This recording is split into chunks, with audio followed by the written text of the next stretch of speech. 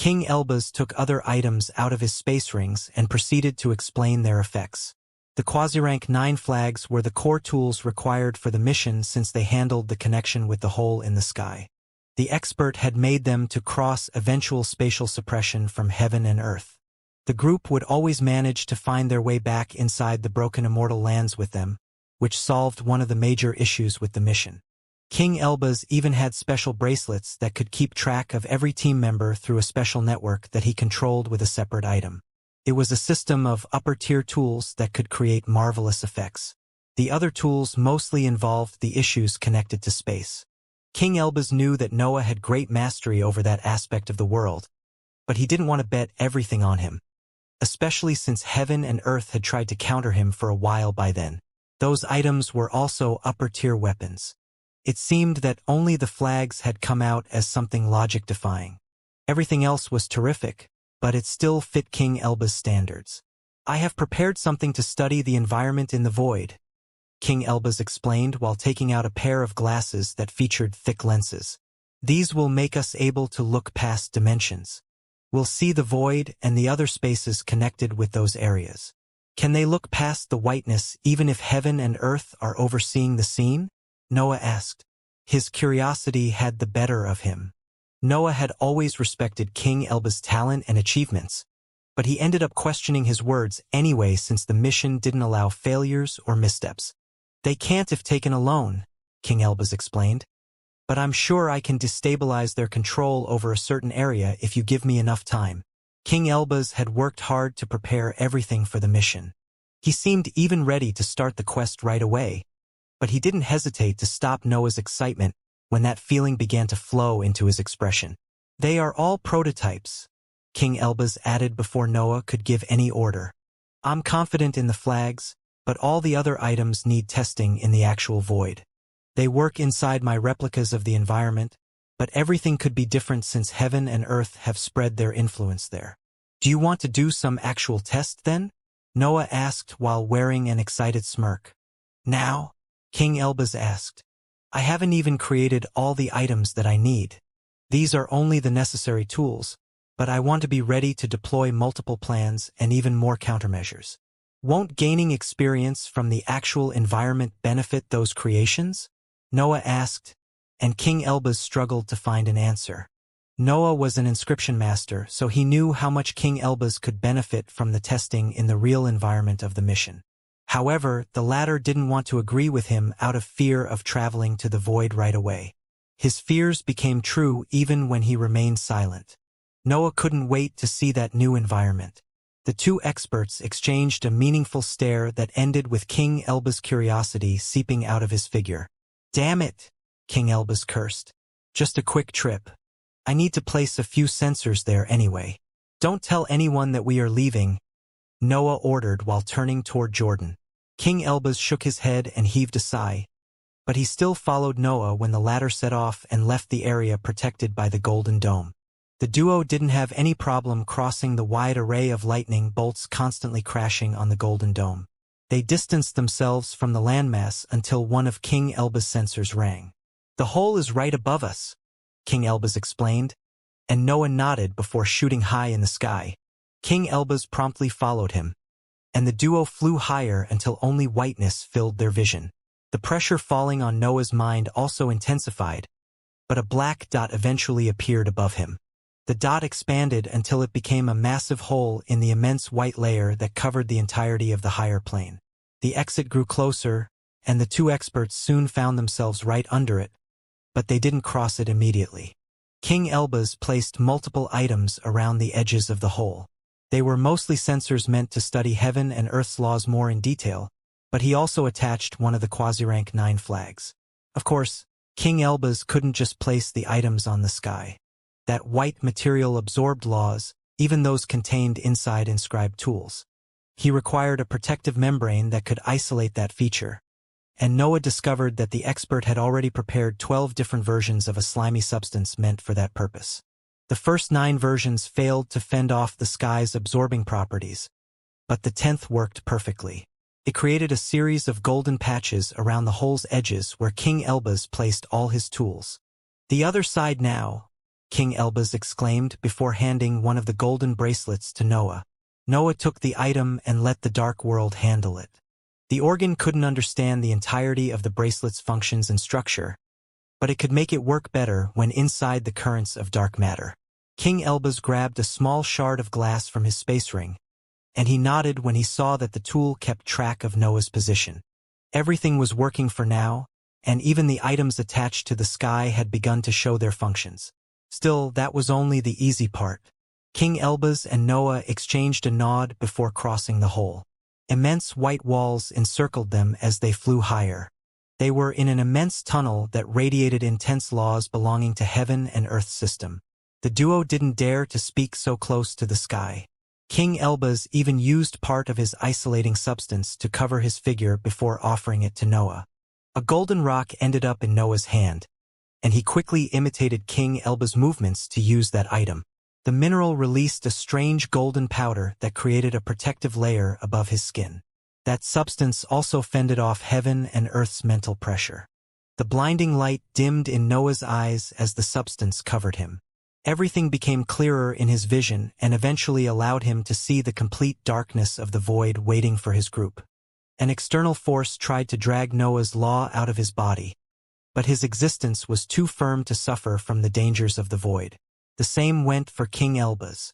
That new environment couldn't do anything to affect him. A world without heaven and earth's light unfolded in their vision when they exited the immense white tunnel. Noah and King Elbaz didn't find any trace of the dimensional passage that connected the whole to the mortal lands. But they didn't let that sight trick them. They both knew that heaven and earth's light spread past the sky, but the white layer under them seemed unable to push its glow into the void. There was something off with that scene, and King Elbaz promptly took out his items to test a few theories. Noah studied the empty scene. He couldn't see the stars from there, but he still admired that complete blackness. It felt good to be in a dark environment after spending millennia under constant whiteness. "I created the hole," King Elbaz announced while using a strange item that resembled a clawed finger to pierce the fabric of space. A line opened in that complete blackness, and white light came out of it. Noah neared the expert before they both peeked past that crack in the sky. An even more intense whiteness hit their eyes and blinded them, but their minds could send mental waves on the other side. It was hard to study the structures in that environment, but a surprising discovery soon captured their attention. Both Noah and King Elbaz were sensing traces of life on the other side of the crack. Noah and King Elbaz couldn't miss that feature. The blinding environment past the crack in the void was hard to inspect, and the whiteness even tried to hide part of its insides, but the traces of life inevitably tainted that unnatural cover. The mental waves spreading through the whiteness inspected every faint trace of life and tried to understand their sources. That process ended up being relatively easy. King Elbaz and Noah couldn't fail to recognize the familiar energy radiated by magical beasts, humans, and hybrids. "Why can we sense it so clearly?" Noah asked. "I think you don't realize how powerful we are compared to these weaker worlds," King Elbaz explained. Noah gained a clearer understanding of that area after King Elbaz's explanation. The whiteness acted as a protective layer, but its power barely reached the divine ranks.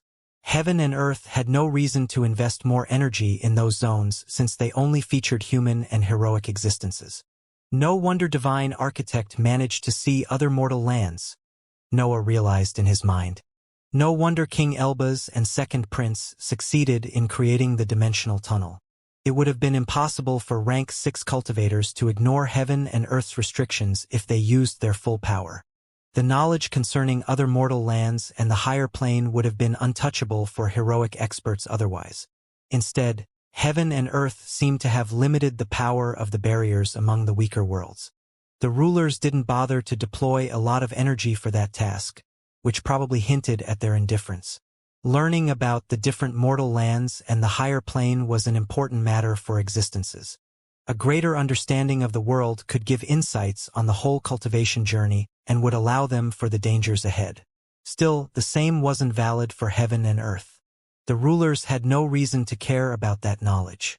After all, every expert in history had failed to use the structure of the system to their advantage. The best they could do was migrating toward different mortal lands, which didn't cause any problem for the white sky. The secrets hidden by the whiteness slowly revealed themselves as the two experts continued their inspection. Its nature grew clearer and allowed King Elbaz and Noah to understand its true purpose.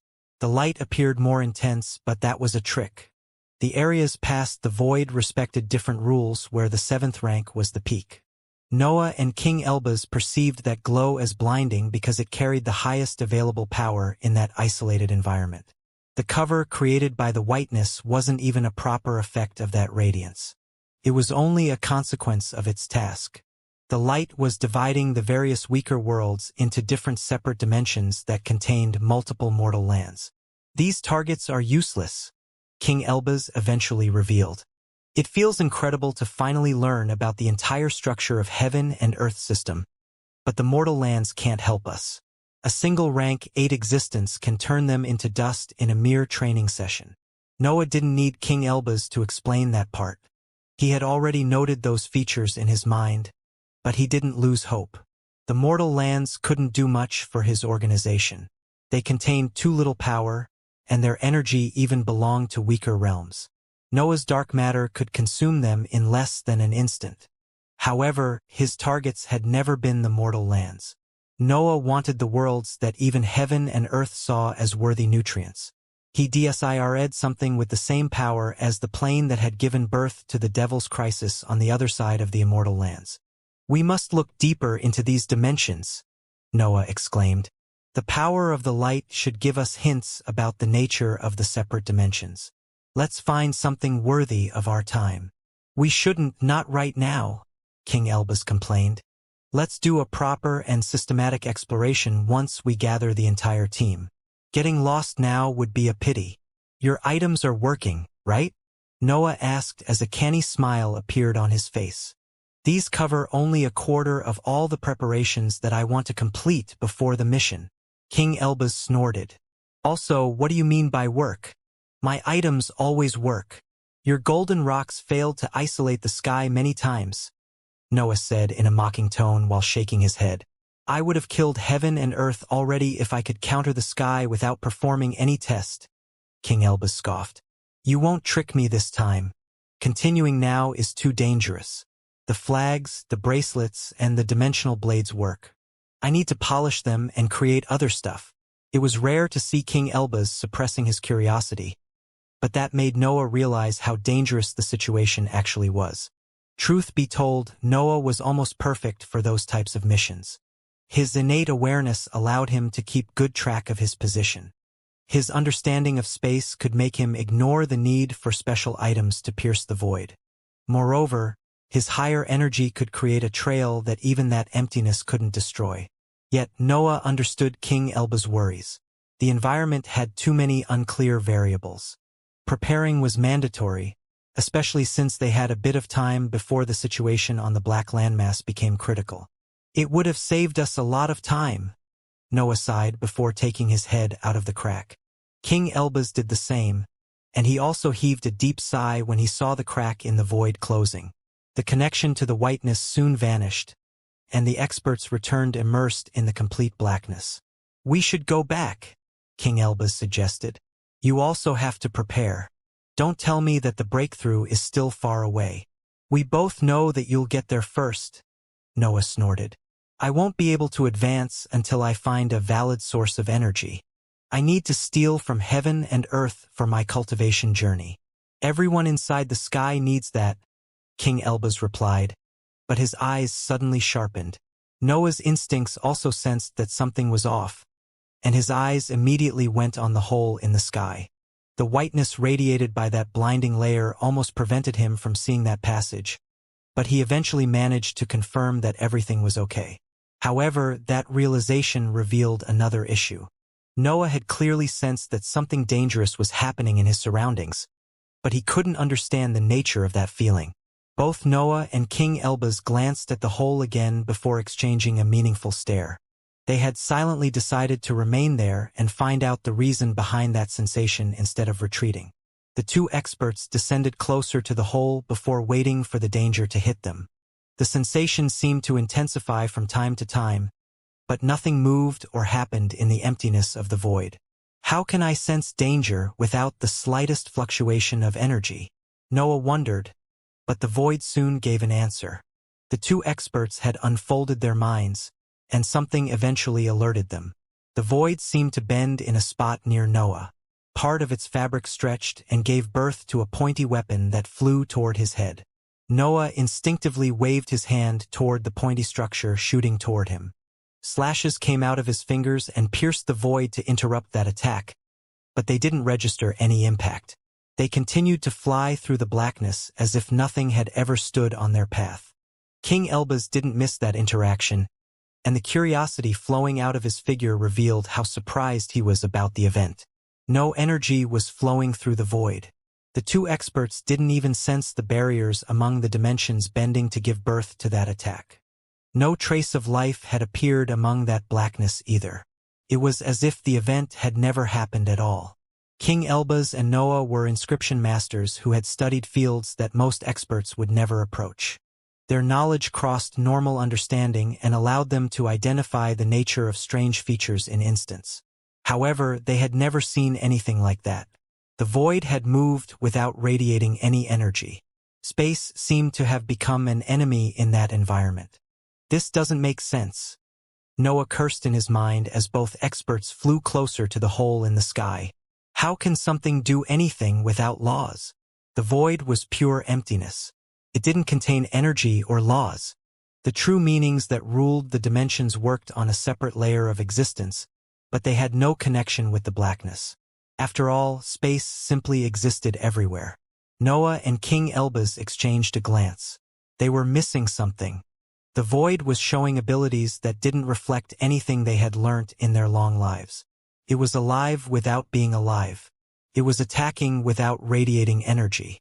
It imitated space, but the layers among the dimensions didn't move during the last event.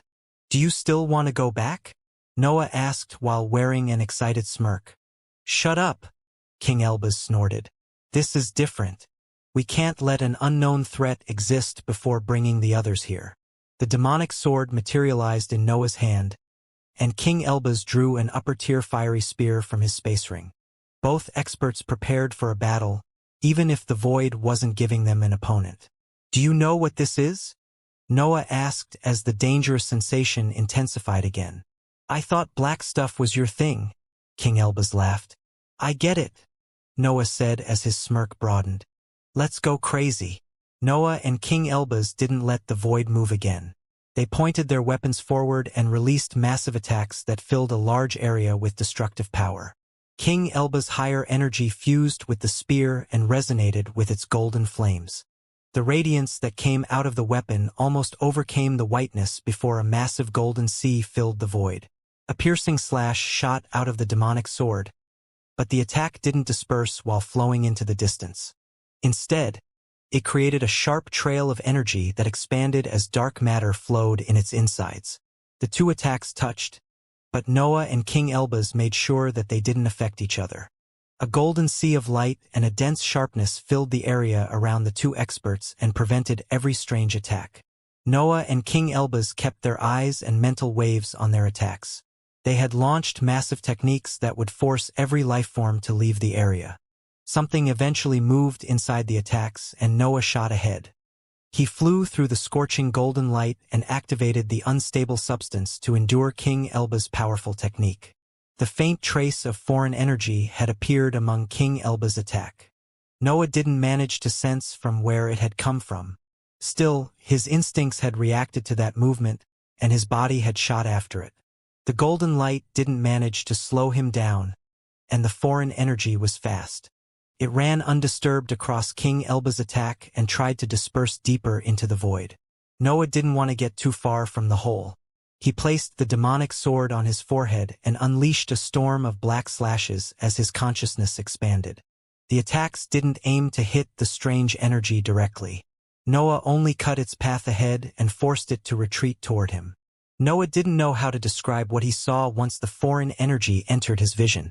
A tiny black dot, that turned out to be a small human figure, was moving through the golden light, while black slashes continued to materialize inside the attack and block its path.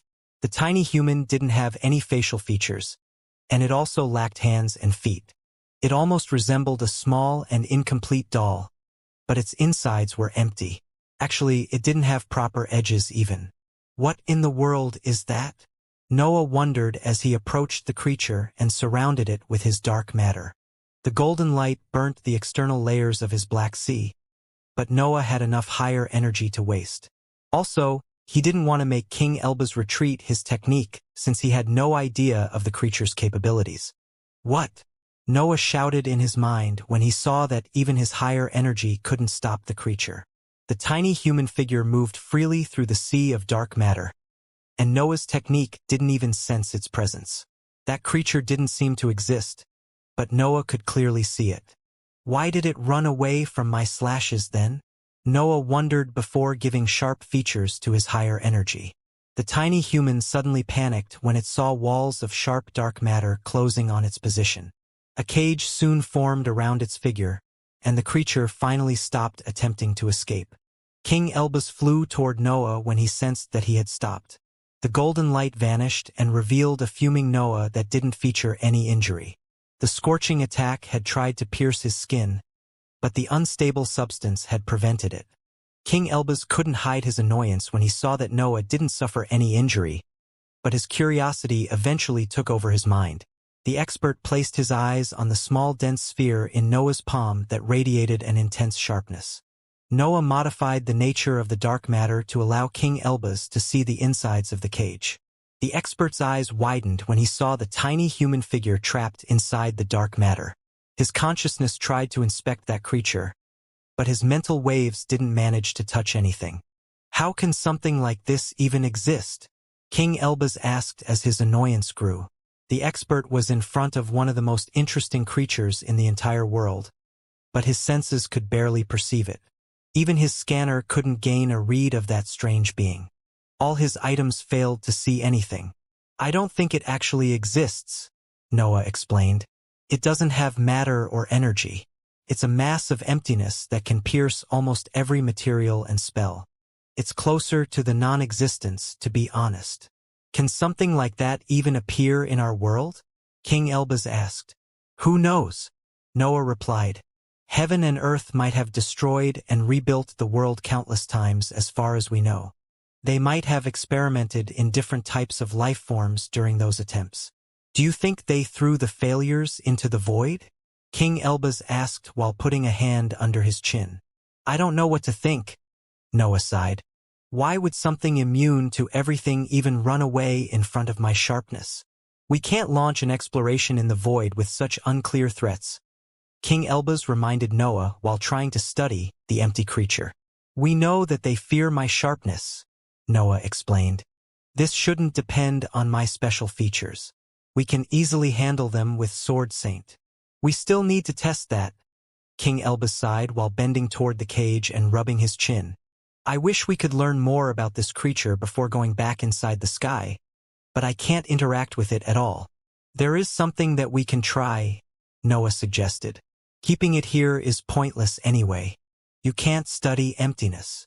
King Elbas showed a confused expression that transformed into a curious face when it understood that Noah wanted to do something strange again. Noah descended inside the hole and waited for King Elbas to pick his items before flying toward the other side. The two experts were technically back in the areas under the sky now, but they remained at the edges of the white tunnel since they had something to test. Why would this even cause a reaction? King Elbas asked when he saw Noah creating an opening in the cage that led directly toward the white sky. I have no idea, Noah laughed. But something so strange must have a connection with heaven and earth. The sky might show us something more about this creature after absorbing it.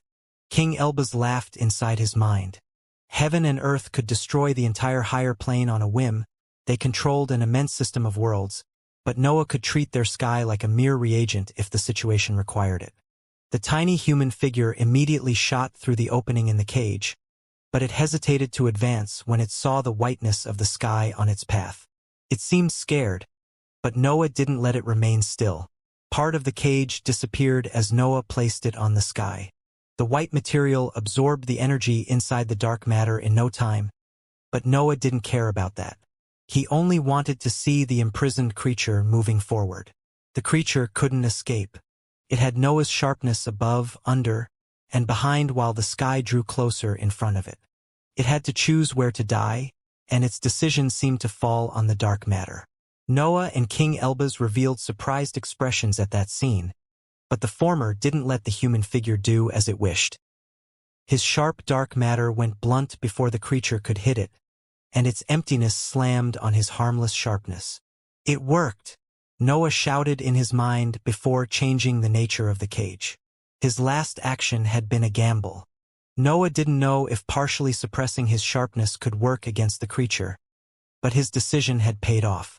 The dark matter was pushing the tiny figure toward the sky now, and nothing could stop the imminent clash. The creature tried its best to avoid touching the sky, but it failed to kill itself before the clash. Its empty figure seeped inside the white material and fused with it. Noah and King Elbaz waited for a reaction, but nothing seemed to arrive. However, a series of black lines eventually appeared on the white material and gave birth to a tall humanoid creature that carried actual facial features. It does resemble a hybrid, Noah thought while inspecting that stunning scene. The sky was giving birth to a peculiar life form after fusing with the empty creature. Countless ideas and hypotheses surged inside Noah and King Elbaz as the scene unfolded. Their minds were going through many theories, but they found themselves forced to start everything again when they saw the creature opening its large eyes. "It has actually come back to life," King Elbaz exclaimed. The creature's eyes moved through the area before it fixed them on the two experts and wore a pleading expression. It was clear that it wanted Noah and King Elbaz to free it from the sky, but the duo had no intention to help. The two experts didn't dare to touch the sky. They were too weak to handle that material with their BRE hands. Moreover, they both wanted to see how heaven and earth reacted to that event. A white flash suddenly appeared above them.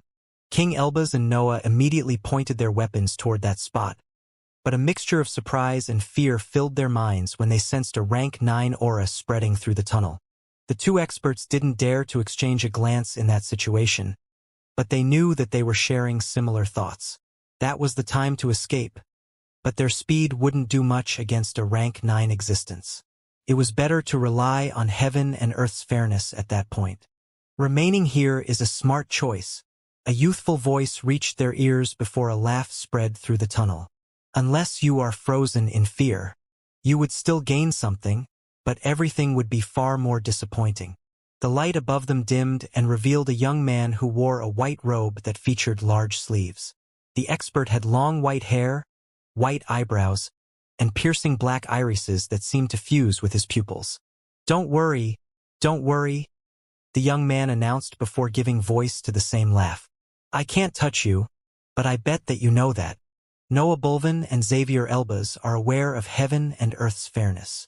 The cultivator descended through the tunnel, and the two experts promptly exited it to keep their distance from the foreign existence. "No need to be so careful either," the young man laughed while approaching the strange creature stuck inside the sky. "I've come for this one. Things like these should remain forgotten." The cultivator touched the sky, and his hand pierced the white layer before landing on the strange creature. Noah and King Elbaz could only see it convulsing in pain before vanishing inside the whiteness. "You really have a talent for troubles," the cultivator exclaimed and laughed while taking out his hand from the sky. "They normally don't come so close to the sky. Their fear of heaven and earth is too intense." "What has attracted them?" Noah asked when he saw that the cultivator didn't seem to mind sharing his knowledge. "What are they anyway?" "Whoa, calm down," the cultivator said while gesturing at him to stop. "We are still enemies. I can't tell you that those cursed by heaven and earth naturally attract them." Noah and King Elbaz remained speechless, but the cultivator soon winked at them to reveal the nature of his actions. He was really sharing his knowledge with his opponents. "I think what they were is a better question," the cultivator continued while folding his arms and raising a finger to his cheek. "I've only seen the process happen a few times, so I don't know much. Heaven and earth throw away a lot of stuff into the void. It's hard to connect that thing to a precise period." The two experts continued with their silence. They had learnt something new about heaven and earth, but they feared triggering a punishment if they asked for too much. Most of them should fear sharp stuff, the cultivator added.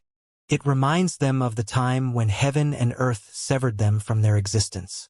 You might have to be careful during your journey past the sky. The cultivator's words left Noah and King Elbas shocked. Heaven and earth were already aware of their plan to steal energy from the worlds connected to the higher plane. Their grand strategy had already met a massive hindrance. Did you think heaven and earth weren't aware of that? The cultivator asked while giving voice to his youthful laugh. You might live in lands that they can't reach, but some words will always spread in the whiteness. Noah and King Elbas couldn't help but exchange a glance. They didn't know why the cultivator was revealing so much, but it was clear that they had a problem. Don't look at me like that, the cultivator laughed. Heaven and earth won't act until you hurt them, so the first part of your mission should go fine. You will only have to deal with these forgotten creatures. I didn't think heaven and earth could have traitors, Noah eventually exclaimed. The cultivator's level was hard to discern since his power was immense, but Noah could sense that his law belonged to heaven and earth. The expert was part of the ruler's system, but his actions seemed to go against them.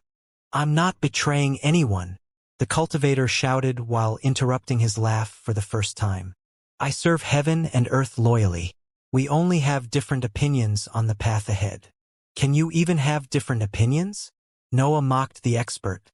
I know you think of heaven and earth as monsters, the cultivator announced, but they aren't different from other existences. They do what's best for their path. You all just happen to be on it, which is the very reason behind my different opinion. The two experts remained silent at that point. It didn't matter if the cultivator was crazy or his words actually had knowledge backing them. They silently decided to listen to him and postpone their many questions. The hero's journey requires a quest, trusted friends, and, most importantly, an enemy, the cultivator explained. The quest is pretty much done, and heaven and earth even had armies of trusted friends. What they lack is a proper enemy that can make them go past their limits. Is that why you are helping us? Noah snorted. Do you want to elevate our position to sworn enemies to help heaven and earth? I don't know if it will be one of you, the cultivator replied while giving voice to his laugh. I think that you are the best candidate, but who knows? Maybe one of your descendants will provide a proper opponent. I'm pretty sure this figure will appear in your organization. I just don't know when. We won't join your little plan, King Elbas scoffed. Our path doesn't belong to any system. We are variables in a world that seeks control over everything. How can we even end up on this journey after your warning? You are already on it, the cultivator laughed. Your existences won't even allow you to stop. You are cursed to play your role, but I must make sure that heaven and earth don't kick you out until you are ripe. How would they even kick us out? Noah asked. They must abide by their fairness. The sky contains armies who have prepared for eras, the cultivator announced as his smile froze. I acknowledge your power, but you have no idea how strong your opponent is. Heaven and earth can't unleash their arsenal on you yet, but you'll eventually reach the 9th rank, and that will remove almost every limitation. A threatening aura started to flow out of the cultivator. Noah and King Elbas saw the world in their vision transforming into a spectacle of intense lights that almost left them blind. You will grow, the cultivator eventually exclaimed while retracting his light. You will seize a few victories, but you'll eventually lose. I need you strong to make that defeat an important event for heaven and earth. You will open the path to the 10th rank. It doesn't matter if you want it or not. The cultivator turned toward the sky at that point, and his figure began to merge with the white material. Don't fear the beings hidden inside the darkness, the cultivator warned.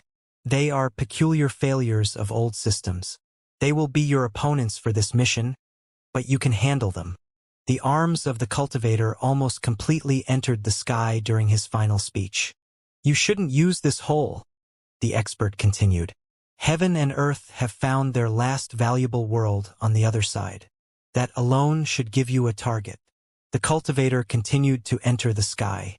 The white material had begun to absorb his legs by then. Heaven and earth will send something after the theft, the cultivator added. But you can handle it. It will be hard, and some of you might die. But those who survive will set the foundation for a rebellious higher plane. The sky absorbed even his waist and started to drag the rest of his torso. Noah didn't know if the cultivator had any power over that procedure, but he studied it with great interest nonetheless. Do a good job and create a proper base for your breakthroughs, the cultivator ordered. You need enough to survive until the 9th rank, so travel past the sky multiple times. The whiteness contains many worlds that heaven and earth use as sources of power. You won't lack targets. Only the head of the expert remained outside of the sky by then. The cultivator's aura had also almost vanished. Prepare as much as you can, the cultivator ordered. Grow strong and put up a decent fight once you meet the rulers. Try your best, and make your lives matter, at least in front of heaven and earth's eyes. Become the necessary stepping stone for the last breakthrough. The cultivator was about to disappear inside the sky, but Noah promptly stepped forward. What's your name? Noah asked as a cold smile appeared on his face. The cultivator's mouth was already halfway through the sky, but he still managed to give voice to a single word, Caesar. The cultivator vanished completely at that point, and even his aura disappeared from the area. Only Noah and King Elbaz remained slightly past the edges of the hole, but they both remained stuck in their position to review the recent events. Everything had happened too quickly. The immense number of revelations had left them speechless, and they needed some time to accept the cultivator's words. Heaven and earth's awareness about the plan past the sky was a tragic event, but the duo couldn't do much about it. The rulers knew that Noah's organization would explore the void, but the latter wouldn't let that feature discourage them. The void contained the existences discarded by heaven and earth throughout the eras. Those cursed by the rulers even attracted them, so Noah's team would definitely meet them during the mission. However, Noah's organization had 2 powerful sword masters who could take care of those creatures. Issues would arrive if those strange existences had developed different abilities, but the team could only test that on the field. Caesar had a special mission in mind, and Noah and King Elbaz didn't mind playing along if that brought them benefits. They had yet to test that the holes on the other side could feature valuable targets. But part of them instinctively believed in the cultivator's words. Xavier then, Noah eventually mocked his companion. I thought your first name was King for a period. Come on, Xavier, Divine Demon sighed. You don't need to explain how hard everything is just to brag once you solve the situation. Xavier can't miss the chance to complain, the foolery sighed while shaking its head. I wonder how he ended up with his law. I can think of something else more fitting. Friends, we must consider what Xavier brought up, Wilfred announced. The mission requires different preparations now. We can't barge into the void blindly anymore. We would have never done that, Robert snorted. Xavier was going to take care of everything anyway. He simply has more work now. Noah and King Elbaz had returned on the Black Landmass after the events with Caesar, and they had immediately gathered the experts involved with the mission on the other side of the sky. Alexander, Sword Saint, Wilfred, Divine Demon, Robert, the Foolery, Stephen, and other experts with solid stage battle prowess had reached the 2 experts in an instant, and they had remained silent while the duo explained everything that had happened in the hole. Of course, Noah didn't hold back from revealing King Elbaz's real name, and that had given birth to a series of teases toward the expert. I can prepare for many threats as long as I have time, King Elbaz explained while ignoring the other experts. I can even do something about the specific weakness of those empty creatures, but I'm an exception there. The issue isn't with the many problems connected with the mission. I only want us to consider how heaven and earth might benefit from it. Why would they even benefit from it, Xavier? Divine Demon asked. We plan to steal from them. That's usually a bad thing for the victims. Can't they steal the world back at some point? Elsie suggested. You said that you wanted to rebuild the higher plane. Can't they turn it into part of their domain? That would still require them to spend energy, Noah explained. Rebuilding the world on their own should cost less unless they have restrictions that I don't know. I don't buy that quest thing, Stephen commented. Why would heaven and earth even need a special opponent? No rank 9 existence should be a match for them. No normal rank 9 existence at least, Robert added while glancing toward Noah. That gesture didn't go unnoticed, and everyone understood the reason behind it. Noah was a liquid-stage existence who could defeat solid-stage cultivators even after heaven and earth had filled them with counters to his abilities. His cultivation level was completely off. Noah's centers of power almost wielded solid-stage battle prowess on their own. His body could overpower many upper-tier creatures, and his influence could rival many older experts. It was clear that Noah could manage to touch heaven and earth once his cultivation level reached the peak of the 9th rank. He only had to preserve his unreasonable strength until that point. There was a high chance that his battle prowess could step into the legendary 10th rank once he stood at the peak of the cultivation journey. "I don't agree," Alexander exclaimed while scratching his chin. Caesar's words hinted at the Desire to change heaven and earth's approach. He doesn't want the rulers to cut away eventual failures. He wants them to boost their power through achievements. "I won't become cannon fodder for heaven and earth's plans," Wilfred snorted. "I'd rather die early and slow down their plan than become strong enough to help them with their journey." "No one dies." Noah put an end to that topic. "No one stops training either." Those were the words of a single rank 9 cultivator. "You can't let them cloud your vision." "Do you want to execute the plan anyway?" Sword Saint asked. "Don't you fear that everything could be a trap?" "Not really," Noah exclaimed while shrugging his shoulders. "I'd rather create a proper base here before venturing through the stormy regions. Also, hurting heaven and earth has the priority for now." "That's what I wanted to hear," Sword Saint announced. "I would have gone to the void on my own otherwise. I can't wait to see these empty creatures." "Are you sure the 3 of you can handle those beings?" Elsie asked. "They might be weak against sharpness, but they won't die in one blow. They won't follow us once we cross the void," Noah explained. "Also, I've already talked with Xavier and decided to work with him to create special defenses. Sword Saint will even join us, so we should have nothing to worry about in that field." Noah and King Elbaz had only gone over their ideas for a brief time. They didn't decide anything specific yet, but they had come up with a few prototypes already. King Elbaz's expertise could make his higher energy imitate Noah and Sword Saint's auras, but that approach was a waste of the golden flames.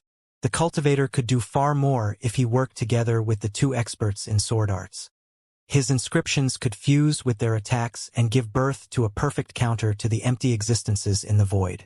"Those who don't feel certain about this trip should leave now," Noah eventually announced. "I won't carry dead weight. We must be swift in this mission. So make up your mind now." A few cultivators from the old human organizations inevitably stood up and performed a deep bow before leaving the area. Noah noted their names in his mind before turning toward those who had remained and nodding at them. His friends were all there, and a few figures from the old human organizations had surprisingly chosen to remain inside the group. Elsie didn't even try to move, and the same went for 3 cultivators in the solid stage who didn't feel like giving their opinion during that discussion. After all, they agreed to keep fighting. Everything else was pointless. "We have our final team then," Noah announced while inspecting the various experts around him. "There's no turning back now. Those who only have to grow stronger should seclude themselves for the time being. The others must talk with Elbaz and let him handle all the projects required for the mission." Noah stood up and prepared himself to set off after those orders, but Elsie quickly stopped him. "Where are you going?" Elsie asked. "The domain has many solid-stage battle prowess experts now," Noah revealed. "The human and hybrid side have already given their share. I must contact the magical beasts now." "Do you need a hand?" Alexander asked, and Wilfred added a nod to that scene. "I think it's better if I go alone," Noah replied. "You should focus on reaching your peak. Don't mind the limited amount of energy inside the landmass. Just take everything you need." Noah set off at that point and flew toward the nearest region that clearly appeared as a land attached later on.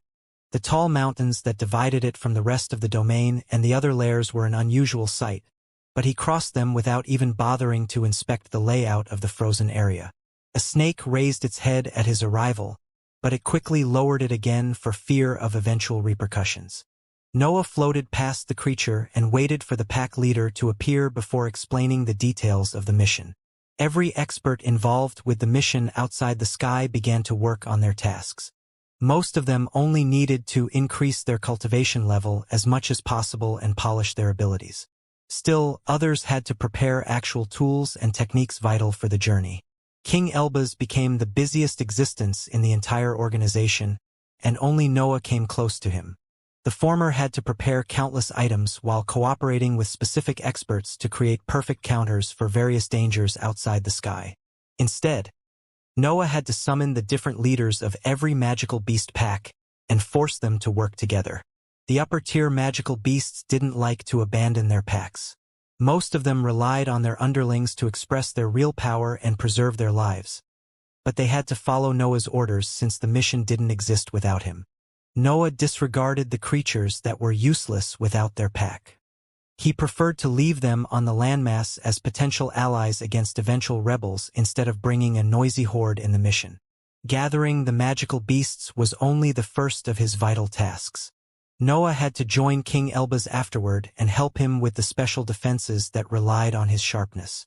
Sword Saint also took part in that procedure, and the trio soon came up with great countermeasures to the empty existences. The years passed, and everyone slowly approached their best condition. The various tools required with the mission also reached a complete state. No one thought that the time would really come, but the truth was that they would leave soon at that pace.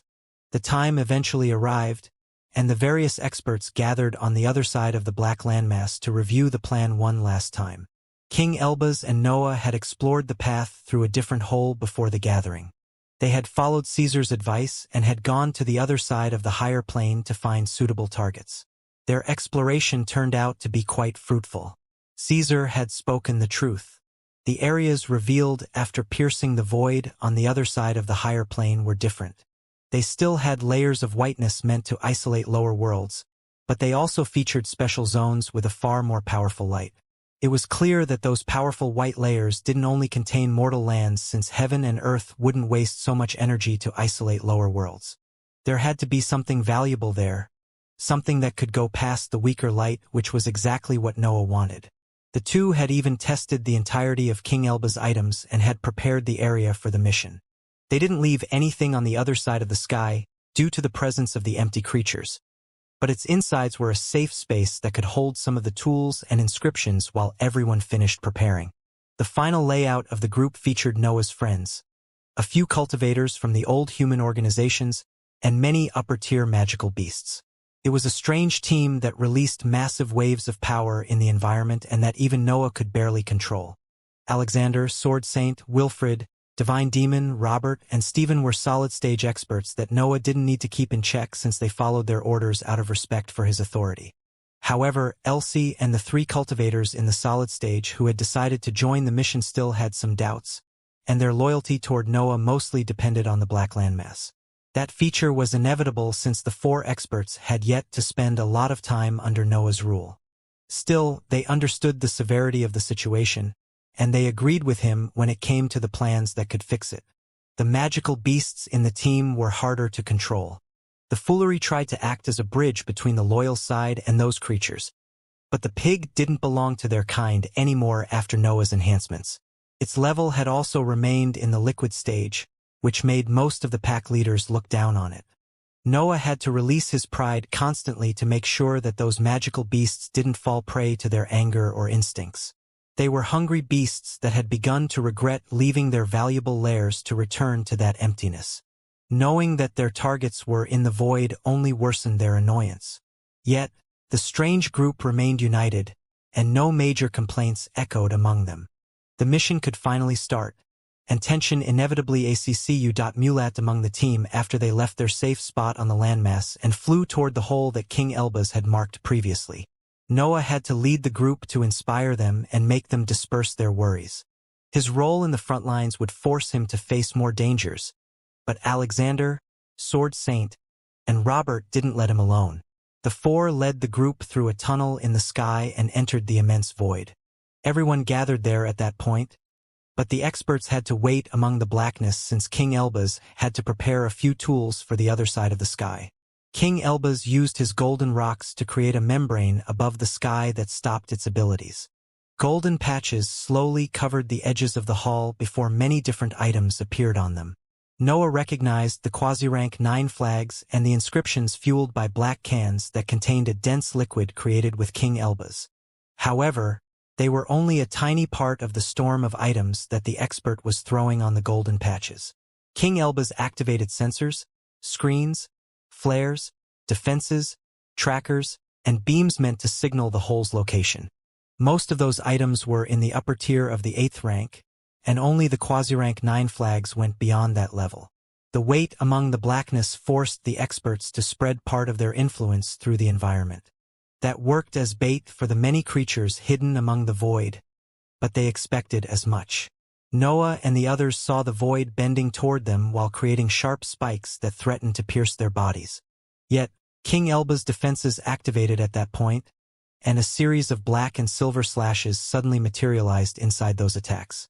King Elbaz could replicate certain attacks, but he preferred to pursue a different approach.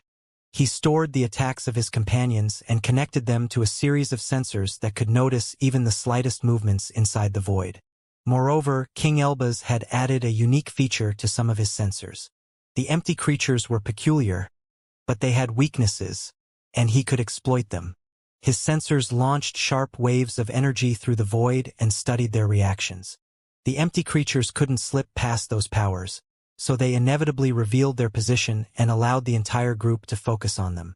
A slash appeared in the void whenever the empty creatures revealed themselves. The inscriptions even dealt with the morphing of that blackness and allowed Noah and the others to proceed. The group inspected how well everything worked, and they felt gladly surprised that King Elbaz didn't mess up anything. The inscriptions worked perfectly, and the defenses were on point even. Noah and Sword Saint decided to fill the environment with their sharpness, while they waited for King Elbaz to create a path across the void.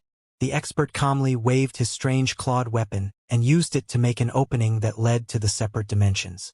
Whiteness immediately flew out of the crack, but Noah didn't care about it. He peeked inside the gap and made sure that nothing happened before crossing the fissure with his whole body and ending up in a foreign environment. The blinding light of a layer with power near the 9th rank forced the experts to close their eyes, but Noah quickly restored their vision. His aura darkened the environment and allowed the experts to see a broken planet that sent its boulders toward the whiteness. The scene created by the broken planet was spectacular. The structure was massive and floated behind the powerful white membrane that isolated it in a relatively small separate dimension. Its giant boulders were as big as small regions, but they vanished as soon as they touched the light. The membrane even radiated a relatively intense pulling force, but the broken world fought against that power. The experts on the scene could sense its faint desire to live. Noah and King Elbaz had devised a few plans after their inspections, but most of them relied on guesses generated after studying some of the main features of that environment. They knew that the separate dimensions hidden inside the void had worlds and that some of them were suitable targets. They were also aware of the nature of the white layers that isolated those structures. However, they could plan the actual theft only after finding a suitable plane since they had to adapt to its condition. A white layer with power that approached the 9th rank isolated the broken world from the other separate dimensions. Moreover, the light seemed able to teleport its matter instantly. Pulling it outside appeared quite troublesome. It was safer to send someone inside to steal the target. "Come on," Noah said in a firm tone. "Let's divide ourselves as we planned." The fact that the experts had to adapt to the different situations of their targets didn't mean that they had approached the mission unprepared. King Elbaz had created plans for many hypothetical conditions, and the others had memorized them before leaving the black landmass. Divine Demon, Sword Saint, Alexander, and Noah stepped forward and waited for their companions to make their move.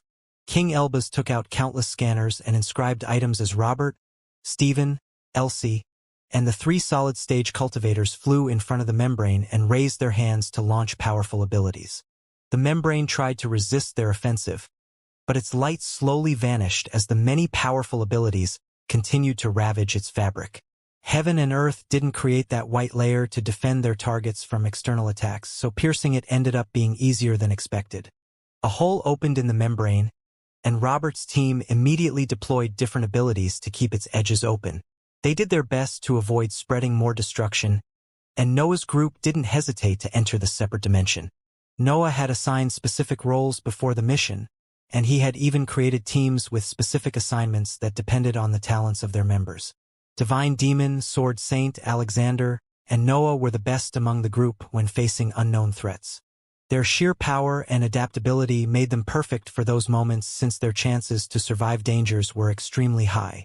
Meanwhile, King Elbaz was the expert among the group who had the highest chance of finding out a method to bring the explorers out if something went wrong. He had to remain outside of the dangerous environments to remain able to complete his role. The other experts had various useful talents, but they wouldn't shine in that situation, so they limited themselves to open a path through the white layer. Wilfred and the Foolery remained next to King Elbaz.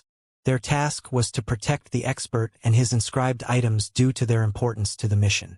Instead, the army of magical beasts didn't have any special role. They were the brute force of the group, and their task consisted of going all out when the situation required it. Some of their innate abilities might turn out to be useful, but the team didn't want to rely on them too much due to the obvious issue in controlling those creatures. After all, they were hunting targets that could benefit the black landmass as a whole. They didn't want to put upper-tier beings in front of those massive sources of power. A strange sensation hit the 4 experts that entered the separate dimension. Their centers of power grew heavy, and cracks spread around them whenever they tried to fight that suppression. Noah soon understood that the issue wasn't with his centers of power or any external force. The rules of the world were simply different in that environment. Divine existences shouldn't be there, and the laws that ruled that place knew that. The suppression didn't hinder the team's power. The experts only had to be careful of preserving the integrity of the separate dimension since they feared what could happen if the white layer completely crumbled. That was the exact reason why Robert and the others didn't completely break the membrane. Alerting heaven and earth was only a secondary concern. Their main worry concerned the chain reaction that the destruction of one of the separate dimensions could cause. Heaven and earth had hidden the worlds connected to their system in many separate dimensions inside the void. Some of them even occupied the same separate space and hinted at a lingering connection among all of them. The destruction of the white layer would force the world contained inside the separate dimension out. It would end in the void or in separate spaces that held other similar structures, and its influence would inevitably affect the whole system. The best outcome to that situation that the group could think of saw the world appearing in the void and orbiting around the white sky. Still, that was only one of the many possibilities, and it considered only the damage to the actual system. It didn't say anything about heaven and earth's reaction. Being careful was mandatory in the mission, especially since the group wanted to avoid triggering a massive reaction from the rulers. Caesar had told them that heaven and earth would act once an actual deed happened, but the group decided to limit those events until they gathered enough energy for their home. Noah felt strange as he neared the broken world. His instincts couldn't fail to sense the presence of a connection between the planet's aura and his existence. Is this the world that has generated the devils? Noah wondered while inspecting the aura radiated by those materials. His instincts rarely got the wrong impression, and they didn't disappoint Noah even in that situation. The broken planet was the source of the devils that had afflicted the other side of the immortal lands, but its current state was pitiful. Even its immense anger had dispersed after the long destruction. The world seemed to notice Noah's arrival, and unclear noises suddenly resounded from its surface. The broken planet wanted to talk, and its words sounded like pleas when they reached Noah's mind. It wanted him to save its existence from heaven and earth's light. It's still alive, Noah concluded in his mind before accelerating toward the massive structure. It might benefit our home as a whole if the landmass gains some intelligence. Noah's interest in the world intensified after he confirmed that it had retained traces of a will. His figure crossed the empty insides illuminated by the membrane and landed on the broken planet before spreading his consciousness. The dense mental waves created cracks in the separate dimension and quickened the destruction of the world, but Noah managed to cover the entirety of the broken planet in a few seconds. He could feel its damages and D.E.S.I.R.Es at that point, and his thoughts inevitably awakened Shafu from its rest. "Eat it up," Noah ordered while placing his hands on the barren surface. "But don't digest it." Shafu gave voice to a displeased cry inside his mind before activating one of its innate abilities. No pulling force came out of Noah's figure, but the world under him suddenly disappeared anyway. The sudden change in the environment slightly startled the experts. The white scenery had featured a massive brown planet, but empty space that the light didn't hesitate to fill now unfolded in their eyes after Noah touched the ground. Shafu had taken the broken planet in its insides, but it didn't touch the boulders that were already flying toward the white layer. Noah had chosen that approach on purpose to delay heaven and earth's reaction, and his figure quickly shot toward the opening after he completed the theft. Divine Demon, Alexander, and Sword Saint imitated him and crossed the opening in an instant. Robert and the other experts let go of the hole's edges at that point, and the white layer quickly expanded to fix the gap. 10 seconds followed that event. The experts stared at the large separate dimension and waited for heaven and earth's outbreak, but nothing arrived. The structure continued to pull the boulders and debris toward the membrane as if the planet was still there. "What did you find?" Noah asked while turning toward King Elbaz after a few seconds had passed. "Heaven and earth's will is faint here," King Elbaz revealed as some of his items flashed. "I don't think they have much control over this area. Maybe they are waiting for the losses to reach a critical point," Robert suggested. "They might have a greater punishment ready for us to cross the line. I don't know how much energy they can spend," King Elbaz continued as his eyes moved among his items. "They have absorbed most of the power released by the immortal lands and dead existences, but they must use it to restore the higher plane.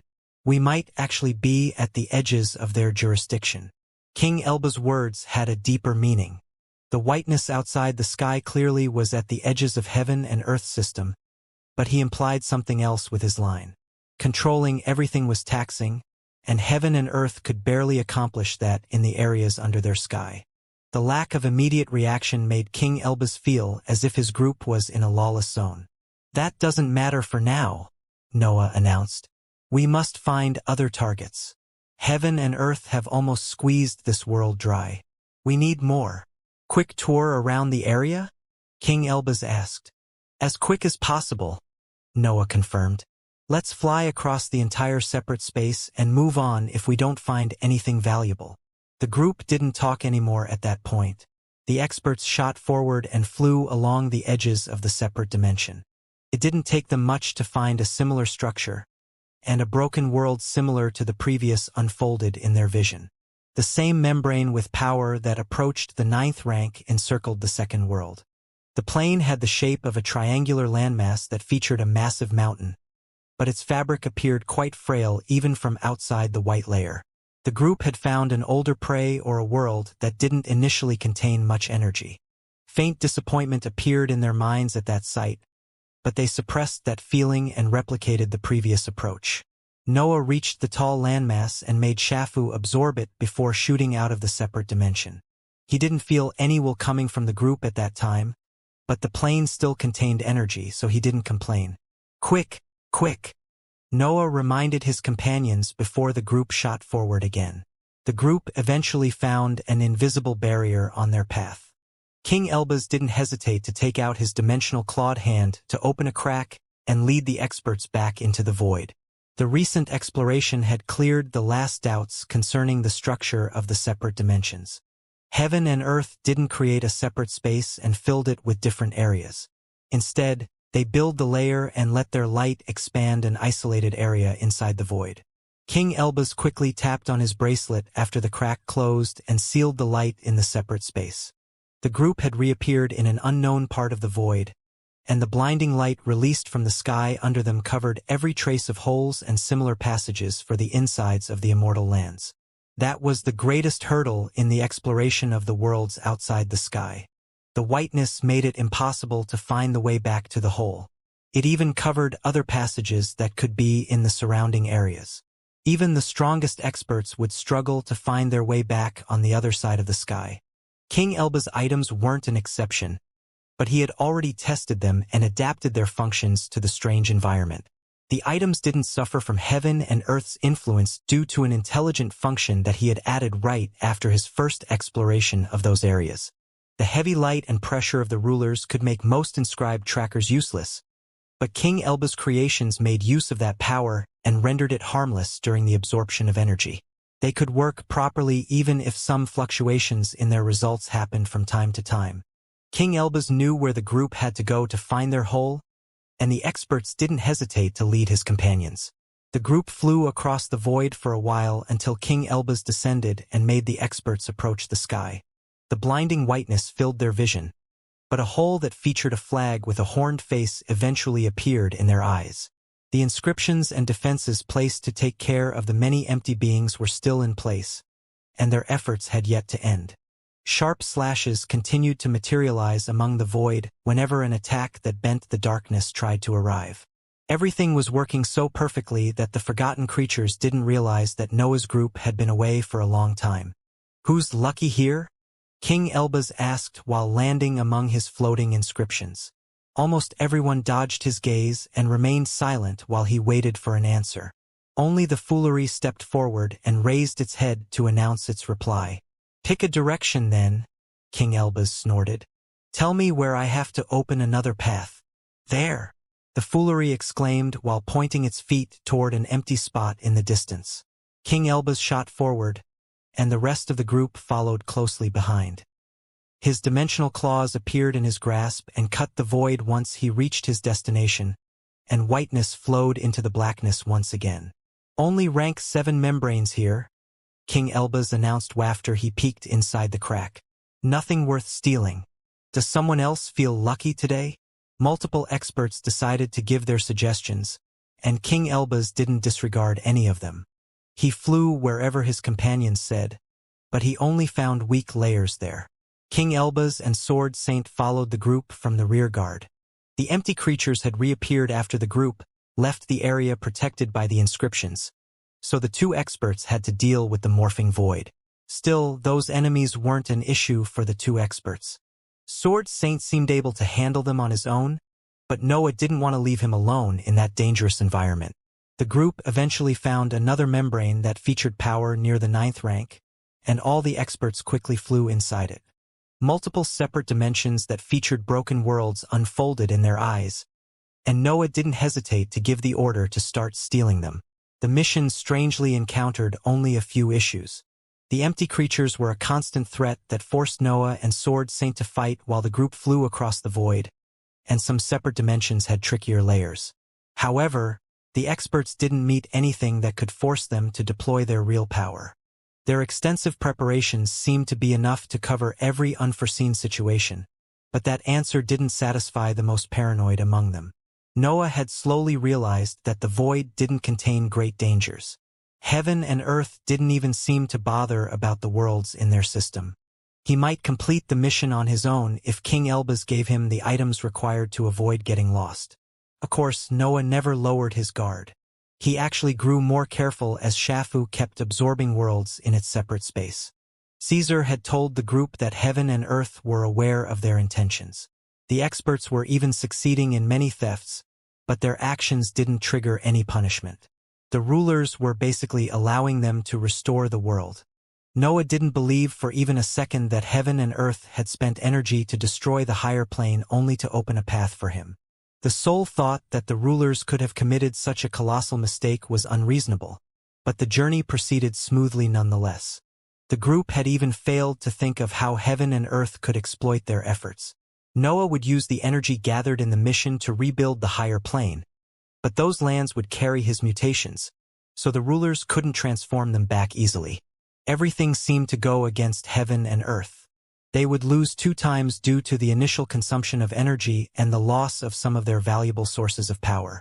In theory, stealing the broken worlds had to be Noah's worst deed in the ruler's eyes, but they didn't even bother to slow him down. The confusion and worry didn't make the group stop. The experts continued their long journey across the void and limited their energy consumption since the environment didn't offer breath to absorb. The experts even held back from seizing the light of the membranes since they didn't want to anger heaven and earth, so their energy inside their centers of power continued to decrease. Only their minds could sustain themselves without external fuel, but their dantians and bodies constantly moved toward their limits. Everyone had predicted that outcome. The experts had devised special methods to prolong their endurance and remain in the void as long as possible. Many had stored massive amounts of energy in special containers that they could use to refill their centers of power. King Elbaz had even prepared some of those items for his companions, so their reserves never reached a critical state. The magical beasts had it worse, but Noah allowed them inside Shafu's separate space whenever they were about to fell prey to their hunger.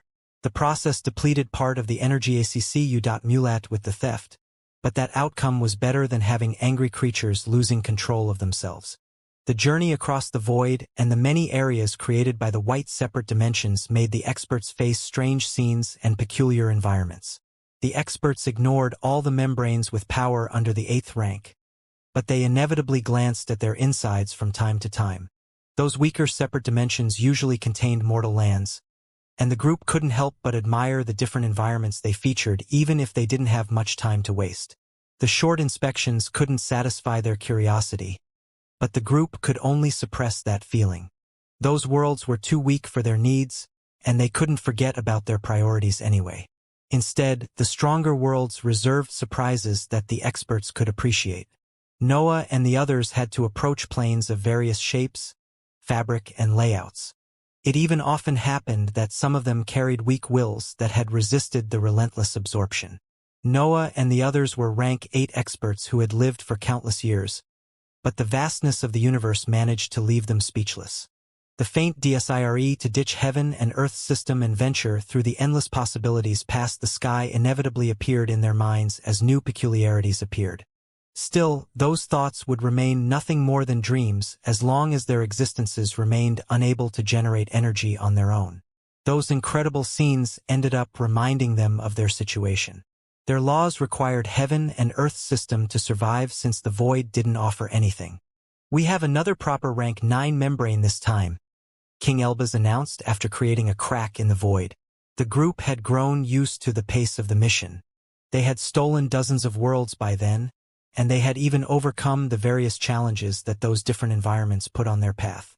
The team had become a well-oiled machine that barely required conversations to know what to do. A few glances were enough to tell them how they had to approach the target.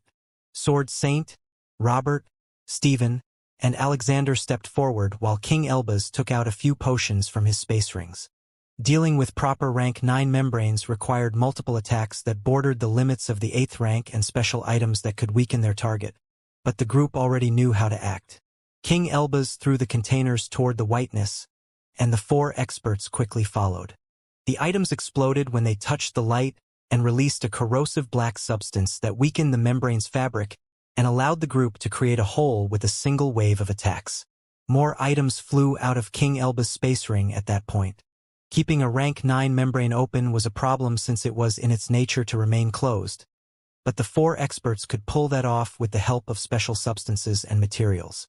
Yet, the effects of King Elbaz's items would run out quickly, and the experts would be able to delay the closing of the hole by mere seconds at that point. Those who went inside the separate dimension had to act quickly or wait for their companions to reopen a passage. Noah never feared those situations, and his presence inside the separate dimension was also necessary, so he shot through the hole as soon as it opened. Divine Demon and Wilfred followed him to ensure that everything went well, but their eyes inevitably widened when they realized what the membrane contained. Proper rank 9 membranes could hide most of their insides until the experts actually crossed them. The same had happened there, so the trio could understand the target's nature only after flying past the whiteness. A massive pale purple jellyfish covered in layers of blue ground floated among the whiteness and seemed to ignore the pulling force that affected the materials on its body. Its giant tentacles hung from the base of its dome-shaped head, and crackling noises resounded in the area whenever they touched the light. Even Noah hesitated in front of that massive creature. The rank 9 aura that flowed out of its figure made him realize that the target was too powerful for his group. Noah didn't need to give any order. He turned, and his eyes met his companions' stern gazes. That short interaction was enough to make them understand how to proceed. They had to leave right away. Still, the jellyfish showed signs of life when the three experts disturbed its sleep. Its tentacles lazily cracked on the white layer, and massive fissures opened everywhere.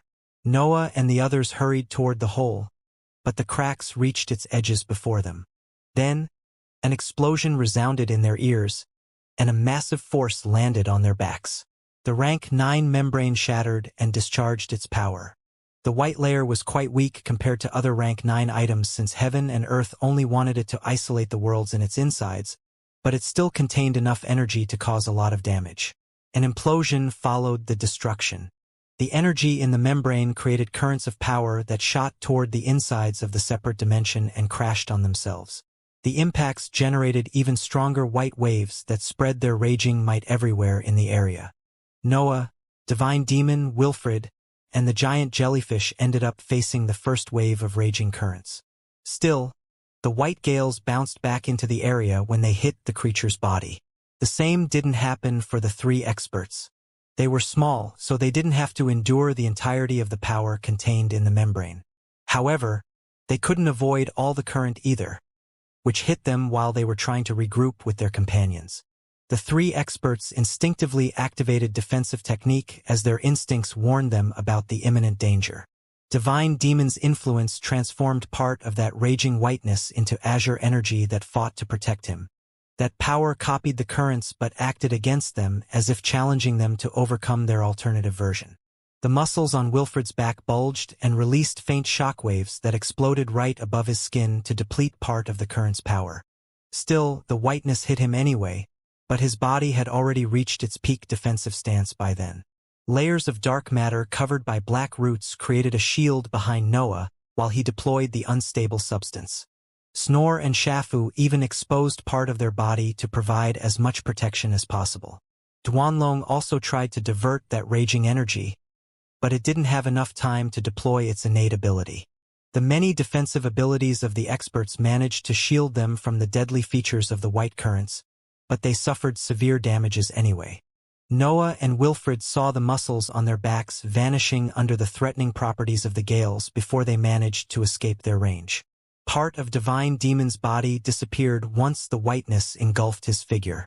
Half of his torso and arm and the side of his face vanished, but he also managed to leave the implosion's range.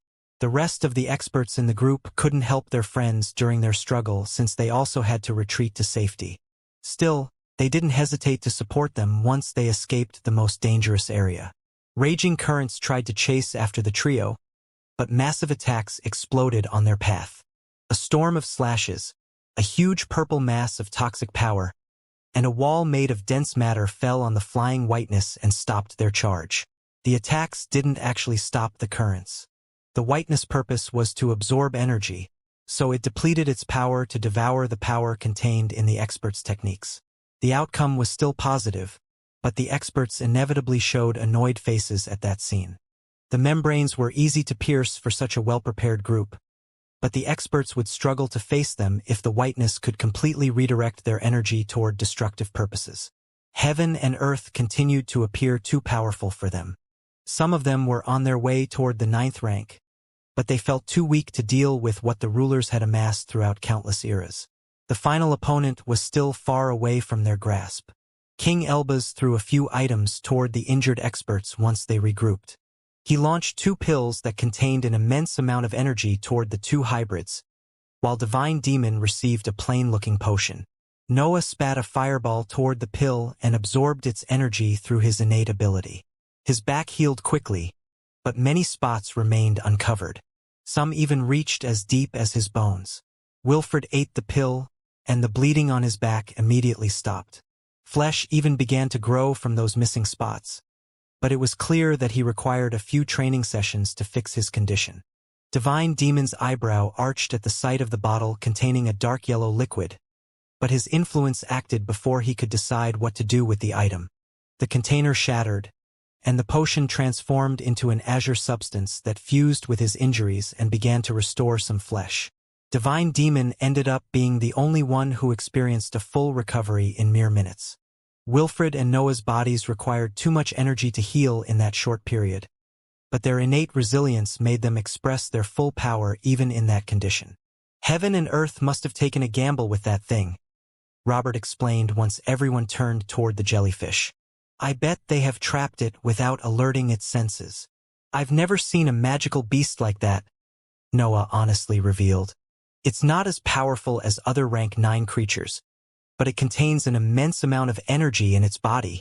Noah had the time to listen to his instincts after surviving the gales. He had managed to inspect the jellyfish and study its body through his superior awareness. The creature appeared quite dumb. Noah couldn't hear any emotion or cry spreading from its figure.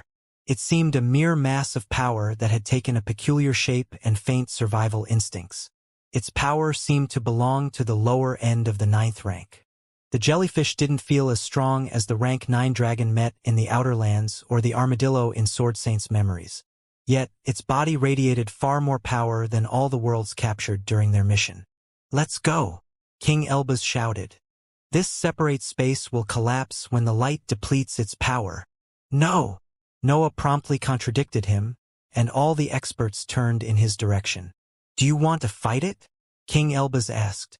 I understand that this creature can help us rebuilding the world quickly, but it's not worth the risk. Fuck the world, Noah snorted. I want to eat it. Noah's statement left everyone speechless for a second, but they soon understood what was going on in his mind. He had just found a weak rank 9 magical beast, and the best experts in his organization were with him. Wasting such an exciting chance felt like a waste. However, the experts didn't want to risk their lives to feed Noah. He was their leader, but they had chosen to follow him because he didn't give such unreasonable orders. Everyone gets a piece, Noah explained. We have the best army in the world, and our opponent is a creature that heaven and earth have weakened for who knows how long. How can we even think of retreating? The experts went over the matter in their minds, but the growls that had accompanied Noah's voice ended up triggering the hunger of the magical beasts behind the group. Those creatures gave voice to loud battle cries that expressed their desire to join Noah in the attack. The sole thought of getting their hands on rank 9 materials was too tempting for them. The experts threw away their thoughts after understanding that all the magical beasts were ready to charge ahead. Reason didn't matter anymore in that situation. It was time to give in to their greed. We all know what we are good at, Noah exclaimed as the group prepared for the imminent fight. Plans are useless now. Let's simply kill it without dying. That thing has deflected attacks that have almost killed us, Elsie commented as a weapon appeared in her hands. I have 6 possible explanations for that, King Elbaz announced. A few exchanges should be enough to lower them to 1. Creating a countermeasure would be a mere matter of time at that point. See, Noah laughed. I told you that we know what we are good at. Noah wielded the demonic sword and the cursed sword. Bloodle.u.s.t flowed out of his figure and made the magical beasts behind him hesitate to charge forward. Noah's Bloodle.u.s.t was a scary power now that his battle prowess had stabilized in the solid stage. The magical beasts couldn't help but feel scared when those violent thoughts reached their figures and triggered their survival instincts. Tentacles, Wilfred plainly announced while scratching his head. Tentacles! Divine Demon shouted while shooting a challenging look toward Wilfred. Wilfred pretended to ignore that gaze, but his mind felt dizzy for an instant, and he suddenly found himself looking toward Divine Demon. The latter revealed a smile before giving voice to a battle cry and exploding into a laugh. Head, Alexander sighed. Head, Robert added. Tentacles base, Stephen continued. I'll just eat, the foolery announced. Is that how you handle battles? Elsie asked. We are against a rank 9 magical beast. I'm not sure it's a proper magical beast since it comes from outside of heaven and earth system. Noah contradicted her. Why would that even matter? Marina, one of the cultivators from the old human organizations, asked. An expert can't ignore details, King Elbaz explained. They are what laws enhance in the end. But he wanted to eat it. Keith, another cultivator from the old human organizations, exclaimed. Food is everything in a man's life, the foolery announced while lifting its head and closing its eyes. Is it aware of its species? Viola, the last cultivator from the old human organizations in the group, asked. "I've stopped asking questions when it comes to the pig," King Elba sighed. "I'm starting to believe that heaven and earth have created it as my unique curse." Noah cut the conversation short by giving voice to a roar that made every cultivator, hybrid, and magical beast in the group shot forward. The experts divided themselves according to their previous announcements, while those who didn't speak approached the parts of the jellyfish that seemed to suit their abilities. Noah ended up flying with Stephen toward the base of the tentacles to check if the insides of the creature's head featured the same powerful defenses as its pale purple skin. The jellyfish had many threatening tentacles, and faint sparks ran through them.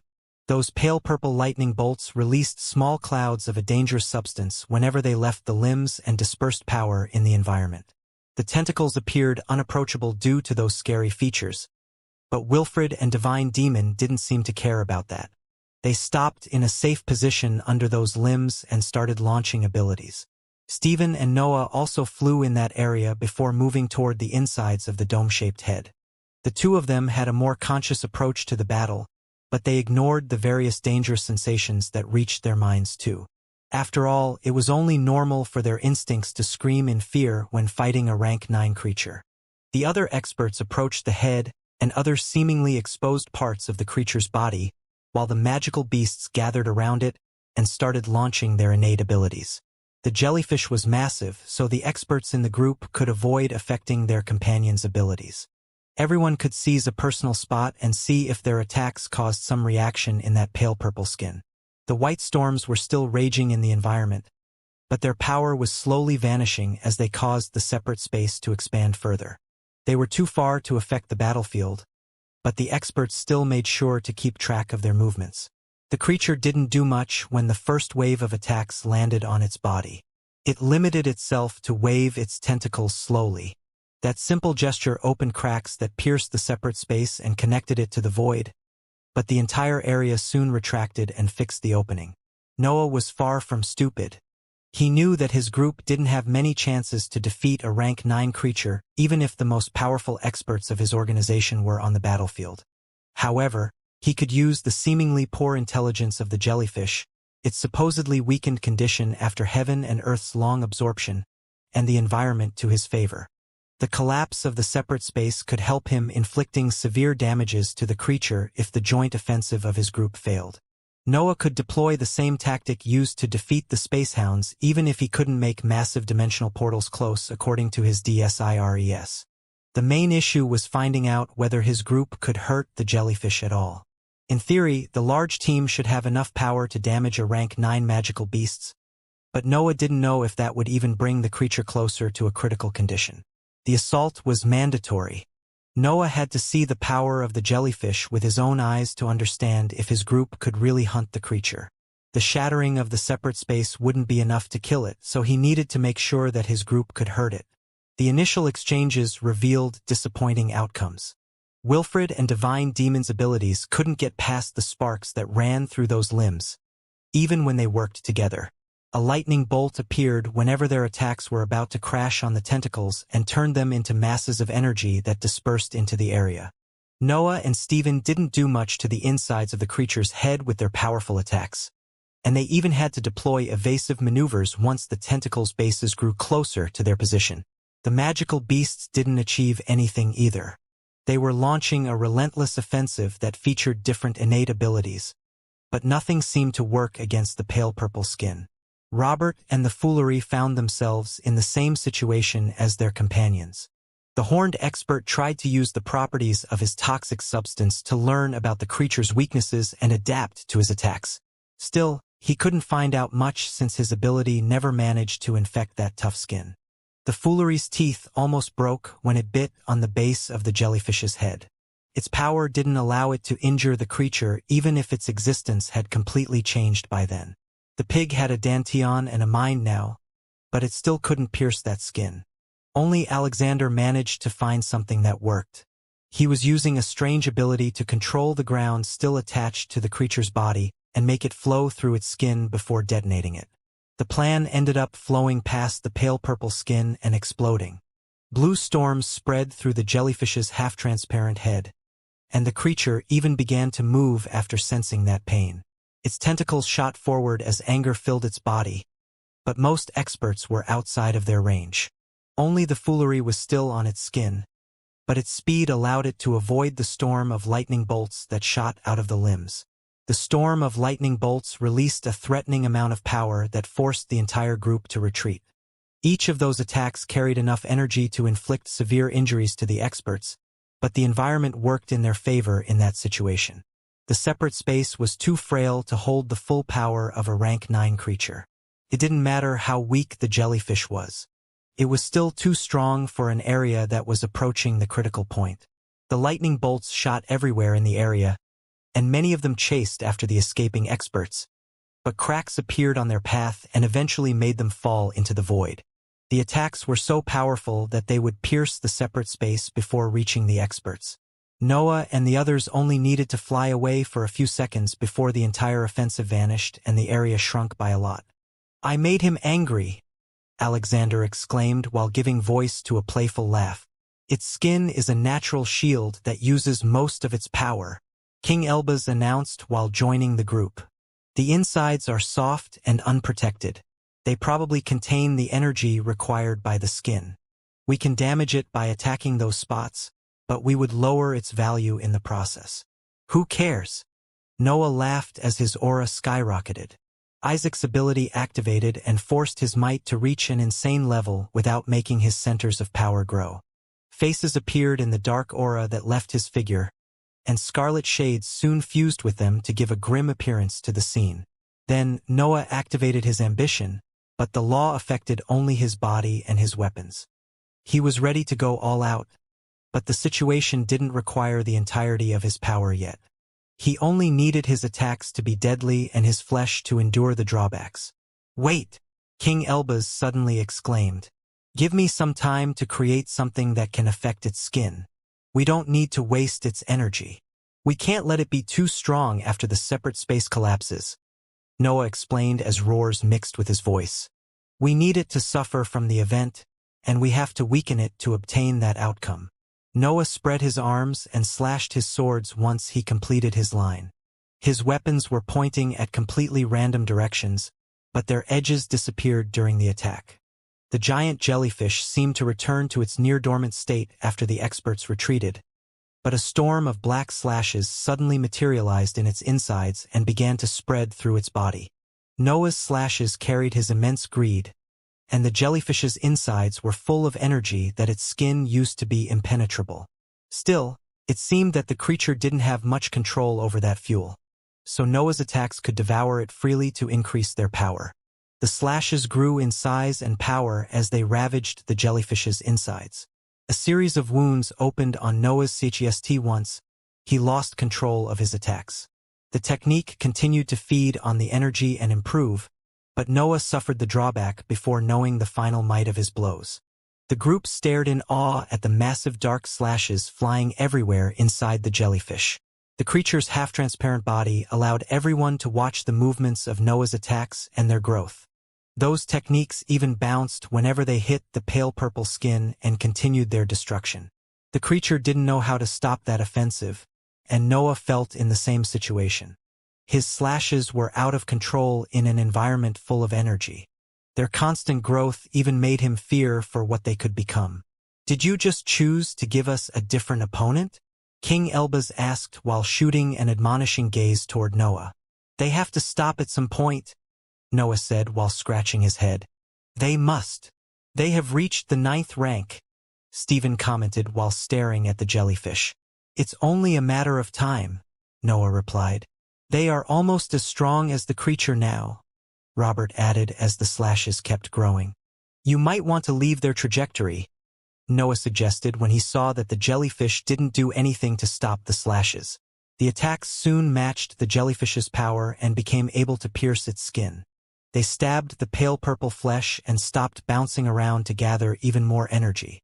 The thick skin and slashes had the same power, and both of them continued to absorb energy to face that opponent. Still, the jellyfish's skin couldn't grow too strong due to the limits of its level. While Noah's attacks didn't have restrictions to respect, the slashes eventually grew stronger than the skin and pierced it before flying into the environment. They were fully fledged rank 9 attacks by then, and the experts quickly moved away from their trajectory to avoid experiencing their pulling force. Yet, the separate space opened again in front of that power, and the blows soon fell into the void. Many cuts had opened on the jellyfish's head and tentacles. Some of those limbs even ended up hanging by a mere thread of skin. The scene marked Noah as the official counter to those types of creatures. The only problem with that position was his lack of control once the slashes became too powerful. The jellyfish's level even fell after losing so much energy. It didn't return inside the 8th rank, but the creature felt weaker now. Should I launch them again? Noah wondered. You would kill its rank 9 status, King Elbaz commented. Let's avoid that for now. Indeed, Wilfred announced. I'm not losing my chance to get rank 9 nutrients because you like to see how powerful your attacks become. They were nice in the 9th rank, Noah admitted while a faint laugh escaped his mouth. What now? Elsie asked when she saw that her companions had no intention to take the matter seriously. We forced the separate space to collapse earlier than usual, Robert explained before turning toward Noah. Noah activated the demonic deduction technique and spread his violent thoughts among the group. Every expert accepted them, and even the magical beasts had to overcome their fears to experience those instinctive plans. The entirety of his group learnt that plan in a matter of seconds. They had to stabilize their minds after that wave of violent thoughts, but they recovered quickly and prepared themselves to deploy that strategy. Everyone coordinated to attack specific areas of the shrinking space. They deployed precise techniques that opened cracks. Spiderwebs of fissures eventually filled the entire battlefield, and large chunks soon separated from them to converge toward the jellyfish. Noah's plan had made the experts attack specific spots that could place the jellyfish at the center of the collapse. The creature would suffer as much damage as possible at that point, and the falling pieces of separate space would even retrain its movements. We must run away now, King Elbaz explained, and Noah gave the order through a roar. The entire group showed their back toward the jellyfish and crossed the opening that King Elbaz had promptly opened.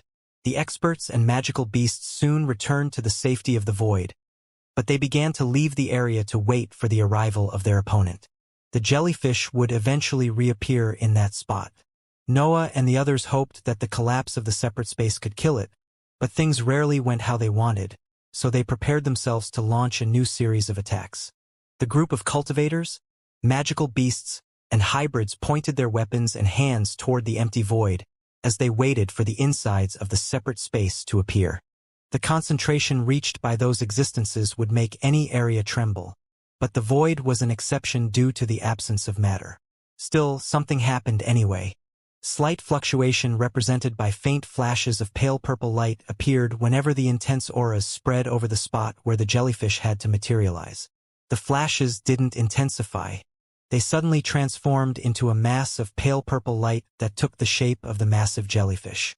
Lightning bolts ran through its body as the injuries caused by Noah's slashes enlarged. The creature was experiencing the full pressure of the collapse of a separate space, and the event worsened its condition. The wounds didn't release blood. Only a dense pale purple liquid came out of them, and waves of energy accompanied it. The creature had no control over that power, so it flowed out of its body and created gales that dispersed into the void. Damn it! Noah cursed in his mind before deploying the dark world. The sea of dark matter soon engulfed the jellyfish and made sure to preserve its energy.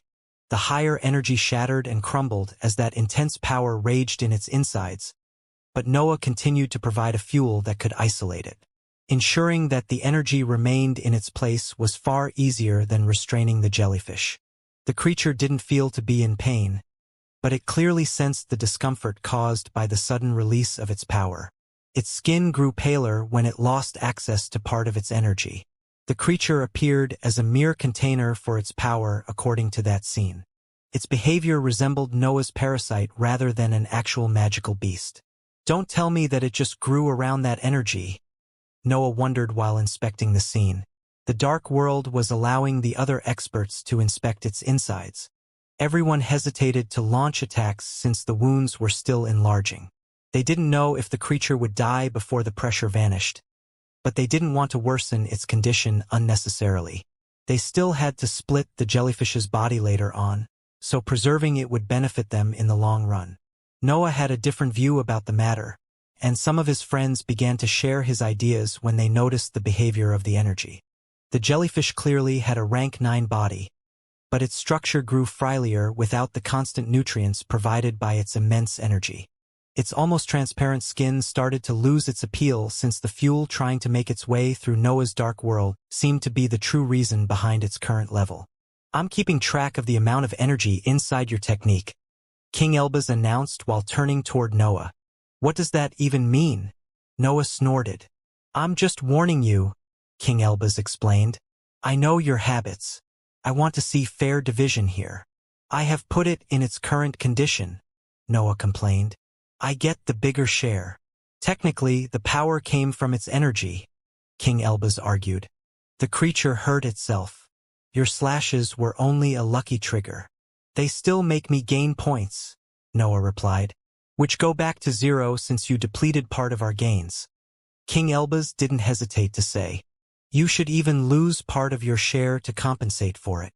"I knew that I didn't have to make an organization," Noah sighed.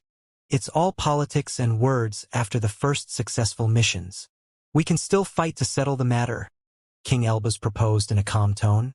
But Noah suddenly waved his hand, and a small slash flew out of his fingers to fly right above the expert's head. King Elbaz didn't initially understand the reason behind Noah's actions. Threats wouldn't work in that situation since they had known each other long enough to learn a lot about their respective character. The answer arrived once King Elbaz turned to inspect the void above him. He immediately noticed that the blackness had bent to create a spear aimed for his head, but Noah's slash had severed the attack before it could reach a dangerous distance. The event seemed to trigger a reaction in the environment. The void bent and stretched in many spots to create multiple strange figures. Part of the area transformed into spears that converged toward the experts. Others grew denser and intensified the pressure on the battlefield. "How can they even do that?" King Elbaz couldn't help but curse. The empty beings hidden in the void were generating abilities without deploying energy or using matter. Even their attacks were nothing more than different shapes taken by the void. How can the void gain a shape if it doesn't have matter? Noah wondered as the situation grew more dangerous.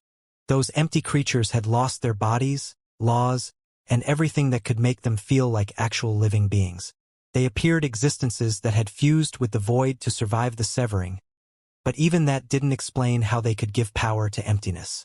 The matter didn't even concern the theory behind the path to the higher ranks. Those empty creatures couldn't generate energy from emptiness. They didn't seem to use breath or other forms of power at all. They didn't follow any rule, and they even seemed to work against the very system that had cast them out. A faint idea suddenly appeared in his mind as he waved the demonic sword to sever most of the empty abilities. Sword Saint promptly joined him in his offensive, but he didn't bother to think about the actual nature of those creatures. He only wanted to cut stuff even if it meant attacking the void. "Their law might be non-existence," Noah whispered, but everyone heard his voice since it spread through his intense aura. "Maybe non-energy is a better name. How can they have a law without deploying energy?" Stephen asked as everyone continued to point their weapons and hands toward the jellyfish inside the dark world. "That's the whole point," Noah explained. "Their law makes them not exist. I think it even puts restrictions on their behavior. They might need to live inside the void to survive." "I saw at least a dozen empty figures moving among the attacks," King Elbaz exclaimed. "How can all of them have the same law? Do you think it has something to do with the void?" "I think heaven and earth can't cast existences out of their system without paying the right price," Noah continued. "They must trigger a consequence due to their fairness." "Do you think heaven and earth created them?" Robert asked. "I think they have purposely altered their existence to cast them out," Noah explained. "That might have given birth to a law that went against the very nature of their world. It wouldn't be surprising if all the discarded creatures shared the same true meaning, since they had all gone through the ruler's tinkering and severing." Noah's words left the experts surprised but curious. His speech made sense. An existing theory saw the birth of the magical beasts as the necessary price to pay for heaven and earth's control, so it didn't feel too unreal for those empty existences to fit in the same category. Heaven and Earth's power made each of their drastic decisions create immense consequences in their world. The same could have happened to the existences that had once belonged to their system. The simple act of stripping them away from everything they had could have given birth to a law that went directly against the rulers. Non-existence and non-energy were words that the experts struggled to understand. Even Noah found it hard to describe them after having his idea. After all, their entire knowledge came from beings that fed on energy. Having to classify creatures that did the exact opposite felt almost impossible. Still, the group didn't need to understand the empty creatures to fight them. They knew their weakness, and that was enough for the time being. Noah and Sword Saint took care of keeping the empty creatures and their attacks at bay. Dark and silver slashes flew across the void and destroyed the pointy spears and twisted areas that filled the battlefield with a strange pressure. A few figures moved through the void as the slashes ravaged the area, and some of them ended up getting hit by those attacks. Their tiny bodies broke at that point, but they seemed to remain able to move even in their maimed state. The other experts continued to inspect the insides of the dark world in the meantime. They studied the jellyfish as it endured the collapse of the separate space, and dark expressions slowly appeared on their faces when they saw that the creature was surviving the blow. King Elbaz decided to go on the offensive once the force falling on the creature started to disperse. It was better to attack with the help of the separate space's collapse than in a fair battle with the jellyfish. Holding back for the chance to gain more materials was pointless if they had to replicate the powerful event that had ended up opening many cuts on the pale purple skin. Attacking had become the best way to preserve as many materials as possible now that the jellyfish appeared about to defeat the external force. Waves of abilities flew out of the platoon as King Elbaz threw a fiery spear toward the dark world.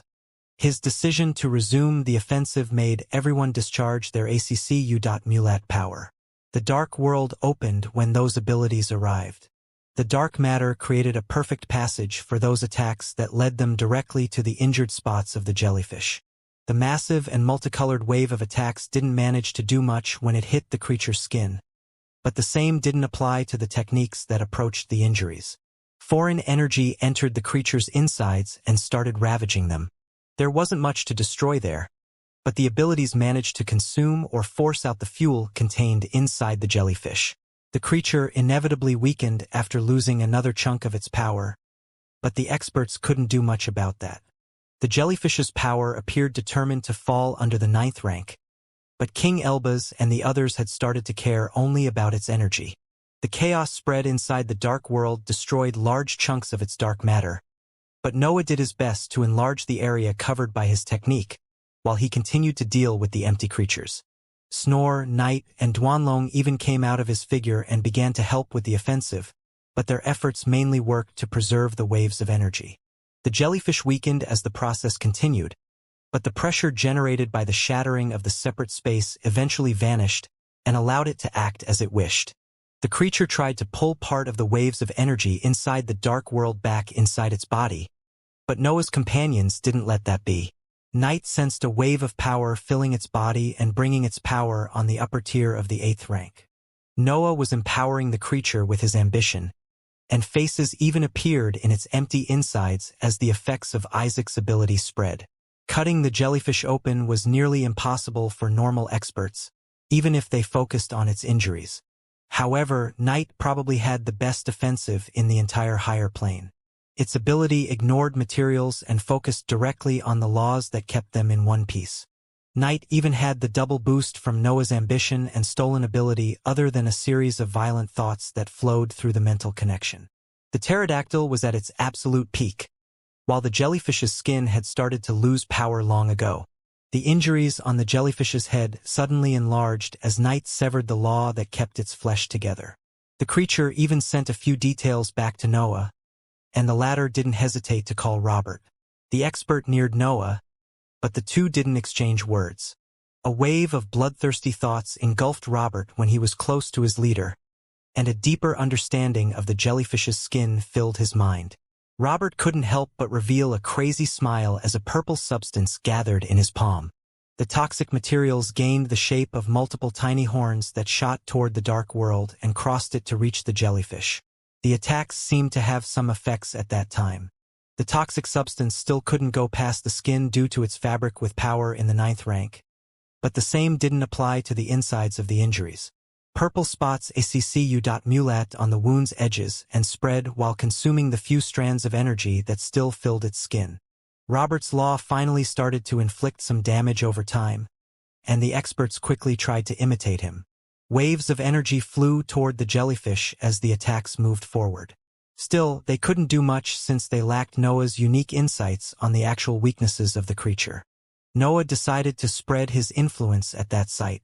Bloodthirsty thoughts and ideas on how to destroy the jellyfish entered their minds and gave new power to the offensive.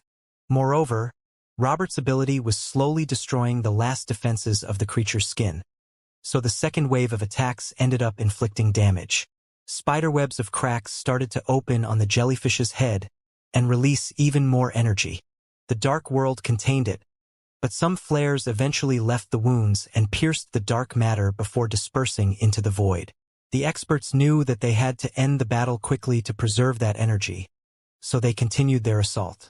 The creature tried to fly away once the danger became too massive, but King Elbaz and the others never stopped attacking to keep its position still. The entirety of the jellyfish's head slowly fell apart and released a cloud made of a slimy pale purple substance and a lot of energy. Noah paid attention to the changes in the creature while fending off the empty creatures. It seemed that his companions had managed to deliver a killing blow. The energy left inside the jellyfish spread inside the dark world as its head shattered. The dark matter barely managed to contain those dense waves of power, and some of them inevitably reached the void to disperse. Shafu ended up materializing itself among the void. Its massive size made it cover the entirety of the battlefield with its body, and its wings quickly flapped to send some of the dispersing energy back into the dark world. King Elbaz turned his attention toward the empty creatures that surrounded the group. Some of the magical beasts had already started to fight them, but their abilities had no effect. The expert deployed the same inscriptions that he had set on the hole. Floating formations quickly appeared around him and locked on the empty creatures before releasing a series of slashes that carried Noah and Sword Sant's power. King Elbaz added many layers of inscription to make sure that the formation had enough power to deal with that crisis. His priority was to give Noah and Sword Saint enough room to share the benefits of the hunt. The empty existences slowly retreated as Noah, Sword Saint, and the Golden Formation released attacks that could damage and kill their opponents, and the scales of the battle ultimately ended up in their favor. The creatures with no body and aura stopped launching attacks and retreated at high speed. They waited until they exited the group's range before fusing back with the void. Noah and the others spent a few seconds inspecting the now empty scene before turning toward the jellyfish. Its body was still inside the dark matter, and the same went for a large chunk of its energy. "Don't play around," King Elbaz announced as soon as peace spread among the group. "I've seen you hiding part of the energy inside your technique. I'm sorry. You can't have those nutrients all for yourself." "It didn't hurt to try," Noah said while shrugging his shoulders and making the dark world draw closer. "I'm surprised you noticed that. I made sure to hide it really well." An obscured trail of dark matter became visible and allowed the experts to see that Noah had tried to keep a large amount of energy hidden inside his technique. "I have been too obvious," Noah sighed while retracting his companions and moving the entirety of his ambition toward the dark world. The technique immediately grew stronger and denser. It became a proper prison that pushed the energy and the jellyfish toward its center. It even used some fuel to restore the parts that were about to fall in the 8th rank. "Is this how a leader should act?" Elsie asked as a tinge of annoyance appeared on her face. "Do you even steal from your underlings?" Noah glanced at her and gave voice to a laugh before snapping his fingers. The experts immediately stopped seeing the insides of the dark world, and even the powerful aura radiated by the creature stopped flowing into the void. Some flares of energy still managed to escape the technique, but the dispersion was far less after the enhancement provided by the ambition. Some human and animal faces even appeared on the outsides of the dark world, and the suppression only grew stronger. It became clear that Noah could have hidden the energy if he really wanted. No one would have been able to sense it inside that version of the dark world. "Why did you even try then?" Elsie asked as confusion filled her face. "It's fun to tease Xavier," Noah explained. His friends couldn't help but laugh at that scene. But the experts from the human organizations remained speechless. They had just fought a rank 9 creature, but those existences still found the time to play around. "You'll eventually get it once you spend enough time with us," the foolery exclaimed while nearing the cultivator and patting her shoulder. Elsie's expression became blank when she saw the pig patting her shoulder. She had spent her life inside a human organization, so she didn't know how to react to that unreasonable scene. "The pig really has a talent," Divine Demon commented when he noticed that annoyance slowly built inside Elsie's mind. "We should make a challenge. Let's see who can make Xavier angrier." "How could I even refuse?" the pig shouted while lifting its head. "How can your miracles even defeat unbound talent?" "That's the spirit," Divine Demon shouted as energy flowed out of his figure. Noah and the others felt a chill running down their spine. The two most unreasonable existences in the entire higher plane were challenging themselves. King Elba's friends couldn't help but glance at him and show their deep sorrow. "It has been nice knowing you," Wilfred exclaimed. "Be sure to leave your space rings behind," Noah reminded him. "Death comes to us all," Robert sighed. "Friends are deadlier than foes at times." King Elba's didn't take the matter lightly. He had wielded a new upper-tier fiery spear as soon as he heard that the challenge concerned him. However, a sudden burst of lightning bolts pierced the dark world and created large holes in the technique. "How can it be still alive?" Stephen asked as the entire group performed evasive maneuvers to dodge the incoming attacks. "It isn't," Noah explained. "The damned tentacles are discharging their remaining energy. Can you suppress it?" King Elbaz asked while taking out a different set of items. The answer to his question arrived right away. The entirety of the dark world crumbled as a barrage of lightning bolts pierced its insides. The energy contained by the technique began to vanish into the void without the suppression of the dark matter. The experts saw the result of their efforts dispersing right in front of their eyes. "Change of plan," Noah roared. "Get the energy before it leaves the area. You won't have to split it afterward." The order made all the experts prepare to shoot forward, but many of them ended up hesitating. The jellyfish was missing the upper part of its body, but its tentacles were still intact and released multiple barrages of lightning bolts everywhere in the environment. Nearing the creature would give less time to dodge the lightning bolts. Each of those attacks even had bottom rank 9 power, so many experts decided to give up on the energy to preserve their lives. Noah, King Elbaz, Wilfred, Divine Demon, Robert, Stephen, and many magical beasts shot ahead without showing any hesitation. They dodged the lightning bolts on their way and approached the trembling tentacles. It was clear that the jellyfish was dead, but its tentacles were working on their own due to the law fused with its fabric. Those limbs were aware of the creature's D point, E point, S point, I point, R point, ES and fear, so they used their last energies to make the humans pay. Noah completely ignored the lightning bolts as he shot toward the dispersing energy. His dark world expanded again once he reached a suitable spot, and his ambition flowed inside the technique to make it able to deal with the fuel. The jellyfish's remaining power slowly vanished. The lightning bolts didn't come out of the tentacles anymore. Even those limbs just started to hang from the maimed head.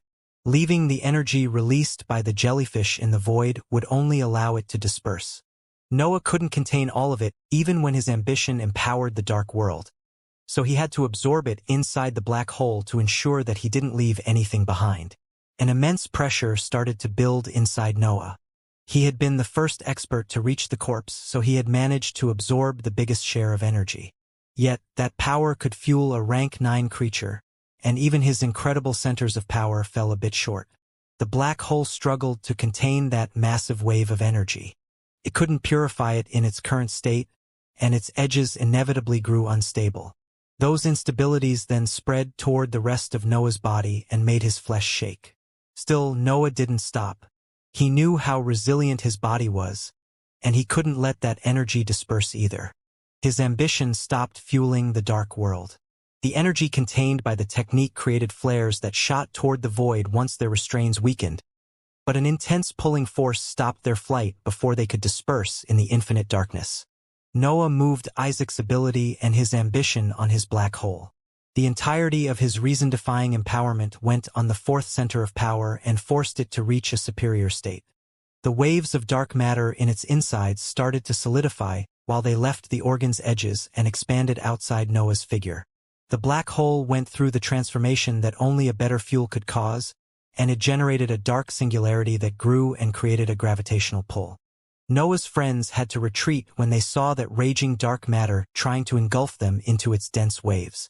Part of the energy they had seized even escaped their control and flew toward the massive black hole. The problems didn't end there. The gravitational pull grew smarter as the black hole started to require more fuel to evolve. A second pulling force fused with the first and began to affect the energy stored in the centers of power of the experts in the surroundings. King Elbaz and those who had managed to get past the storm of lightning bolts found themselves forced to leave the area. Their centers of power appeared unable to restrain their energy. Even their bodies started to wither under that influence. Luckily for the group, those who had managed to fly past the storm of lightning bolts could also escape Noah's threatening influence before he could inflict serious injuries. Everyone managed to leave the range of the massive black hole, but the relentless growth of the singularity forced them to retreat even more after a few minutes. "Wait!" Elsie shouted while approaching the retreating group. "Will you let him take everything? Why is she even talking with us?" The foolery asked when all the experts turned toward her. The experts didn't know what to say. Their eyes went on the massive black hole before showing blank expressions toward Elsie. There was a singularity capable of absorbing the energy inside their centers of power between them and their gains. They didn't know how the cultivator could even question their behavior. "Shouldn't we split everything together?" Keith asked. He missed the part when the slimy corpse started releasing lightning bolts, the foolery commented. The 4 cultivators from the human organizations turned their angry eyes toward the pig at that point. They knew that the situation had evolved during the hunt, but they didn't expect to remain empty-handed. They didn't think that being reckless in that group could provide more rewards. The upper-tier eternal snake lowered its head toward the 4 cultivators when it sensed their anger toward the foolery. Its forked tongue trembled in the void before a low hiss came out of its mouth. "You can't hurt this one," the eternal snake hissed while human words came out of its mouth. "We need it for food." Elsie and her 3 companions showed helpless expressions when they looked at the snake. They had tried to complain about their leader's behavior, but they had only received insults and threats in return. Those with a human appearance didn't even bother to reply. They seemed properly confused about her complaints. Only a few experts and magical beasts had managed to seize a consistent amount of energy. Noah had ended up taking everything else. "You can't complain once the situation escapes our control," Robert eventually explained. "We threw ourselves into the array of lightning bolts without showing the slightest hesitation. How can you even expect to get a share? Organizations should consider all its underlings." Elsie tried to argue. "That's why they are dead," King Elbaz scoffed. "We don't need useless experts who gain benefits from the work of others. You should start fighting for what you want. Heaven and earth will kill you otherwise." "You have chosen to go against heaven and earth only recently," Wilfred added. "We have fought them for millennia already. We are all monsters here because we are the only ones who survived. Being powerful cultivators wasn't enough there. King Elbaz and the others had accomplished enough feats to make their names immortal, but they were still there, fighting for resources. The experts also challenged each other to do better, which explained their extraordinary power even further. They couldn't let themselves fall behind. They wouldn't be able to follow Noah in his crazy plans otherwise. "Does it always end like this?" Elsie eventually asked while pointing at the expanding black hole. "Today's has been easy actually," Wilfred announced before exploding into a loud laugh. "The creature didn't have any chance," King Elbaz commented. "Even the idiots from the Crystal City would have survived this battle." Another wave of astonishment reached the 4 cultivators. The battle against a rank 9 creature with unknown abilities and peculiar features was nothing for those experts. The group even seemed to agree with that statement. How long does it usually take? Alexander asked while turning toward King Elbaz. He is empowering the source of his darkness to endure the intense wave of energy, King Elbaz explained. It won't stop until he manages to stabilize his centers of power and start a proper absorption. Can we move him? Stephen asked. You are free to try, King Elbaz laughed. We can't stay here. Elsie joined that topic while forsaking her previous arrogance. You formation can keep the void at bay, but we have just fought and depleted a lot of energy. The hole isn't anywhere near even. We should start to consider going back. It's too early for that, King Elbaz announced as his voice grew cold. We still don't have enough energy for the world. Our stashes of energy are dwindling, but we expected much. A few more decades inside the void should be enough to meet every requirement. The main issue with the void was the lack of energy. Hybrids and magical beasts had it better since they could rely on the large stash of energy contained in their bodies to keep fighting, but the same didn't apply to the cultivators. Flying, exploring, and overcoming struggles forced the group to deplete energy that they couldn't refill through natural methods. They had to rely on their items or King Elbaz tools to keep their centers of power full, but they would eventually end. The consumption accelerated depending on the struggles that they had to overcome.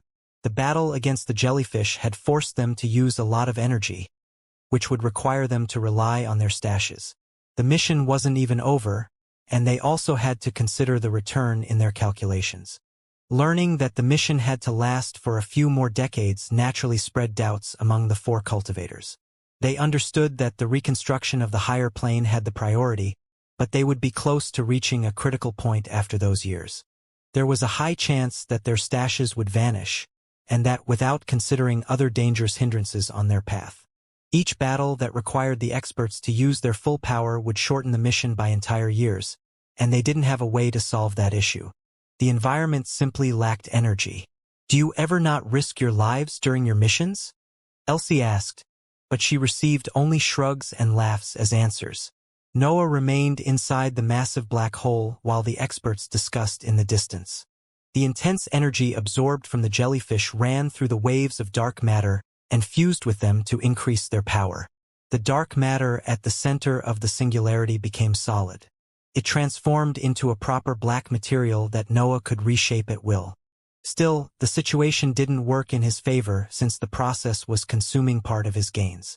This won't do, Noah thought while he remained still in the middle of the solid and liquid dark matter. The black hole was evolving, but Noah didn't want it to reach the superior level since he would have to endure the fall of its power afterward. He had empowered the organ because he needed a better method to contain and absorb energy, but the situation was escaping his control. I can't let it condense on its own, Noah thought while spreading his arms and summoning Duanlong and Shafu. The dark matter didn't hinder his movements. It didn't matter if the higher energy around him had become one of the toughest materials in the entire world. That blackness was part of him, so his arms could pierce it at ease. The black hole understood Noah's intentions and began to help him push power toward his flesh. Duanlong and Shafu activated their pulling force from inside his body and started to drag energy toward the same target. The organ tried its best to purify the energy before it reached Noah's flesh, but part of it remained in its original state anyway. The improved power fused with his flesh, muscles, bones, and organs, while the rest remained attached to the outsides of his figure. Noah even activated the workshop. Using that technique inside the raging waves of dark matter was troublesome and required his full concentration, but he managed to affect part of the powerful energy like that. The workshops transformed part of the primary energy that he didn't manage to purify into darkness for his Dantian. Noah didn't need to perform his usual cultivation session in that situation since his surroundings overflowed with energy, so the technique could do a better job at improving his level. Noah felt as if he had fallen into a container filled with a scorching substance. Every inch of his body was on fire. He had energy inside and outside his flesh, but power never stopped flowing toward him. It's not enough, Noah shouted in his mind before cutting away part of the improvements given to the black hole. Its gravitational pull had already gathered all the energy in the environment, so he could remove it from the list of features improved through his abilities. The same went for the part that handled the suppression of the foreign energy, since the dark matter and his companions were handling it. The empowerment focused only on the purification and the workshop at that point. Noah's flesh and Danteon still had some space left, so he filled them before changing approach again. Going through real breakthroughs now wasn't the right move. Noah knew that the drawbacks would eventually arrive, and the lack of energy in the environment could make the whole procedure quite dangerous. Moreover, he would need years to face that process, but he couldn't spend that time in the middle of the void before making proper preparations. He had to find a way to contain that energy and give time to his centers of power to absorb it. The black hole also had to return to its original state to control the whole evolution and make sure that he reached the best possible version of himself. Shafu! Noah shouted in his mind, and the dragon quickly absorbed part of that energy. The separate space that didn't generate separate dimensions became too heavy for the creature in a matter of minutes. But Noah quickly moved to his next plan. The parasite stretched its branches out of Noah's body and began to feed on that energy. Its power rose quickly, and the same went for its requirements, which Noah didn't hesitate to accept after leading the plant away from that power. Duanlong? Snore. Shafu. Night. Eat something. Noah ordered through the mental connection, and his companions didn't hesitate to materialize in the middle of the black hole to relieve some pressure from his constant absorption. That turned out not to be enough even after the demonic sword joined them. There was a lot of power left to absorb inside the black hole, and Noah was starting to run out of options. His centers of power were full, and the same went for his companions. Storing energy inside his mind didn't help either, since the quantity that it could endure was inferior to the body and Danteon. The workshop began to produce suitable meals for night, while the other companions simply absorbed the raw energy that arrived around them. Their power rose quickly, and it slowly reduced the expansion of the black hole. Noah started to store part of that energy inside his separate space, but it became too heavy soon too. It was clear that those methods weren't solving the issue, but delaying the black hole's breakthrough gave Noah enough time to develop other solutions. Noah eventually took a gamble. He deactivated his empowering abilities completely. The black hole shrunk to return to its previous state, and it carried with it most of the energy left untouched. The internal pressure returned and threatened to make Noah's body explode, but the drawbacks eventually arrived and forced the black hole to use some of it to fix them. The process was long, but he couldn't think of anything else to solve the issue. The drawbacks vanished at some point, but his body continued to tremble. His centers of power shook, and an almost unbearable pressure spread from his chest. However, he felt able to remain stable for now. The entire group turned toward Noah once the black hole condensed inside his body. His figure reappeared inside the void, but his appearance left them quite surprised. Noah's figure was glowing. Dark purple energy covered his skin and made him shine among the darkness of the void. That glow trembled since his entire body shook due to the immense power that it was trying to contain. The absorption had started, but the black hole was still purifying and spreading energy through his insides, so his tissues never managed to relax. The experts instinctively took a step back. Noah appeared about to blow, and they didn't want to be in his range. The DSIRE to help him didn't make them reckless either, so they remained in their spot and waited for him to do something. Elbas! Noah roared while a wave of flames came out of his mouth. Take out a big training area. Noah was so full of energy that even a slight movement would activate techniques. The simple gesture of opening his mouth had released a sea of black flames meant to disperse part of the immense power ACCU.mulat in his insides. Still, the attack didn't manage to achieve much, since the black hole promptly sent more energy to the lungs when it sensed that they had some free spots. I can't even begin to count the many things that could go wrong, King Elbas honestly replied. We would even deplete our stashes if we start cultivating here. Noah snorted and placed a hand on his glowing chest. The massive corpse of the jellyfish flowed out of his body and appeared next to him. The black hole had prioritized the absorption of raw energy since the jellyfish's true power came from it. Yet, the creature's corpse had ended up inside Noah's separate space when the black hole condensed. The corpse had lost most of its superficial skin, but it was still an immense rank 9 material. It contained enough power to fuel rank 8 items for entire millennia. Noah didn't need King Elbaz to add anything. He already knew that the portable training area could feed on the jellyfish's energy to show its effects. He threw the corpse directly at him and waited for the habitation to appear in his vision. "Gather up," King Elbaz shouted while pointing toward Noah. "We'll take a break from the mission now." Doubts inevitably appeared among the experts. Even some of Noah's core group didn't see the connection between the corpse and the years left for the mission. However, none of them gave voice to questions. Even the magical beasts remained silent, while the entire group moved toward Noah's position. King Elbaz waved his hand toward the void once the group was close enough. A golden light flashed among the blackness before a huge mansion materialized in front of the experts. A peak rank 8 aura filled the void and left all the experts astonished at the sheer beauty and size of the item. The mansion consisted of a series of large buildings connected by an intricate array of corridors and surrounded by a tall defensive wall. The mansion resembled a small town rather than a single building, but King Elbaz couldn't waste time feeling proud about those astonished gazes. He shot toward the central structure and snapped his fingers before gesturing to Wilfred to drop the corpse. Wilfred threw the corpse toward the designated spot, and the creature vanished when it touched the side of the central structure.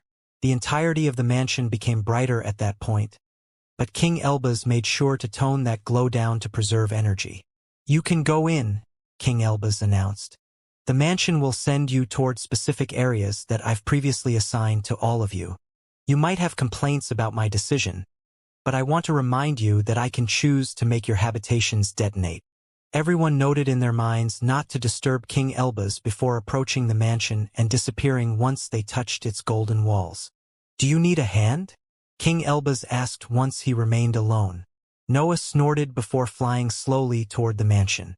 Cracks opened on its walls when Noah touched them, but the teleport activated anyway. A golden hall that featured countless inscriptions soon appeared in his vision and autonomously deployed a series of defensive shields on its surfaces. The hall had reacted to Noah's dangerous aura. He was a being packed with the energy of a rank 9 creature. Those precautions were necessary. Noah disregarded the many tools that the hall had to offer and sat on a praying mat placed at the center of the aura to handle the energy that filled his everything. "I can't avoid the breakthroughs," Noah concluded after a quick inspection of his state. The rank 9 creature had given him enough fuel to push his dantian and body to the last step of the 8th rank. But that growth would trigger an immense pulling force that could endanger the mansion. Noah knew that King Elbaz would use the rank 9 corpse as fuel for the mansion, but he didn't know if the structure could hold with the entirety of the group in its insides. "Oh well," Noah eventually laughed in his mind. "I guess he'll just make a new one if I break it." Noah closed his eyes and began to focus on the procedure. He had energy outside, on the other side, and inside all his tissues. His flesh had an exorbitant amount of primary energy, while his dantian had fully expanded, but he was forcing it to avoid the breakthrough. However, the suppression had to end now. Noah removed the restraints and let his centers of power advance on their own, even if he helped with the compression of his dantian since he preferred to face that organ first. The organ still had energy even after the breakthrough, so Noah experienced a second increase of his cultivation level, even if far less substantial. His aura exploded outward as his level stabilized in the solid stage. Noah had finally reached the last stage of the 8th rank, but he didn't have time to test his growth just yet since he still needed to take care of his body. Noah delayed the breakthrough of his body on purpose to let the black hole improve after the advance of the dantian. The new darkness filled the 4th center of power with currents of dark matter that resembled the solid ones gained through his ambition, but they were still a bit weaker than them. However, the black hole didn't have only one valid ability now. Could deploy the workshop, purify, check Noah's body, and ensure that everything went well better than before without requiring any external force. Noah relied on the new features to make use of some of the energy attached to his skin before deploying the dark world and letting his body advance. The Dark World knew that he didn't want to waste time, so there was a high chance that the hibernation wouldn't last for too long. The entirety of Noah's existence advanced when he closed his eyes to start the hibernation. His body had always been the foundation of his harmony. He relied on it to fuse his power with the new features brought by his experience and breakthrough. Noah's law had been ready to advance to the solid stage long ago, but his dantian had to gather enough energy to fuel the breakthrough. The body didn't have limitations in terms of evolution of his true meaning, but its requirements would make every expert in the world give up on the cultivation journey. The sole idea of obtaining the energy of a rank 9 creature as a liquid stage existence in the 8th rank was unreasonable. The difference in power between them was as vast as the sky, but those rules didn't apply to Noah. Noah's existence already allowed him to face beings at the peak of the 8th rank. Dealing with a creature in the 9th rank with the help of his best experts had been easy. It was clear that the liquid stage couldn't contain him anymore, and the energy gathered during the hunt had proven that. His body advanced while Noah went through a dreamless sleep. The dark matter around him helped the center of power with the process and quickened the various improvements. His flesh, muscles, bones, and organs went through multiple enhancements under the strict supervision of the black hole, and some of the energy that he didn't absorb before ended up helping anyway. Other changes happened during the breakthrough of his body. Noah's companions had eaten part of the jellyfish's energy to reduce the pressure on his centers of power, and they ended up using it during his sleep. The energy coming from a rank 9 creature wasn't only more powerful. It had a superior quality that made Noah's companions reach the limits of their current level. They would have normally required a bit more time to absorb that energy completely and take the last step toward the next tier, but a stronger fuel forced them to advance during Noah's hibernation. His dantian released waves of ambition that made the companions' bodies advance on their own. They had already met the requirements for the breakthrough in terms of energy, so the intense force spreading from Noah's organ triggered the evolution.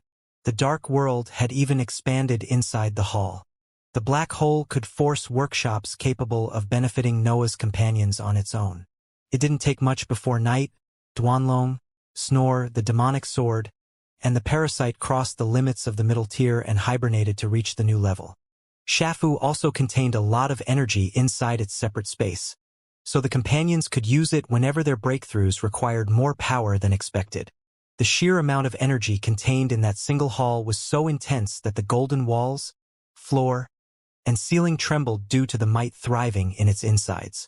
Only the 6-armed dragon didn't advance. Shafu solidified its position as a peak rank 8 creature, but it didn't take the next step. The creature shared part of Noah's insane requirements, so a single share of the jellyfish's energy wasn't enough to trigger the breakthrough. The dark world made sure that the waves of energy naturally released by Noah's figure didn't damage the mansion. The breakthroughs went smoothly and didn't cause any problem, but the process almost emptied the stashes of the jellyfish's energy. Shafu ended up being the only one with some fuel left, but it decided to store it. The dark world flowed back into Noah's figure when he woke up. The black hole updated him about everything that had happened during his sleep, and a smile inevitably appeared on his face when he noticed the power of his companions. They weren't falling behind. They were keeping up with Noah's improvements in their current form.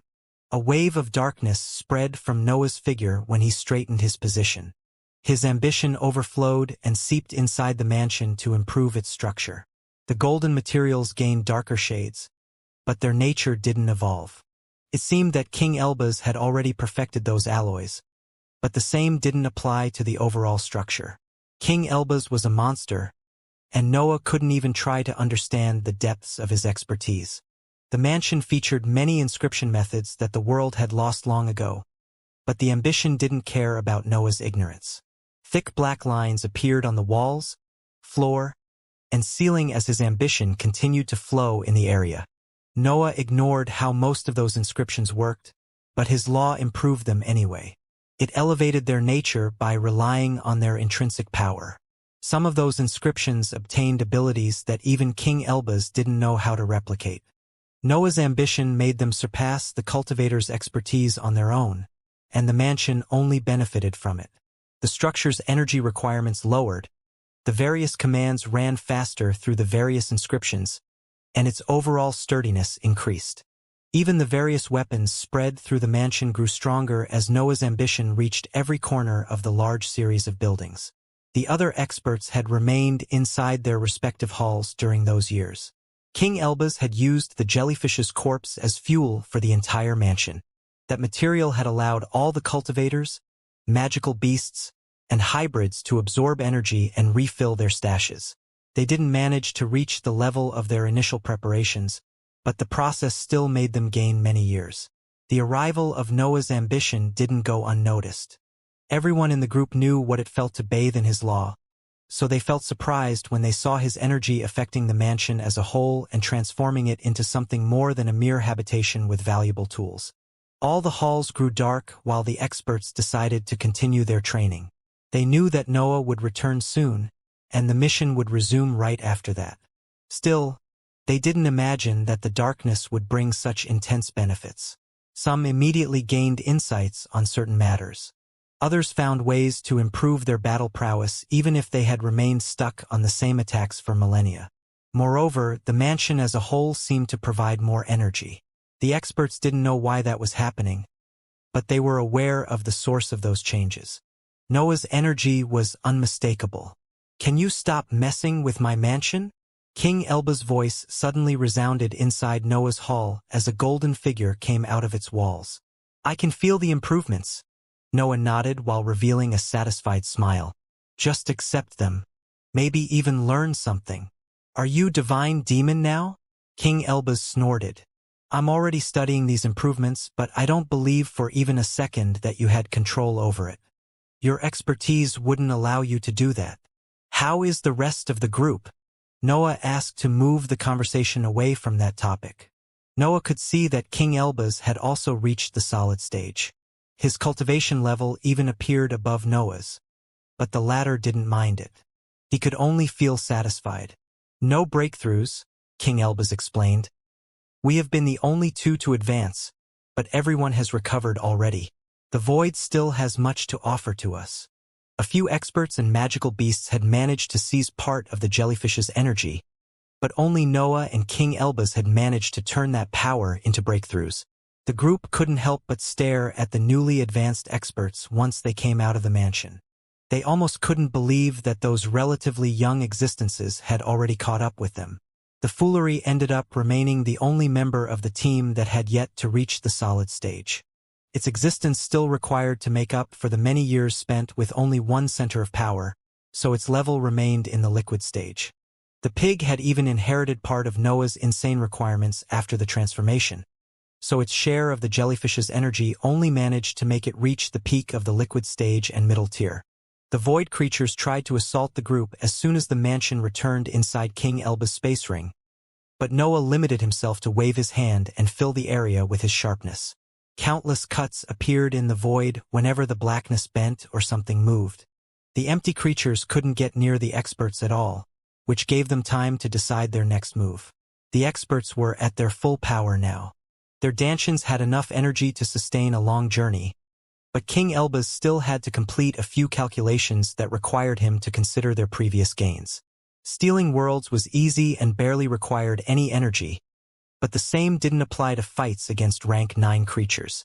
Their situation would worsen if they found another powerful being, which could endanger their chances of returning to their hole. The group was even far away from their hole. Noah could rely on Shafu and make it carry everyone if they ended up without energy, but that would leave him alone among the void. King Elbaz had to consider for how long the mission had to continue. After all, the group could always return inside the sky, calculate how far they had traveled through the void, and find a new hole that led into areas that they didn't explore. The faint hurry that they felt came from a possible punishment from heaven and earth, but nothing had arrived in the last years. The rulers didn't seem to care about the destruction that was spreading through their system. They appeared ready to forsake their sources of energy. Needless to say, Noah didn't like that unclear situation, and many of his companions shared his worries. They couldn't understand why the rulers remained silent even after Caesar confirmed that they would deploy a punishment. The odd situation made the group wonder about the many possibilities connected to that silence. Those guesses went from heaven and earth's lack of energy to a plan that saw the rulers unleashing deadly force on the experts only after they made sure that their punishment would deal with them. Still, heaven and earth had already tried to pull something similar off, and Noah's group had defeated them. Also, the fear of the punishments didn't make the experts forget the reason behind their mission. The experts had to accumulate energy to rebuild the world and prevent the slow death caused by the lack of nutrients in the lands under the sky. They had yet to gather a decent amount of power, so the journey through the blackness had to continue. Noah kept his ideas for himself during that conversation. He wanted heaven and earth to deploy a punishment to make them waste even more energy, but some of his new companions wouldn't agree with his mindset. Keeping them in the dark was the best option since internal fights could endanger the mission. The group resumed their travel through the blackness after deciding to keep going for a few more decades. Their approach didn't change after the battle with the jellyfish. They entered every separate space, hidden behind white layers with power that approached the 9th rank or crossed it and ignored everything else. The journey managed to surprise the group from time to time. Heaven and earth had gathered sources of energy from worlds outside of their system, so the experts found things that they didn't know how to describe from time to time. Broken worlds devoid of wills still filled most of the separate spaces, but the group also met strange materials, creatures, or structures capable of radiating energy they couldn't classify. The group met a large cloud made of yellow gas that barely felt alive. The complete lack of cores in its insides made it hard to evaluate its actual nature. The attempts to steal its energy generated arrays of yellowish beams that filled the entirety of the separate dimension. The cloud was clearly dangerous and alive, but King Elbaz eventually came up with an item that could slowly absorb currents of the yellow gas without alerting that strange existence. Stealing power became far easier at that point, and the cloud didn't notice that it was losing energy until its size shrunk by a lot. Angry attacks came out from the cloud at that point, but the strange creature had weakened during the silent drain, so the group could deal with it easily. Noah and the others found a massive lizard once. The creature was a rank 9 existence, but it was unclear whether they could label it as a magical beast, since it had a fake dantian in its belly.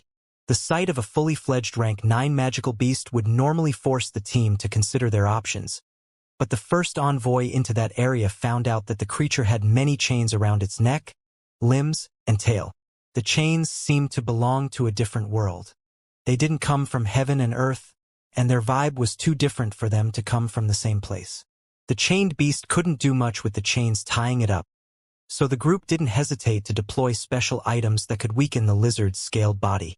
The experts could take care of the creature at that point. The lizard died quickly due to a relentless assault, and only a withered chained corpse remained in the separate dimension once the process was over. Noah and the others seized the chains to study them. The experts even noticed that the 4 cultivators from the human organizations couldn't wait to get their hands on the energy taken in the mission. Other peculiar events followed from time to time, but the group always managed to deal with them.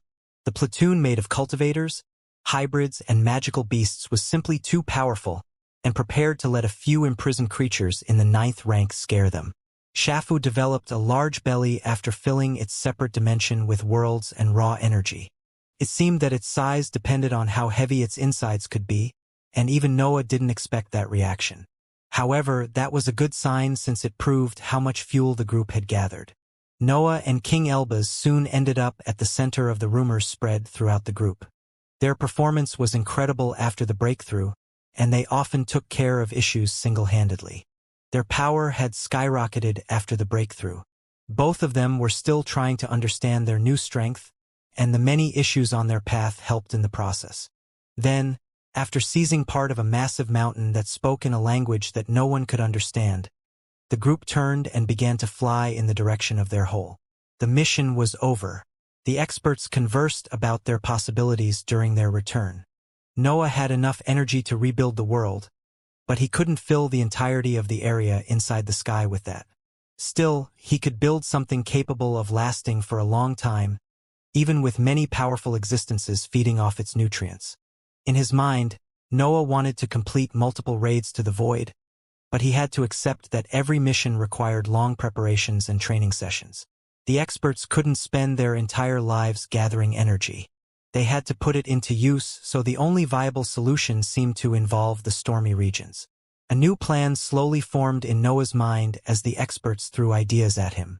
His organization had many solid-stage experts and upper-tier creatures by then, so the storms didn't appear as dangerous as before. Those lands could offer energy easier to gather and transport back into the black regions, making them the perfect target for the imminent future. No one wanted to explore the void a second time. The experts would do it if the situation required it, but that mission sounded pointless when they had a closer source of energy at hand. The group had to decide between the dangers of the void and the threatening rank 9 creatures living inside the stormy regions. The latter appeared more dangerous, but the experts already knew about them. Instead, the blackness past the sky could hide creatures that the group couldn't even begin to approach. The issue didn't concern the power level. The stormy regions probably were more dangerous than the void, but they didn't have problems connected to the lack of energy and the peculiar location. Of course, Noah would change his mind as soon as one approach became more appealing, but he agreed that the entire group needed to spend some time resting after that travel. The period spent inside the mansion had allowed the experts to cultivate. However, the journey through the void had prevented them from training for most of its duration. The travel back to the hole was uneventful. The group didn't encounter any significant danger, since they didn't open paths toward the separate spaces anymore. The various cultivators, hybrids, and magical beasts focused on crossing the blackness, but excitement inevitably spread among them as their destination grew near. The fights against the strange rank 9 existences contained in some separate space had been exciting, but nothing could compare to the nature of their mission. After all, the experts had successfully stolen entire lands and planes from heaven and earth. No one in the history of the immortal lands could claim to have succeeded in that task. Even Noah felt quite proud about his group and himself. The journey didn't only make him gather the energy necessary to rebuild the immortal lands. It had also tightened the relation Xi'I.P.S among his group and had given him a general idea of their mindset. The entire group hurried toward the hole to seize the glory that would accompany their return. King Elbaz couldn't lose his way with the many inscribed items deployed to keep track of their position, so he led his companions in the initial location in no time. "I was thinking," King Elbaz exclaimed while the group descended toward the white layer. "I could try to create fake centers of power that generate energy on their own now that my path has to approach the 9th rank. That's an arrogant way to ask my help." Noah laughed as whiteness filled his vision. "I can count the fields in which you are superior with one hand," King Elbaz snorted. "Fake centers of power are one of them. We still need the key to generate proper energy," Noah sighed. "The cultivation journey should bring us closer to heaven and earth's level, in theory. We would have to invent a new form of energy completely detached from the breath to step into that realm. That's why we need experiments." King Elbaz scoffed. "You are just too curious to calm down." Noah continued to laugh. "What can I say?" King Elbaz shook his head. "Maybe you'll get these flaws too if I feed you with my energy." "As if I didn't have enough already?" Noah added before something strange caught his attention. The hole usually became visible after nearing the sky, but Noah didn't manage to see anything. The group was already on top of the white layer, but no passage for the higher plane appeared. "Tell me that you've made a mistake," Noah whispered. But King Elbaz's silence was an answer that he didn't want to hear. King Elbaz separated from the group and hurried toward the sky. Noah followed him closely, and the duo soon arrived on top of the white layer. There was no hole there, but a desperate scene unfolded in their vision and made them lose every hope once they looked past the whiteness. Noah and King Elbaz saw the flag with the horned head among the white material that made the sky. It was inside it, even if the experts had planted it on the surface. The other experts started to gather around Noah and King Elbaz before revealing similar shocked expressions. The location of the passage was correct, but the hole had disappeared. They didn't have a way back into the immortal lands. The most dangerous enemy isn't necessarily the creature with the sharpest fangs. A youthful voice resounded near the group, and a man slowly seeped past the whiteness. "A mere patch is enough to spread desperation sometimes," Caesar concluded before exploding into his odd laugh. "I thought the holes were necessary for the mortal lands." Noah announced without turning toward the expert. Did heaven and earth create a new path? I thought they wanted to preserve energy. They would never do something like that, Caesar laughed. They simply absorbed the mortal lands connected to this passage. The sky can't have holes with no purpose, so the tunnel closed. Elsie and the other experts from the human organizations trembled when their minds touched Caesar's rank 9 aura. The same went for the magical beasts. There was a proper monster at the peak of the cultivation journey in front of them. It didn't matter if Noah and King Elbaz had told them about him. Caesar remained a scary existence to have so close. Instead, Noah's core teammates remained relatively calm. The rank 9 aura was still scary, but they knew that Caesar didn't want to kill them. Why are you even here? King Elbaz asked. Do you want to laugh at our fate? I only want what's best for heaven and earth, Caesar exclaimed. Your role is to overcome this struggle and grow more powerful before losing against the rulers. Hearing that once was already too much, Noah sighed. You can go. You can come to visit my lands once we reach the other side of the sky if you have something to share. Don't bother coming otherwise. Countless glances slowly moved toward Noah. He was ordering a rank 9 cultivator around without showing the slightest shame, and Caesar couldn't help but explode into a laugh at that sight. You are right, Caesar laughed. I shouldn't waste your precious time. I bet your reserves of energy are running low already. Caesar laughed again before seeping into the sky again and disappearing from everyone's gaze. Even probing with their minds didn't reveal anything. Noah roared toward the blackness before a series of complaints could reach his ears. Everyone fell silent when they sensed his cold eyes moving among the group. I already know how to return inside the sky, Noah explained. Let's skip the part when you sound like heaven and earth's allies. What plan? Viola asked in a helpless voice. We can't locate the holes from here. Do you know for how long we would have to explore the sky with all its whiteness? We won't go closer to the sky, Noah continued. We'll take the long route. We'll use one of the passages connected to the mortal lands. The many complaints remained stuck in the experts' minds after Noah's announcement. Heaven and earth had closed their path back inside the sky, and the situation appeared completely doomed. But Noah didn't despair. He had even managed to come up with a solution in no time. Can mortal lands even endure our power? Marina asked. Marina was a native of the higher plane. She obviously knew about the mortal lands, but they had never concerned her too much. After all, spending time thinking about lower worlds was pointless unless an expert had a specific reason for that. No, King Elbaz directly replied. They'll probably start to fall apart as soon as one of us gets close. Noah continued. I believe they'll crumble if all of us were to enter the separate space that contains them. The last revelation made the experts go back to their complaints. They suddenly realized that Noah had given birth to another crazy plan, and they cursed themselves for not understanding that part sooner.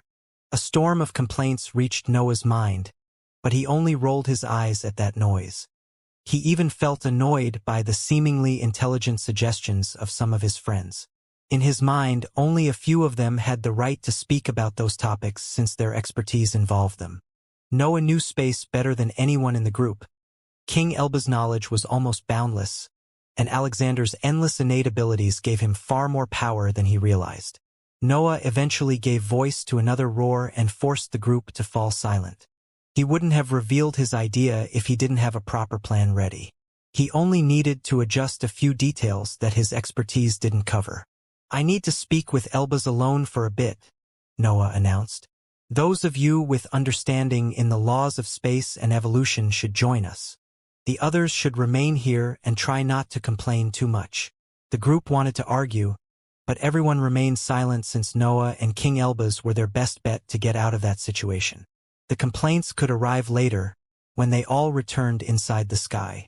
What's your crazy idea now? King Elbaz asked once the two separated from the rest of the group and used their auras to create an area where mental waves couldn't enter. I understand the idea behind your plan, but we are too powerful for the mortal lands. They'll break before we can even step on them.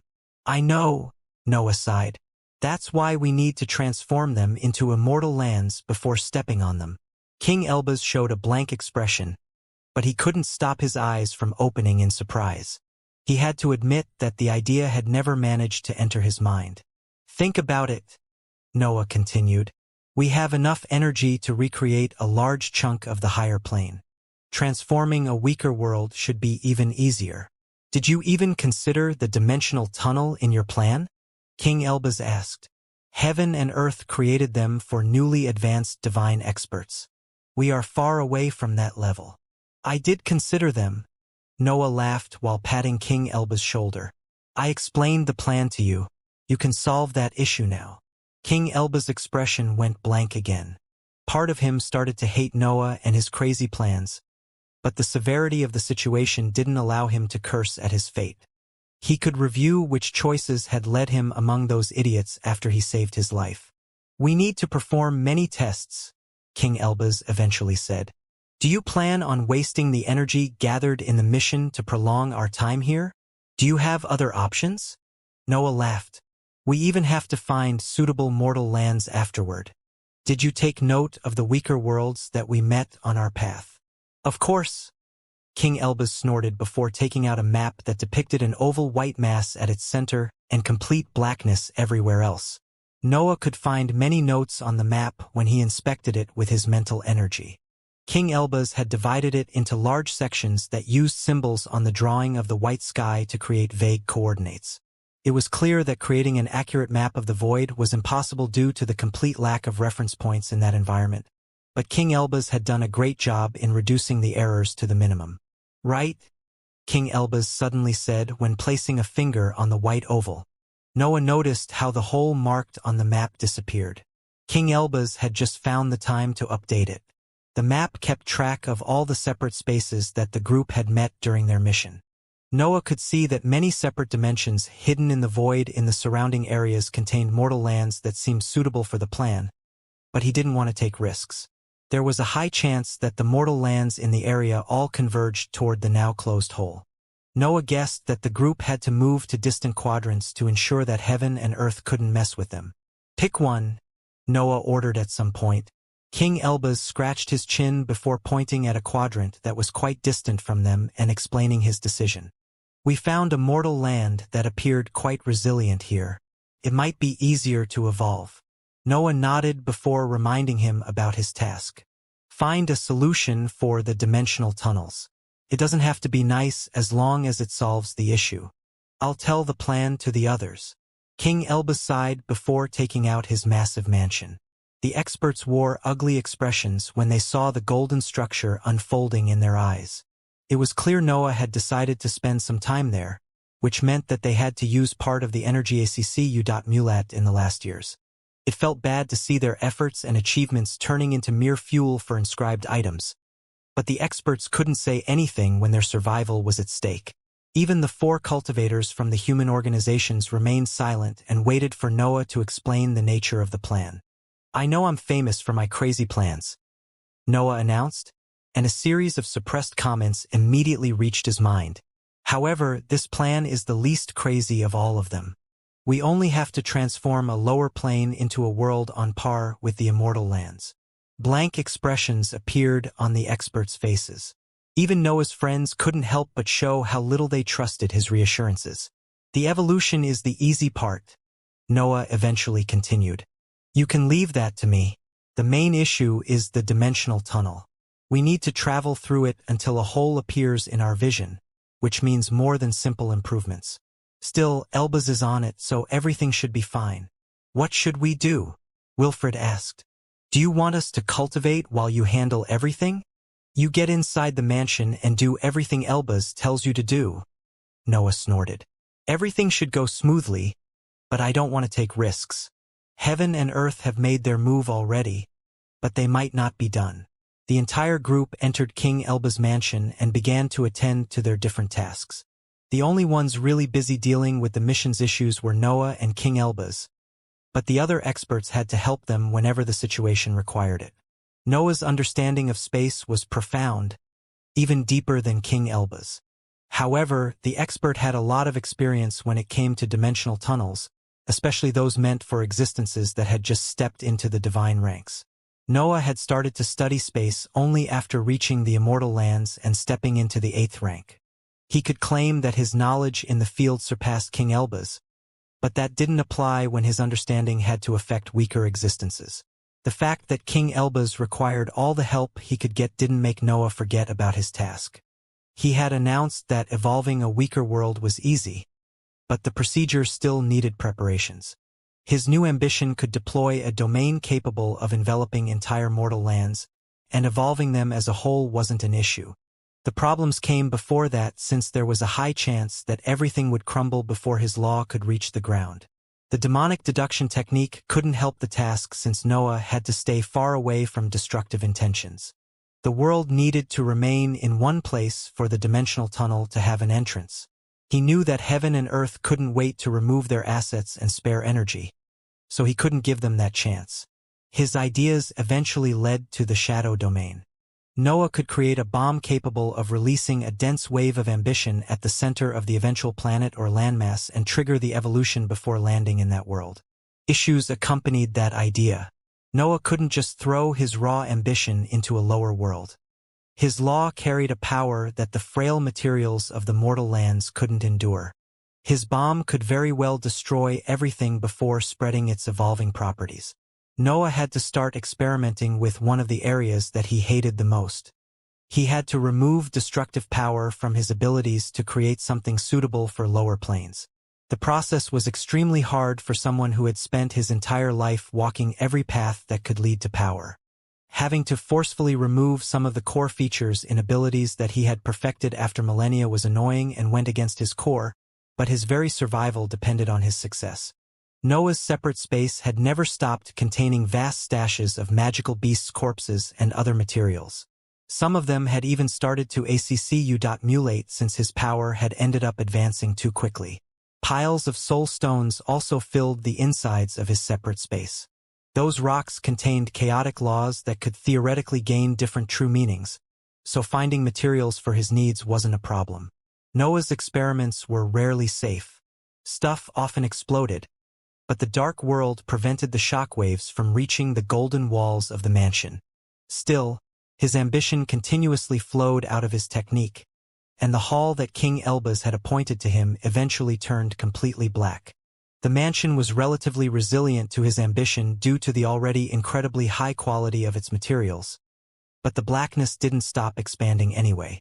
It soon invaded other halls, and it didn't limit itself to reinforcing the overall structure. The other experts didn't mind that event. The black landmass inside the sky carried Noah's ambition, so everyone knew or had learnt to accept the beneficial effects of that power. King Elbaz felt annoyed to see Noah's ambition tainting his item, but he didn't do anything about the matter. After all, those changes were clear improvements that benefited the entire group. Yet, the constant empowerment of the ambition eventually gave birth to a minor issue that King Elbaz didn't hesitate to show to Noah. Noah was tinkering with a large black metal sphere that was 3 times his size. Mechanical arms made of dark matter modified its surface and added or removed materials whenever something off appeared. The item seemed stable, but a few trails of gray smoke eventually came out of the structure. Another failure, Noah thought before waving his hand and cutting the item in half.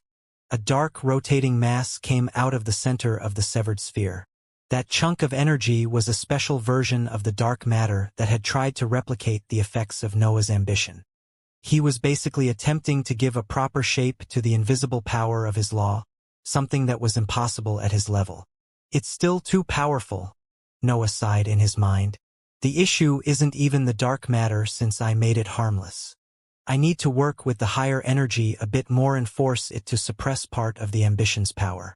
I can hear you, Noah revealed while he remained immersed in his experiments. The dark world that had filled the entirety of the hall made him aware of everything that happened in his surroundings. Even the creator of the mansion couldn't sneak up on him. Do you mind if I shield the mansion from your law? King Elbaz asked while flying through the darkness and landing next to Noah. You wouldn't have complete freedom here anymore, but I would be able to stop you from ruining my item.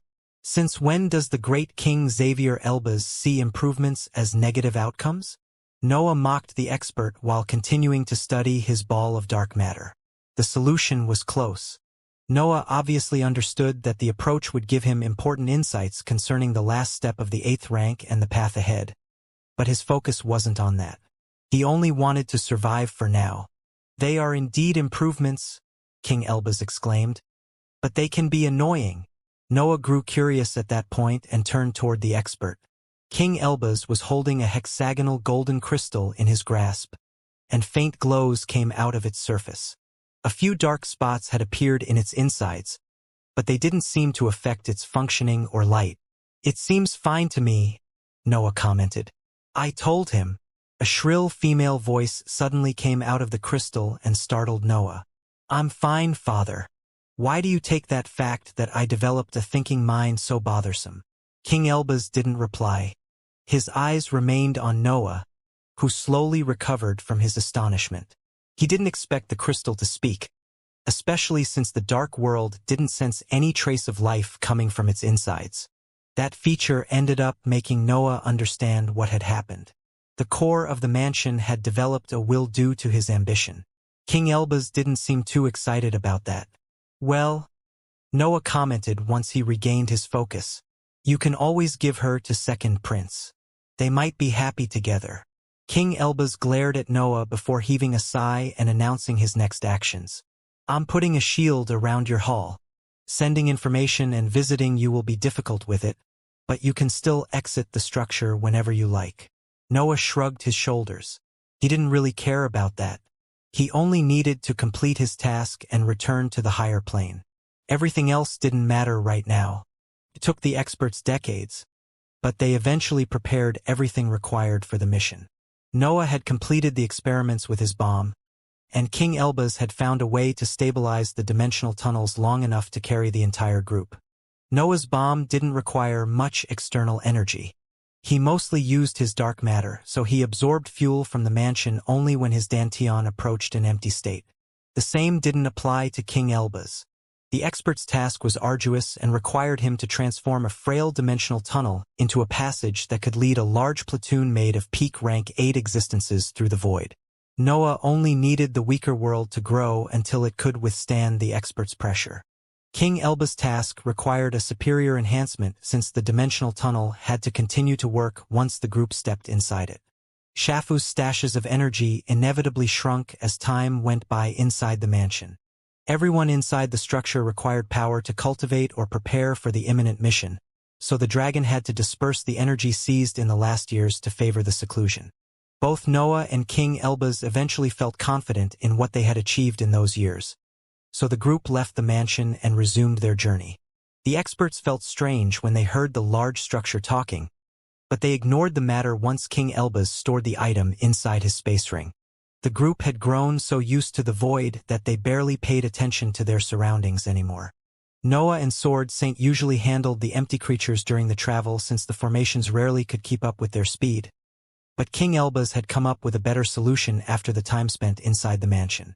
King Elbaz would never admit it, but he had taken inspiration from Shafu to create a troop carrier that could contain multiple experts and feature defenses at the same time. Of course, King Elbaz's item didn't have the shape of a magical beast. It was a massive fiery spearhead that featured countless inscriptions on its surface. Those accepted by King Elbaz could stand on the spearhead without suffering from the flames. The magical beasts weren't an exception. The entirety of the group could stand on that golden metal and rest while the item crossed the void for them. It would have been perfect if the environment had energy to absorb, but the expert's condition was already quite ideal. The only issue came from the magical beasts since they would try to eat part of the fiery spear, but Noah only needed to roar to make them stop. The long travel ended once the flaming spearhead reached a seemingly random spot in the void. King Elbaz stored his item and deployed a few tools before taking out his dimensional claws and tearing the fabric of space. The items had found a sturdy lower plane that contained many peak rank 6 existences. They had even confirmed that the dimensional tunnel was still in place, so the group could start their plan right away. Noah disappeared as he entered the shadow domain and expanded it until he reached the insides of the weaker world. Those mortal lands had the shape of a large planet that featured many powerful living beings, but they were nothing more than ants in his eyes when he inspected them from behind the dark edges of his technique. Noah expanded the shadow domain until he reached the center of the planet. The special bomb left the separate space at that point, and he placed it at the exact center of the area before retreating back outside the crack in the void. "Is everyone ready?" Noah asked once he came out of the shadow domain to face his companions. Firm nods unfolded in his vision and left Noah no choice but to start the plan right away. He snapped his fingers, and the bomb came out of the shadow domain to detonate at the planet's center. The bomb still had weak rank 8 items in its external layers, but their purpose was to contain the initial burst of power of his ambition. Noah had made sure that those materials would work against his law. He had found himself unable to keep his creation stable due to the taboos of his existence, but he had solved the issue by placing more restrictions around his dark matter. The bomb reappeared inside the world's burning core, and the magma fell apart when it touched the rank 8 metals around the item. That threatening liquid couldn't even stay in the same area after the divine materials appeared. Most of the planet's core vanished in less than an instant. The event caused earthquakes and opened massive cracks. It seemed that the entire planet was about to cave in, but Noah's bomb activated before the ground could react to the disappearance of its insides. The sphere of dark matter that replicated Noah's ambition exploded outward and clashed with the rank 8 metals around it. The sheer might discharged by the higher energy destroyed the materials while losing power in the process. The ground suddenly stopped falling apart. The planet had lost its insides, but the ambition forced the surface to remain in one place and evolve. The terrain soon gained metallic features before growing in power and crossing the limits of the heroic ranks. Noah had made sure not to affect the living beings on the planet with his ambition. All the creatures inside the world's core had died during the appearance of the bomb, but that was a necessary sacrifice that he couldn't avoid. Black clouds started to gather around the planet. Heaven and Earth had launched a worldwide heaven tribulation to make sure to eradicate every form of rebellion, and the group outside the separate space couldn't intervene. The world was still too weak for them. It required a few more seconds under the effects of Noah's ambition to reach a decent state. The worldwide tribulation raged while the experts waited outside of the crack and inspected the scene. Heaven and Earth wanted to get rid of all life on that world, but they found themselves unable to pierce the black patches that had filled the planet. Every living being on the planet chose to hide under those reinforced spots. Noah's group had unleashed a catastrophe on them, but they did their best to survive. The white layer flickered once the world started to approach the 7th rank in terms of overall materials. The restraints meant to isolate those mortal lands appeared powerless in front of their newfound power, and they started to shatter in front of the apocalypse. The separate space began to collapse once the world crossed the 7th rank. Noah and the others could only exchange a nod before stepping inside the area and hope that everything worked. The weaker world had successfully evolved. The materials inside the separate space had reached the 7th rank, and an intense aura spread from them. The separate space was collapsing, but the experts in Noah's group deployed their auras to push those edges back. They couldn't stop the process completely, but slowing it down was possible with their power. The worldwide heaven tribulation suddenly found itself unable to damage the cracked surface that had survived after the recent events. The heroic and human beings hiding under that structure managed to survive the intense shockwaves generated by the lightning bolts since the ground absorbed the energy that dared to touch it. Those cultivators, hybrids, magical beasts, and magical plants could barely understand what was happening in their world. Everything had turned upside down in a matter of seconds. They had organizations, wars, politics, projects, and much more before, but everything had fallen apart in front of an apocalypse that they couldn't hope to defeat.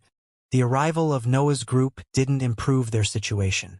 Auras that could crush their centers of power with their sheer weight filled the separate space and vanquished the worldwide tribulation before avoiding the insides of the cracked surface. The evolved world could barely endure the pressure of Noah's group.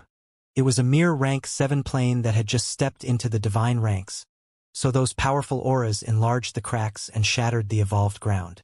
The world seemed on the verge of a complete collapse, and the weaker living beings could only wait in front of the massive power radiated by Noah's group. They couldn't do anything in that situation. One of the rank 8 experts was enough to suppress them, and the team had more than 20 of them. Noah didn't care about the shattering world. He only needed its overall structure to remain in place to preserve the entrance to the dimensional tunnel. Still, he didn't completely ignore the weaker beings hidden under the crumbling surface. King Elbaz activated a series of inscribed items as soon as the intense auras managed to bring some stability to the separate space. Golden light quickly filled the whole area, and a white passage eventually appeared near the cracked surface. "It's already retreating," King Elbaz explained. "We must go now." The group shot toward the white entrance, but a pulling force suddenly spread from Noah's figure. The technique only affected the crumbling surface and its insides. It dragged the world closer to the group before completely disappearing once it entered Noah's range. "How merciful of you," Robert commented when he saw that scene. "The last thing we need is more existences on heaven and earth's side," Noah snorted. Noah had already decided to save the beings inside the weaker world. His choice didn't involve mercy, and he didn't believe that those experts could become valuable members of his organization due to their low power. He had only decided to limit heaven and earth's assets as much as possible. The group had to stop since King Elbaz had to tinker with the tunnel's entrance to make it viable for those powerful experts and magical beasts. The process involved hundreds of different inscribed items that had various functions and various levels of intensity. Those objects created a dense array of intense influences that modified the structure of the dimensional passage and affected its nature. It soon became clear that King Elbaz wasn't trying to improve the dimensional tunnel. Most of his higher energy and items only flowed inside the structure and reinforced its edges to allow a thorough inspection. The other items took care of building a tall portal that enveloped the white entrance. Golden light soon filled its insides and covered the dimensional tunnel, but the structure eventually fused with the path that cut through the void and invaded it with its influence. The experts remained confused while they inspected that scene, but they didn't dare to give voice to their doubts. King Elbaz wasn't improving the dimensional tunnel, but his goal was the same as his companions. He had to return to the other side of the sky to survive and continue his cultivation journey. You can expect it to be quite messy and flawed in certain spots, but I'll try to fix everything on the way. Also, don't lose track of the whole once you see it. The instructions weren't clear, but the group accepted them anyway. King Elbaz was basically asking them to trust him. Wasn't it easier to improve the entire dimensional tunnel? The foolery asked while wearing a rare curious face. Its words could sound like a mockery among experts who didn't know each other. But King Elbaz and the foolery had spent millennia together, and they had often bickered. Still, there was some hidden respect between them, so the experts gave a polite explanation to the question. "Improving it isn't the issue," King Elbaz explained without moving his attention from the portal. "The problem is the length of the dimensional tunnel. I can probably reach its end with specific items, but I would have to spend centuries, if not more, on the task. This method is faster." The experts didn't know what King Elbaz was building. Noah had seen something similar in the lower world, but it was evident that the expert had changed the nature of his inscriptions in favor of other purposes. "How do you plan on getting us to the hole without the dimensional tunnel?" Stephen asked as a tinge of worry mulat in his mind. "I'm building a sling," King Elbaz revealed. "Don't worry, it's almost completely safe. As I said already, you only have to keep track of the hole since my divinations can be slightly off." Some among the group understood what King Elbaz wanted to do. He was building a massive sling that would push the experts on the same path of the dimensional tunnel. Noah and the others wouldn't need to reinforce the structure at that point. The right push would lead them directly into the hole. Of course, the dangerousness of the procedure worried them. The slight mistake in King Elbaz's calculations could make the whole group land on the white sky and suffer uncountable damages. Still, the experts couldn't ask much more since the expert was already doing his best. He had even warned everyone about the potential dangers of the task, but no one dared to retreat. "It's ready," King Elbaz exclaimed before flying toward the golden halo that had appeared in the portal's insides. Noah and the others quickly followed him and remained in their position in front of the golden light while they waited for King Elbaz to give the order. "Go in," King Elbaz eventually ordered. "The sling will do the rest." The group moved at the same time and stepped into the portal. A massive force landed on their backs and pushed them forward at high speed, but nothing appeared in their vision. The attack had been invisible, and it didn't leave any chance to dodge it. The dimensional tunnel shattered as the experts shot forward. King Elbaz had only reinforced the structure's edges, but that empowerment didn't make it able to endure the immense pressure radiated by the group. The difference between the void and the area inside the dimensional tunnel became unclear as the experts let the massive acceleration generated by King Elbaz's sling lead them forward. The group didn't have to do much in that situation. They only had to make sure not to fall into the blackness. That also turned out to be easy. King Elbaz had studied the entirety of the dimensional tunnel before creating the sling. The item already knew where to send the experts while limiting their chances to fall off the separate space. The only variable in the process remained the hole in the sky. King Elbaz couldn't understand how big that opening was from his previous position, so he had to limit the eventual landing area to a relatively large spot. Some experts might land on the white sky if his calculations ended up being off. The event wouldn't be dangerous due to the impact or the distance from the hole since the group could handle those parts. The issue was on heaven and earth's potential reaction and the inevitable arrival of the empty creatures. The two problems could lead to ugly consequences. The empty existences could push some experts far away from the hole with their control of the void. Heaven and earth could even prepare something for them on the sky. Moreover, the passage might close on its own if the destroyed lower world was the only weak plane connected to the hole.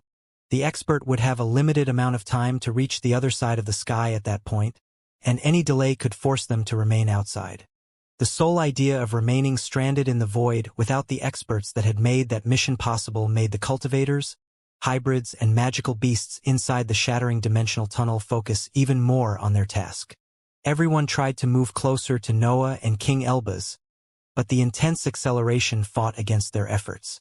Their desire to take precautions against an eventual failure to hit the hole didn't make them forget that they were following the path set by the dimensional tunnel due to King Elbaz's pushing force. Empty creatures appeared in the corner of the group's vision, but they couldn't do anything in front of that speed. They had even reacted to the faint auras that spread past the broken pieces of the dimensional tunnel, so they could never prepare a proper attack capable of reaching them. The incredible acceleration didn't cause any problem. Even the cultivators could easily endure it due to the lack of air necessary to create friction. The entire group could cross large areas of the void in a matter of instants, and the sky soon became the only thing in their vision. The pushing force didn't diminish even as the group approached the white layer. The blinding light released by the sky made them unable to see if the area actually featured a hole, but everyone decided to have faith in King Elbaz and stick to that direction. Getting out of track now could make the experts lose their chances to find the hole. None of them dared to take risks in that situation, so the whiteness eventually enveloped their figures. A small hole eventually appeared right below them. The passage was smaller than the experts had predicted. Some of the bigger magical beasts wouldn't be able to fit it, and those at the edges of the group turned out to be off course. The passage was also closing, and the various experts couldn't help but curse. Calculations quickly happened in their minds, and everyone soon realized that only the speed generated with the sling could make them cross the hole on time. It became evident that someone had to do something, but the experts in the safe areas didn't dare to put their return at risk to deploy abilities that could drag the others on the right path.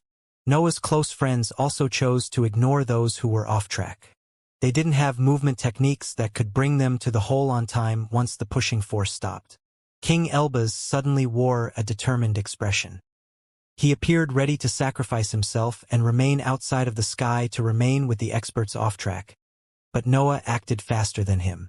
Faint trails of dark matter came out of his back and touched all the big magical beasts and the experts outside the safe zone. The higher energy created a connection with those existences and instantly teleported them inside his separate space, where Shafu accepted them into its body. The dense dark matter forced the pushing force to a stop.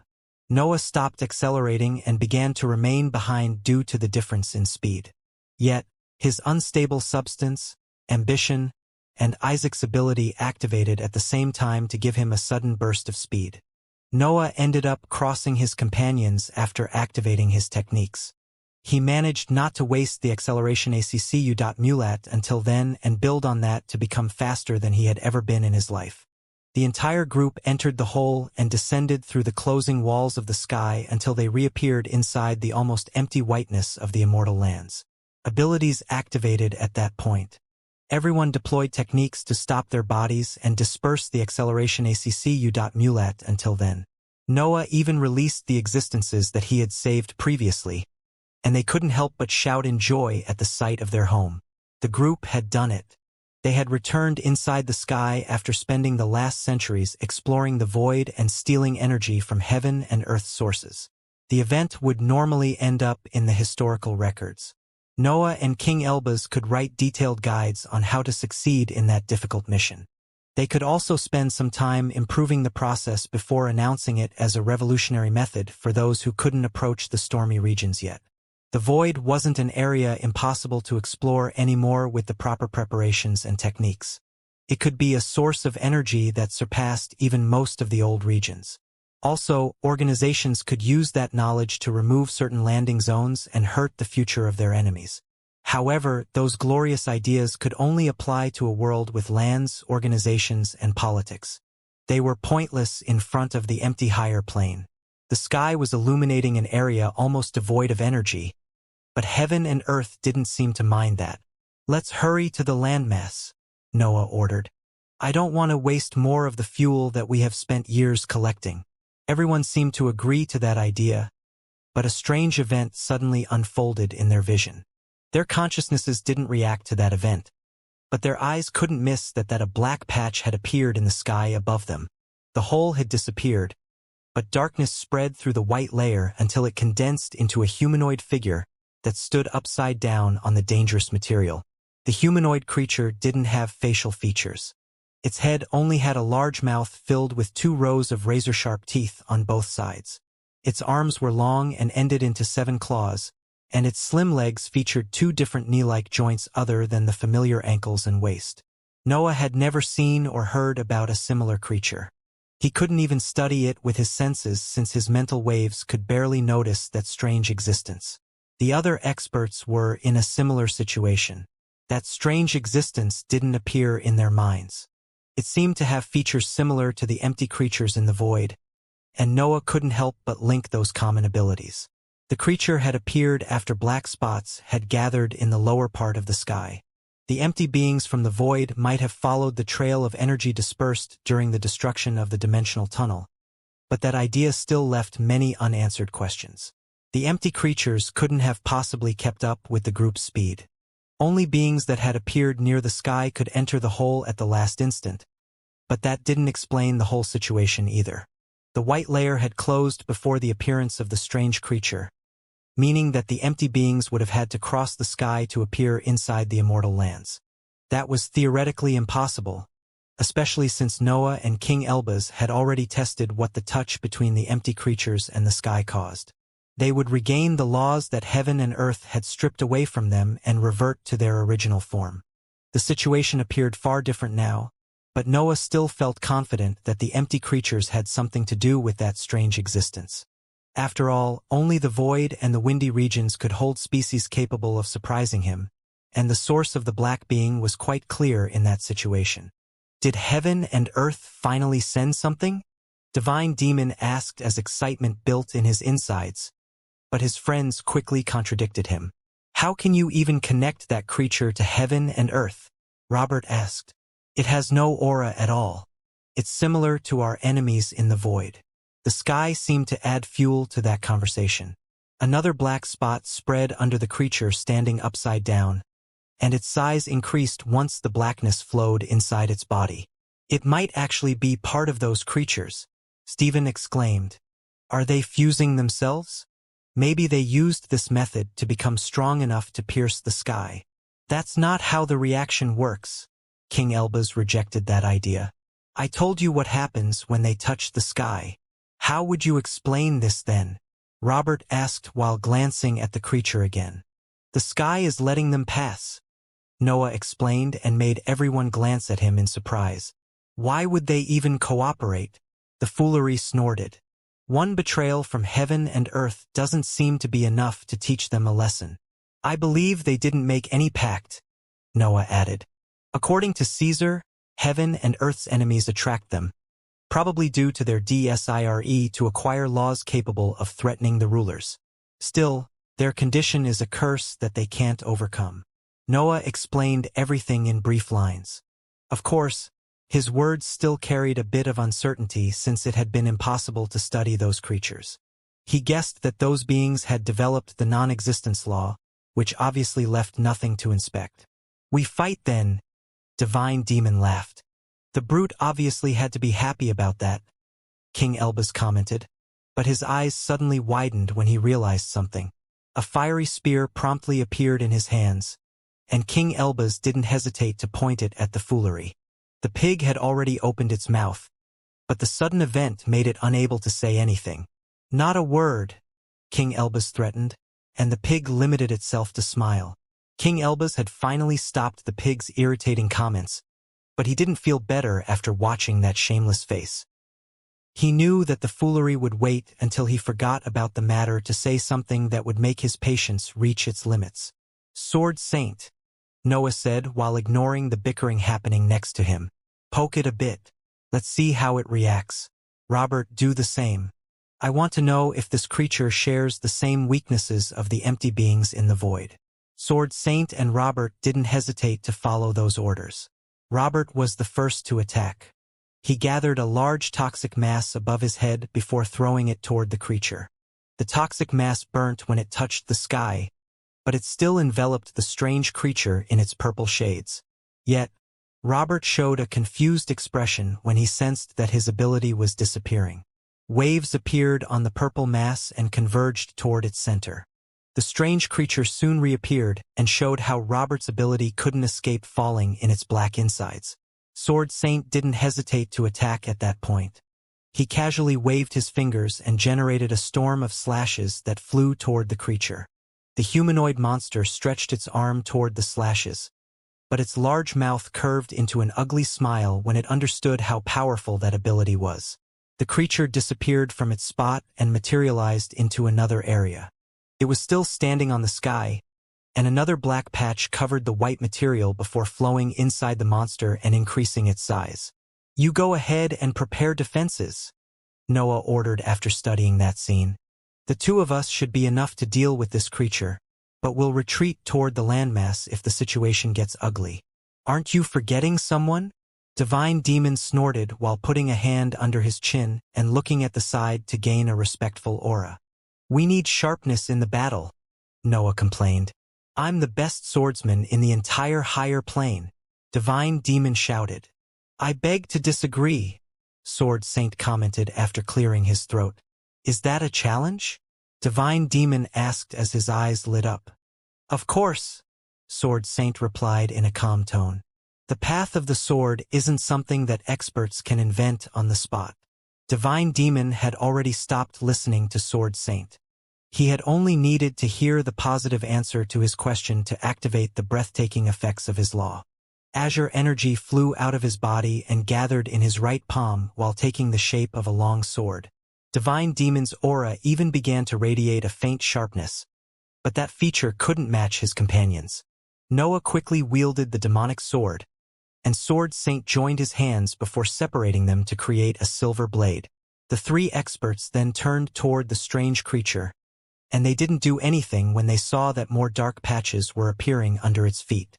The other experts shot sorry glances at Noah. They were about to leave him alone with Divine Demon, and the situation didn't foreshadow anything good since the expert had already managed to activate a challenge. "Go!" Noah roared so that even the magical beasts could feel compelled to return to the landmass. "We'll handle this." The experts and magical beasts couldn't help but leave at that point, and the creature followed their departure with its gaze. It even seemed about to bend its strange legs, but its figure disappeared when a series of multicolored slashes crashed on its spot. "Missed," Noah commented in his mind while his companions flew out of his figure. The strange creature didn't release any aura. It didn't even carry energy. Noah and the others couldn't keep track of its movements with their mental waves or senses. Only their eyes could make them understand where the monster went, so Noah didn't hesitate to add the companions to the search. Duanlong suddenly found the target high in the distance, and Noah promptly waved the demonic sword in that direction. His rain of black slashes couldn't grow since the environment lacked energy, but they still carried enough power to make the creature abandon its position and interrupt the absorption. On the right, Noah shouted an instant after the creature moved. Sword Saint didn't even bother to look at his right. He waved his silver blade, and a massive slash came out of it. The attack reached the sky before curving and flying right under it. The empty creature had reappeared under the sky and was trying to absorb more black spots, but Sword Saint's slash forced it to jump away from the white layer. Divine Demon pointed his azure blade toward the descending empty creature, and a sharp beam came out of his ethereal weapon. The attack touched the monster, but it only managed to pierce its shoulder. The corners of the creature's wide mouth turned downward, but its body remained intact. The azure beam entered its black insides and disappeared without doing any evident damage. That scene made Noah and Sword Saint wear ugly expressions. They were aware of Divine Demon's power, but the empty creature had endured it easily. The faint reaction that it showed wasn't enough to satisfy them. What's its level? Noah wondered, even if he knew that he couldn't find an answer. The empty creature belonged to a completely different realm. Noah might have guessed correctly about its law, but that only made things more difficult. After all, non-existence or non-energy weren't features that he could quantify. The monster could be in the 9th rank, but the 3 experts wouldn't be able to realize it due to the lack of aura and energy in their opponent. Their hope in the battle came from the creature's reactions, since it kept dodging their attacks. Divine Demon didn't appear bothered by the almost lack of reactions of his opponents. He actually liked that the empty creature could endure his attacks and force him to exert more power. His challenges gained real value only when he had to struggle to win. The empty creature charged toward the sky, but Noah appeared on its path and pointed the demonic sword toward its face. His sharpness intensified, and the monster promptly shot to the side to dodge the incoming attack, but Noah's consciousness expanded at that point. The companions kept track of the creature's position, so Noah could avoid relying on his mental waves to choose the destination of his attacks. His sharpness seeped inside his consciousness and generated a thick array of black slashes that covered the entire area. An immense white area transformed into a hellish black scene. It was hard to notice the gaps among the various slashes due to the density of Noah's offensive. He did his best to cover every spot with his sharpness, and the empty creature inevitably fell prey to his attack. Countless black slashes fell inside the darkness of the creature's body as it moved through Noah's attack. It couldn't avoid enduring a large part of the technique since sharpness covered it on every side. The mass of sharpness helped Sword Saint follow the creature's movements. The expert embodied the sword's true nature, so he could sense whenever the blackness of the monster's body made part of Noah's attack disappear. Sword Saint made his weapon trace the empty areas created by the monster's movements, and a sharp silver halo suddenly filled them to send another wave of attacks. The blackness of the creature's body absorbed them too, but its mouth grew uglier as it continued to endure those slashes. The monster eventually managed to exit the black area made by slashes, but it found Noah waiting for it. He didn't share Sword Saint's mastery over sharpness, but the attack still came from his energy, so he could sense where the creature moved. A massive slash fell on the monster and pushed it back before its strange body absorbed the attack. Noah didn't let that event mark the end of his offensive, so he followed the blow with a wave of black flames. The flames were different from his usual innate ability. His black hole had fused dark matter with them before they could leave Noah's lungs. The organ had given them sharp features that could make them able to hurt the empty creature. The sea of flames filled another chunk of the sky with blackness that fused with the sharp zone still featuring countless slashes. The empty creature ended up in the middle of 2 deadly attacks, and Sword Saint didn't hesitate to worsen its situation. The monster appeared immune to every type of attack. Only techniques that carried sharpness seemed able to cause some reaction, but even they left Noah and the others unclear about their actual efficiency. The empty creature didn't show injuries. It didn't even have features that the experts could sense. It was nothing more than a black dot moving among the immense whiteness. Noah began to wonder whether the monster was there for them at some point. The trio was overwhelming the strange being with barrages of slashes that could fill the sky with blinding lights and complete darkness. The creature even seemed to suffer from them, but it didn't carry any injury, and it didn't try to attack them either. Do we keep attacking until something happens? Sword Saint eventually asked. I know that we aren't using our full strength, but we aren't getting anywhere. What can I even say? Noah snorted. Keep fighting. We have been inside the void for centuries. How bad it can be to fight for a while without refilling your centers of power. It's not a matter of endurance, Sword Saint complained. I don't see the sense of it. If we follow your theory, that thing has a non-body, which means that I can't cut it since there's nothing to cut. The path of the sword is boundless, Divine Demon promptly announced while shaking his head. You younglings have yet to gaze at the vastity of this law. We see blades cutting void every day. So why would they be unable to cut nothingness? Divine Demon let go of his azure sword at that point and waved his hand. The three experts had kept the strange creature prisoner of 3 large attacks that they could move at will. The monster had continued to endure slashes during that period, but nothing seemed to affect it. A white slash came out of Divine Demon's fingers and pierced the 3 techniques, dispersing them on the spot. The empty creature could bathe under the white light again, but the attack landed on its figure. The monster appeared surprised, even if it didn't have facial features. Only its mouth could show its feelings to the group, but its expression appeared frozen. The white slash had ended up creating a crack on its empty figure, and Divine Demon's friends couldn't help but shoot surprised glances at him. The expert had done it. He had gone past the creature's natural defenses. Did his speech make any sense to you? Sword Saint whispered. Divine Demon is crazy, Noah commented.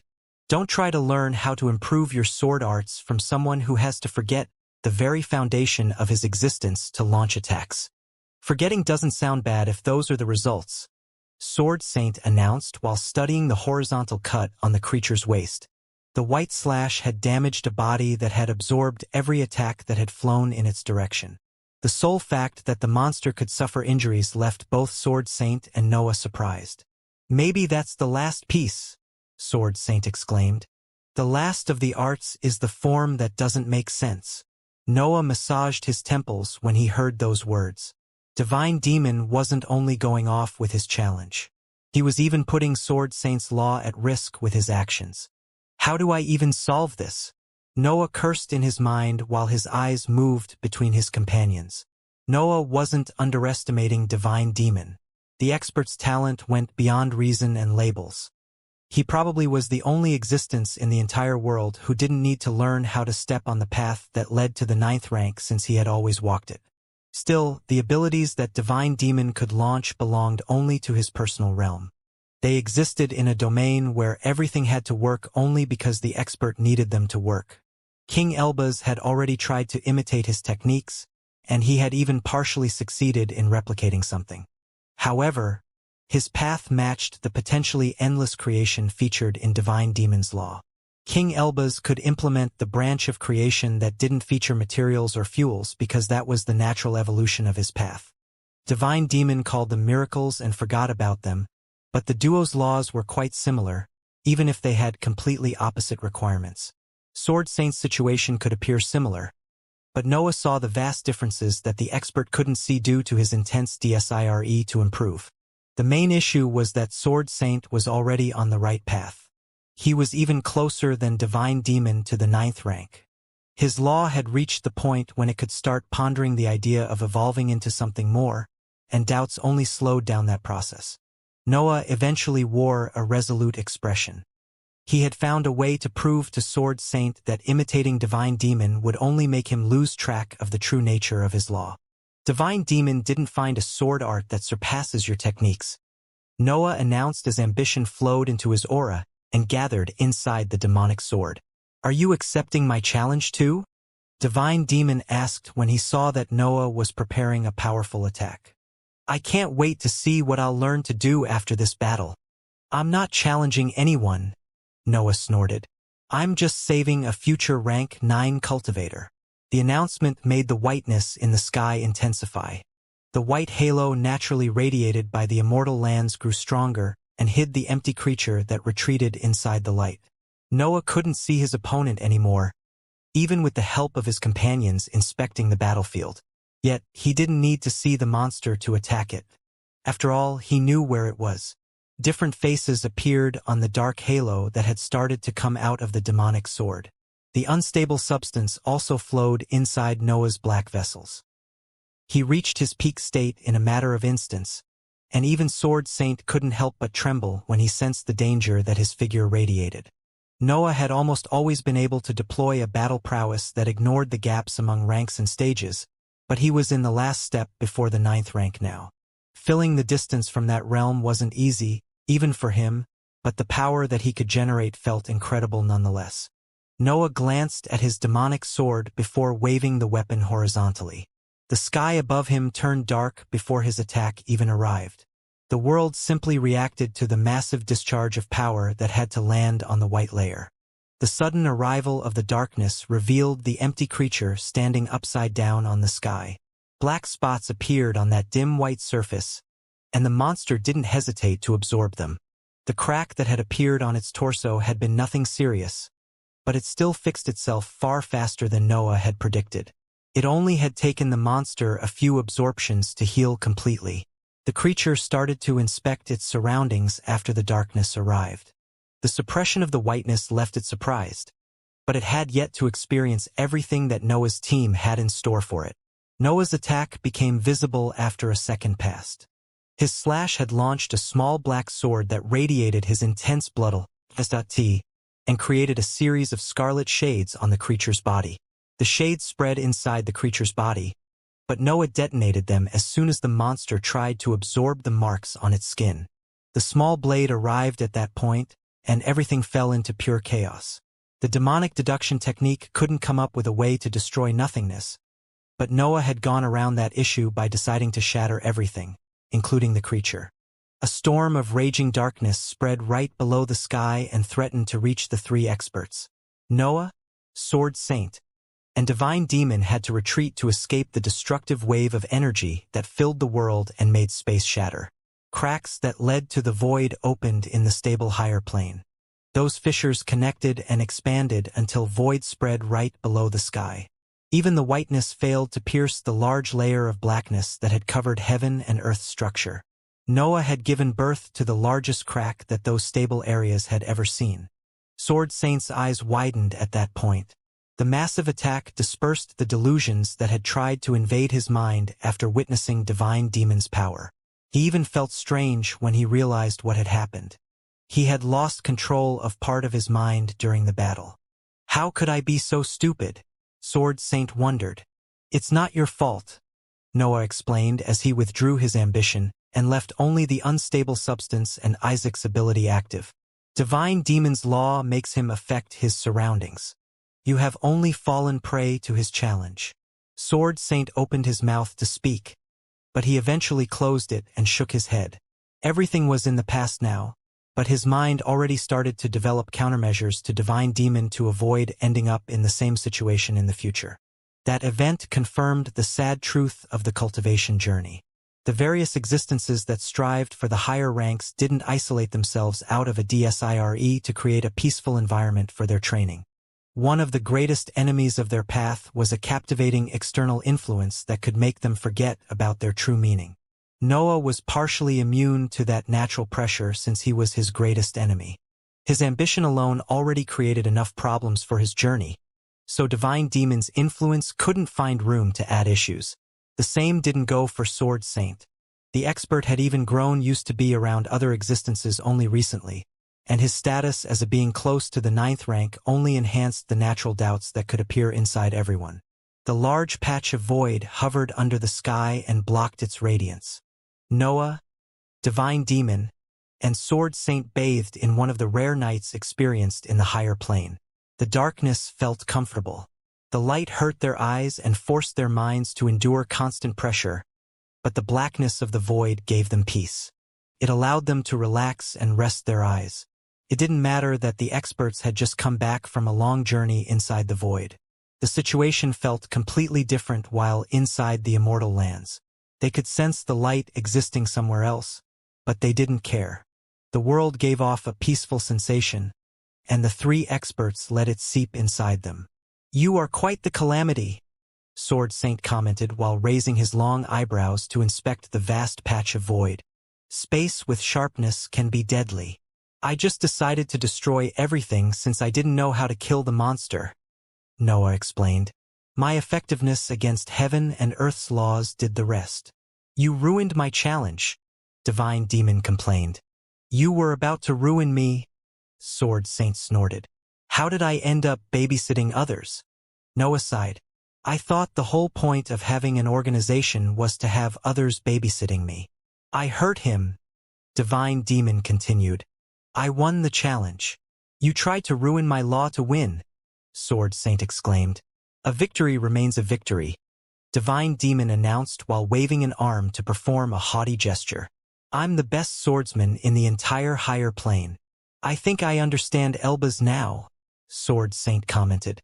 It's your fault for familiarizing with us, Noah explained. You should have remained in the stormy regions. Movements happened inside the patch of void while the experts cracked jokes and conversed. The last attack didn't kill the monster. It had only sent it back to its natural habitat. Noah had created a direct connection with the void that heaven and earth didn't bother to fix.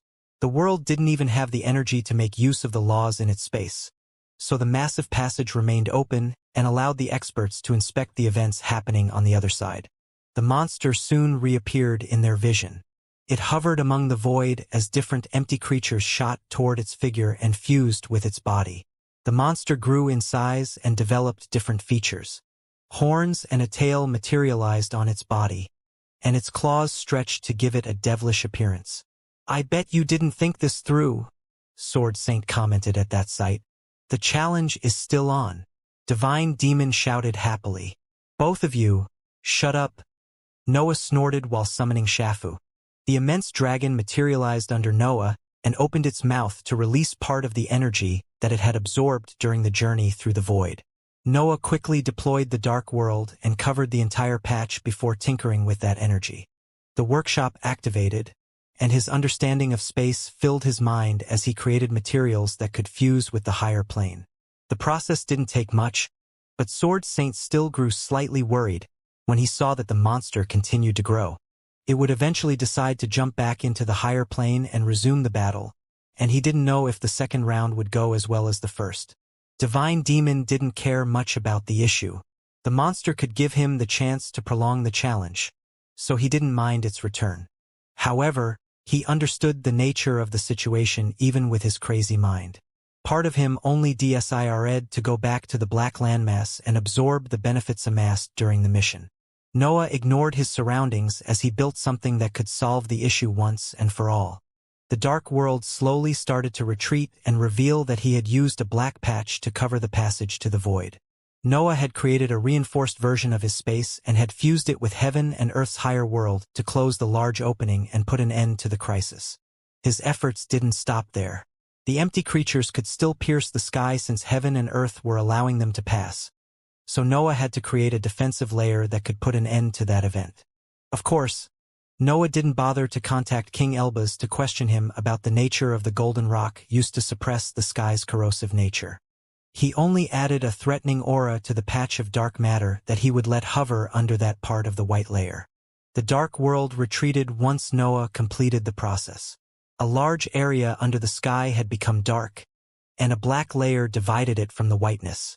Noah had fixed the world, but he had added a personal influence when he rebuilt part of it. That patch of black space contained his greed, so it might expand on its own one day. The monster had disappeared, and empty creatures didn't fly past the sky anymore. The black layer prevented those creatures from reaching the insides of the higher plane, and the powerful being had fallen in an unclear area of the void when Noah destroyed heaven and earth's space. Even he didn't know where it had remained stuck now that its way back had disappeared. The immortal lands now had an area covered in the constant night.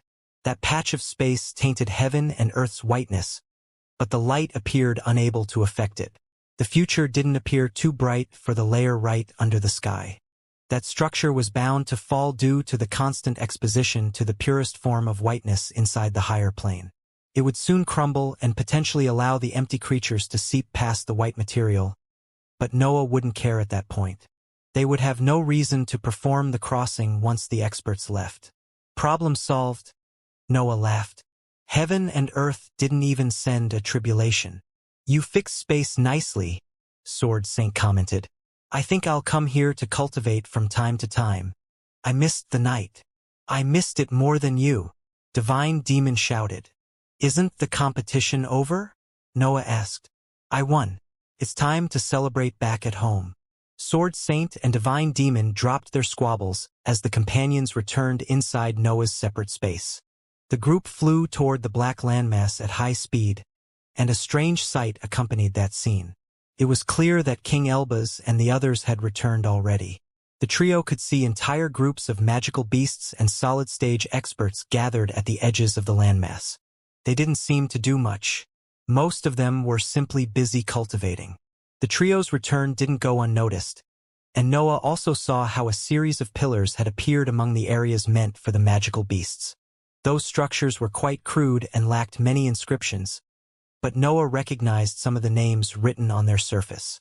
The pillars seemed to exist as a reminder of those who had tried to rebel. They carried details about the previous leaders of the ploys and the gruesome causes of their deaths. The names on the pillars all belonged to cultivators. The hybrids would never betray heaven and earth's cancer since their leader expressed the maximum potential of their kind, and the magical beasts shared their loyalty, even if for different reasons.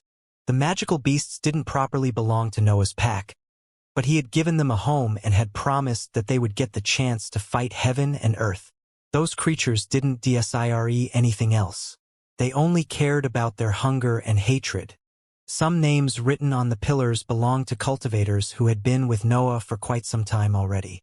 They featured experts from the Balro and other families who had joined the Legion and the previous nameless organization in the past. The names of the cultivators who had proposed to sacrifice part of the organization to reduce the consumption of energy also appeared on the pillars. It seemed that the rebellion had happened just like Noah and the others had predicted, but those monuments explained how the event had failed. How is the situation? Noah asked after landing on the black landmass. King Elbaz and the others could immediately understand that Noah wasn't probing their condition. He wanted a summary of the rebellion, and the experts didn't hesitate to give it. We lost a third of our assets, King Elbaz explained. The casualties have mostly happened among the packs of magical beasts, but cultivators and hybrids have also died. Yet, Daniel has confirmed that the higher-ups had survived the rebellion, even if some have suffered severe injuries. Noah limited himself to nod before summoning Shafu and making it hover in the sky above the regions. Its massive figure created a shadow that covered a large chunk of the areas at the landmass edges, and that scene made the experts understand that it was time to leave. The magical beasts, the hybrids, and the cultivators left those regions and returned to their respective lands. They prepared themselves to enter a long period of seclusion, but they had already decided that they would wait for the landmass to expand before starting it. Only Noah, King Elbaz, the Foolery, Robert, and Alexander remained in the area. The 5 of them had to complete specific roles in the expansion of the landmass, but Noah and King Elbaz remained those in charge of all the crucial matters. Shafu released the mortal lands absorbed during the return to the sky. The shattered planet appeared above the black landmass, and a dark sea covered the experts hiding under it to protect them from the whiteness. The seemingly endless heaven tribulation had stopped, but those weak experts still couldn't endure the pressure of the higher plane, no matter how empty it was. Get out of the planet, Noah roared, and the experts left the shattered surface. It didn't matter if those experts were humans, hybrids, or magical beasts. None of them could disobey Noah's order. Let's move them somewhere safe, Noah ordered, and King Elbaz nodded. Come out, King Elbaz eventually shouted. You claim to be good. You can take care of these experts to prove it. A golden light suddenly lit up on the corner of a region and condensed to take Second Prince's shape. The expert avoided King Elbaz's gaze and bowed toward Noah before entering the dark world and enveloping the weaker existences in his flames. Second Prince left at that point. He didn't manage to hide from the powerful experts at that time, but he still didn't want to spend too long with King Elbaz. It seemed that the two had problems, but Noah and the others simply ignored them. Noah also ignored the matters connected to the rebellion for the time being.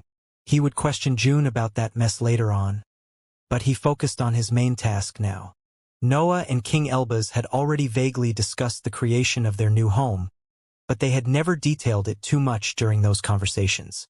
However, they shared many ideas, and they also agreed to respect each other's talents. Noah could create, evolve, and mutate the ground, while King Elbaz had to cover it with inscriptions and make sure that it stabilized properly. Robert and the foolery were there only for their influence. The pig would be able to take care of the new lands devoid of blue bushes once everything stabilized, but the process would require the entirety of its pack. "How much do we have left?" King Elbaz asked, and Noah promptly created a trail made of dark matter that connected the expert to Shafu. "Not much," King Elbaz signed when he inspected the contents of Shafu's separate dimension. "I thought we would have much more. I had to use some of it before," Noah explained without bothering to summarize his experience against the empty creature. "A piece of the immortal lands is experiencing true night now.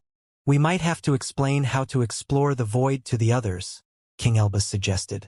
"We need far more to cover the entire area under the sky." "Focus on the present now," Noah snorted. "Let's start building."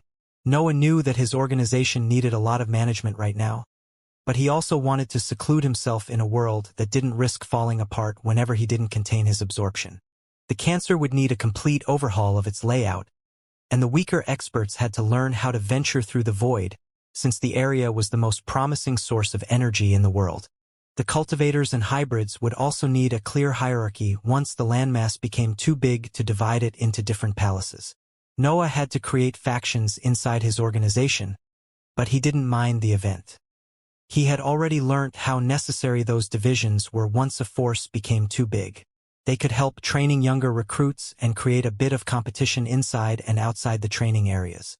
King Elbaz and the others took their position once they set everything, and Shafu began to blow the energy ACCU.mulat in its separate space into the outside world. The dragon had already taken care of shattering the materials seized in the void into primary energy. Noah could easily modify it with the dark world and his consciousness, and he didn't hesitate to transform it into tough lands. His ambition then took care of improving the lands that the workshop didn't have time to perfect.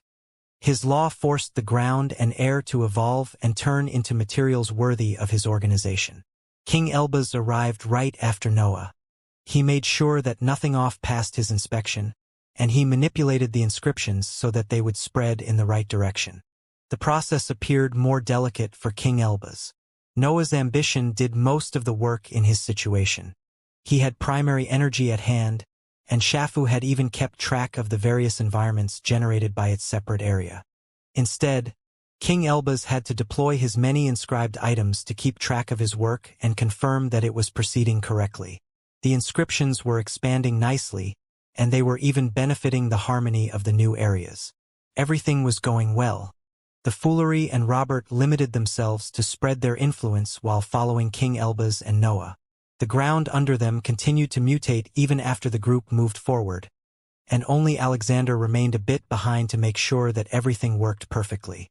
Alexander didn't have any unique talent suitable for that project, but his countless abilities made him able to inspect the environment far better than some of King Elbaz's inscribed items. The hybrid could use abilities with different purposes and elements to inspect the landmass from various perspectives. Moreover, Alexander had multiple skills that gave him the power to fix or complete flaws that the mutations could create. Alexander didn't do much in the end. It was almost impossible for flaws to appear after the ground went through mutating auras, spreading inscriptions, and Noah's ambition. He limited himself to check that everything was okay. But his journey soon became quite dull. Shafu hovered above the group and continued to send primary energy whenever the environment ran out of it. Its stashes grew scarce quickly, but the group expected much. The group spent a few years using everything seized inside the void. Shafu returned inside the separate space when the expert turned to inspect their creation, and a massive black landmass unfolded in their vision. The landmass featured multiple environments. Noah had used the information stored by Shafu's separate dimension to create different areas that his ambition didn't hesitate to improve. Lakes, Mountains, rivers, waterfalls, plains, and much more filled the new areas of the expert's home. Another large, immense spot had appeared among the seemingly endless whiteness. That black zone would be able to set the foundation for the rebirth of the higher plane. "We have 10 times more space now," King Elbaz confirmed through one of his inscribed items. "Recovering from the recent losses won't be a problem, but another journey to the void will become necessary once the areas become overcrowded." "Do you have an estimate already?" Noah asked. "A few millennia," King Elbaz explained. "We have too many powerful existences, and the magical beasts that you brought here don't know how to contain themselves. I bet that the rats won't hesitate to eat everything in sight." "That's fine," Noah commented. "Let's recheck everything before moving to the other things. I can't wait to go in seclusion." The signs of the rebellion became evident when the group flew past the areas that had seen large battles. The landmass featured large holes on its surface, and some of them even pierced the structure from side to side. Noah became sure that he had to limit the internal struggles to preserve the landmass and delay the inevitable arrival of a second mission to the void. Still, he remained unclear about the methods that could make cultivators, hybrids, and magical beasts appease their grudges. An idea formed in his mind by the time his group reached a tall palace. June, Daniel, and some experts who had followed him in the void were waiting for him on the structure, and his team quickly landed to prepare a meeting. King Elbaz and Noah took care of notifying everyone else about that meeting. The expert handled the humans and the hybrids, while Noah had to use the teleports of the golden inscriptions that covered the landmass to reach the various layers. Yet, a helpless sigh escaped his mouth when he noticed that the packs weren't in their lairs. Their traces led to the lands beyond them. Those creatures had already started to explore the new areas that Noah and the others had just finished creating. Noah's eyes grew cold as the unstable substance flowed inside his black vessels. His superior awareness could make him find the packs even in the vastity of the new lands, and he didn't hesitate to shoot toward them. A group of hyenas froze in their spot when they sensed Noah's aura. The upper-tier leader tried to give voice to loud excuses in the human language, but Noah never stopped above the pack. He only waved a hand before crossing them and hurrying toward the next group of magical beasts. A wave of sharpness flew out of Noah's hand and killed half of the pack, uncaring if some of those specimens were creatures in the 8th rank. He had made sure to save the upper-tier leader, but the others didn't deserve his mercy. The second pack had the familiar rats that were following a rank 8 specimen in the middle tier. Yet Noah's arrival made them feel despair. His raging aura didn't stop even after crossing those creatures, and a few of them exploded under his sheer pressure. King Elbaz limited himself to give him free access to the inscriptions on the ground. He only needed to touch Noah to create a connection between the golden lines and him. Noah could directly use his mental waves to activate the teleports at that point. The packs of magical beasts barely managed to make out his figure before half of them died and Noah disappeared again. The process went on until Noah took care of all the magical beasts that had fallen prey to their instincts and had disregarded the organization. He had been harsh and ruthless, but that approach felt necessary in that situation. The magical beasts could be the main reason behind an eventual early shattering of the landmass. Noah wasn't considering their unrestrained hunger in that idea. His worries came from their instincts. It was clear that battles among rank 8 existences could hurt the landmass and damage the entire organization in the process. Convincing the cultivators and hybrids not to fight on the black ground would be easy, but making those packs understand it might take a while. The harsh approach had that exact purpose. It was a reminder to those creatures that Noah was in charge, and that he wouldn't show any mercy in front of those who didn't follow his orders. Some of the stronger packs gathered after the event and decided to charge at Noah. The Eternal Snakes, the Rats, and a group of fiery blue lions didn't accept that outcome and wanted to remind him that they were more than simple underlings. However, their instincts began to scream in fear when they saw Noah activating the teleport and gazing at the 3 packs. He wasn't unfolding his aura, and his unstable substance had also stopped flowing out of his black hole. He was basically at his weakest in that situation, but all the magical beasts saw him as unbeatable. The magical beasts could immediately realize that their attacks wouldn't be able to pierce his upper-tier body. His skin felt like the strongest material in the entire higher plane. Noah disappeared among the lights of the teleport while the creatures remained in their spots. They were still angry about the sudden slaughter, but everything became simpler when they thought about themselves. They could rebuild their packs, but they couldn't find another place like the black landmass in the entirety of the higher plane. Noah teleported near the palace and activated the inscriptions that ran through the entire landmass to transmit a roar meant to summon the leaders of the magical beasts.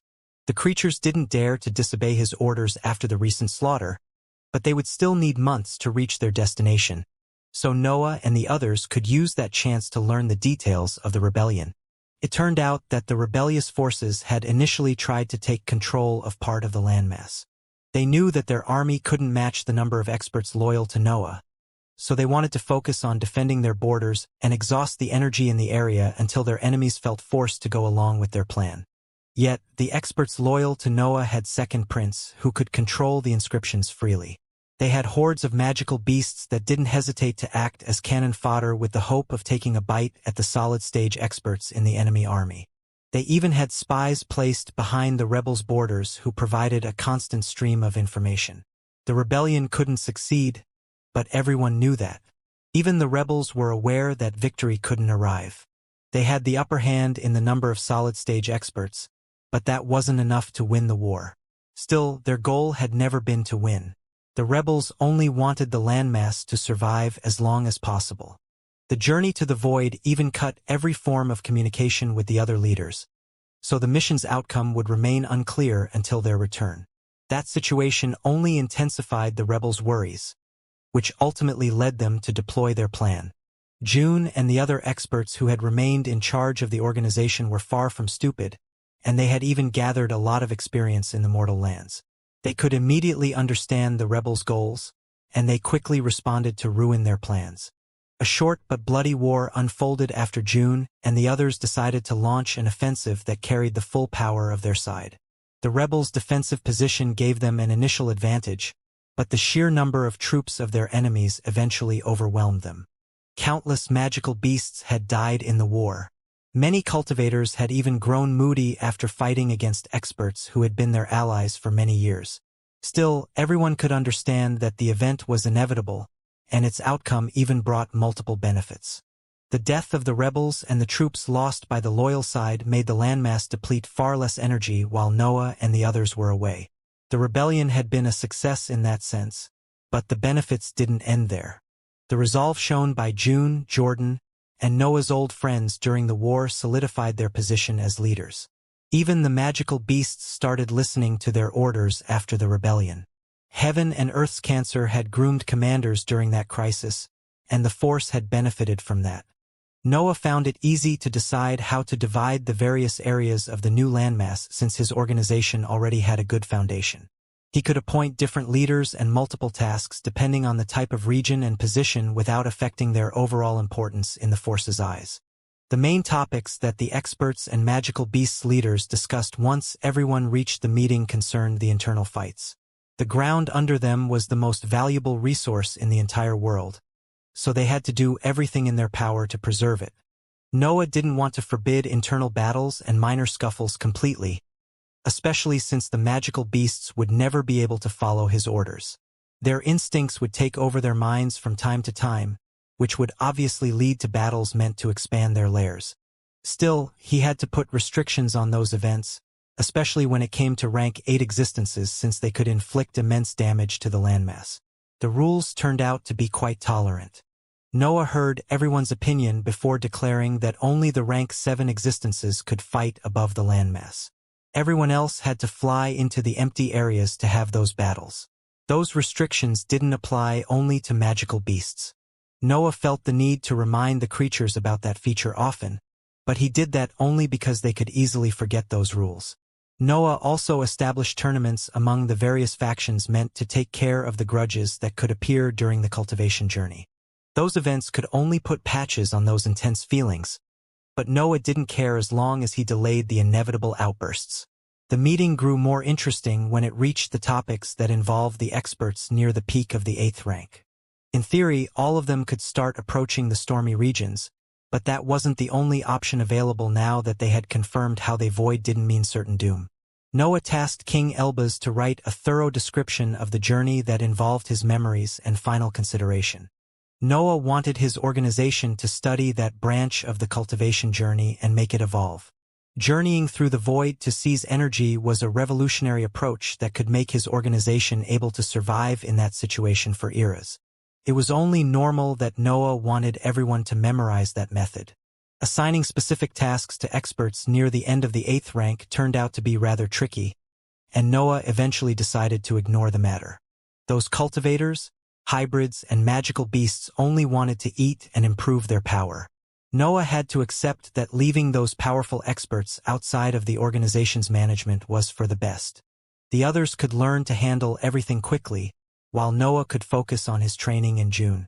The meeting eventually ended, and Noah accompanied June in the area he had assigned her to.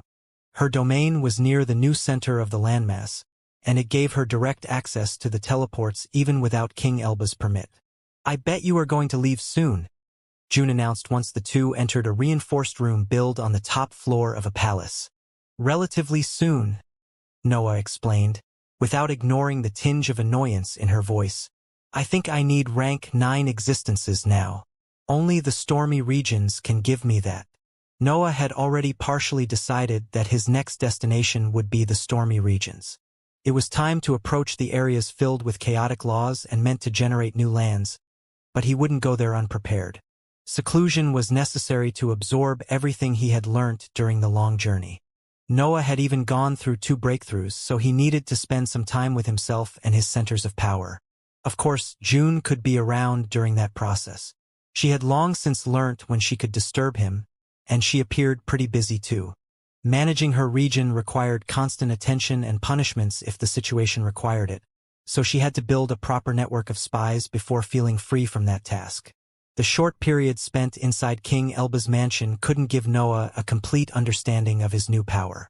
Even the battles that had followed the breakthroughs could only make him rely on old techniques that used more power since he didn't have the chance and ability to test new skills. The void could be the best place to test abilities due to the lack of things to destroy. However, the absence of energy made it the worst environment where to develop new techniques. Noah's next targets were the stormy regions, and he couldn't approach them unprepared. His current level would allow him to survive there if he behaved carefully. Yet, the rank 9 resources were the real reason behind his desire to approach the areas filled by chaotic laws. Noah had to arrive in the stormy regions with enough confidence to hunt rank 9 creatures. His only proper experiences against existences at that level came from the void, but he had the backing of his entire group there. Those victories didn't mean much. A silent understanding spread through the black landmass while the various factions started thriving and the leaders trained in almost complete solitude. The exploration of the stormy regions usually was a mission that existences near on into the 9th rank approached on their own, but Noah's team was an exception in that sense. It was almost impossible for a normal organization to have multiple experts ready for the journey across the stormy regions. However, heaven and earth's cancer rarely fit common standards, especially when it came to the battle prowess of its members. Noah's force had multiple existences capable of deploying peak rank 8 battle prowess. Even most of the magical beasts could accomplish such a feat in theory. He could recreate the group who had explored the void and bring it to the stormy region to start another journey. Still, he liked the idea of having a relatively solitary experience. Noah accepted that exploring the stormy regions with a small group was better than doing that alone, but he didn't want to bring an entire army there. Those thoughts appeared and disappeared in his mind whenever he moved from a project to another. The peculiar state of the world often forced Noah to leave the black landmass to perform tests among the white emptiness, so he found himself with a lot of time to consider his options. His training was going poorly. His advancements were almost non-existent. His body appeared unable to grow without rank 9 materials, and he was unable to hunt peak rank 8 creatures because the world didn't have them. The hunger couldn't take control of his mind, but it was an annoying feeling that fused with his helplessness toward his centers of power. Even his dantian showed almost no signs of improvements after spending centuries feeding on the energy of the landmass. It almost felt as if the organ ate that fuel only out of necessity. Only his mind gave him some satisfaction. Noah had stopped using protections against the white halo for millennia already. His mental sphere lived under constant internal and external pressure, which only benefited the center of power. The ninth rank was still far away, but it wasn't a dream anymore when Noah looked at his sea of consciousness. The peak of the cultivation journey appeared right behind the corner, and Noah couldn't help but review his life whenever he thought about that. His journey had been shorter than others, but still incredibly long.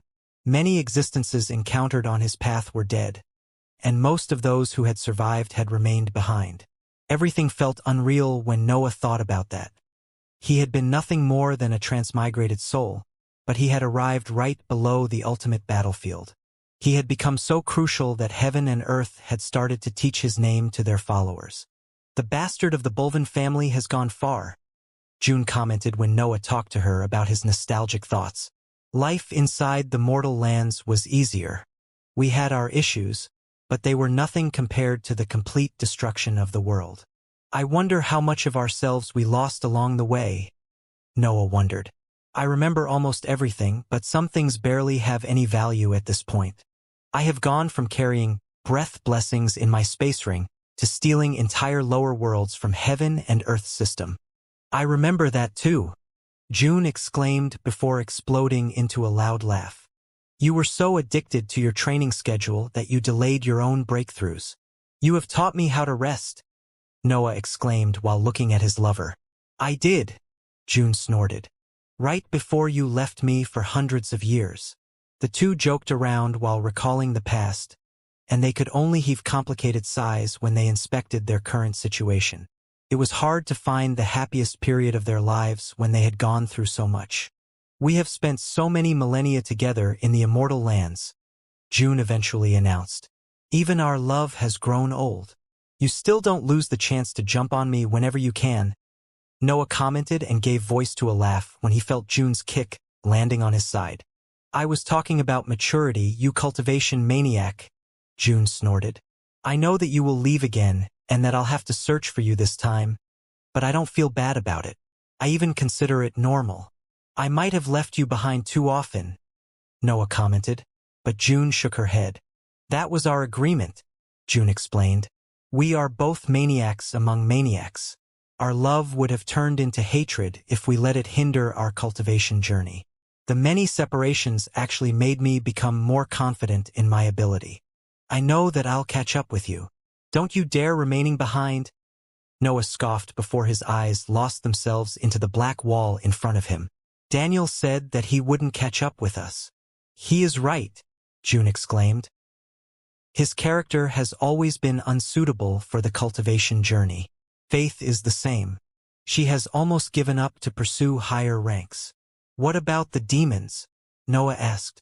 "I thought they would have done something more after finding their master." June still talked with those experts often, while Noah barely stopped to nourish his friend Despised anymore. His status and many important tasks made him too busy and too detached from those matters. "Dreaming Demon told me something," June revealed while diverting her gaze. "But you can't speak with Flying Demon about it. You would ruin them." "I won't," Noah replied. "She can advance already," June continued. "Dreaming Demon told me that the understanding of her law could make her advance and land right below my level. I bet the same doesn't go for Flying Demon." Noah sighed, and the faint sadness that had appeared in his mind spread when she saw June nodding. "His law is too murky to advance," June revealed. "Reaching the 8th rank has already been a miracle. His devotion toward his lover has made him able to advance and follow her closely, but that power has reached its limits. And Dreaming Demon is willing to ruin her potential to remain with him," Noah concluded. "They are a beautiful couple," June sighed. "A beautiful couple of idiots. That's their path," Noah commented. "They have chosen how to live. It's not bad." "It isn't bad," June added. "It's just sad." Noah could only agree with her on that point. It was rare for couples to survive the cultivation journey due to the many hindrances and differences in potential issues that could appear. Noah and June had been lucky enough to see their very opposite making a decision they would never accept if they were in their shoes. Both of them could understand the demons, but they still disagreed with their decision. Yet, they could only feel sad about their situation. Noah had owned many abilities throughout his long life, but most of them had failed to keep up with his improvements. Many had the potential to reach higher levels, but their nature had stopped matching his evolving law along the way. His current abilities expressed iconic features of his law. The shadow domain and the movement techniques used his understanding of space to work. His companions, the workshop, and the dark world came from his creation. The demonic deduction technique, the unstable substance, his bloodle.u.s.t, and the entirety of his offensive relied on his destruction. His greed had also become part of that list after inheriting Supreme Thief's ability. Having the chance to steal suitable powers had given Noah Isaac and Chandal's law, even if the latter didn't really match his true meaning. In the end, Noah had his ambition, which could perform miracles and solve situations otherwise doomed. His entire existence and all his abilities could benefit from the main aspect of his law and reach states that made him able to ignore the gaps among the ranks. Developing better abilities that could express his features was hard at his level since his current techniques were already the result of constant improvements. Yet, Noah didn't need to change the pillars on which he founded his power. He only had to enhance his attacks. His attacks relied on multiple aspects of his law, so they didn't need changes on their cores to improve. They only required a few modifications to express the new power contained in Noah's centers of power and touch the realms that he had been unable to reach until then. Noah obviously thought about the final slash learnt in Sword Saint's memories. The two of them had managed to deploy the attack on their own, but that wasn't enough. Noah wanted to own a version of that technique and make it a core part of his offensive. Noah had other techniques that could have better effects now that his cultivation level was in the last part of the 8th rank. His movement techniques could improve, his workshop could choose to go in a completely different direction compared to Great Builder's teachings, and Supreme Thief's ability also needed something else to become truly effective. Heaven and Earth system didn't have many destinations left. Noah could only consider the stormy regions and the cities inside the sky as his goals, which put at least half of his future opponents under the ruler's influence. Supreme Thief's ability didn't work against Heaven and Earth's laws, at least in its original version. Noah understood why the technique couldn't touch those true meanings, but he believed that his many talents could make him ignore those flaws at some point. Noah even had another aspect of his battle prowess that had yet to reach the intended level. The cursed sword was still in the middle tier, but his bloodle.u.s.t could fuse with its structure and make it ready for the breakthrough. His companions had evolved after gaining energy from the jellyfish, but the cursed sword still needed some time since its breakthroughs depended on the defeated enemies. Noah could still give bloodle.u.s.t, but he required actual kills to make it advance. In theory, the weapon would become able to launch attacks that bordered the 9th rank after the breakthrough, and Noah badly needed that. The whole point of a trump card was its power, and the cursed sword was falling behind his other assets now. It was starting to feel pointless to have a blade that would hurt him without generating effects that the rest of his arsenal lacked. Noah wanted to improve it right away, but the lack of suitable opponents put an end to his research. He had to delay the matter until he stepped into the stormy regions. The tests and improvements proceeded slowly due to the annoying situation inside the sky, but Noah didn't mind that. His next departure could very well be his last, so he wanted to make sure that his organization had everything under control before leaving. The new official leadership handled their respective factions well, and the studies about the void were also proceeding quickly. The organization would soon have a team ready to set off and steal sources of energy from heaven and earth. Success in the first mission would declare that the underlings were fine on their own. The packs of magical beasts were a potential threat to the current official leaders due to the upper-tier specimens in their ranks. Cultivators and hybrids were generally stronger than those creatures, but the difference in power was quite substantial. They had a chance at taking over the black landmass once Noah and the others left for the stormy regions. Of course, Noah couldn't take care of everything, but he had taken in the magical beasts, so that was his problem to handle. The landmass was even his creation, and he didn't want to see it crumble right after his departure. Time inevitably flowed as life on the landmass thrived. King Elbaz and Second Prince built separate dimensions meant as breeding grounds where weaker beings could live until they reached the divine ranks. The factions expanded and hosted multiple tournaments, among them to reinforce relationships and competitiveness. The lack of proper enemies reduced the losses to the minimum, and the only crises always involved weak groups of magical beasts going crazy due to their hunger. The successful mission inside the void eventually happened, and the organization poured all its resources into perfecting that procedure. The experts had a reliable method to gather energy, so that immediately became a priority. Multiple missions into the void followed that initial success. Proper schools that taught different approaches appeared everywhere on the landmass, and maps of the blackness became mainstream in the entire organization. Noah's force was expanding in fields that no one else had touched, but it was doing that without him. Yet that was the whole point. The underlings had to learn how to gather energy on their own, since he wouldn't be there to find another crazy method. The passage of time brought the experts with battle prowess near the peak of the 8th rank closer to their departure.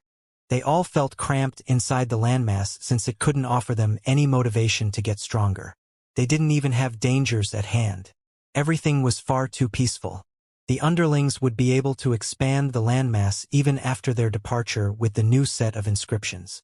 The process would be slower since the new areas had to rely on the Black region's influence to gain the effects of Noah's ambition and mutations. Still, the lack of better solutions made that method as perfect as it could be.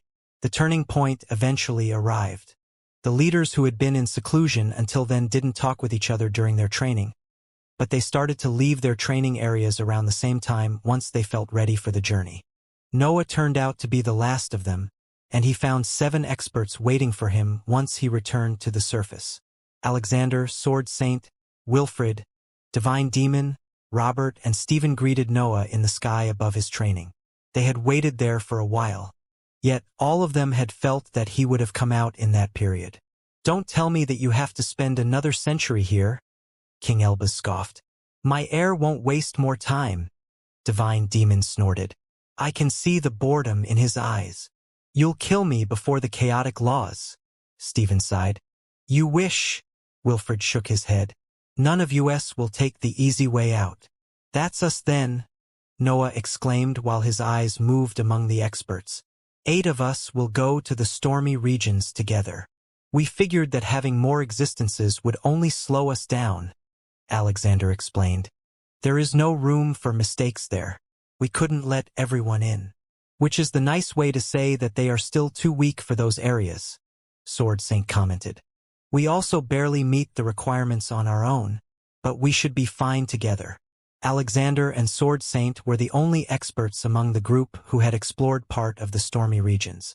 Their knowledge about the areas would be crucial, but Noah didn't feel the need to question them yet.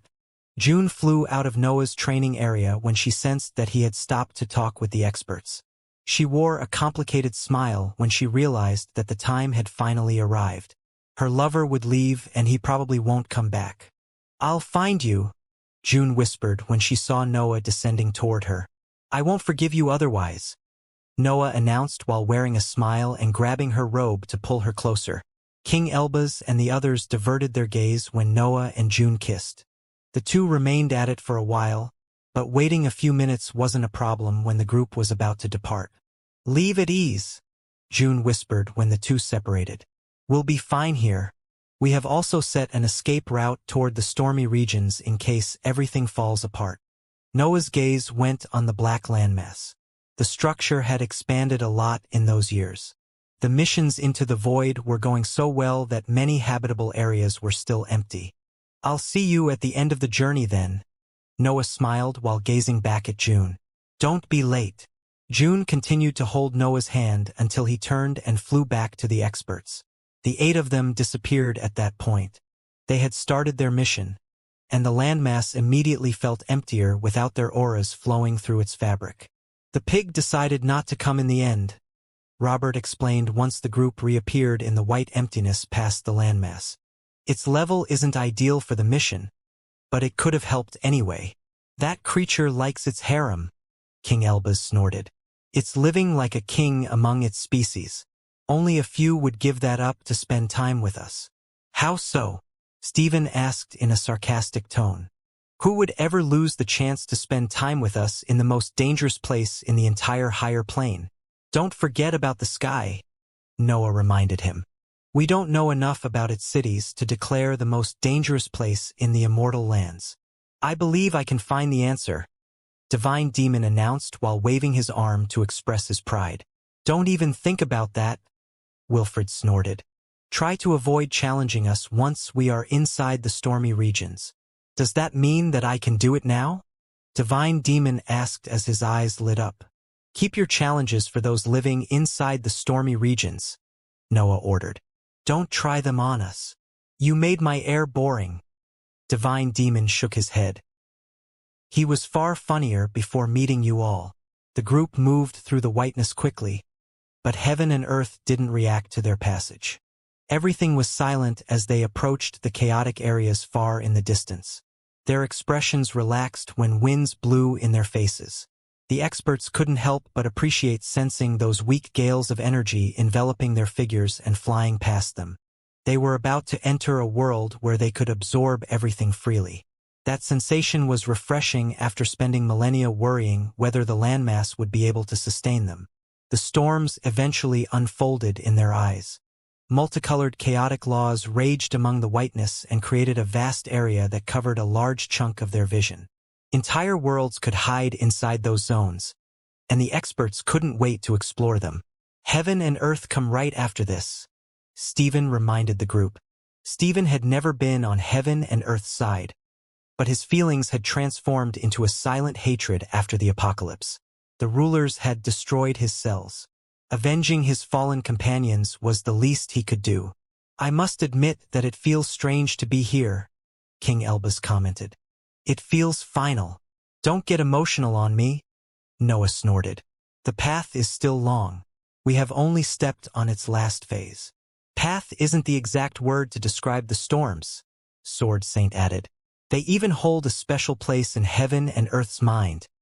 Robert sighed. I don't know much more. They felt necessary whenever I tried to probe about them. Theories are pointless at this point, Divine Demon announced. The answers are right in front of us. We only have to find them. The storms have everything but answers, Alexander sighed. You'll understand once you spend some time inside them. Chaos thrives here. Do you want to make speeches now? Wilfred asked. No, Noah promptly replied. We are going inside. Noah stepped forward, and the other experts followed closely next to him. The storms quickly intensified as the group dived inside them. Those chaotic laws had hurt some of them in the past, but their existences could endure them now. Actually, part of their energy even fused with their auras without the need for cultivation techniques. The 8 experts on the scene naturally forced that energy to become part of their existence. The stormy regions were basically accepting them as worthy members of those areas. This is quite amazing, Wilfred commented while staring at his hands. Waves of power raged through him and made his cultivation level increase. His existence experienced pure ecstasy, and his companions shared his feelings. Don't get too carried away, Sword Saint warned.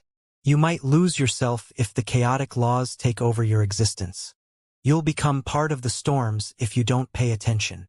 We all know as much, Stephen snorted. I believe all of us had to deal with chaotic laws at some point. Stephen didn't have the chance to complete his line since a massive black spike pierced the thick gales and materialized in front of his face. The attack had been sudden, and the peculiar environment had prevented part of the group from noticing it. However, Noah, Sword Saint, and Alexander acted before the weapon could hit their companion. Black and silver piercing slashes flew out of Noah and Sword Saint figures while Stephen's body teleported next to Alexander. The attacks crashed on the spike and modified its trajectory, but they didn't manage to shatter it. Cold sweat ran down Stephen's forehead.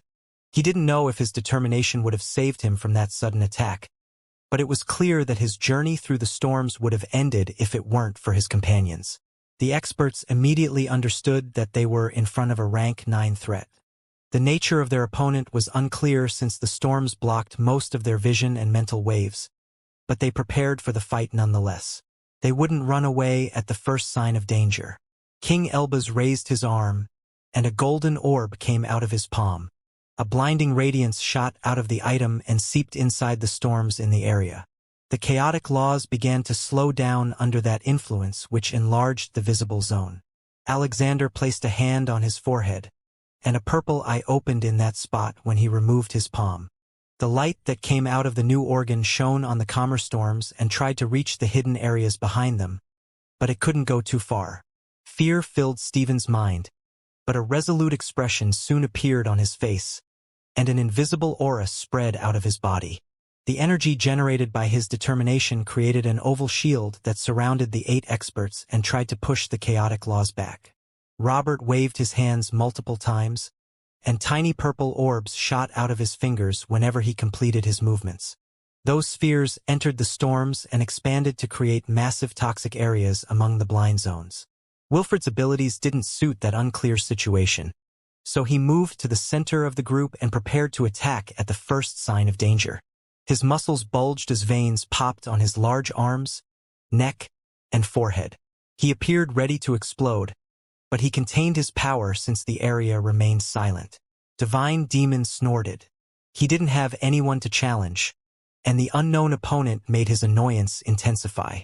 The energy inside the storms separated and fused with his figure before a series of azure flares shot forward and illuminated large covered areas. Sword Saint remained calmer than the others.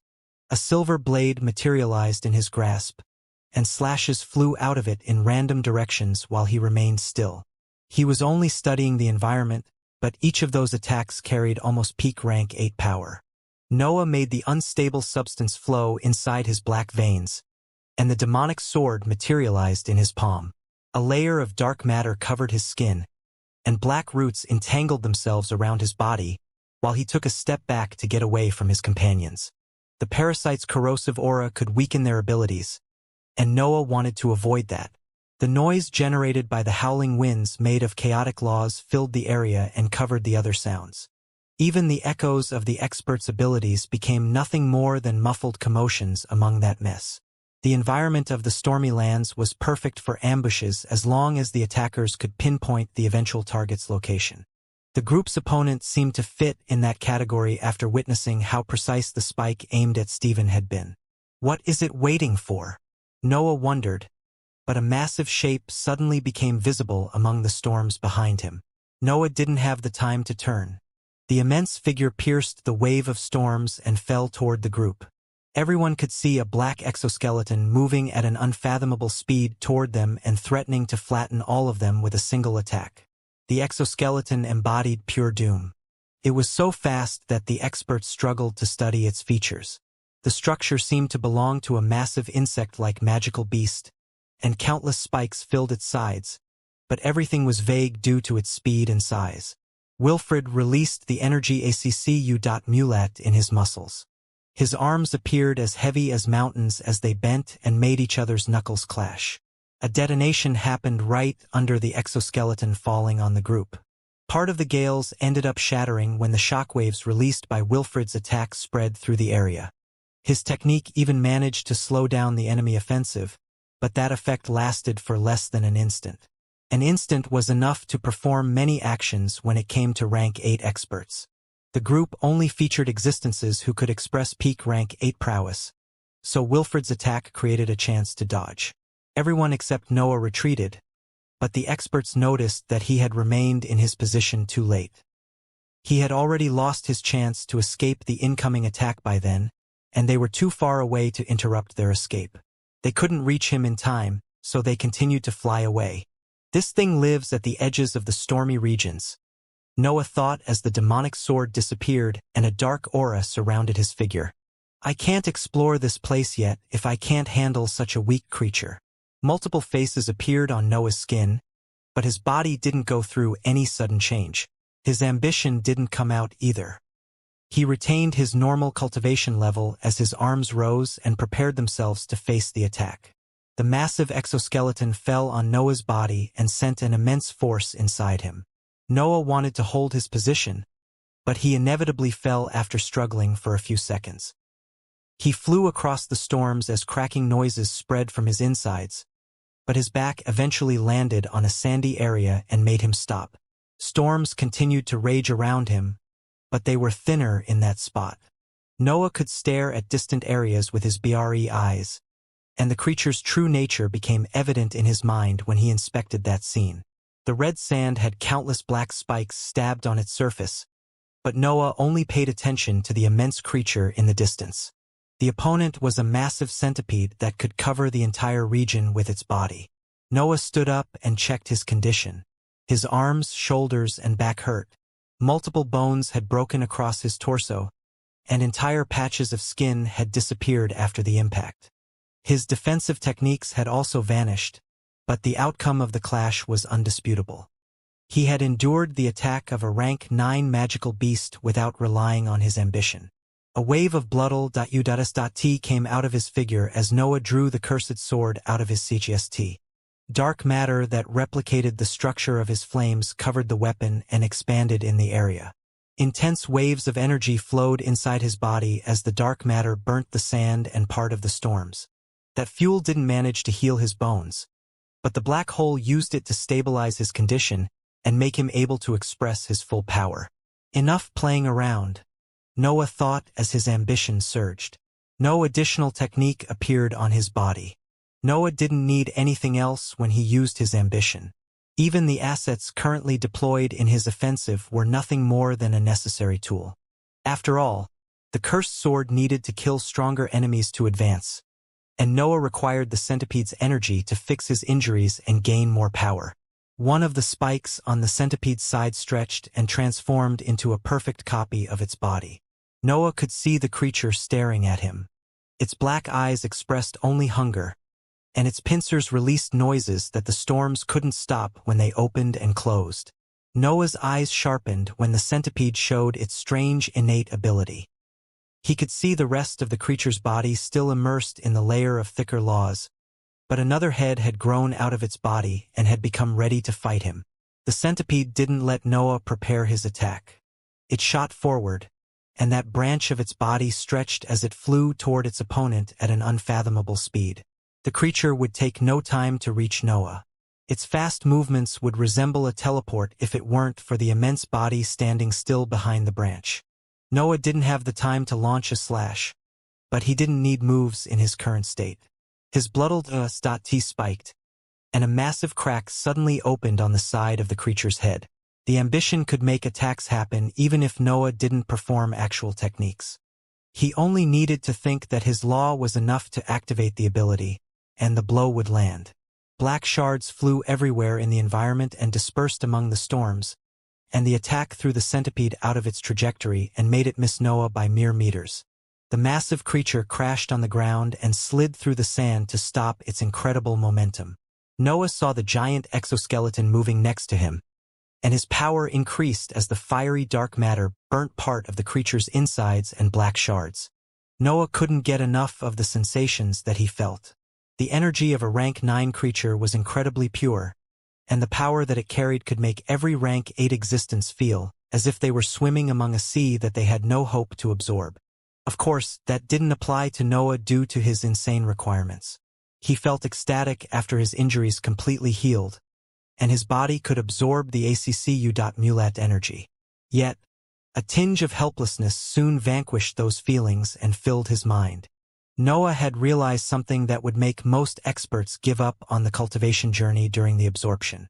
The energy contained in the centipede was incredible, but his body only took it as the best meal for its level. It didn't go through any sudden increase in power. It felt hard to accept that rank 9 creatures had become nothing more than excellent food. Noah had hoped for something more, but his hopes had shattered in no time. Luckily for Noah, he had a target ready to endure his venting, and he didn't mind losing himself in the battle. His arms rose as he wielded the cursed sword with both hands. The storms seemed to stop when Noah's arms fell. He performed a simple slash, and the world held its breath for a second after he completed the technique. Everything started to move again when a huge black pillar appeared on the centipede's back. Fiery dark matter and sharpness gave birth to a wave of energy that shot upward whenever the exoskeleton successfully blocked part of their power. Down again, Noah ordered in his mind, and the energy SCCU.mulat on the pillar fell toward the centipede. The creature tried to turn its head, but the branch of its body dived deeper into the red sand every time the pillar sent the energy back on its exoskeleton. Noah's attack appeared endless.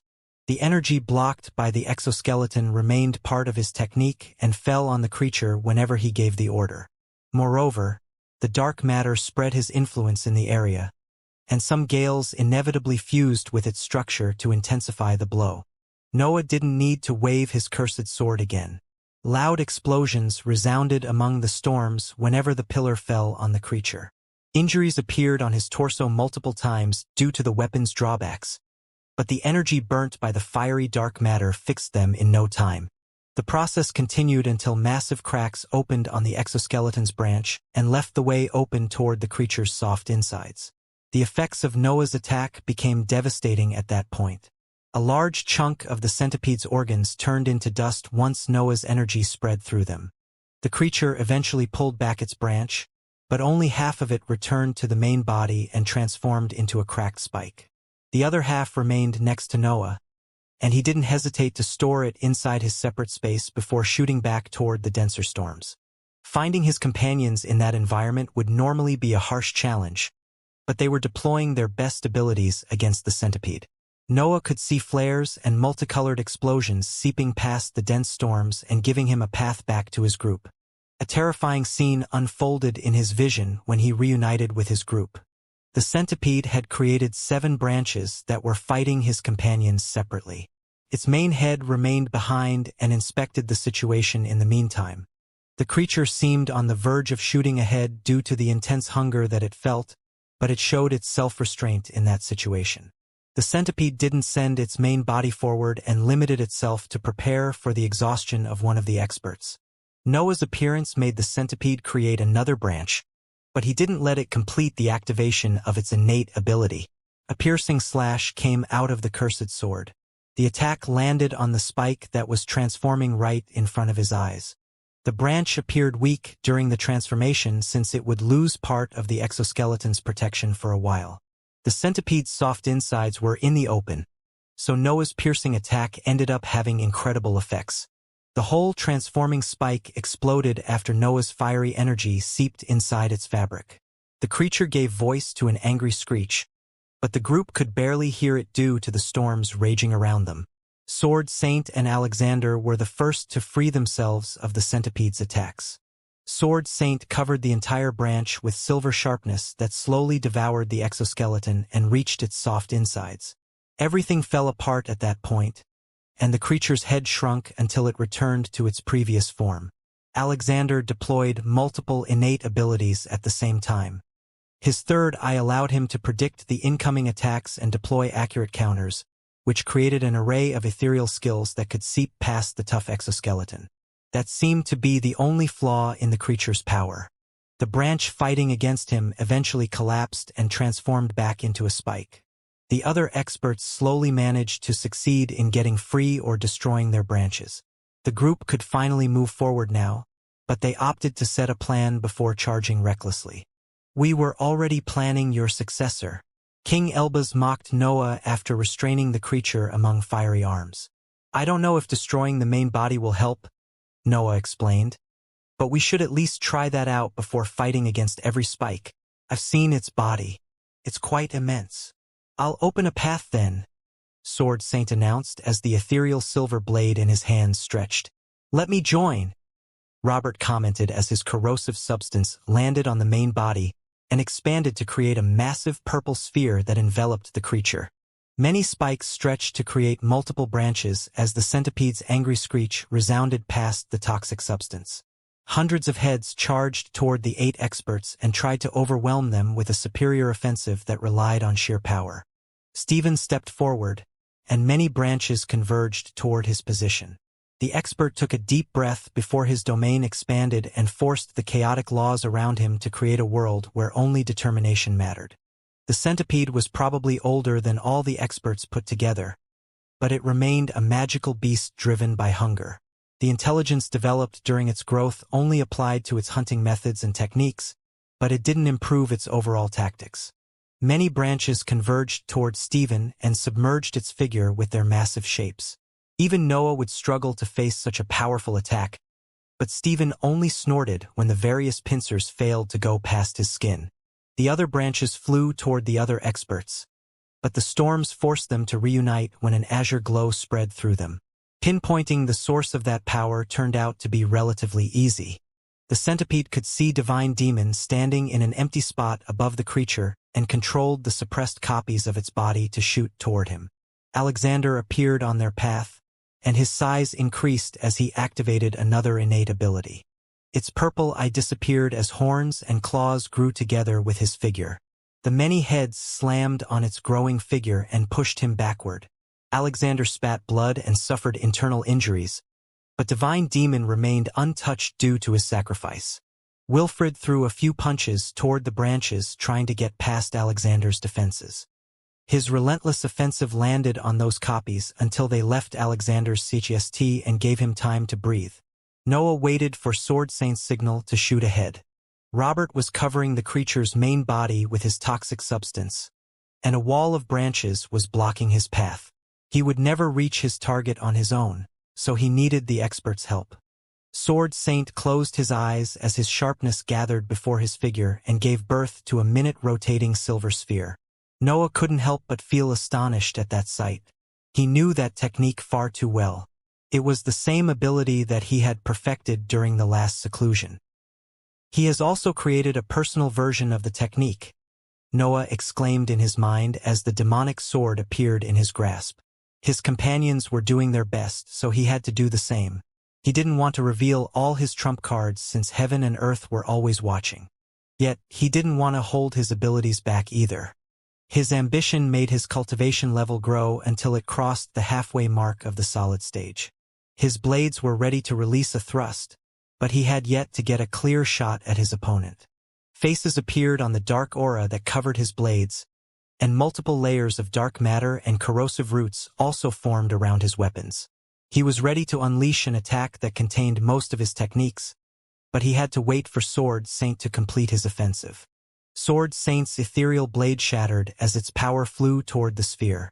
The orb didn't enlarge, but its might continued to increase as it fed on the expert's sharpness. The expert eventually waved his hand toward a seemingly random spot behind him. A tiny slash appeared on the sphere that stopped rotating and pointed its opening toward the array of branches. The metallic shards that made the creature's exoskeleton flew through the area. The storms would usually eat them, but they had remained stunned after Sword Saint's attack.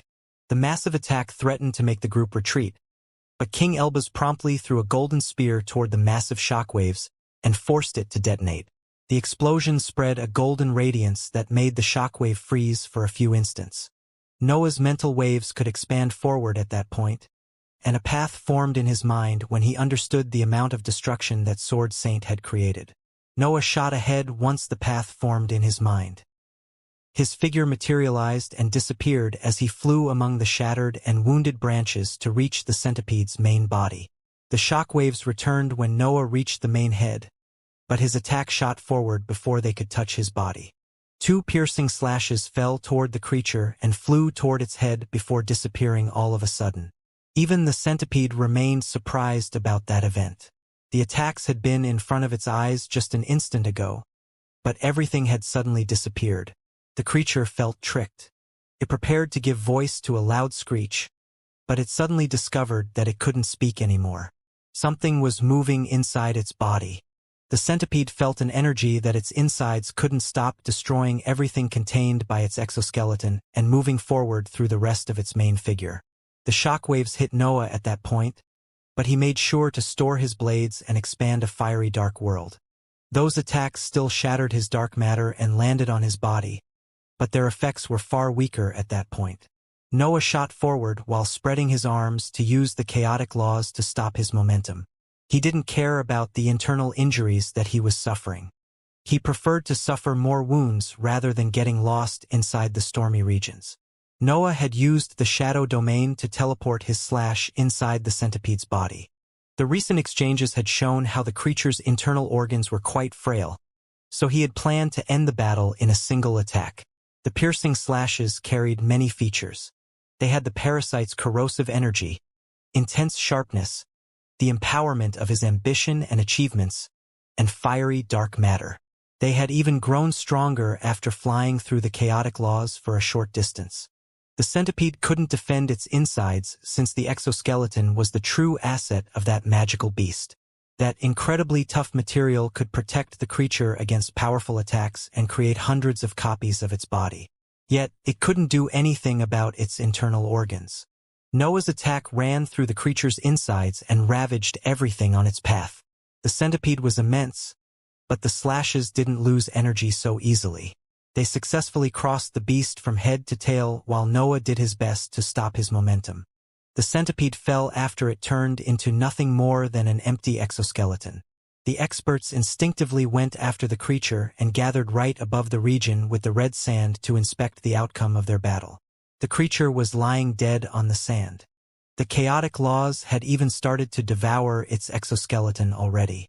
The experts had defeated their first real opponent in the stormy regions, but the sheer might of the centipede made them feel worried about the rest of their journey.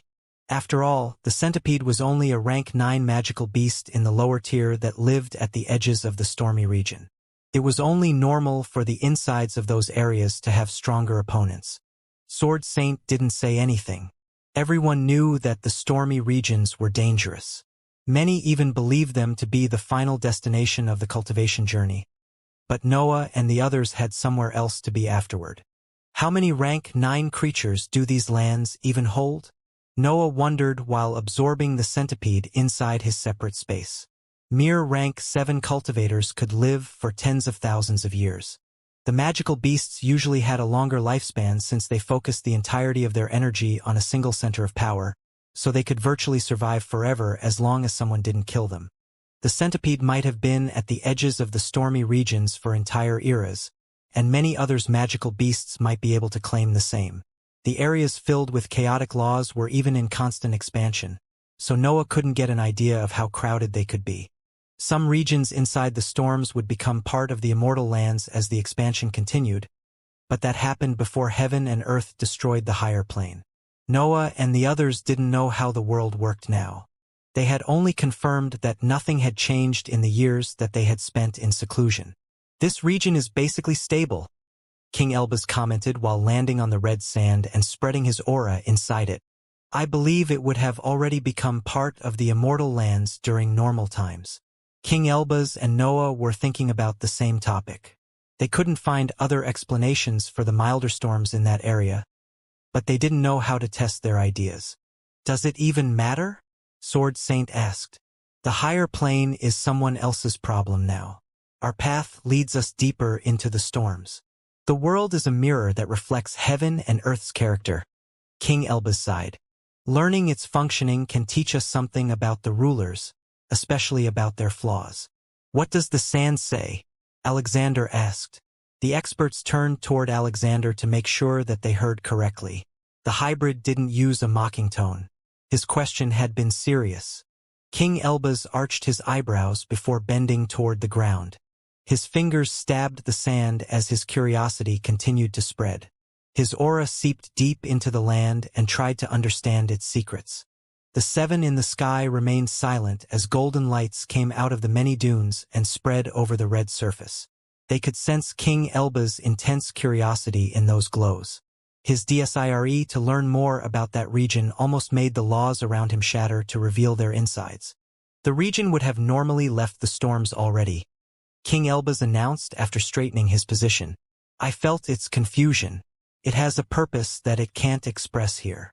We could help it leave and see what happens," Robert suggested. "I can smell defying demon in those words," Wilfred commented. "How do you plan on taking it out?" Stephen asked, and a helpless sigh escaped his mouth when he saw Sword Saint and Noah drawing their weapons. "You can't," King Elbaz quickly stopped them. "It can't express its meaning here, but it can't live outside either. The chaotic laws stop it from falling apart, but its structure clearly lacks some core components." "We can fix that," Noah commented. "To what end?" Sword Saint asked. "Do you want to make it fulfill heaven and earth's purpose?" "Quite the opposite, actually," Noah explained while pointing at the denser storms above him. These come from heaven and earth, right? They must have created this land at some point, so making it exit the storms in a shape that they didn't set is a win. The topic of the chaotic laws is still unclear, King Elbaz announced. They are raw energy capable of taking any shape, but we can't confirm their source. Heaven and earth are the most probable, but many think that they are a legacy of the world before the rulers. I have a different view, Noah commented. Of course you have, King Elbaz sighed. We know that heaven and earth have started absorbing other laws after failing to reach the 10th rank. Noah began to explain, but King Elbaz quickly interrupted him. We only suspect that, King Elbaz said. We know that heaven and earth are absorbing new laws to expand their existence, but we don't know if they have tried to act differently before. One of their underlings has different opinions about their path. Noah snorted. That's not proof at all, King Elbaz shouted. Anyway, Noah continued, the breath might have been their first form of energy generated after evolving the primary energy. Heaven and earth might have conquered the world with it, but the failure in the breakthrough might have forced them to change their approach. That's a lot of might, Stephen commented. Quite a lot, Alexander added. It still makes sense, Noah exclaimed. The chaotic laws might be their second form of energy, created only for their second attempt in the breakthrough to the 10th rank. They would explain why they can absorb existences so easily. King Elbaz and the others didn't know what to say. The speech made sense, but those events had happened far too long ago. It was unclear whether humans lived back then even. They couldn't find any proof that could prove Noah's theory. So, Sword Saint asked while pointing at the land below with his blade, do we cut it or not? King Elbaz spread his arms and heaved a helpless sigh. Alexander and Wilfred shrugged their shoulders. Divine Demon took out a jug of wine and began to drink on his own, and Stephen shook his head. Noah glanced at Sword Saint and nodded while expanding his consciousness as much as possible and searching the edges of the region. The storms hindered Noah's consciousness, but they also caused constant changes in the environment. He didn't take much to find where the red sand ended, and he didn't hesitate to stab the demonic sword on those edges to spread his dark matter through the ground. Sword Saint didn't deploy the same precise approach. He found where the sand stopped and began to launch slashes to divide it from the nearby regions. The two didn't take much to cut away the entire region, and King Elbaz even handled the adjustments on its structure during that process. Robert then stepped in and used his influence to mutate the fabric into something that couldn't belong to heaven and earth. Wilfred, Alexander, and Noah took care of lifting the region at that point. Waterfalls of sand fell when the trio reached its rocky bottom and separated it from the rest of the area. Heaven and earth and the storms didn't seem to care about that event, so the group began to fly toward the higher plane. Shafu could store that landmass easily, so the group didn't have to carry anything while leaving the chaotic laws to test if they could steal from them. It took a while to come out of the storms, and Noah didn't hesitate to make Shafu spit that region once they reached the whiteness. The land reappeared among the world and began to float on its own, but the sky suddenly released a humming sound that spread through the entire higher plane. The sky sounded on the verge of speaking, but no words came out of it. Instead, the whiteness in specific points above and under the sandy region intensified as the humming noise continued.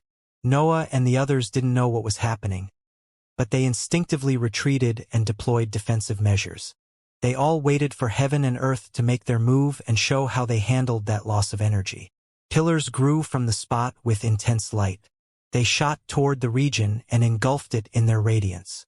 The mutated laws that made the sandy region burnt under the intense whiteness of the pillars. They crumbled right in front of the expert's eyes and returned to their state of energy without a purpose. The pillars vanished once the entire region disappeared, and the energy that the process released flowed toward the sky. Heaven and earth were claiming that energy back. That was underwhelming, Divine Demon commented while taking a sip from his cup. How much wine do you even have in your space ring? Wilfred asked. I don't have any. Divine Demon shrugged his shoulders. It only appears inside my space rings whenever I want to drink. I promise that I'll eat you rather than let heaven and earth have you, Noah announced. I fear what could happen if they manage to absorb you. My heir is so thoughtful. Divine Demon sniffed while drinking from his cup again. Why would they destroy these lands but let us keep the energy stolen from the void? King Elbaz asked while scratching his chin. Maybe they need them to be inside the storms until the new higher plane is over, Alexander suggested. Or maybe the higher plane is their body, Noah exclaimed. And the lands inside the storms hide part of their secrets. We might see it as a simple rebuilding of the world, Alexander commented. But, in truth, it might be the planning of their new center of power. Don't jump to conclusions, King Elbaz snorted. That's just another theory that we can't prove. We should ask heaven and earth next time we see them, Noah laughed. Shall we return now? The group didn't have to answer to move back inside the storms. Their small break was over. It was time to resume their journey. The environment inside the storms had already changed in the short period that the group had spent outside. The experts didn't manage to see much during their first exploration, but they had found a few easily recognizable signals back then. However, they didn't find their previous path. They couldn't even see the hole created after removing the region. The event left the experts speechless, but a second inspection revealed that the stormy regions didn't stay still now. The lack of a higher plane had turned them into a massive ring that rotated while expanding outward. The rotation seemed to give stability to the lands that went through constant changes due to the chaotic laws. King Elbaz actually came up with a map that tried to describe the calculations necessary to bring that balance, but only Noah and Alexander ended up paying attention to him. Noah's initial worry about the population of the stormy regions slowly vanished as the group advanced for months without encountering any living being. The gales intensified, and the energy in the environment increased, but they didn't find any creature living there. King Elbaz, Alexander, and Robert ended up taking most of them. They needed to exchange part of their share of the centipede to obtain those materials, but they didn't need the former anyway. Noah enjoyed the travel more than his companions. The chaotic laws could be a dangerous fuel capable of tainting existences, but he had the perfect organ ready for the task. The chaotic laws didn't fuse directly with his existence. The black hole took them in its insides and turned them into a pure form of energy that suited Noah's standards. He could basically cultivate during the flight due to the intensity of the storms, and his power slowly increased even as the calm period stretched for years. His companions noticed that he never fended off the chaotic laws, but they didn't try to understand his methods. They were also experiencing benefits in that environment. They simply didn't involve only their cultivation level. The materials found inside the stormy regions made Robert's law more powerful. He could analyze different fabrics and make his toxic substance learn from them. Alexander had many abilities that shared Robert's requirements, so he also used those materials for himself. Yet, some of his innate skills even required specific alloys and other exotic items to work or grow, so he always ended up eating what he found. King Elbaz's curiosity was on fire during the flight. He found new and peculiar regions every month. The environment was never the same, and he could always witness structures of laws that he had never seen nor imagined. Enduring the chaotic laws was constant torture, and Stephen's determination could only benefit from that environment. His cultivation level didn't increase by a lot, but his law broadened and intensified. As for Divine Demon, the expert limited himself to generate jugs of wine from the chaotic laws. He didn't appear interested in the environment or his cultivation level. He followed the group of experts and waited for the next challenge to arrive. Noah often glanced toward Alexander when he wasn't busy taking care of his cultivation level. The expert had been at the peak of the 8th rank for quite some time, but the recent improvements didn't seem to bring him near the breakthrough. Noah never questioned Alexander. The group rarely talked at all. They had to be constantly wary of their surroundings, and they even had to handle the matters connected to their cultivation level. Their senses eventually picked up on something. The experts suddenly felt a dangerous sensation spreading through their minds when a massive figure descended toward them and covered their vision with scarlet fire. The sudden attack didn't catch them by surprise at that time, but they still had to deploy their best techniques to fend off the flames. They were far deeper into the stormy regions now, so the quality of their opponents had also increased. Slashes, waves made of a toxic substance, a golden beam, an invisible energy pierced the barrage of flames and cleared a small area above them from the chaotic laws. The massive figure of a dragon appeared in their vision. Noah found the creature quite odd since he didn't recognize its actual species. The beast's front legs were part of the meat wings that covered almost the entirety of its body. Its skull also had a strange shape since it featured a horn-like structure stretching from its back. Its body was overall slim, but the vast wings almost tricked the expert's vision. The dragon clearly was in the lower tier of the 9th rank, so its peculiar body made Noah believe that he had found a weaker species. "Mother told us that you were a dragon," the creature suddenly announced in a deep human voice. "You barely smell like a dragon." King Elbaz and the others turned toward Noah. The dragon was clearly speaking about him, and they inevitably showed their helpless feelings during their glares. The experts couldn't believe that Noah had managed to cause problems that had stretched inside the storms. They didn't even know how something like that could be possible. Noah had to search through his memories before connecting the words used by the creature to the long-necked dragon met during his first journey inside the storms. The similar terms used by the two magical beasts assigned them to the same pack in his mind. Noah raised his head toward the sky before spitting a pillar made of black flames. Words were useless in that situation, so he gave one of the best proofs about the blood inherited by the light-devouring dragons.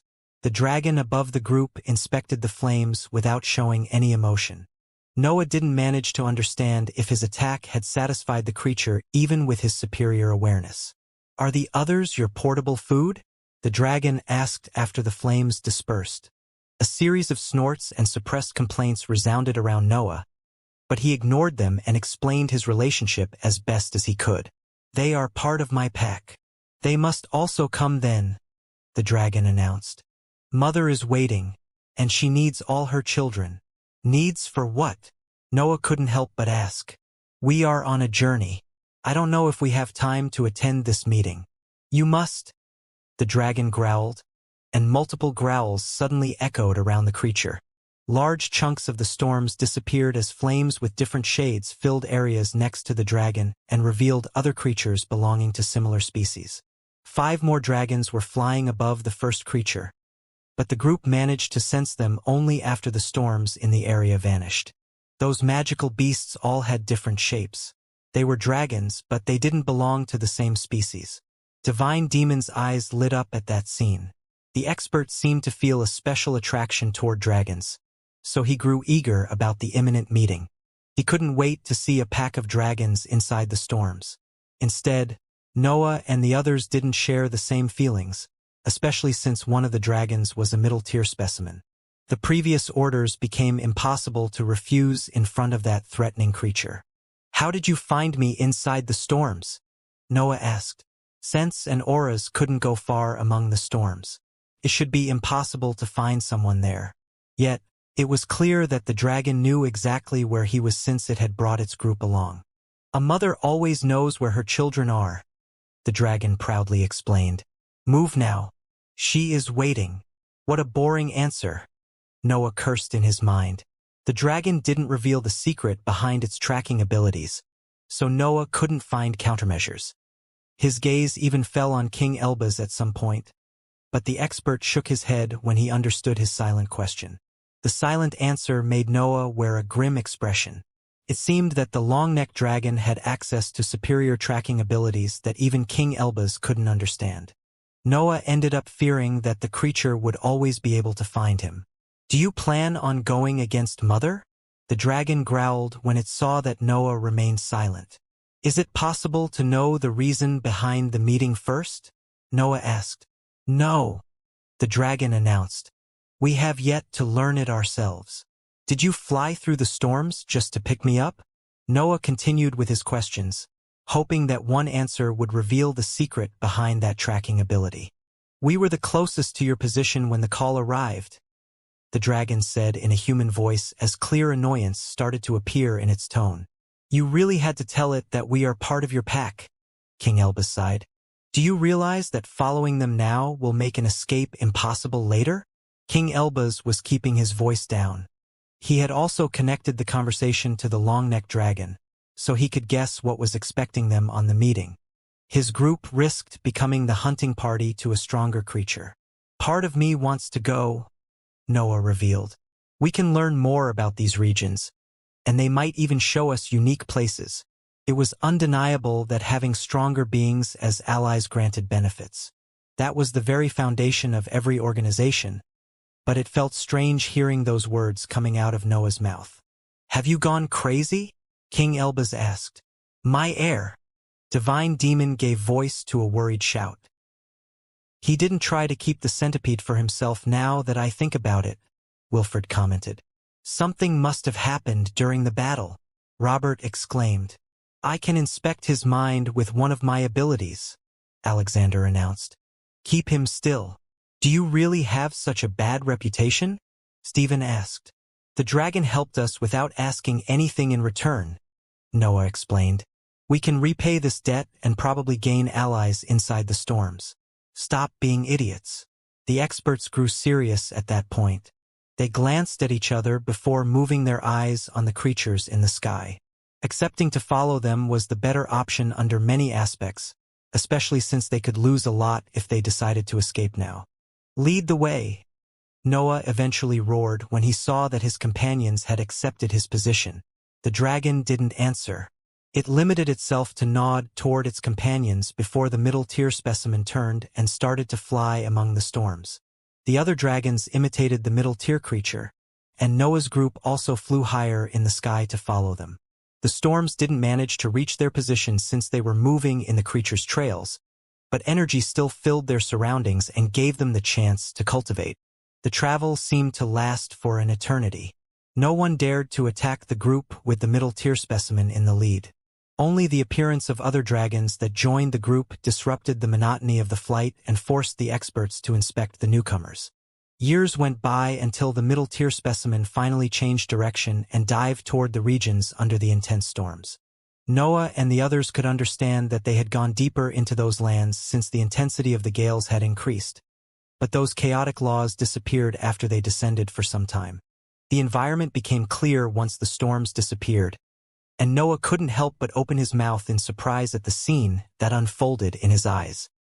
His previous wonders about the actual population of those lands came back stronger than ever when he saw hundreds of rank 9 dragons belonging to different species gathered in an immense hole. The hole featured multiple platforms and cavities in which the various dragons stood. All of them kept their eyes toward the bottom of the pit, where 3 massive creatures in the upper tier sat as they waited for the meeting to begin. One of them was the long-necked dragon that had helped Noah's group in the past. India, Filipino, Indonesian, Brazil, Malay, German, French, Thai, English. Noah immediately realized that something was off. The multitude of dragons wasn't the issue there. The problem came from the long-necked dragon's level. His current level allowed him to evaluate rank 9 existences properly. Noah could clearly sense that the 3 dragons at the bottom of the pit were in the upper tier, and his instincts reacted accordingly. They begged him to run away in front of creatures that could kill him with little to no effort.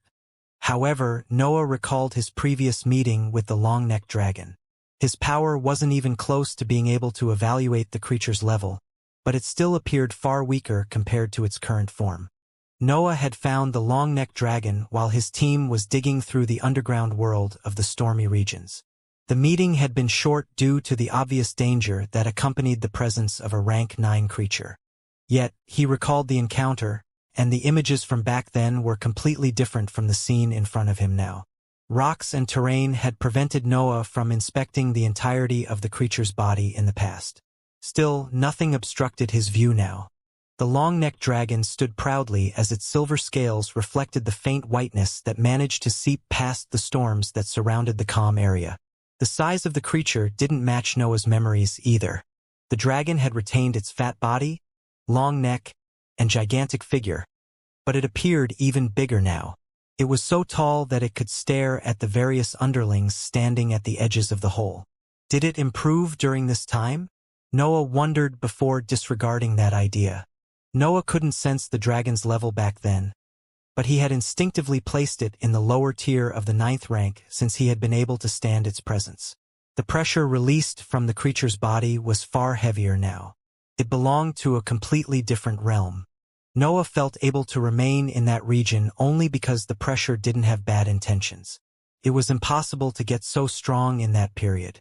Many millennia had passed since the encounter, but they weren't enough to bring a magical beast from the lower to the upper tier. The same even applied to the gap between the middle and upper tier, so Noah felt quite out of ideas. Noah could guess that the creature had been in the solid stage all the time and that he had found it during a special situation back then. Yet, the dragon didn't feature any injury as far as he recalled. A long period of hibernation could explain the misgiving weaker aura, but even that explanation was a stretch. After all, the dragon would have revealed a brim of his real power during its awakening.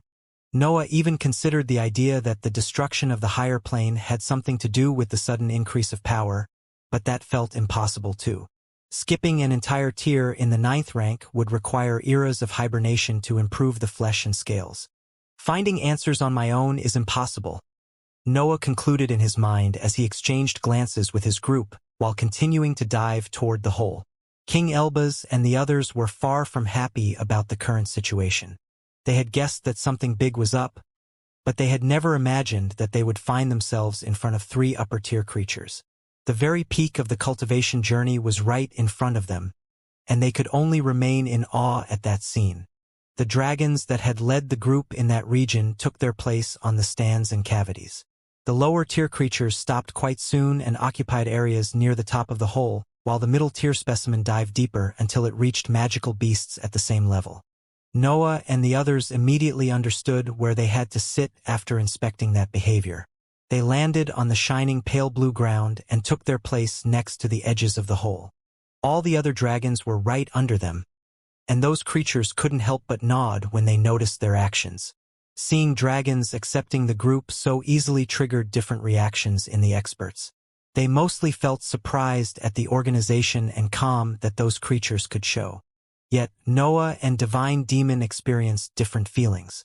Divine Demon was in a daze. His eyes shone, and his mouth remained open in a broad smile as he inspected the entire pit. That immense pack of powerful dragons clearly suited his tastes, and the expert didn't even try to hide that detail. Instead, Noah experienced a mixture of confusion, astonishment, and respect. It often happened for a pack of magical beasts to have multiple specimens in the same rank as their leader, but it was rare to find so many of them in the same group. Certain species were exceptions due to their innate abilities of features. The rat and Noah's packs were an example. They both featured multiple specimens that were in the same rank as their leaders. Still, it was strange to see the same happening in creatures that lacked those peculiarities. Most of the dragons there even belonged to different species. They would normally have no reason to be together, but Noah couldn't deny what he was seeing. The most surprising feature about that scene was the calm shown by each specimen. Roars resounded as the dragons conversed in a language that only Noah, Wilfred, and Alexander could understand. Yet they didn't carry any aggression. They didn't behave like magical beasts at all. What is even happening? Noah shouted in his mind as his eyes fell on the unfamiliar upper-tier dragon. The long-necked specimen stood on the opposite side of a 40 meters long dragon with a far slimmer figure. Black scales covered the entirety of the creature, and wings that featured a few holes in them grew from its back. Moreover, its eyes were so dark that its eye socket appeared empty. The dragon between the two creatures was bigger than the black specimen but smaller than the silver one. Opaque green scales covered its massive body, and rust seemed to spread from their edges. Its front limbs were even longer than its rear legs and forced it to take a sitting position to be comfortable. Different auras leaked out of the 3 leaders. Noah couldn't study them properly, but his senses allowed him to understand the general feeling that they were trying to convey. The long-necked dragon's aura was heavy but gentle. It almost seemed to embrace the entire pack. Noah even felt safe when he tried to inspect it. The slim black dragon was the exact opposite. His aura was a suffocating poison capable of killing even by staring at its invisible shape. Noah felt a deadly aura trying to spread through his mind when he tried to inspect the creature. His instincts told him that his mental sphere would shatter if he continued. The opaque green dragon was harder to describe. It appeared stronger than its 2 companions, but its aura didn't carry clear power. It didn't even apply the same pressure as them. Noah tried to uncover more of its features, but his mental sphere suddenly started to tremble, and a humming noise suddenly came out of the mental walls. His mental energy acted on its own while under the influence of that sound, and images eventually ran through his vision. The world around him disappeared as he found himself in a place that he barely recalled anymore. The corridors of the Bulvan mansion unfolded in his eyes, and a familiar figure stood at its end. Noah could see Lily smiling at him even if bruises filled her face. India, Filipino, Indonesian, Brazil, Malay, German, French, Thai, English. Noah was completely conscious and in control of his centers of power. His mental sphere was working properly. His darkness flowed at will. The black hole rotated as usual, and his body carried its iconic strength. However, everything else couldn't be real. Lily was dead, and that mansion had turned into dust millennia ago. Lily didn't move, but she wasn't part of a scene stuck on a single image. She felt alive when Noah inspected her, and the same went for the rest of the mansion. He could even look inside its fabric and see the weak breath filling those materials. What is even happening? Noah didn't know what to think. Truth be told, Noah didn't think about Lily for a while. His life in the mortal lands appeared as nothing more than a short dream after he experienced the long adventures of the immortal lands. Many meaningful events had happened in the lower plane, but he was far too past them to linger in his memories. Is the dragon's aura messing with my perception? Noah wondered as a tinge of anger surged inside him. Does it mean that I can shatter this dream? A violent aura seeped out of Noah's body and started to spread in the environment. The real Bulvan mansion would have crumbled as soon as he blinked, but that version of the structure was resilient. It endured Noah's destructive thoughts until rips appeared on the scene. Noah raised his hand and pointed at the largest tier, but a hand suddenly touched his shoulder. He immediately turned and prepared himself to launch an attack, but the ACCU.mulat power dispersed when he saw Divine Demon. Focus on getting back, Divine Demon exclaimed in a calm voice. Don't attack it. Just remember where you are. Noah's senses confirmed that Divine Demon was real. His cultivation level was as he recalled, and every feature of his body matched his memories. The faint azure glow that spread from its hand even helped Noah calm down, and he quickly closed his eyes to follow those directives. Roars slowly reached his ears again as he focused on his most recent real memory. He returned to the edges of the hole and noticed that most of the weaker dragons were staring at him. Noah quickly turned to inspect the situation and saw that Divine Demon was still behind him. A faint smile appeared on the expert's face when he removed his hand and glanced at the other existences in the group. They are still out, Divine Demon explained. I wouldn't normally wake you up since the experience might help, but you were about to launch attacks. I had to stop you. Noah understood the whole meaning behind Divine Demon's words after he inspected the other experts. They were all standing or sitting with their eyes closed. Their first instinct during the strange ability wasn't to attack right away, so they remained calm while inside their coma. How did you wake up so quickly? Noah inevitably asked. I don't carry memories, Divine Demon explained. I went back to the mortal lands, but they were almost empty. I saw a few familiar faces before awakening. Noah could only nod at that answer. Divine Demon's existence was complicated.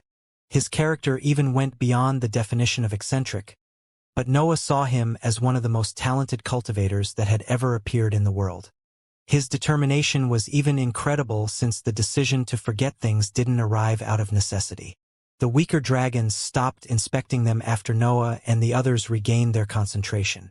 The group of experts could only look at the green dragon again at that point. It was clear that the recent experience came from its aura, but they didn't know how that attack had worked. The situation didn't even allow them to question the creature, so Noah crouched and peeked past the edges to see if the lower-tier dragons could help. He is an expression of time, one of the dragons explained. You have only experienced one of your older memories at the first contact with his aura. Time. Noah couldn't help but ask as surprise filled his face.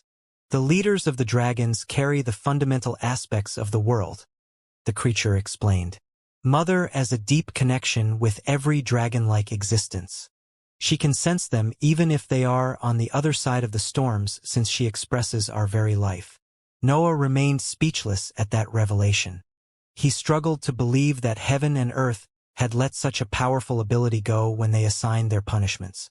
I never had a chance to stay away from Long Neck, Noah silently understood. The entirety of the storms is its range. What a powerful ability. What about the other?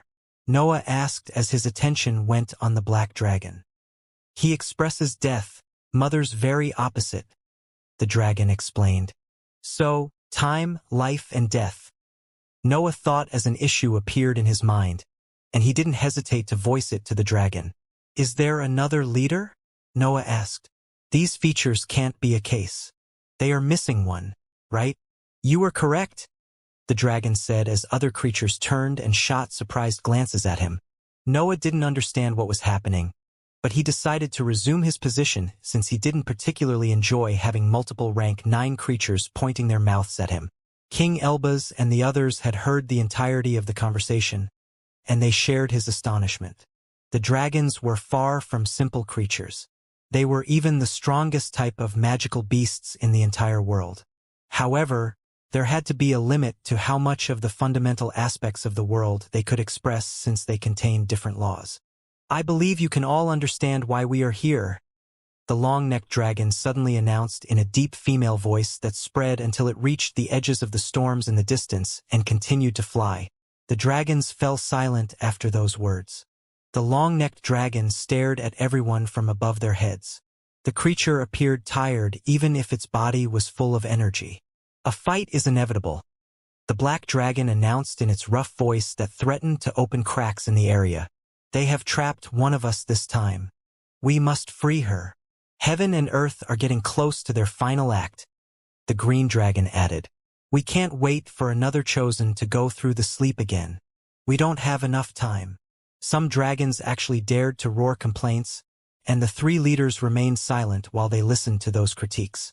None of the weaker creatures said something offensive.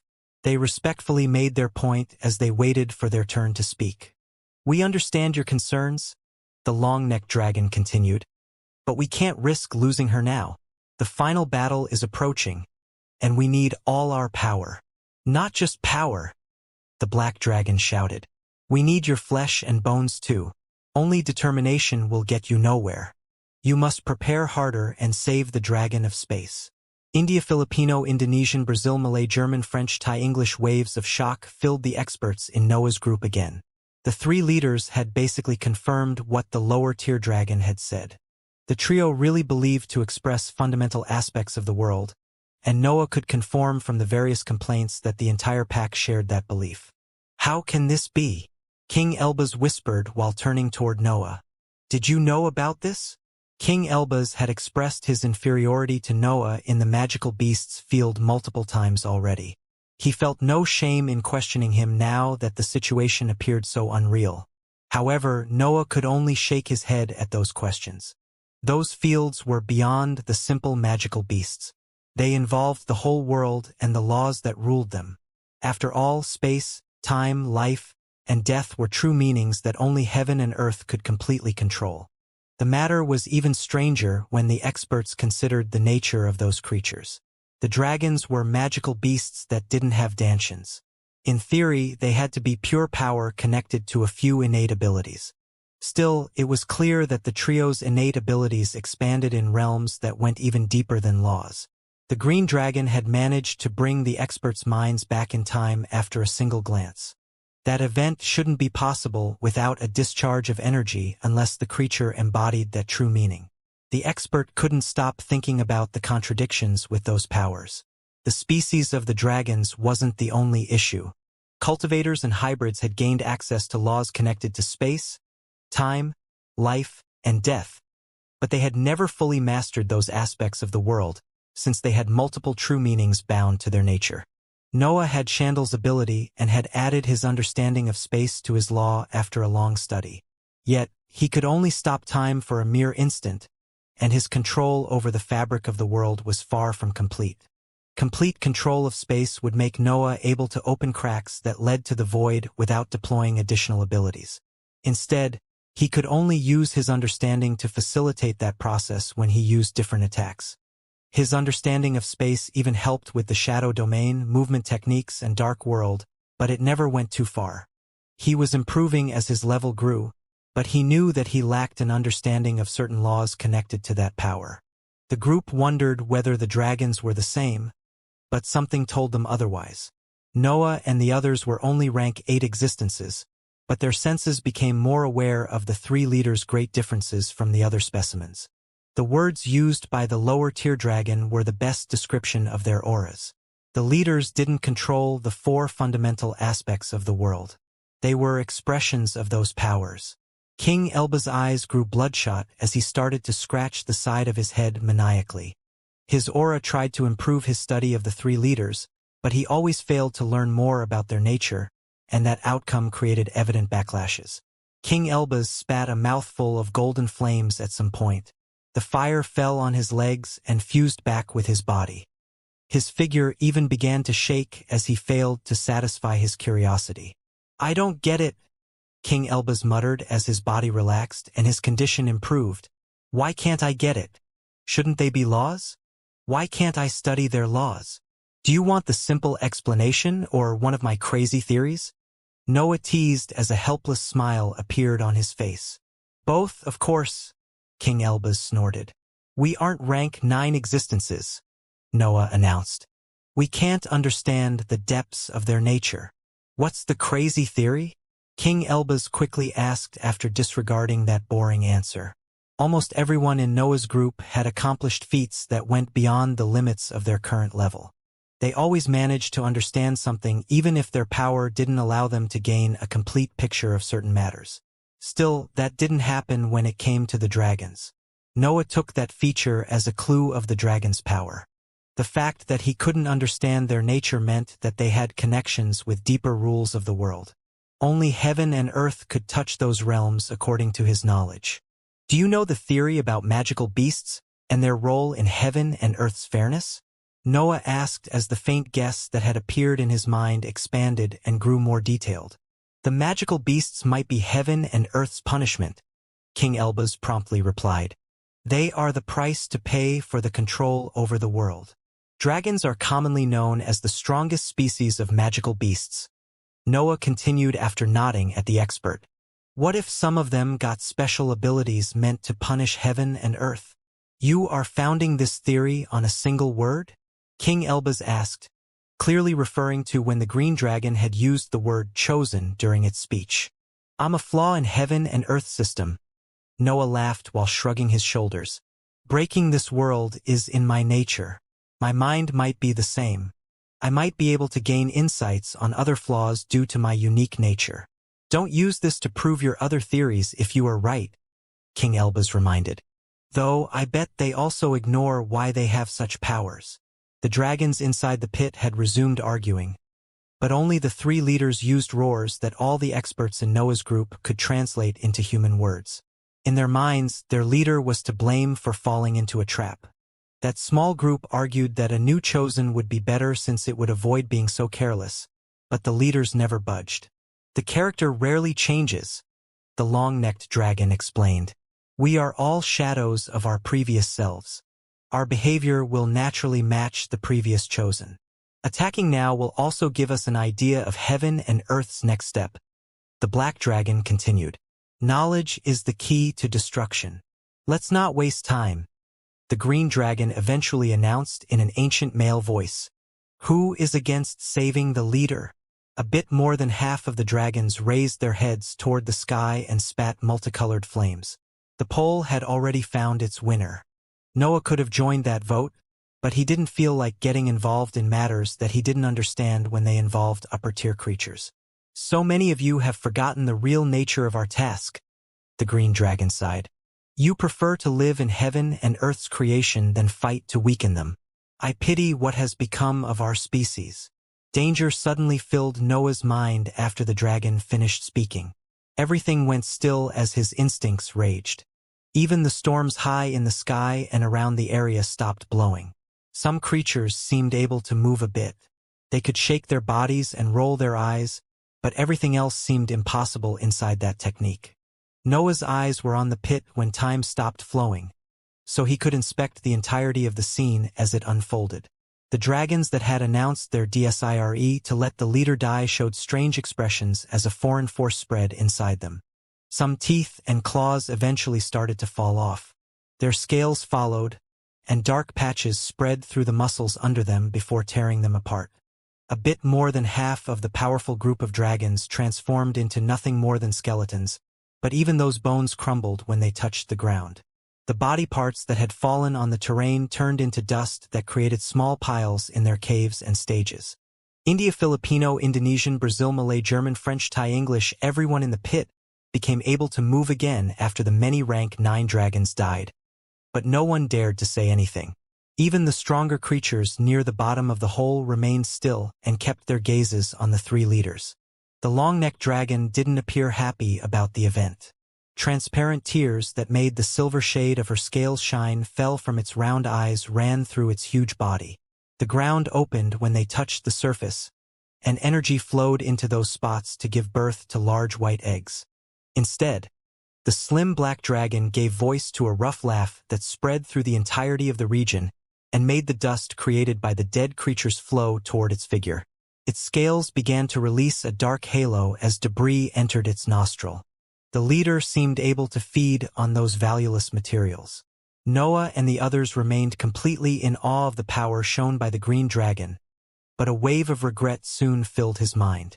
The leader had killed hundreds of rank 9 creatures in a single blow, but it didn't leave behind any corpses. He would have been able to reach the 9th rank in a single eating session if he could have gained access to those magical beasts. Wilfred and Alexander soon reached the same conclusions. The 3 hybrids couldn't help to exchange a helpless glance before shaking their heads and accept that they couldn't influence that situation. The green dragon didn't seem happy about his actions.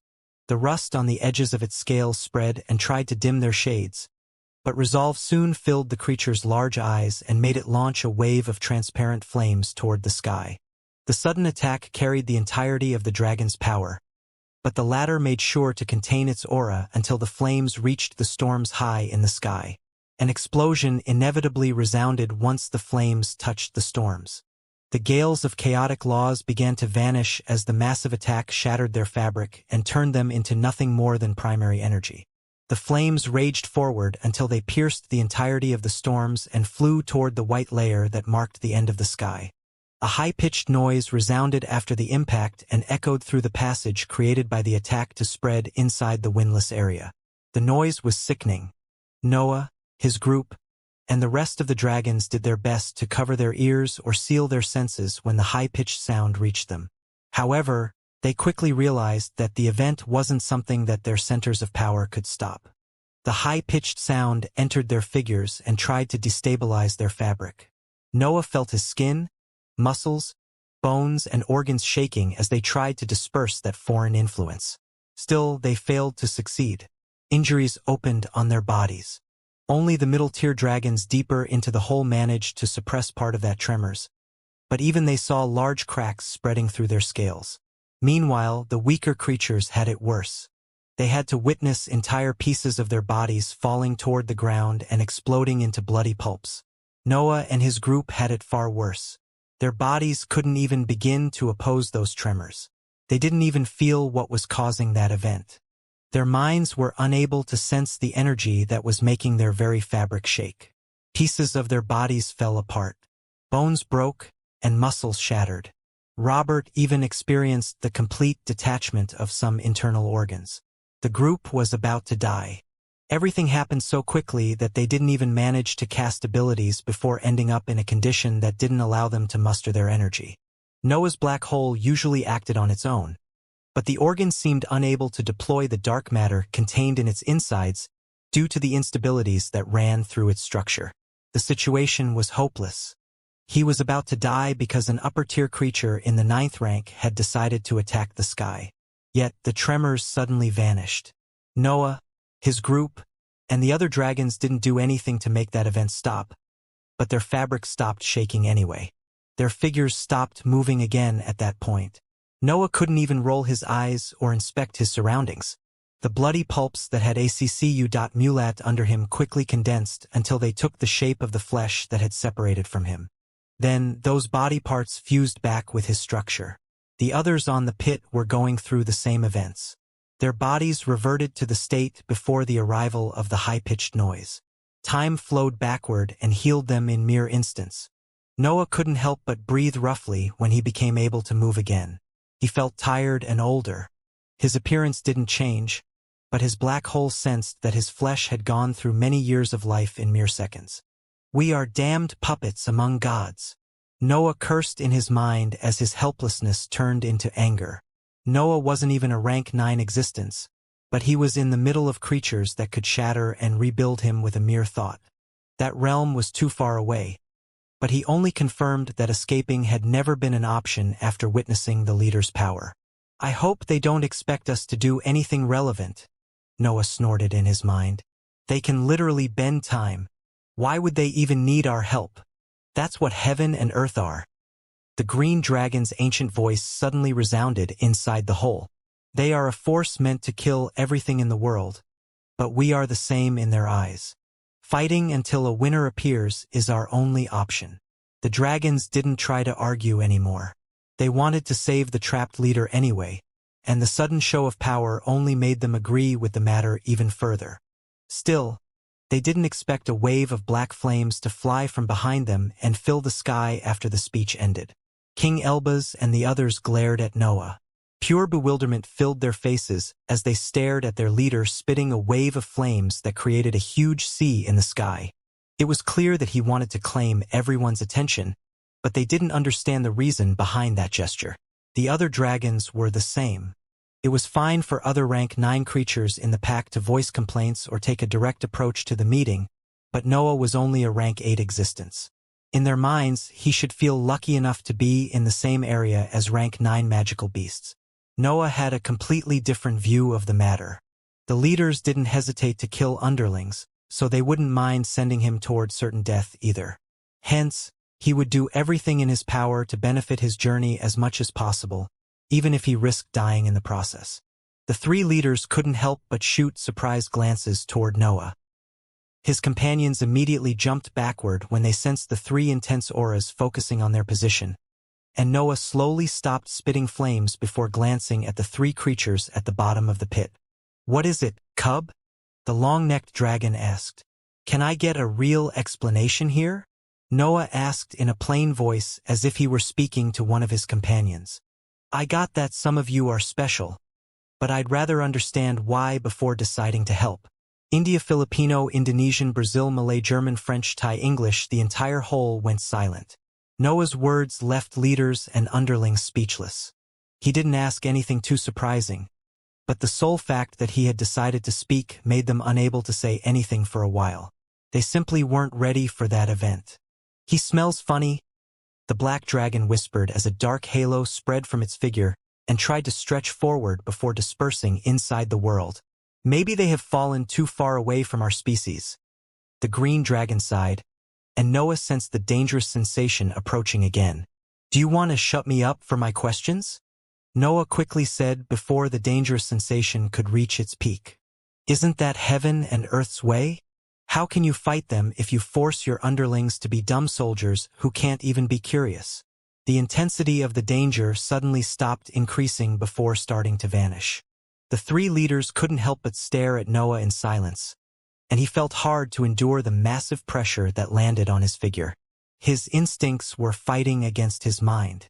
Noah was basically going against every hidden rule of the magical beast's world by standing his ground in front of 3 solid stage creatures. However, his law was stronger than those raw senses. He had to speak in that situation to be true to himself. "How dare you?" The lower-tier dragon that had explained part of the situation to the group before shouted. The dragon was a large creature with pale blue scales. It had a fat body and short legs. It would almost resemble a giant lizard if it weren't for the large wings spreading from its back and the draconic horned head that began to spit azure flames. A rank 9 attack was about to arrive. The other experts in the group immediately prepared their abilities to face the dragon's offensive, but they retracted their energy when they sensed Noah's pride spreading in the area. Noah activated everything he had. The unstable substance flowed into his black vessels. A dark aura that featured multiple faces covered his skin and expanded as dark matter gave birth to a fiendish figure.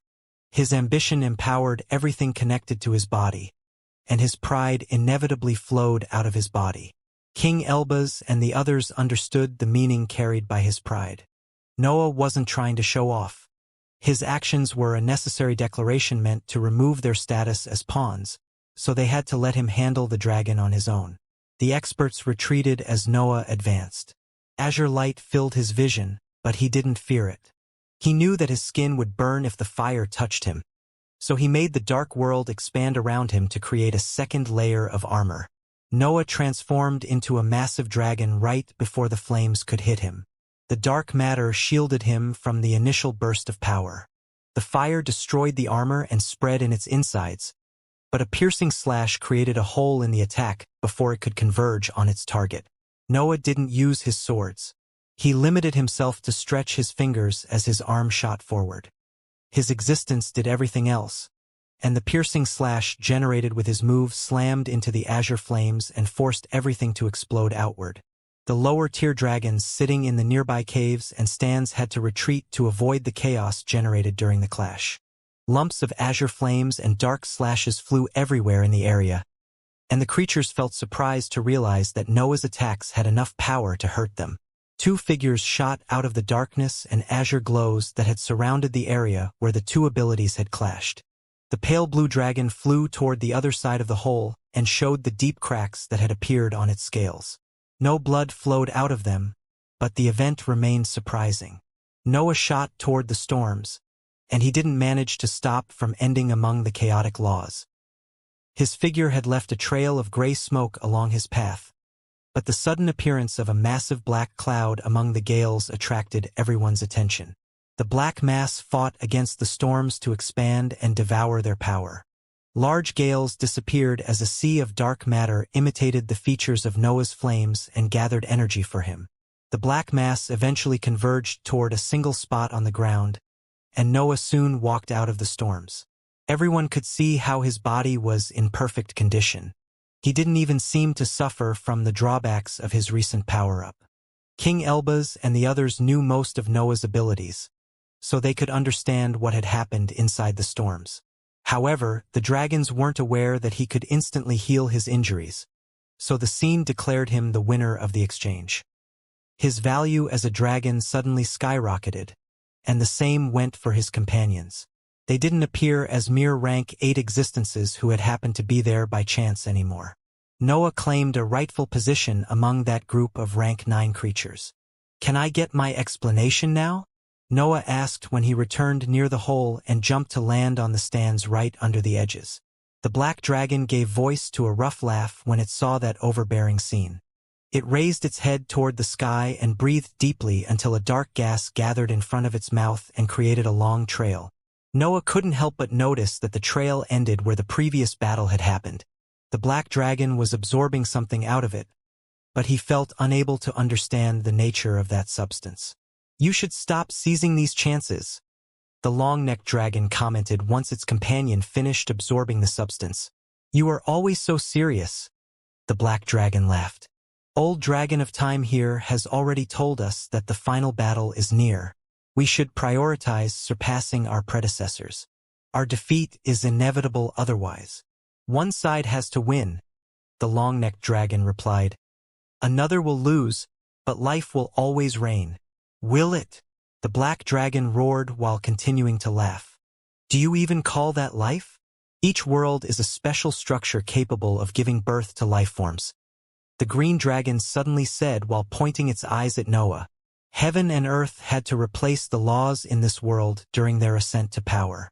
The true meanings that previously occupied plane transformed into magical beasts that innately hated the new rulers. Those true meanings won't die until heaven and earth take complete control of the whole world. They will always reappear in new magical beasts." It became immediately evident that the dragon's definition of world was different from what Noah had learnt throughout his life. He saw that meaning from a cultivator's perspective while the creature intended the material plane and its fabric. "How can I know that this is true?" Noah asked. "How can I trust you?" "You can't," the green dragon replied. "But you can trust your eyes." Noah frowned, but everything in his vision stopped moving again. Yet, he could move at that time, but his curiosity transformed into surprise when he saw that time started to flow backward.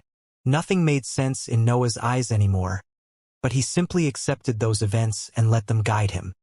His poor cultivation level was still unable to understand a lot, but gathering insights and vague clues was already a lot in that situation.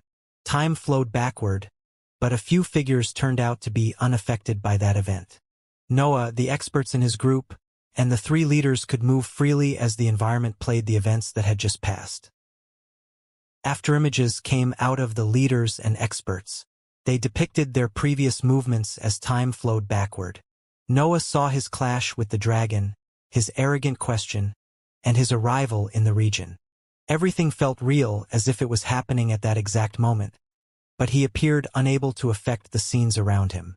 The scenes suddenly accelerated. Noah and the others saw the arrival of the other dragons, the flight of the leaders, and the absorption of the storms to clear the area, but time soon picked up speed again. Only the raging of the storms filled Noah's vision for a while. A massive magical beast would fly backward from time to time. The group even saw a humanoid figure in the distance once, but that spot didn't seem to offer more. The nature of the storms of chaotic laws made it hard for the group to understand the actual speed of the gales.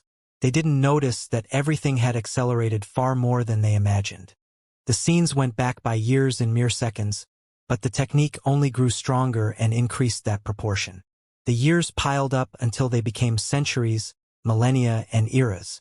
The ground saw multiple changes due to the influence of the chaotic laws, but it was hard to inspect them properly with the chaotic laws raging in their vision. Noah's group even grew bored of the process after the technique had gone on for a few hours. "We are almost there," the green dragon suddenly exclaimed, and the scene froze before falling downward. Noah quickly noticed that the world wasn't falling. The green dragon was moving those that the technique didn't affect through the scene at a speed that they wouldn't normally be able to reach. No wind blew on their faces even after they crossed countless regions in the span of a single instant. The group soon exited the storms, and the higher plane with the white sky around it unfolded in their vision. "It's better to see it from here," the green dragon revealed as the group stopped right under the sky, and time started to flow backward again. The landmass appeared different from how Noah recalled it. A stronger glow filled the various regions. Its overall quality and quantity of energy were far higher compared to the state that Noah had experienced. The glow intensified until it suddenly vanished. Immense cracks opened through the entirety of the entire landmass until it transformed into a mass of giant boulders that flew toward the stormy regions and left nothing at all at the center of the sky. "You have just experienced the first reconstruction of the higher plane," the green dragon explained before moving its gaze toward the storms. The gales of chaotic laws seemed to react to its gaze. They started to shatter and transform into trails of energy that flew toward the sky. The white layer took everything into its structure, and its radiance intensified as it returned at one of the many peaks experienced throughout its existence. The tribulation eventually ended, and the entirety of the original landmass appeared under the group. The plane was different at that time. It didn't feature only divine areas. It was a world where even human and heroic creatures could live. The green dragon brought the experts closer to the landmass. Noah and the others could see the immense packs of magical beasts running free through the regions. They were the overlords of the entire world, and they occupied every corner of the plane. "We initially thought to have one," the green dragon sighed. "Heaven and earth had filled the world with a powerful energy meant to benefit everyone. But everything pales in front of the hunger of the magical beasts." The green dragon allowed the scenes to go back again. The group could witness the expansion of the magical beasts. Those creatures fought against beings that they didn't recognize. Some of them even resembled humans. Everything went back until crumbled structures came out of the ground, and the magical beasts only controlled a small region. The world seemed to be at its peak at that point. Tall buildings and flying cities filled the landmass. An intelligent species ruled over everyone else and achieved wonders with the breath, provided by heaven and earth. It felt hard to see heaven and earth as the enemy there. It almost seemed that the rulers had decided to reward their species after taking control of the world, but they had obviously underestimated their natural opponents. Time went back, and the magical beasts started to diminish, but the sky shattered together with them. The various cities also broke and brought the world to a state when different species occupied multiple regions. The plane didn't have overlords anymore, only numerous domains. Yet, a few orange shards were still disappearing in the sky, and the green dragon didn't hesitate to bring the group closer to the few magical beasts that had remained on the landmass. Entire groups of magical beasts disappeared as the sky lost part of its shards. The process continued until only 4 creatures remained, and Noah couldn't help but recognize the green dragon among them. The other 3 magical beasts were still dragons, but they didn't resemble the current version of the upper-tier leaders. The life dragon was completely white and short. It had had a vast and almost flat body that made it resemble a strange turtle. The death dragon was similar to one of Snor's versions with its small feathered wings and short clawed arms. The space dragon was a black spot with the shape of a proper member of its species, but it was hard to study its features since it appeared made of void. "We were the first to appear," the green dragon explained. "The laws of the previous world generated more magical beasts as heaven and earth continued to expand. We experienced a few defeats due to our disorganization, but we eventually proved the rulers wrong. You were the one who forced them to change the nature of their existence," Noah whispered as shock filled his mind. "We were just the final demonstration of their flawed path," the time dragon replied.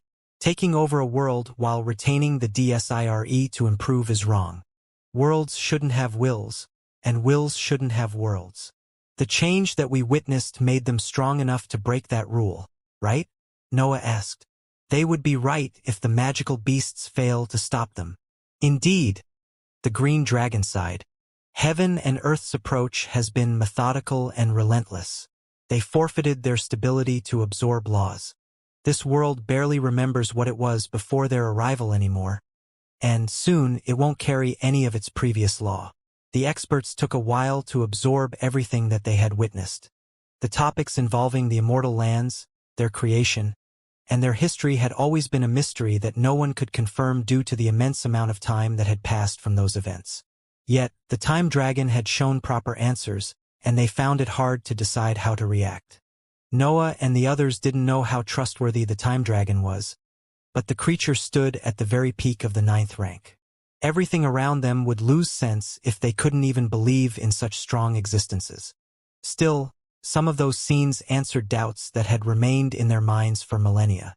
It felt strange to have a complete view of the world. The images had stopped right after heaven and earth started building the sky that covered the landmass. The dragons that expressed the 4 fundamental aspects of the world had appeared in that instant, and the same went for the green creature's memories. Noah couldn't help but review everything in his mind. He had witnessed those scenes while time flowed backward, but his sea of consciousness took care of sorting them out before playing them in his vision.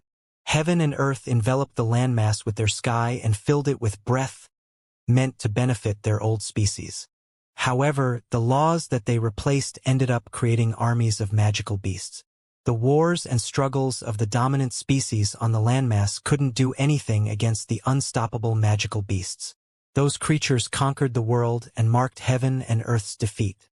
It was unclear how connected the defeat and heaven and earth's failed breakthrough were. The 2 events had clearly affected each other, but Noah couldn't understand which was more influential. Still, they led to the same outcome. The rulers decided to change their existence and resume their conquest.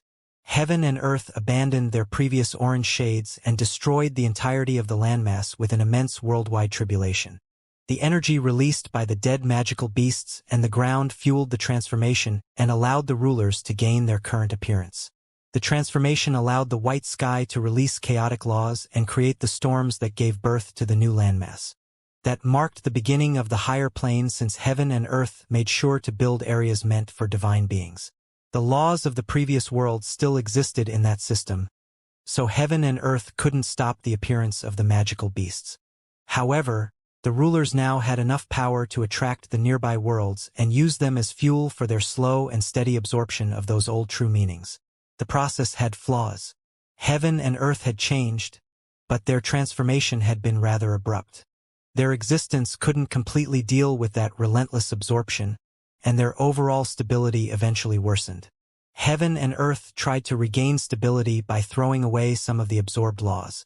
That procedure generated the empty existences that Noah and the others had faced inside the void. Yet, the rulers were only patching up their flaws with that approach. They never fixed their core issues. Still, heaven and earth didn't need to be stable to win. They only required enough power to methodically take control of the laws of the old world and finally put an end to the curse of the magical beasts.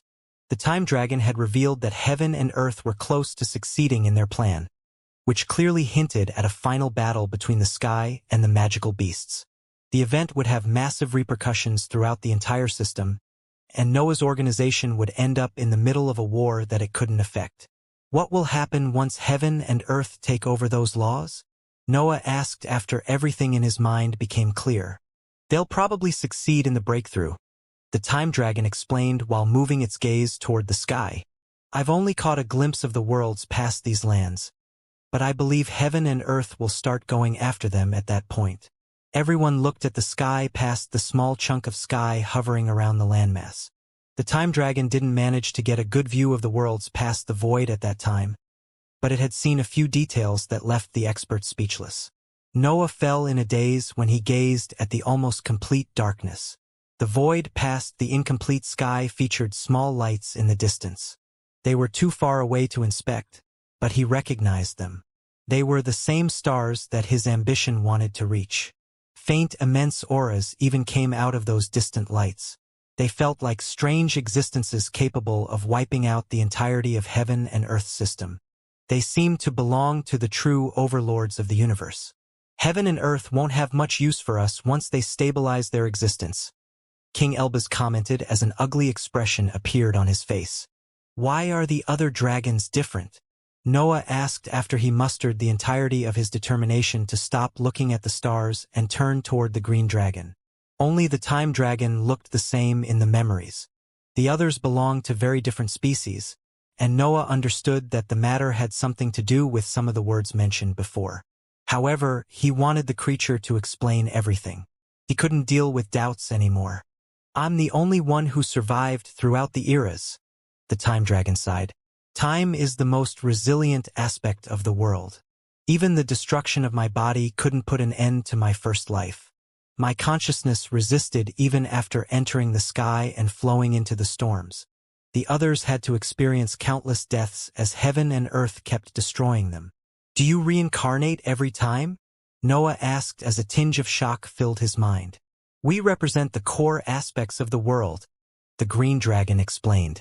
We'll be the last laws to end up in heaven and earth's existence. My powers allow me to bring the reincarnated dragons to their previous peak quickly, but I seem unable to stop them from dying. The current issue with the space dragon proves that the rulers are only getting better at hunting us. The dangers connected to the powerful level of the three dragons disappeared from Noah's mind. Even his instincts stopped feeling fear in front of them. Something else had taken control of his feelings, and he couldn't help but curse in his mind when he understood what his group had to do. The individual cultivation journeys were meaningless in front of heaven and earth's complete control of the world. Rank 9 existences already struggled to face the rulers at their current power. It would be impossible to survive once they succeeded in the breakthrough. The successful breakthrough would doom everyone living inside the sky. Noah could almost feel the end coming after he inspected the recent events. The last destruction of the landmass only brought heaven and earth closer to that goal. We'll help, Noah eventually announced. But I want something in return. You all have yet to reach the 9th rank, the black dragon scoffed. This explanation already goes beyond what you deserve.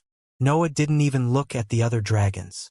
His eyes remained on the green creature while he announced his request. I want you to teach me time. Noah's request seemed to go beyond what the black dragon was willing to accept. His power was undeniable, but he remained a mere rank 8 existence. He couldn't request for the most ancient creature in the entire world to be his teacher.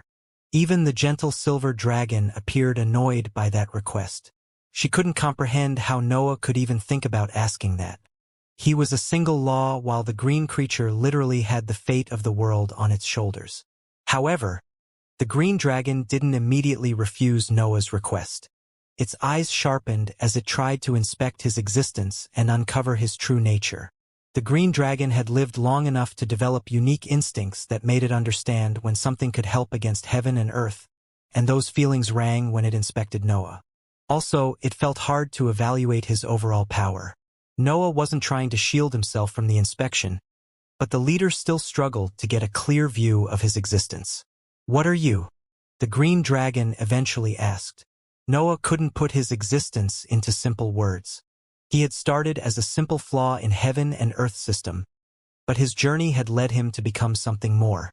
The current world even had a giant proof of his ability to oppose the rulers. Still, explaining those features to the dragon appeared impossible.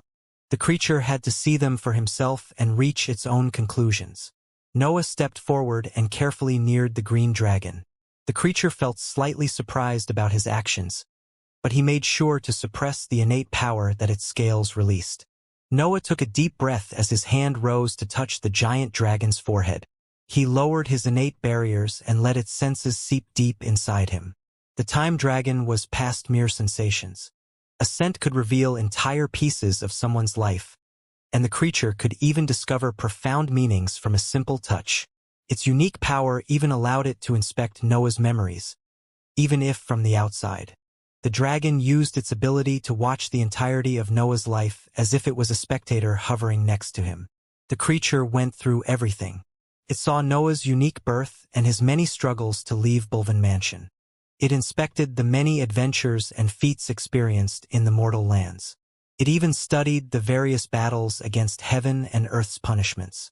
It soon became evident that Noah was a source of flaws in heaven and earth's system. His very nature could force the rulers to commit mistakes and taint their laws. The green dragon had never seen such a peculiar existence.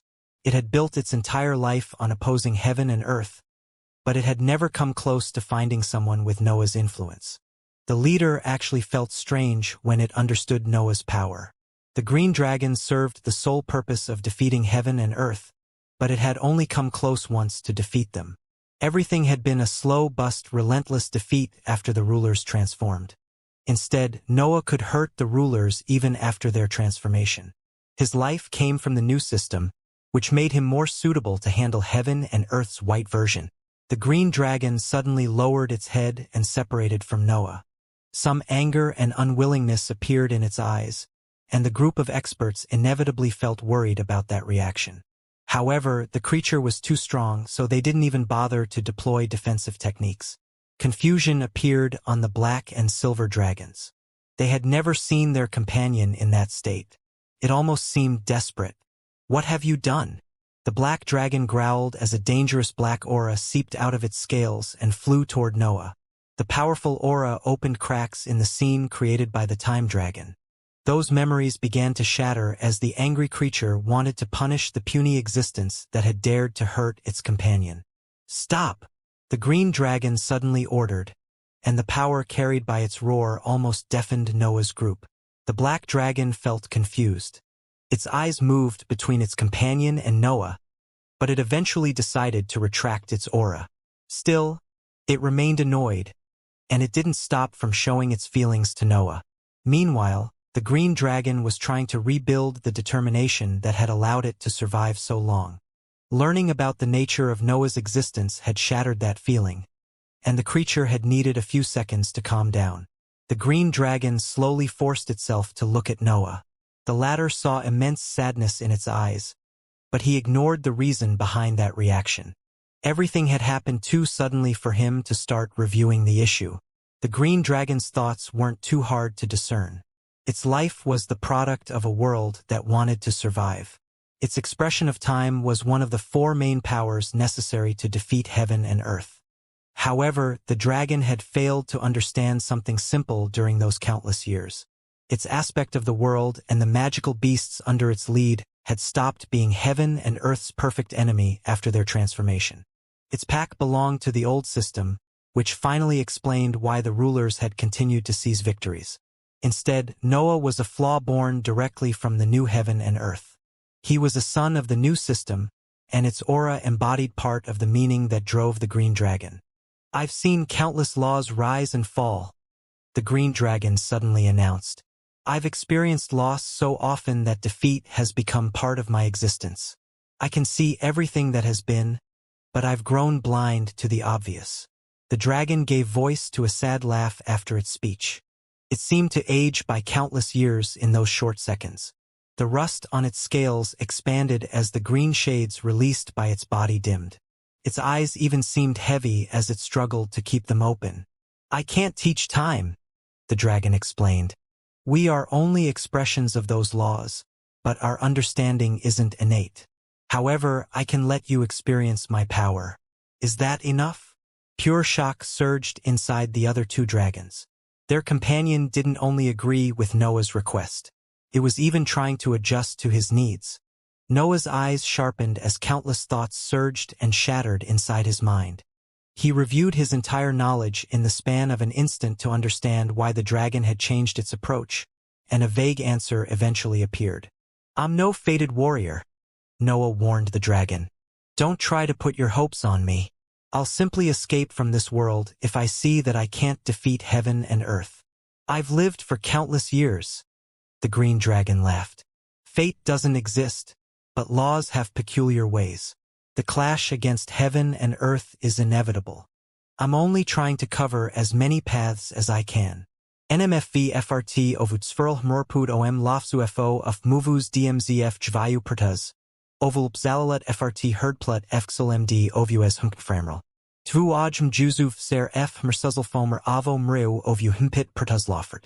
"That will be enough," Noah eventually announced. "We'll help you save the space dragon." The scenes created from the green dragon's memories shattered after that announcement. Noah and the others found themselves back into the pit, and everything started moving again. Only Noah's group and the three leaders knew about their previous conversation. The various rank 9 dragons didn't even notice that time had stopped for many hours. Truth be told, Noah started to wonder whether time had really stopped or the green dragon had made the group experience those events in the span of an instant. His curiosity toward the laws of time had intensified after sealing the agreement with the creature. His mind started to cover those topics as he waited for the meeting to end. "Everything should be clear now," the green dragon roared. "Let's fly." The order made the other dragons release battle cries before shooting toward the storms above. The black and silver leaders guided the many underlings toward the chaotic laws, while the time dragon remained behind and waited for the 8 experts. "Sit on my back," the green dragon ordered. "It will be easier like this." King Elbaz and the others shot hesitant gazes toward Noah, but he ignored them and flew toward the giant creature. He knew that his companions wanted to question him about the previous conversation, but he couldn't explain much. Even his ideas were nothing more than guesses created after inspecting the entirety of his knowledge. Noah had found some correct conclusions, but he didn't understand their depths completely. He knew that the time dragon had started to see him as one of the best assets in the war against heaven and earth. However, he remained unaware of how intensely the creature had begun to believe in him. Part of him even believed that the dragon was exaggerating. Teaching him time was one thing, but allowing his entire group to sit on its back showed how much the creature valued them. The dragon wasn't completely to blame for its newfound fervor. The creature had seen how Noah's law already included aspects that its companions had obtained from the world. Life, death, and space were part of his existence, but he had developed them on his own, without the help of an angry world. That feat only increased Noah's value in the dragon's eyes. He wasn't an existence chosen by stronger beings to play a role in an inevitable battle. He had seized his current power and understanding through struggles and blood instead of inheriting it without proving his worth. The group timidly approached the time dragon before sitting on its back. Everyone could feel the immense power contained in the body right under them. The creature only had to decide that they were enemies to kill them, so tension inevitably built among them. Only Noah felt relatively at ease. Strange feelings had started to flow toward his mind as soon as he sat on the dragon. The scenes in his eyes became unclear as everything started to gain multiple features. The storms, the ground, and even the types of laws that the scene contained gained additional features. Different versions of the fabric of the world appeared on the scene and fused with reality. Noah took a while to understand that he was experiencing the world from the green dragon's perspective. The creature saw the past and the present fused in ever-changing images that constantly flew through its vision. How can it even survive this? Noah cursed in his mind as his mental walls started to tremble. A single patch of the world contained countless images due to the long time that it had experienced, but Noah saw all of them. Moreover, they continued to increase as the seconds passed since more past ACCU.mulat in the area. Focus on the present, the green dragon suddenly announced while setting off and flying toward the pack that had already entered the storms. Don't let the past weigh on your mind. Noah had to use the entirety of his concentration to suppress the additional images that the world manifested. His eyes became completely black as the black hole sent higher energy toward them. The dark matter helped bring him into the present. Still, it took him a while to stabilize that process without the help of his center of power. The environment had already transformed when Noah managed to focus on his surroundings again. The green dragon was flying right behind its pack, and the storms around the group couldn't even try to land on them. The gales of chaotic laws shattered and transformed into trails of primary energy that flowed toward the dragons. Their innate absorption was enough to destroy the storms around them and provide nutrients. King Elbaz and the others had remained tense throughout the entirety of the flight. They had slightly adapted to the constant danger flowing out of their ride, and they had accepted that the situation was completely outside of their control. The travel felt endless. It went on for entire years, which eventually forced King Elbaz and the others to resume their training. They all felt worried that cultivating there could anger the dragon, but the creature barely seemed aware of their presence. The green dragon only cared about Noah. It answered whenever he questioned some of the scenes that appeared in his eyes. The same went for the faint feelings that filled his mind whenever the creature poured more of its aura around him. He had gained a personal master, but that fantastic feat didn't lead to immediate results. The world in Noah's eyes changed whenever he lost focus on the present. The past became nothing more than a book that he could browse whenever he wanted. Halkart lamnat loaref lariu ifch flf lofo adimzu. NMFV himpit loptu AOL and flow FRT ikfiru AOL popsu tunerter, Mr. AOL esmjav FRT to swim kuro. Noah started to feel able to affect those images at some point. He couldn't do much. The past felt immutable, but he could push the present forward. Of course, he never succeeded in altering the flow of time while on top of the green dragon. The creature was simply making him experience that power, but Noah had yet to develop abilities connected to that field. Time felt strange. It was far different from the other aspects of his law, and only space seemed to share a few common features. Space and time were everywhere, but the former had a weight that Noah could almost quantify. It was a complicated array that filled every inch of the world and created an invisible layer on which matter could exist. Instead, time seemed impossible to notice. It wasn't even a force that he could study. It affected everything in the world, but it didn't seem to exist.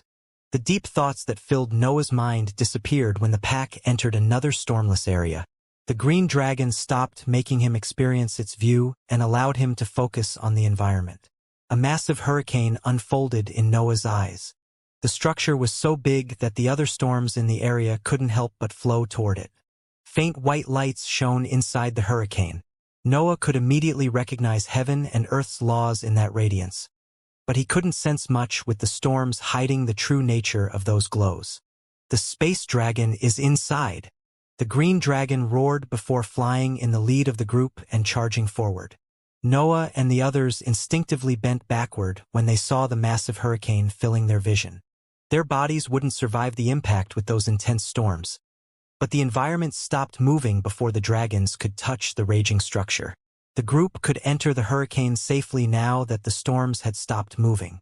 1833. Army Noah and the others couldn't stop their astonishment when they gazed at the insides of the massive hurricane. Multiple cracks connected to the void hovered around a large mountain surrounded by a swarm of shining white dots. Vast patches of the area had collapsed to create black holes that stood high in the sky, and a second hurricane struggled to get past their suction force to reach the ground. A middle-aged woman who had a few wrinkles stood right under the storm's high in the sky. She wore a white robe that matched the brilliant color of her eyes. Her long gray hair fluttered in the intense winds that managed to seep into the area, and a fierce smile occupied her face. A second inspection revealed that the lumps of white light were winged cockroaches that radiated heaven and Earth's aura. The cracks in space were fending them off, but they were slowly fusing with the fabric of the world to stabilize the area and open a path toward the mountain. What should we even do here? Noah couldn't help but wonder in front of that spectacular scene. The winged cockroaches had abilities that reminded Noah of the pack of rats, but they were more extreme. Their bodies appeared incredibly frail, but the swarm had hundreds of thousands of them, ready to give up on their lives to push forward. The creatures had different levels. Most of them stood at the bottom of the 9th rank, but their power increased toward the center of the swarm. Some even touched the upper tier. The cultivator in the sky appeared able to control the swarm, but her cultivation level alone was enough to scare Noah's group away. She was a solid-stage expert. No advantages could make Noah and the others fight her. The black holes and the cracks radiated a suction force so intense that lower-tier creatures would lose control of their bodies once caught inside them. The second hurricane was the same. It featured the same powerful gales that filled the first. The battlefield was out of Noah's league. Even going all out couldn't grant him a meaningful role there.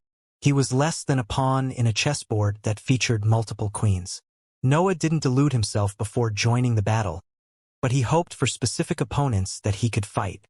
Instead, the battlefield had turned out to be a mess that existences at his level couldn't even enter. Noah's first instinct was to escape, but the storms behind him started to blow again after the entirety of the dragon pack crossed the first hurricane. He was stuck inside the battlefield, and only a victory would give him the chance to leave it. A long time had passed since his last time waiting for orders. Noah was completely clueless about what to do, and his companions were the same. The group could only wait for the 3 leaders to give a battle plan. However, their expectations turned into dust when the time dragon raised its head toward the sky and gave voice to a battle cry that made all the creatures shoot forward. Noah's expression inevitably froze at that scene. The time dragon was one of the most ancient beings in the higher plane, but it didn't even bother to develop a proper plan. It simply made its underlings charge ahead. King Elbaz and the others searched for Noah's gaze, but he wasn't ready to turn. He wanted to see how the battle unfolded before deciding if he could jump into it. His eyes remained on the weaker dragons. The level of Noah's group stood next to those creatures, so their opponents could be suitable enemies for him. Yet, the beasts limited themselves to jump among the swarm and released waves of flames. They didn't even bother checking whether their companions were around them before launching their attacks. "My fate is to die among the oldest idiots in the world," King Elbaz sighed when he watched that scene. "Don't worry," Divine Demon said while patting his shoulder. "You also have the youngest idiots. Never sell yourself short." King Elbaz began to think that death wasn't a bad option since it would free him of his curse. But everything changed once the 3 leaders stepped on the battlefield. The life and death dragon shot high in the sky and charged at the solid-stage cultivator while spreading strange auras into the environment. The death dragon's dark aura filled the battlefield and spread destruction everywhere. The cracks connected to the void expanded, and the ground opened, but dark patches appeared inside the swarm as the cockroaches died under that influence. The life dragon's blinding aura also expanded to fill the entire area, but its effects were far different. It only affected the dragons and the techniques that they deployed by empowering their overall offensive. Noah couldn't help but notice how the creature's attacks grew stronger. The effect didn't apply only to a single species. Every dragon launched better flames and fought with more intensity as if they were in a frenzy. The time dragon flew toward the mountain. Its aura expanded and made the swarm stop for a few seconds to cross the cockroaches and reach the structure. Its influence on time didn't only affect its enemies. The green dragon also made sure that the injuries of everyone on the battlefield stopped bleeding. The same went for the cockroach's lifespan. The time dragon could accelerate their time, and many of those creatures died as they touched that powerful aura. Only tiny specks of light remained around the mountain after the 3 upper-tier dragons used their powers. The threatening swarm had turned into nothing more than a few patches of whiteness that illuminated the area covered by the storm. Is it over already? Noah wondered while inspecting the scene. The life and death dragons were fighting together against the cultivator. They seemed able to overpower that expert even on their own, but they had no reason to divide themselves in that situation. On the other hand, the cultivator didn't rely on the few remaining cockroaches to fight. She didn't even try to launch more attacks, while the 2 dragons kept her locked in a relentless discharge of flames. The empowered dragons eventually killed all the remaining cockroaches. The area was basically safe at that point except for the cultivator in the sky. The time dragon launched a few cries toward the mountain, and an earthquake soon spread from that spot. Cracks opened on the structure and spread until an explosion resounded. Large boulders flew in every direction and revealed a peculiar dragon resting on its legs. The creature didn't have clear features. It resembled a shadow with the shape of a massive winged dragon. Its fabric reminded Noah about Snore before it took a solid form. It was a strange sight to see a magical beast in such an unstable state. "You took a while," the space dragon laughed before glancing high in the sky. The cultivator was still holding her ground against the 2 dragons, but the frenzy in her face never disappeared. Her smile widened, and the new state of the battlefield made her explode into a loud laugh. Her arms suddenly went toward the sky, and a passage opened through the storms when heaven and earth recognized that gesture. An army of rank 9 cultivators donning white robes appeared among the chaotic laws, and an even bigger swarm of flying cockroaches shone behind them. Everything was happening so quickly that Noah and the others barely managed to keep up. The pack of dragons had defeated most threats in mere minutes with the help of their leaders, but heaven and earth had a counterattack ready. The army of cultivators featured dozens of rank 8 experts and a few leaders in the 9th rank. Most of them were only gaseous stage existences, but they weren't the primary source of danger in the scene. The massive swarm behind them flew past the storms and dived toward the pack of dragons. The aura that he radiated made the second hurricane disperse into a wave of gales that fused with the first calamity and reinforced its structure. The pack of COC croaches featured multiple upper-tier creatures, and the 2 dragons busy fighting the woman felt the need to stop to inspect their power. "The rulers have seen you fight countless times already?" The woman laughed as she flew toward her troops. "You couldn't possibly think that a small defeat would take us by surprise." The 3 leaders had never tried to take the cultivator by surprise, but the arrival of the new threat ended up making them experience that feeling. Still, they quickly suppressed their astonishment and deployed a simple battle plan that involved the weaker underlings. A few roars came out of the time dragon, and the 2 leaders echoed it. The shadowy creature also gave voice to those orders with its deep but young voice, and the underlings didn't hesitate to follow those directives. The dragons shot upward in a violent attempt to overwhelm their opponents with their sheer numbers, but the swarm of flying COC croaches soon appeared on their path and gave birth to a messy battle. Meanwhile, the time and space dragons left the ground and shot upward to join the other leaders in the battle against the powerful woman. In their minds, she was the major threat in the group, so they wanted to take her out quickly. The woman now had 4 upper-tier creatures against her, but she didn't feel to be on the losing side even after they encircled her.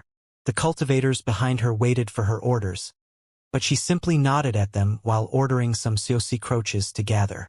The cultivators joined the remaining part of the swarm at that point, but some decided to fly toward the surface when they noticed the experts below. Noah and the others appeared as easy prey for the army, and they preferred to avoid remaining near a fight that involved upper-tier creatures. 20 rank 8 cultivators in the solid stage and an expert in the gaseous stage of the 9th rank landed on the surface and showed their proud smiles toward Noah's group. Heaven and earth's laws shone out of their figures, but they seemed able to resist the influence that Noah and Robert radiated. Noah didn't feel surprised about that feature. Heaven and earth had started countering the devil's power since his return to the other side of the immortal lands. The face that their underlings had become immune to that power felt almost normal, especially after he considered everything he had learnt about the rulers. Noah Bulvin has joined the dragons. The man in the 9th rank exclaimed as faint chuckles came out of his mouth. We considered that possibility, but we didn't think that you would jump into such dangerous situations so soon. The man had short brown hair and shining azure eyes. Pure confidence came out of his burly figure, and the ground around him inevitably shattered as his aura leaked into the environment. The cultivator appeared quite young, and his gaze carried a fanatical resolve. He seemed to be ready to give his life for heaven and earth. You don't need to shout my name every time you see me. Noah sighed while the demonic sword and the cursed sword appeared in his hands. You know me. I get it. The cultivator's eyes sharpened, and a cruel smile appeared on his face. His aura even intensified as he prepared to launch his best attack toward the 8 experts. You want to try that, right? King Elbaz asked as inscribed items started to come out of his space ring. I need to see where I stand, Noah confirmed. Handle the others. I'll fight him. What should we do after we take care of them then? Alexander asked in a bored tone. Try not to die, I guess, Noah announced while his eyes went to the sky. The members of his group did the same, and fear inevitably spread inside their minds. The dragons, the swarm, and the cultivators had already resumed their fight, and the entire area had become unapproachable. Intense shockwaves spread everywhere in the environment and hurt those who happened to be in their path. Even the lower-tier dragons struggled to remain in the area. The shockwaves released by their leaders and the solid stage woman were too much to handle for all the other existences nearby. Large chunks of the swarm fell apart whenever flares of energy shot out of the main battlefield. Do you dare to face me alone? The man asked when he saw Noah stepping forward to fly toward him. Facing is the wrong word, Noah revealed. I want to use you as a training dummy to understand the level of my battle prowess. Noah's abilities activated after his announcement. His ambition, Isaac's ability, and unstable product filled his centers of power, black vessels, and companions to bring his condition to his peak. He didn't hesitate to enter his strongest state when his opponent was a proper rank 9 cultivator. This scourge underestimates you, Lord Lewis. A woman among the group of rank 8 cultivators announced while stepping forward to appear in Noah's path. Let us take care of him while you slaughter his friends in front of his eyes. How can heaven and earth even give power to these existences? Noah sighed as an intense pulling force came out of his figure and converged on the woman. The cultivator lost control of her body when that power landed on her. She had heaven and earth's enhanced law running through her centers of power, but she appeared unable to oppose that power. Worry even appeared in her eyes when she saw that her body wouldn't stop flying toward Noah. Lord Lewis snorted and teleported in front of Noah. His hand took the shape of a sword as it descended toward his head, but the cultivator suddenly noticed that Noah wasn't there anymore. Noah's aura reappeared after a second. Lord Lewis turned and saw the beheaded figure of his companion descending toward the sky while a trail of blood came out of her open waist. A rank 8 cultivator in the solid stage couldn't do anything against him after he empowered his centers of power. His ambition almost made him reach the very peak of the 8th rank, and his assets were simply too strong after he improved them. Lord Lewis couldn't help but accept that Noah had surpassed the limits of the 8th rank long ago. However, his confidence remained. After all, the real test would happen against him. Don't die on me too soon, Lord Lewis whispered before pointing his left hand toward Noah. A powerful beam came out of his fingers and created a massive wave of power that tried to envelop Noah, but corrosive roots came out of his body as he slashed forward. Noah was empowering every aspect of his existence and arsenal. His centers of power neared the peak of the 8th rank, and his companions also touched its edges. The parasite's corrosive power was beyond reason. The magical plant was the embodiment of one of Noah's strongest spells and expressed pure destruction that fused with his attacks to enhance his already incredible features. Noah had slashed forward with the demonic sword and cursed sword while using his insane physical strength to fuel the attack. His black hole had even provided dark matter that copied the power of his technique and intensified his might. Moreover, Noah's darkness was expressing its destructive side to the fullest since violent thoughts filled his mind and made him innately able to understand how to maximize the effects of his attack. The white beam that came out of Lord Lewis' fingers seemed able to burn his body after a mere touch, but that light never managed to reach his skin. Lord Lewis saw how black lines had spread on his attack before it could reach Noah. Those stains had detonated once a piercing slash shot out of the two swords, and the beam destabilized before clashing with the incoming technique. The clash between the two attacks generated an explosion that made sharp, corrosive, and intense gales of energy flew in every corner of the region. None of those aspects managed to overwhelm the other, and the exchange ended up in a draw. Lord Lewis felt shocked at that sight. Noah had actually matched his power even if the influence inherited by the devils weren't effective against heaven and earth's law anymore. The disappointed expression that appeared on Noah after the exchange even intensified his astonishment. Lord Lewis could clearly see that Noah expected to do better in the fight, and his mind could barely accept that sight. Every expert under heaven and earth's rule knew Noah. The rulers warned all their underlings about that unique existence and even informed everyone about his abilities. However, seeing Noah's actual power during a real battle was completely different from hearing reports and studying a few recordings. Lord Lewis could finally understand why the rulers felt so worried about him.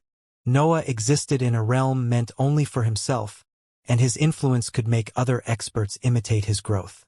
Noah was the cultivator with the highest potential in the world, and he could even transfer his determination to others.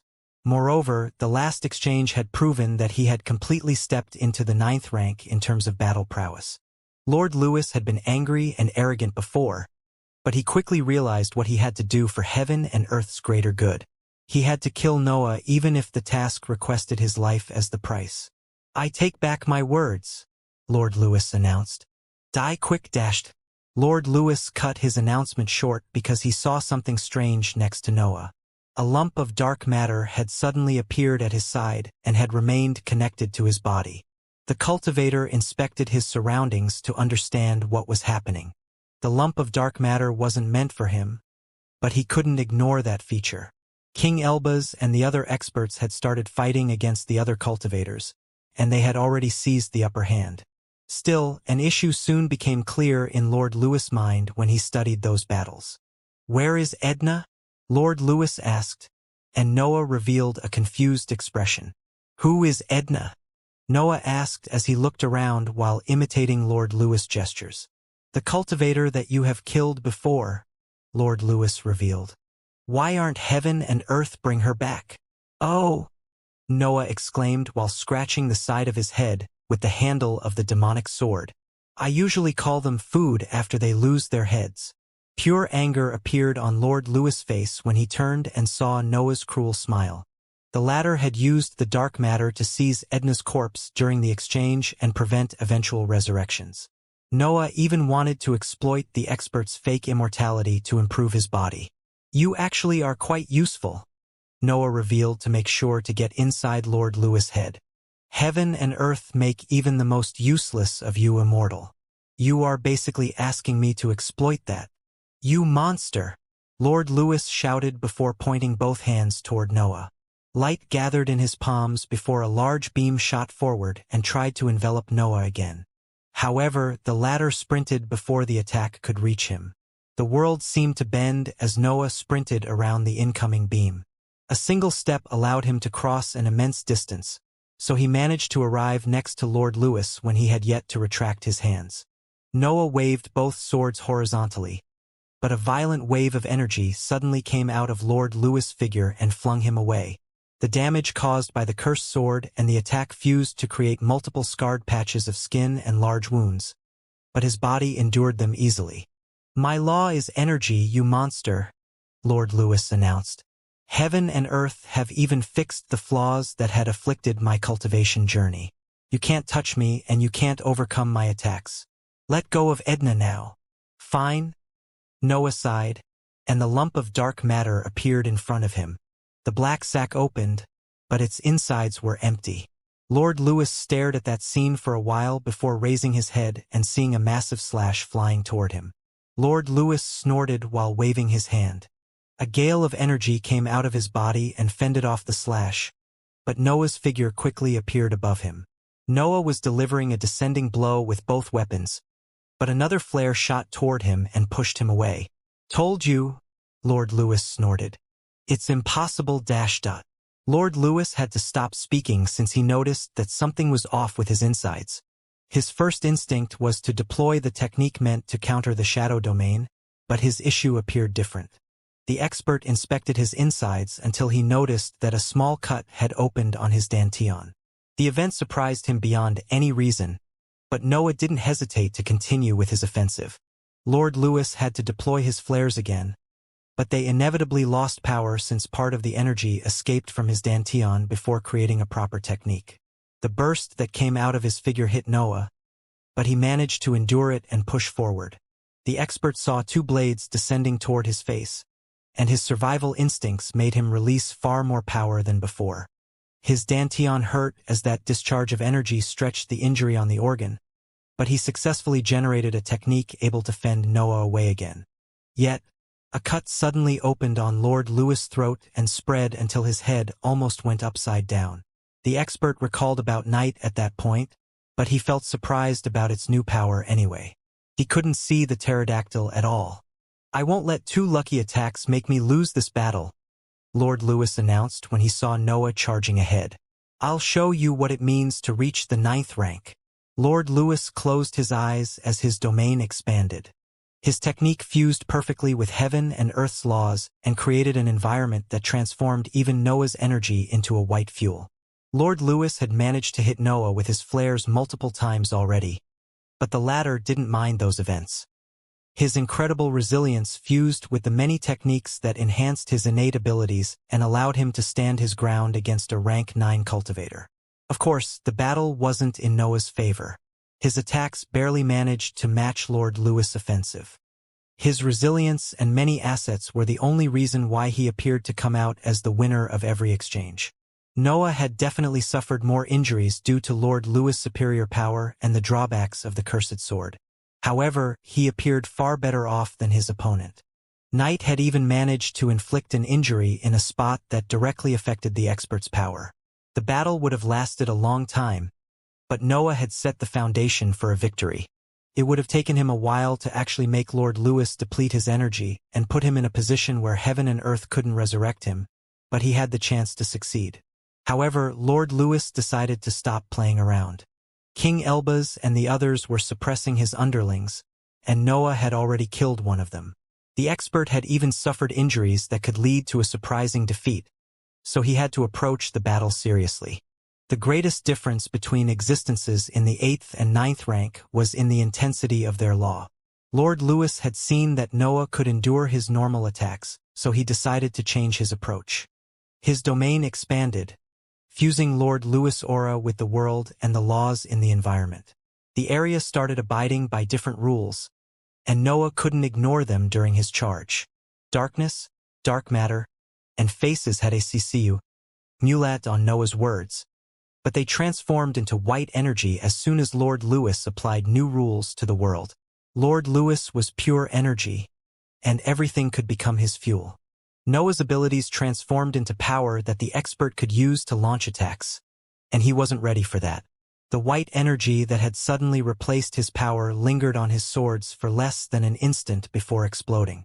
A scorching sensation spread through his arms, torso, and face, and his mind also sensed similar feelings due to the damage suffered by the demonic sword. His sword instinctively returned inside his body when the first waves of power hit its structure, but it couldn't avoid suffering damages. The new state of the blade made it able to use Noah's energy to materialize itself in a perfect condition, but it couldn't heal the wounds on its existence in such a short time. The explosion inevitably flung Noah backward and forced him to release energy to stop his momentum. Still, the darkness spreading from his back transformed into Lord Lewis' white power before detonating again. Noah found himself flying forward at that point. He didn't commit the same mistake, but his options were almost non-existent in an environment controlled by such a troublesome domain. Lord Lewis flew forward to face Noah head-on. His body brimmed with white light and transformed him into a blazing figure that shot toward his opponent at high speed. The battle instincts that Noah had honed for millennia almost made him launch a wave of fire, but he suppressed that desire and unleashed the dark world. He would typically try to force his way through a domain, but Lord Lewis' technique had troublesome features that didn't let him use energy. He couldn't launch attacks in that situation.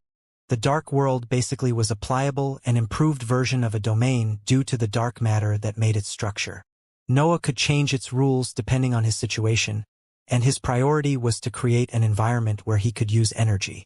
The dense dark matter began to transform into white fuel as soon as it spread into the environment. But the technique appeared more resilient than the rest of Noah's arsenal. It survived long enough to give him the time to prepare a few attacks. The dark world shattered as Lord Lewis pierced its edges.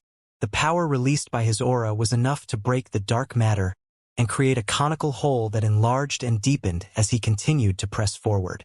The expert could sense that he was close to Noah's position, but a series of 6-armed dragons eventually appeared on his path. Lord Lewis didn't even bother to look at those rank 8 upper-tier creatures since his expanding domain started transforming their structure right away. Still, they detonated before Noah lost control of them. Raging waves of power shot in every direction, but the dark world closed around Lord Lewis to isolate him.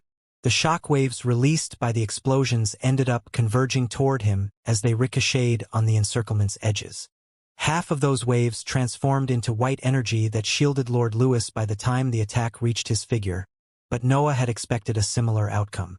He had even studied how the domain transformed energy.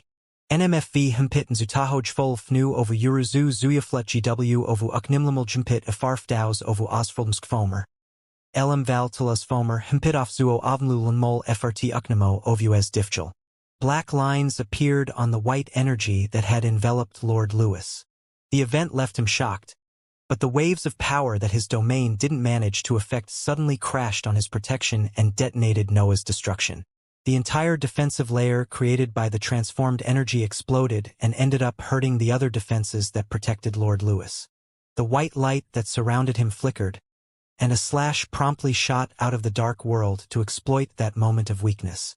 Lord Lewis decided to ignore his trembling defenses to pour his entire power on his domain. Part of the dark energy carried by the piercing slash transformed into white lumps that exploded to weaken the attack. Still, the expert didn't have enough time to fend off the incoming blow entirely.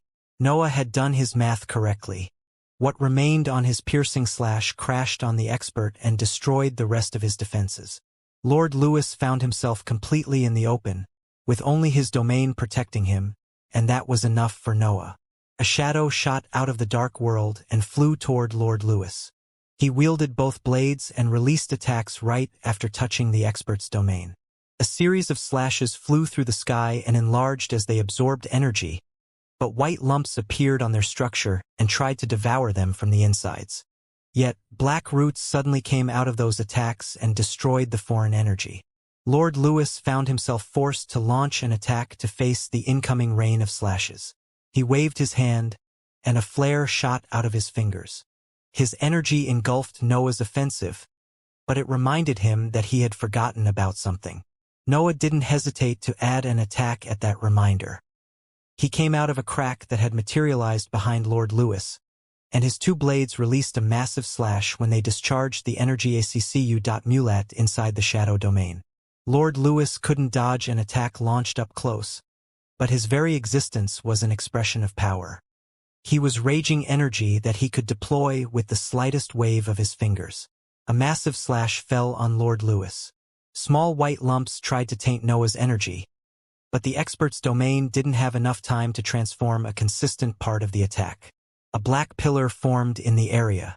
Noah's darkness and dark matter created a sharp structure that featured countless faces. Pure destruction flowed out of that black mass, and Lord Lewis was right at its center. Spiderwebs of cracks opened from the spot where the pillar touched the ground. The tough lands that had survived inside the chaotic laws for many years inevitably shattered when Noah's destruction ravaged their fabric. The bloodle.udas.t that filled the area was so intense that scarlet shades appeared among the dark light that the pillar radiated. Lord Lewis' domain continued to transform Noah's power into white fuel, but he was in no condition to use it. Still, Lord Lewis didn't let the pillar overwhelm him. The initial fall of Noah's power had opened long injuries across his body, but he remained a rank 9 cultivator. He lacked the iconic resilience of the magical beast's world, but he stood at the peak of the cultivation journey nonetheless. Lord Lewis released flares of white energy that pierced the pillar and started to destroy its structure.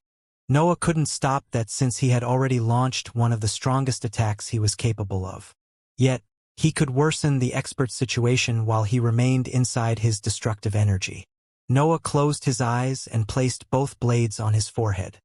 His consciousness spread through the world and inside the shadow domain that he had expanded in the area.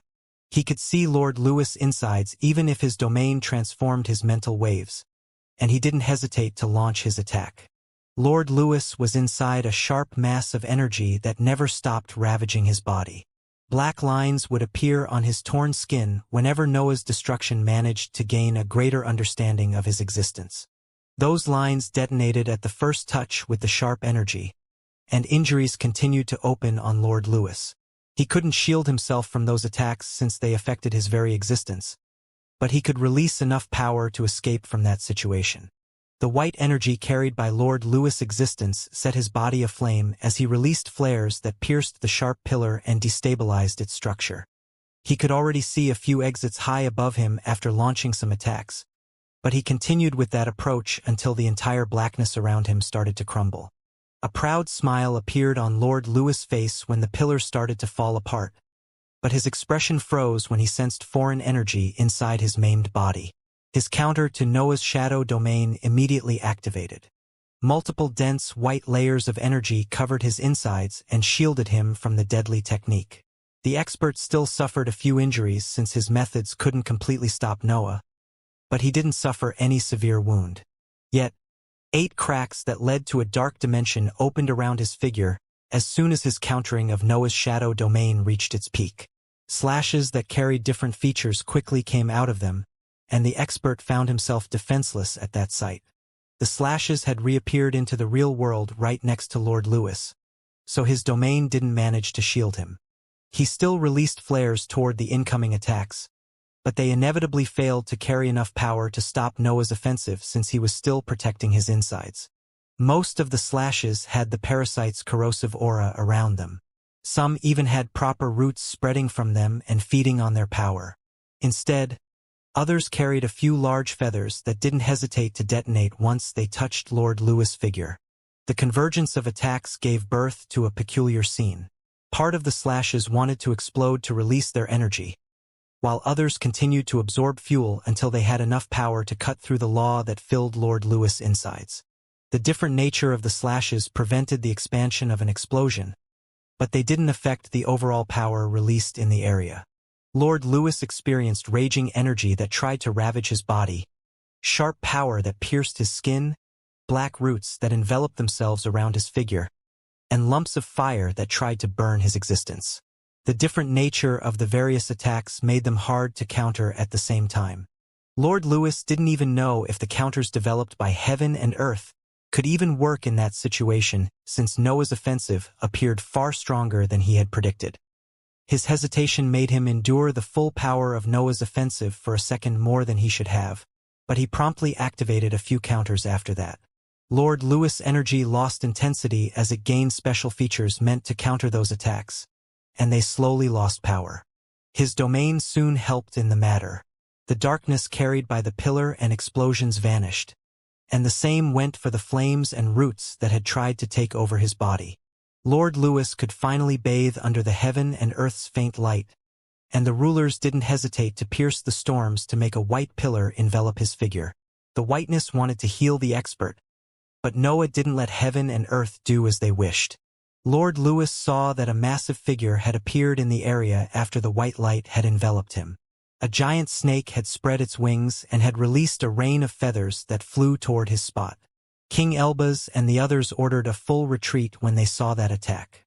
They charged farther in the area to make sure that the imminent storms of dark matter couldn't reach them. The rank 8 cultivators that they had as their opponents knew about Noah's abilities. Some of them recognized Snor's attacks and prepared for a preemptive escape, but King Elba's and the others didn't let them leave the area so easily. They launched attacks meant to trap the group in their current spot and force them to endure the incoming storms. Snor's feathers converged on Lord Lewis and created the predicted mess. A black dome made of chaotic storms spread in the area and enveloped the cultivators and Lord Lewis as the explosion expanded and started ravaging the environment. The black storm enveloped the entire area encircled by the hurricane. The raging waves of dark matter spread everywhere and didn't differentiate between friend or foe. Noah had retreated in time to dodge the storms, but his hunger slowly took over his mind and made him fill the chaotic laws behind him with flames enhanced by his many techniques. His condition started to improve at that point, but a sigh escaped his mouth when he saw the black gales transforming into white walls. Lord Lewis was still alive and able to show his power, but Noah didn't have time to lose. The storms were keeping the existence stuck into their center, and Noah didn't miss that chance to deploy the shadow domain again. Noah filled the insides of the raging storms with attacks sent through the shadow domain. Lord Lewis' domain and flares continued to transform and destroy his dark matter, but his assault was relentless. Noah never stopped. He didn't care that his reserves of energy were growing dangerously short. He had even forgotten about the monsters fighting in the sky above him. His thoughts only concerned defeating his first rank 9 existence on his own. Still, Lord Lewis' energy appeared endless, and his domain continued to be a major pain for Noah since he lacked a proper counter. All his abilities only allowed him to buy time against that technique. The raging storms appeared as a terrifying monster, but Lord Lewis slowly took care of them and transformed all the dark matter into a white sea. The expert had succeeded while Noah had continued to launch his attacks through the shadow domain. The result of the exchange seemed to point toward a simple conclusion. Noah could clearly hold his ground against a rank 9 cultivator, but defeating an expert at that level seemed too much even for him. The fundamental gap between their abilities was too large. Noah had to go all out just to match or pierce techniques that his opponents saw as normal. Lord Lewis' law was even hard to face for Noah's existence. Noah couldn't completely give up on the fight, especially since Lord Lewis had clearly suffered from the recent offensive. The expert's skin had more holes than intact spots. Blood filled the entirety of his figure, and his aura had even grown unstable. Still, he had no problem standing, and his existence slowly stabilized to bring his domain to its peak. Heaven and earth tried to illuminate Lord Lewis again, but a shadow appeared under the shining pillar before it could reach the expert. The figure then pierced that white structure and covered its trail with a dark substance that almost reached the sky. Night reappeared in the sky after it destroyed the pillar. Its peculiar figure almost disappeared among the faint light that managed to get past the storms, but darkness slowly spread from its lines. "I'll handle the light," Night confirmed through the mental connection before raising its head when it saw that another pillar was about to fall on the expert. Duanlong came out of Noah's separate space on its own and flew toward the pterodactyl. It wasn't its intention to help the creature. The dragon only wanted to absorb energy for Noah. Now, Noah thought as his gaze fell on the powerful expert. "How do I kill him?" Lord Lewis revealed a gruesome smile when he saw that the two companions were cutting away his chances to recover. He didn't care that heaven and earth couldn't heal him. After all, his opponent wasn't a rank 9 existence. Defeating him was only normal. In his mind, the best Noah could do was buying time until his existence ran out of energy. Noah's mindset had started to grow unstable due to the many attacks launched with the cursed sword. He had burnt chaotic laws to heal his physical injuries while the raging storms still filled the area, but his mind only had the black hole on its side. The bloodl.ut.t radiated by Noah's figure almost took the shape of dense scarlet mental waves. Part of his unfolded consciousness had changed color due to the mass of violent thoughts that filled his mind. He was approaching his limit, but the demonic deduction technique was also becoming more effective. "How can you be so strong?" Lord Lewis asked when he saw that Noah didn't attack. "I honestly don't get it." Does your power come from heaven and earth? Are you like the empty creatures that have tried to invade the higher plane? Noah felt actually surprised that Lord Lewis knew about the events with the empty monster, but he soon realized that probably every expert in the 9th rank living in the sky could directly gaze downward to keep track of the world. Moreover, they had to have a tighter connection with heaven and earth. Every rank 9 cultivator in the sky had to be relatively important to the rulers, so there was a high chance that their network of information surpassed everything that Noah had ever seen. Do you think that I'm good because heaven and earth made a mistake? Noah asked while inspecting the demonic sword. My achievements wouldn't be the result of my efforts then. I would only be one of the many talented existences in the world. I'm the strongest only because no one can match my backing. Exactly, Lord Lewis laughed. Everything you are is in direct opposition to heaven and earth in the end. It would explain how the bastard son of a small family has managed to reach these heights. Lord Lewis was trying to drag Noah into a trap with his words. It didn't matter if he managed to confuse or cause doubts inside him. The expert would benefit from both outcomes. Instead, Noah was only buying time. His demonic deduction technique was working at full speed. He could already think of a few ways to kill his opponent, but they all involved attacks that the world had yet to see. He preferred to keep them a secret as long as possible to avoid eventual counters. Still, that appeared impossible in that situation. Noah would reach his limit before Lord Lewis, so he couldn't wear him out with many techniques. I haven't thought about that since my life in the mortal lands, Noah revealed. I know that it's the only logical conclusion, but that's the whole point, right? My power isn't logical, which might be why you can't beat me. Your arrogance is blinding you. Lord Lewis laughed as his domain continued to expand. The ground and the air transformed into white energy that started to rotate around his figure. Lord Lewis Lowell resembled divine demons, even if his abilities relied more on sheer power than different techniques. Lord Lewis was clearly preparing to launch a massive attack, but Noah was in the same situation. He only had to decide what to reveal to the world. I thought it to be arrogance at first too, Noah laughed. But heaven and earth tried to stop me so often that I started to believe in myself. What I say turns out to be right, and my mere words have even become able to alter the nature of things. You might have avoided becoming a lapdog if you had my confidence. You are delusional, Lord Lewis shook his head. Did you lose too much blood? I swear that it's true, Noah announced while pointing at a spot above the expert's head. Look, I know that a giant dragon will appear above your head and kill you with a single attack. I said it so you can be sure that it will happen. What kind of delirious dash? Lord Lewis scoffed. But a powerful aura suddenly appeared above his head and made him look at the spot pointed by Noah. A large crack opened in the sky, and Shafu's giant body came out of it. The creature was so big that it covered the entire mountain. It actually had to stay above Night and Duanlong to have enough space. What does this even prove? Lord Lewis asked, but two blades suddenly cut away his head. His body and centers of power still worked, so he quickly moved to pick them. Yet, Noah materialized next to him and cut everything into 1,000 pieces. The expert seemed still alive even in his condition, and heaven and earth struggled harder than ever to reach the surface and rebuild him.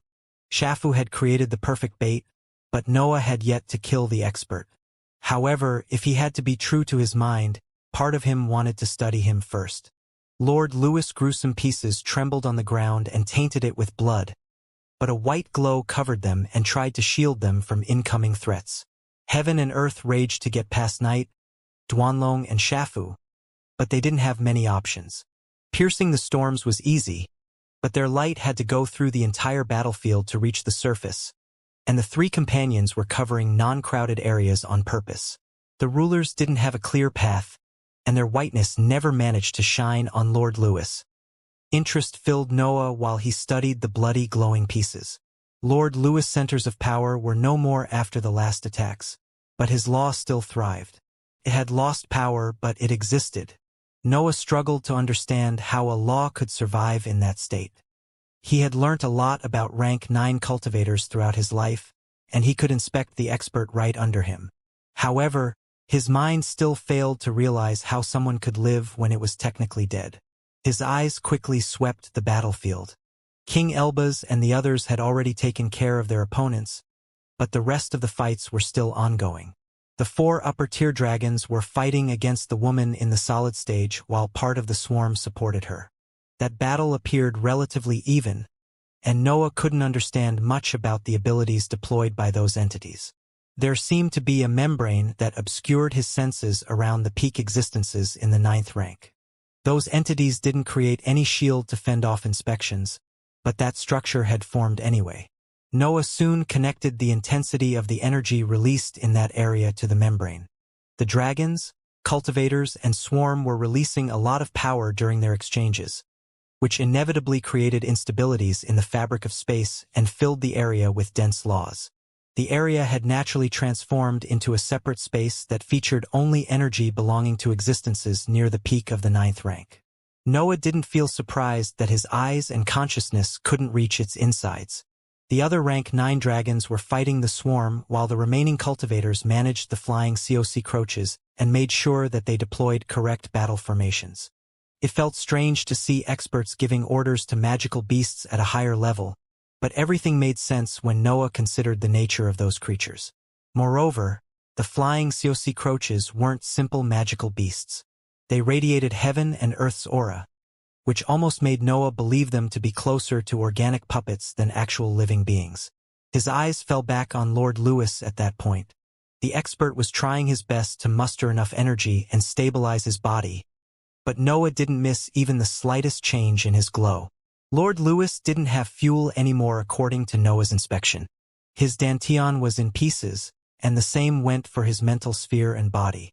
Yet, his white radiance continued to intensify and bring his bloody fragments back together. How does he even work? Noah wondered as he crouched and filled the area with his dark matter. Noah knew that he had been rather lucky. Lord Lewis had developed a technique to counter the internal attacks of the shadow domain, but he had remained unaware of Noah's presence on the battlefield until after the teleport. Lord Lewis could only counter what his abilities allowed him to do since heaven and earth didn't provide any additional item. Noah had been able to use his companions and techniques rather freely even after the expansion of the domain. He would have probably failed to seize that victory otherwise. The event revealed that heaven and earth lacked complete control of the areas inside the chaotic laws, and Noah could immediately create a few hypotheses concerning that topic. Yet, he didn't want to waste time with such an exciting opportunity at hand.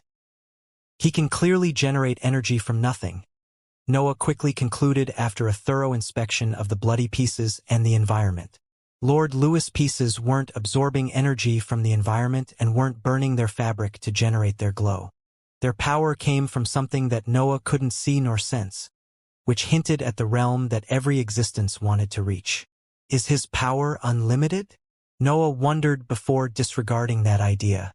Lord Lewis appeared able to generate energy from nothing, but the pace was quite poor. Noah didn't know if the expert could do better when his centers of power were in one piece, but he guessed that the process would remain slow. After all, the expert didn't make use of that ability during the battle. Lord Lewis had preferred to transform the environment into his power instead of generating more fuel on his own. The issue could depend on the unique law that heaven and earth had given him, but it could also show how Lord Lewis was still bad at that skill. It felt hard to contain those rank 9 materials inside the dark world. A sense of weakness even filled Noah as his ambition dispersed. Heaven and earth had lost track of the expert after the dark world expanded, so Noah preferred to avoid worsening his drawbacks. The dark world expanded toward the storms on its own, while making part of its dark matter copy the features of Noah's flames. Waves of energy quickly flew toward his figure and helped suppress the drawbacks, but he barely noticed those events. Duanlong and Shafu entered the dark world to help with the absorption, and night returned inside the separate space since its duty was over. Noah's condition quickly stabilized as the black hole took care of sending the absorbed energy toward key spots inside his body, but he didn't pay attention to that process. He fed the demonic deduction technique with his bloodle.u.s.t, and violent thoughts filled his mind. Yet, they couldn't teach him much about the expert's power. The demonic deduction technique only reached obvious conclusions. Noah wanted to see if he could use his innate tendency to destruction to learn more about the expert, but his approach failed. His mind couldn't find the source of Lord Lewis' power, so it only created different plans that involved his iconic abilities. Do I really have to risk reassembling him? Noah sighed in his mind before structures with the shape of mechanical arms came out of the fabric of the dark world and started tinkering with the expert. The workshop quickly assembled Lord Lewis' head while making sure to remove every connection with the rest of his body. The other pieces stopped moving after a tremor ran through the face floating among the darkness. It seemed that the rebuilt part had become the center of his existence, which turned the rest of the pieces useless. The dark world quickly absorbed the pieces while Noah watched Lord Lewis opening his eyes and giving voice to loud curses after realizing the situation he was in. "Free me, you monster!" Lord Lewis shouted. "What are you even planning on doing with me?" "I'm just looking for answers," Noah replied in an aloof tone. "I want to see the exact difference in our nature before killing you. Try to stay still." Noah sat on the black surface of the dark world and started his inspection. Painful cries and pleads often came out of his position, but no one outside the technique could hear them. A battlefield featuring existences that stood at the very apex of the cultivation journey usually were a major form of attraction. Still, Noah could only ignore everything outside the dark world. His senses barely managed to go past the dense energy released by the 4 dragons and solid stage woman. Fights raged outside the dark world, but Noah's focus remained on the head floating among the dense dark matter. Lord Lewis screamed in pain and cursed whenever the workshop reassembled him to study part of his power, but answers rarely arrived. There was nothing logical in Lord Lewis' power, but Noah expected much. The 9th rank theoretically was the realm that went past laws. The true meanings would transform into worlds capable of generating energy without requiring fuel. That level went beyond reason and understanding. Its features even depended on the specific law that had managed to step into that rank, which made eventual studies far more complicated. Lord Lewis' situation was even peculiar since his current law came from heaven and earth. It was a copy of his original true meaning that the rulers had given to him after absorbing his existence. Is his source of power hard to find because his law is quite simple? Noah wondered as some of the arms of the workshop stabbed into the head sent a wave of energy to trigger a few reactions. Lord Lewis' floating head lit up as soon as the dark matter flowed into its fabric. Noah couldn't see any black shade in that radiance, but he knew that the expert didn't have organs that could perform that transformation. The dark matter had transformed into white light without passing through a dantian. Lord Lewis didn't even use his mental waves in the process. It seemed that his flesh could trigger that event on its own. Watching that scene didn't clear Noah's doubts. Lord Lewis' flesh obviously contained the essence of his law, but it lacked a source of power. The workshop had even made sure not to send energy to it, so the transformation basically happened without any explanation or visible phenomenon. Noah replicated the test after drying Lord Lewis' face of energy, but his flesh continued to transform the small amount of power sent by the workshop. The worst state didn't even seem to affect the process. "Why can't you generate more energy?" Noah eventually asked when he accepted that his tests weren't going anywhere. "You would have already escaped." Lord Lewis snorted without adding anything. He wasn't willing to reveal anything, especially after understanding that Noah was gathering information about the 9th rank. His torture would be worth it if he managed to delay Noah's improvements by a bit. Noah saw in Lord Lewis a resolve that only driven experts would have. The cultivator didn't let his condition make him lose his mind, and his loyalty didn't crumble even after the painful tests. He was one of the few existences that Noah felt unable to turn to his side or torture until he obtained answers. "I have 3 possible explanations to your power," Noah continued, even if Lord Lewis clearly wouldn't help him. "My understanding of the 9th rank might have flaws deeper than I realize," Noah announced while raising his forefinger toward the expert's head. "I think my idea is pretty clear, but you never know when it comes to superior realms, especially the last. I might not be able to understand much because your power doesn't really come from you," Noah continued as his middle finger joined the forefinger. That's possible, but keeping you isolated from the outside world should eventually exhaust your power if that were the case. And we both know that you aren't getting weaker. The third possibility comes from our different natures, Noah added while stretching another finger.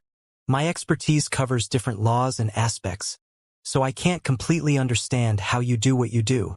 Lord Lewis' face had remained emotionless. It didn't show the slightest reaction to Noah's words. His loyalty toward heaven and earth seemed to come before his life and feelings. I think that all three explanations are partially true, Noah eventually sighed. But that causes a bigger problem. I can't solve three issues at the same time. I don't even know if I have enough time to solve one of them. Noah had been honest with the expert. Thinking stuff aloud was only a method meant to bait reactions out of his prisoner, but everything he said was true. He had hit a wall there, and the entirety of his arsenal appeared useless in that situation.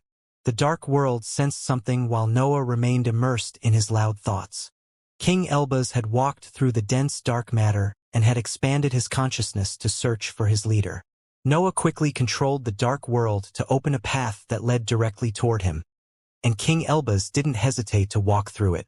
Still, the cultivator couldn't help but freeze when he saw the peculiar situation in which Noah had been for the past minutes. Multiple pointy arms and dense tubes connected Lord Lewis' floating head with the rest of the dark world. Noah had obviously reacted many layers of protection to isolate and keep at bay the expert, so his technique remained safe from eventual flares of energy. Perfect timing, Elbaz! Noah shouted when King Elbaz decided to approach him. I need a hand with this one.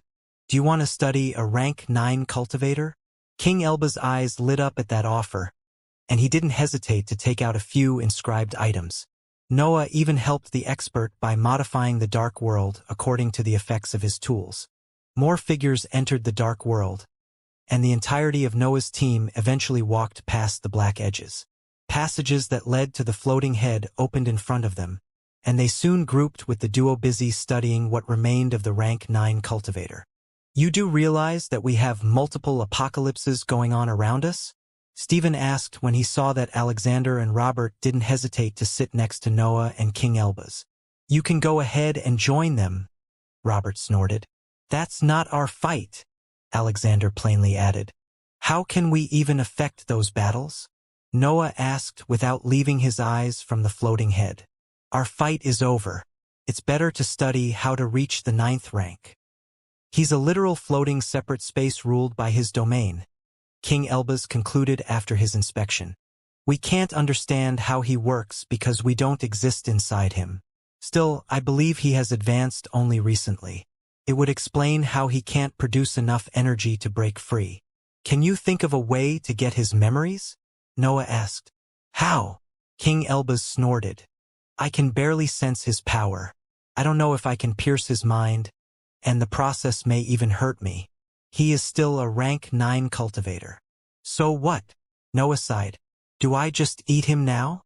Lord Lewis didn't show any reaction to that comment. He appeared ready to die at the first chance. You and Alexander have the best instincts. King Elbaz shrugged his shoulders. You can continue to fuel him and try to gain ideas. King Elbaz's suggestion didn't work as intended. Noah's group featured stubborn and crazy experts, and they couldn't hold back from giving voice to their suggestions while the study of the head continued. You can turn him into a magical beast and let Alexander eat him, Wilfred suggested. I'm not sharing my prey, Noah snorted. And the transformation isn't so easy. I don't know if I can get past his innate abilities. Can't we mutate him and see what he has to say once he doesn't belong to heaven and earth's system anymore? Robert asked. Again, he is a rank 9 cultivator. Noah sighed. I would already be inside his mind if I had any confidence in the matter. We should cut him, Sword Saint added. How would that help?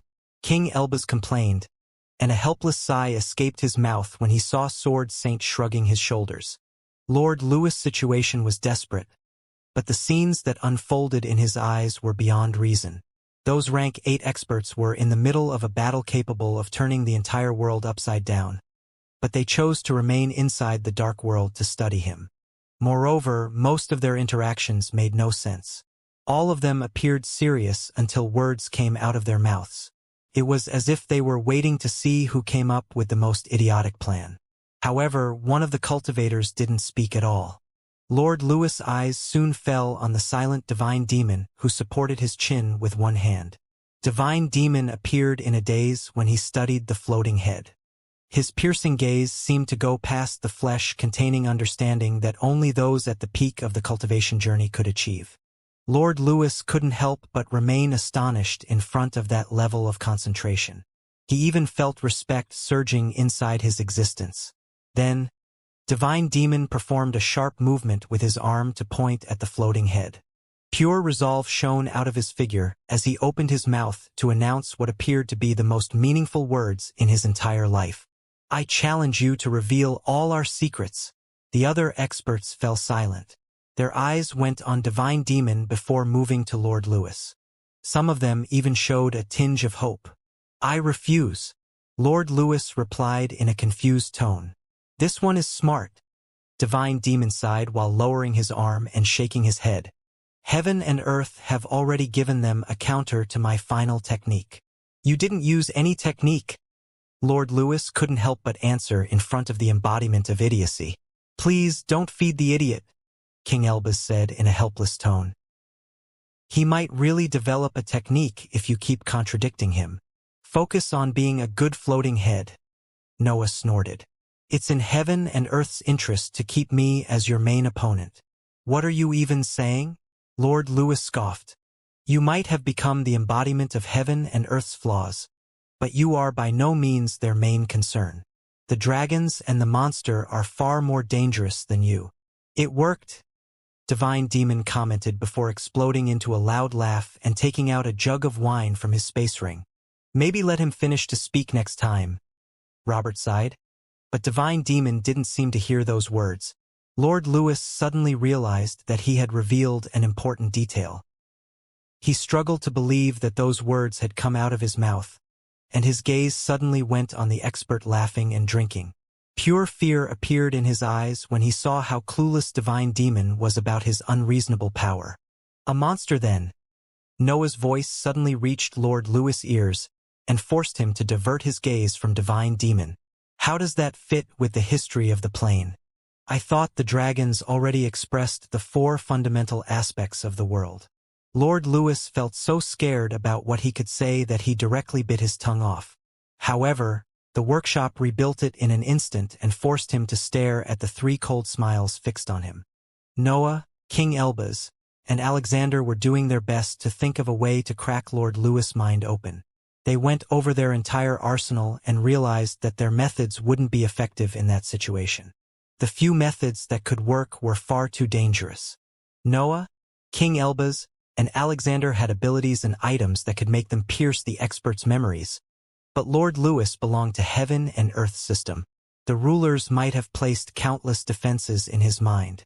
"We must work together," Noah eventually admitted. "I can use the dark world to replicate his memories and avoid the dangers actually contained in his mind. I can create a bridge between his mind and your technique," King Elbaz revealed. "Can you open a stable crack?" "Opening it is easy," Noah explained. "But we can't go too deep into his mind.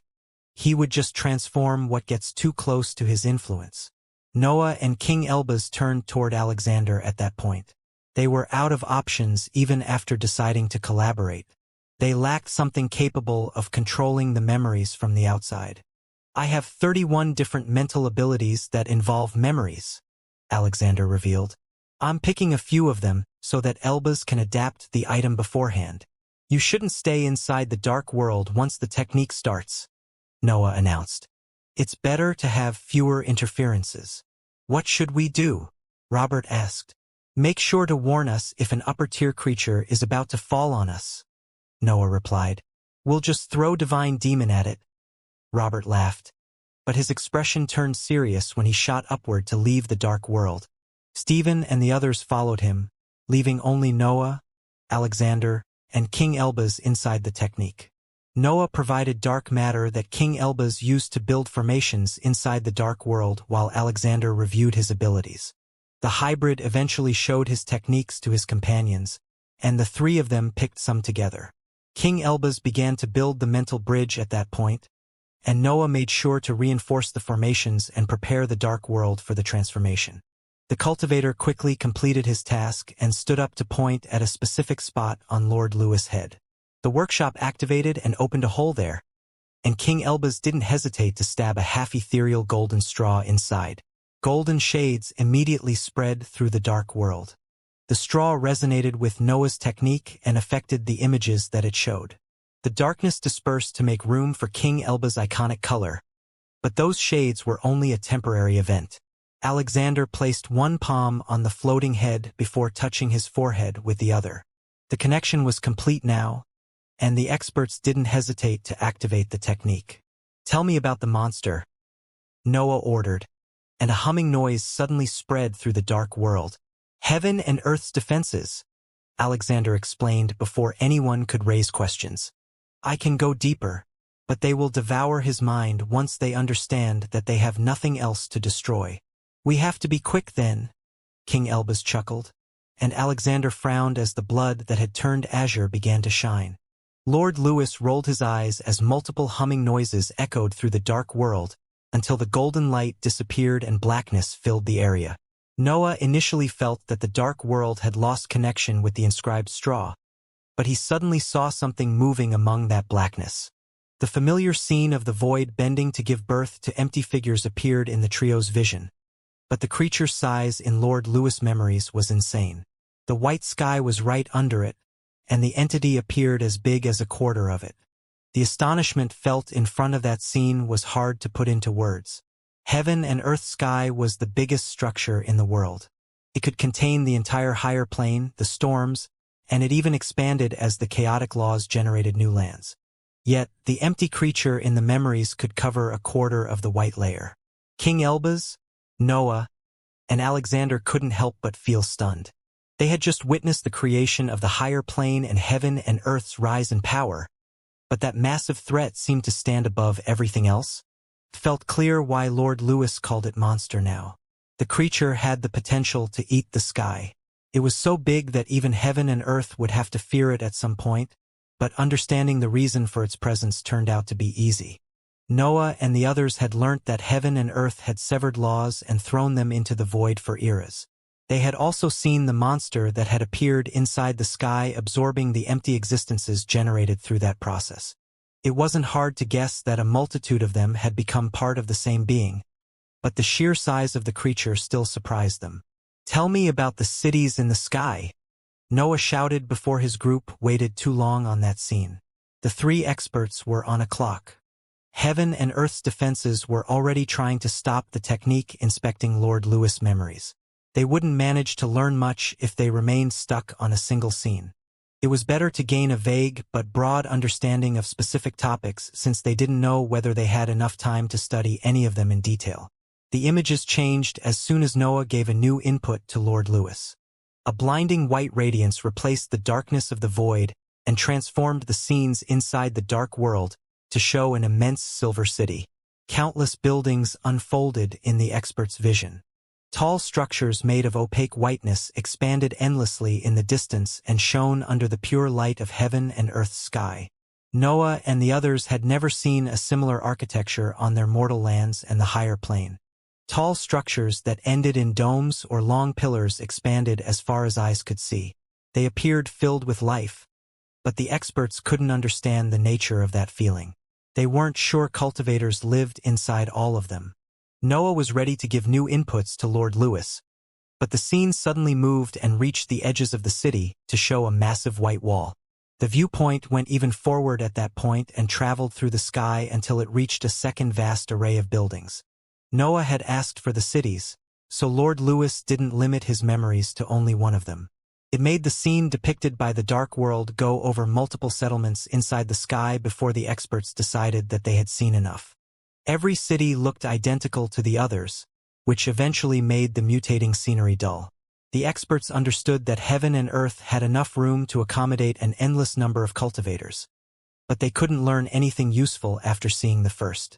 Noah felt tempted to ask about the actual insides of the cities, but he didn't want his time to run out before seizing the real reason behind that procedure. "Show me the 9th rank and your breakthrough," Noah ordered, and the scenery changed again. The whiteness vanished before returning. The 3 experts saw Lord Lewis breakthrough through his eyes, but it only featured heaven and earth's pure light. They couldn't understand anything from that scene, and King Elbaz soon gave voice to a loud curse. "This bastard has reached the 9th rank with heaven and earth's help," King Elbaz snorted before turning toward Noah. "Did we waste our chance? This might hurt a bit." Noah sighed before closing his eyes to change the nature of the dark world. The liquid dark matter playing Lord Lewis's memories stopped limiting itself to mere images and started to radiate faint sensations that intensified as Noah continued to modify his technique. King Elbaz, Alexander, and Noah gained the chance to experience those sensations once they accepted them inside their minds. The process made their concentration falter and left them in a daze. They became Lord Lewis as the feelings took over their mental spheres. Noah felt pure bliss as his body, dantian, and mind mixed their energy and elevated it to create something that went past breath, mental energy, and primary energy. That power converged toward the center of his figure and created an ethereal space that expanded inside him. The ethereal space resembled a sea of consciousness with the features of a dantian. It was sturdy, flexible, and connected to his body in ways that simple mental connections couldn't achieve. It was part of him, but it didn't exist in the same world as his other centers of power. Pure light filled the ethereal space until the structure stabilized. The energy contained inside the area felt like a pure expression of his existence. It was a true form of himself that even laws couldn't completely describe. The energy inside the ethereal space started flowing back into the other centers of power after the structure stabilized. It filled the flesh and mind with that new power and radically changed them in ways that Noah couldn't properly explain. Noah felt as if he had elevated his whole existence without changing. He had developed a purer version of himself that could provide energy that carried the true core of his existence. Pain spread inside Noah's mind as he remained immersed in those sensations. Foreign energy was devouring his thoughts and memories to erase everything contained inside his mental sphere. Noah snapped back to reality once the process started to affect his real mental energy. The dark world returned in his vision, and he quickly reversed the changes applied earlier. The mental connection established through the dark matter freed him from Lord Lewis sensations. The same applied to his companions. Noah, King Elbaz, and Alexander regained full control of their centers of power and noticed that their mental energy had halved after going through those memories. A delirious laugh spread through the dark world and made them turn toward the floating head as the images shown by the dark matter became unclear. White energy was spreading from inside Lord Lewis and was devouring his flesh. Noah tried to control the workshop to stop the process, but the whiteness was too intense. His dark world failed to affect the light, so he quickly prioritized salvaging pieces of the expert's flesh. The workshop tore away some chunks of skin and skull. Still, the whiteness eventually devoured everything before exploding into a blinding radiance that destroyed a large piece of the dark world. Noah quickly restored the dense sea that enveloped the experts who had waited outside until now. Everyone gathered around him at that point, and King Elbaz didn't hesitate to explain what they had seen through the help of special inscribed items. King Elbaz did his best to portray a perfect replica of the images and sensations obtained from Lord Lewis, but he inevitably failed to provide a flawless copy. After all, his items could only show what he had felt and seen through his senses, which modified the actual events experienced by the rank 9 expert. The massive empty monster and the cities in the sky didn't suffer from that issue. They were only a matter of images, so King Elbaz could create an accurate replica that almost had no differences from the original. However, the process went differently when it came to the sensation connected to Lord Lewis' breakthrough. Noah could see how King Elbaz had seen the event during his exposition. The expert had viewed the breakthrough to the 9th rank as the creation of higher energy that carried the core aspects of his law.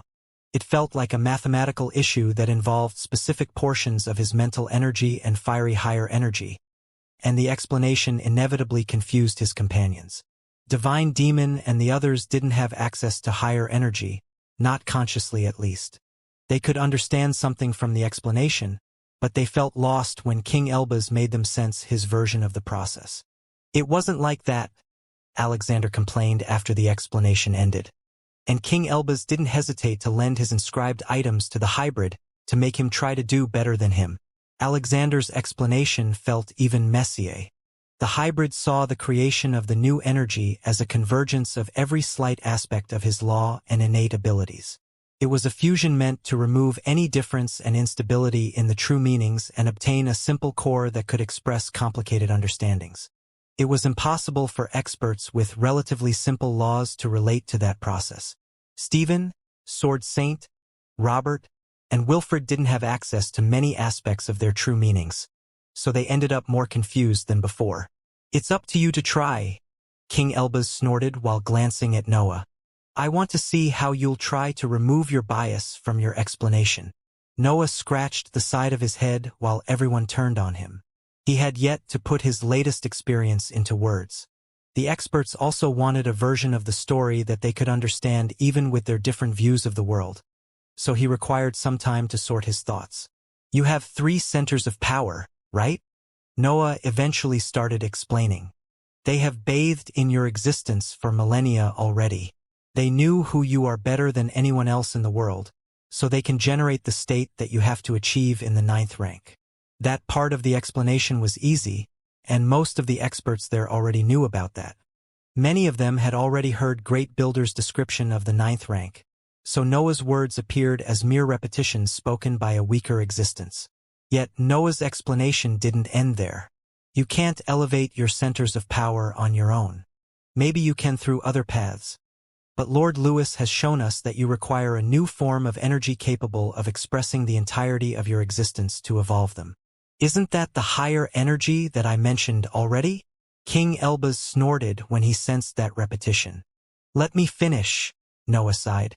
You need to use your different energies to create an ethereal center of power capable of generating a fuel that expresses your purest form. See it as building a second sea of consciousness and fill it with everything you have. The second part of the explanation cleared many doubts, but it still left some dark areas that the other experts could only solve on their own. The other experts couldn't completely understand the breakthrough even when they fused the 3 explanations and focused on the overlapping details. Still, that was the same for Noah, King Elbaz, and Alexander since they didn't experience the actual advancement themselves. They had felt it through Lord Lewis' senses, and the event had even happened through heaven and earth. Nonetheless, Noah couldn't help but feel that the experience had been priceless.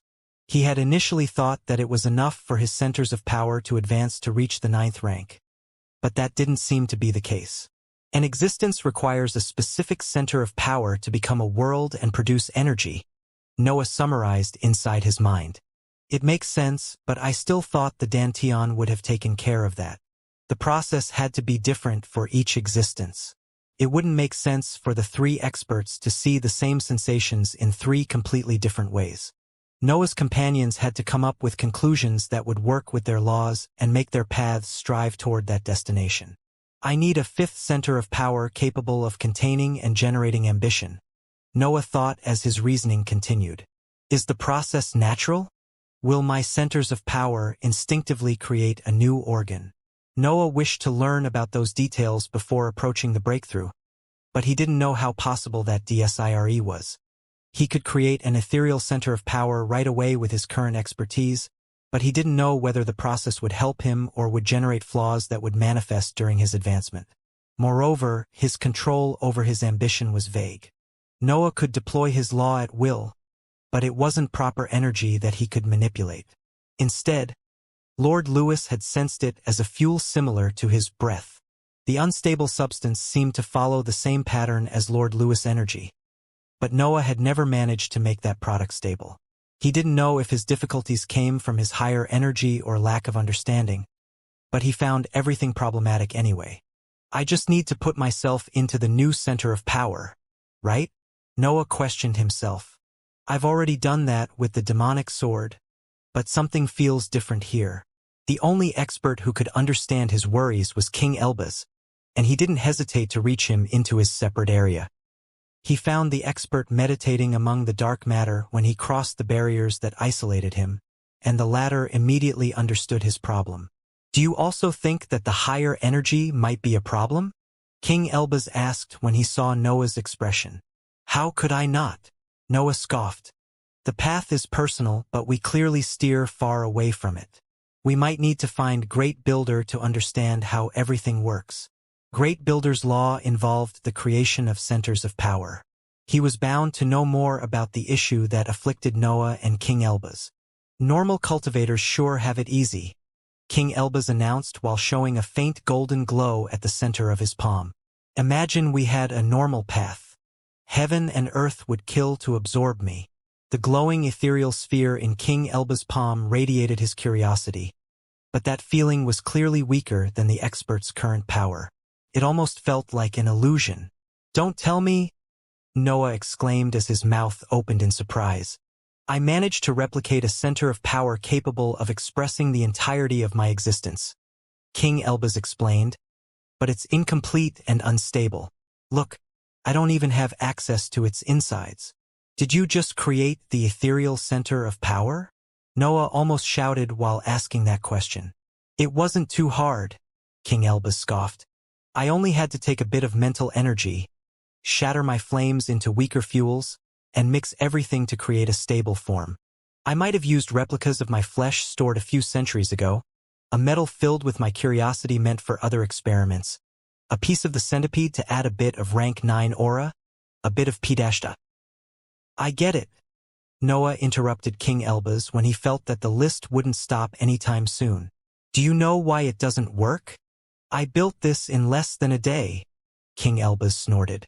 I can count thousands of flaws just by reviewing it.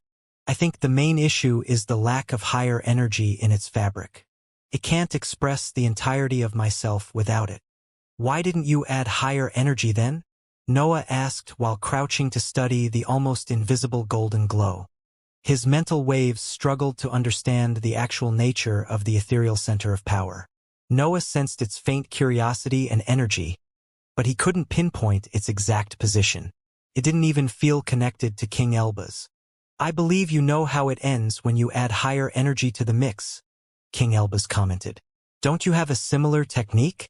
Noah could only nod at those words. He had reviewed the embodiment of power with King Elbaz in the past, and the two had concluded that Noah couldn't create a stable fuel due to the immense diversity among the materials. Still, their senses weren't lying to them. Both King Elbaz and Noah had experienced Lord Lewis' breakthrough, so they knew that the new center of power required the entirety of their existence. It wouldn't be a problem if their higher energy were only a tool used only to improve some of their abilities. Noah and King Elbaz could simply cut it away from their arsenal for the sake of the breakthrough to the 9th rank in that situation. However, King Elbaz had abandoned his breath during his battle against the entire world, and Noah's black hole had replaced his heart. The higher energy had become a core part of their existence, and they couldn't forsake it during their breakthrough. Why do we keep making things hard for ourselves? Noah cursed as he sat on the ground covered by dark matter and started playing with his energies. His mental energy, dark matter, darkness, and primary energy gathered on his palm and tried to take different shapes as they fused and strived for a stable form. Noah didn't go over that process in millennia, since he had already obtained the Despised technique, but it seemed that the cultivation journey would force him to repeat that study. Noah was in existence in the last step of the 8th rank now. His understanding of the cultivation journey and laws had reached levels that he couldn't even imagine when he created the unstable substance. Yet, he faced the same struggles encountered back then. Those 4 energies didn't want to fuse. It's not like we can stop. King Elbaz gave voice to a helpless laugh. We aren't like heaven and earth either. Our existence is nowhere close to their level of instability. So a solution that doesn't involve cutting away pieces of our existence must exist. Maybe our centers of power will naturally find a method to stabilize the energies once we reach the very peak of the 8th rank. Noah shrugged his shoulders as he lay on the ground and inspected the blackness around him. And get lucky? King Elbaz laughed. As if that would ever happen. I'm sure we'll have to do something crazy just to take a step in the right direction. The world is almost over, Noah sighed. I'm running out of crazy plans. You never run out of them, King Elbaz snorted. And the world isn't over. We are merely stuck in a limited system that doesn't give us access to the other powerful planes. I bet you already have a way to travel through the void for millennia if everything here fails. Noah sneered. Of course, King Elbaz proudly announced. Who goes against the entire world without creating 20 backup plans? That's simply idiotic. We need to express ourselves, right? Noah suggested after spending a few minutes in silence. What if the fusion has to happen through our law? We might have missed it in the memories because heaven and earth had taken care of that part for Lord Lewis. That sounds quite hopeful, King Elbaz commented. I'd rather not approach the breakthrough blindly. Me neither, Noah snorted. But what can we do? I have an idea on how to improve our understanding of the matter, but it's a bit problematic to deploy. Here we go again, King Elbaz sighed. But Noah quickly straightened his position and revealed how his eyes had already lit up. Listen to this, Noah announced. What if we go hunting for rank 9 cultivators to repeat this procedure?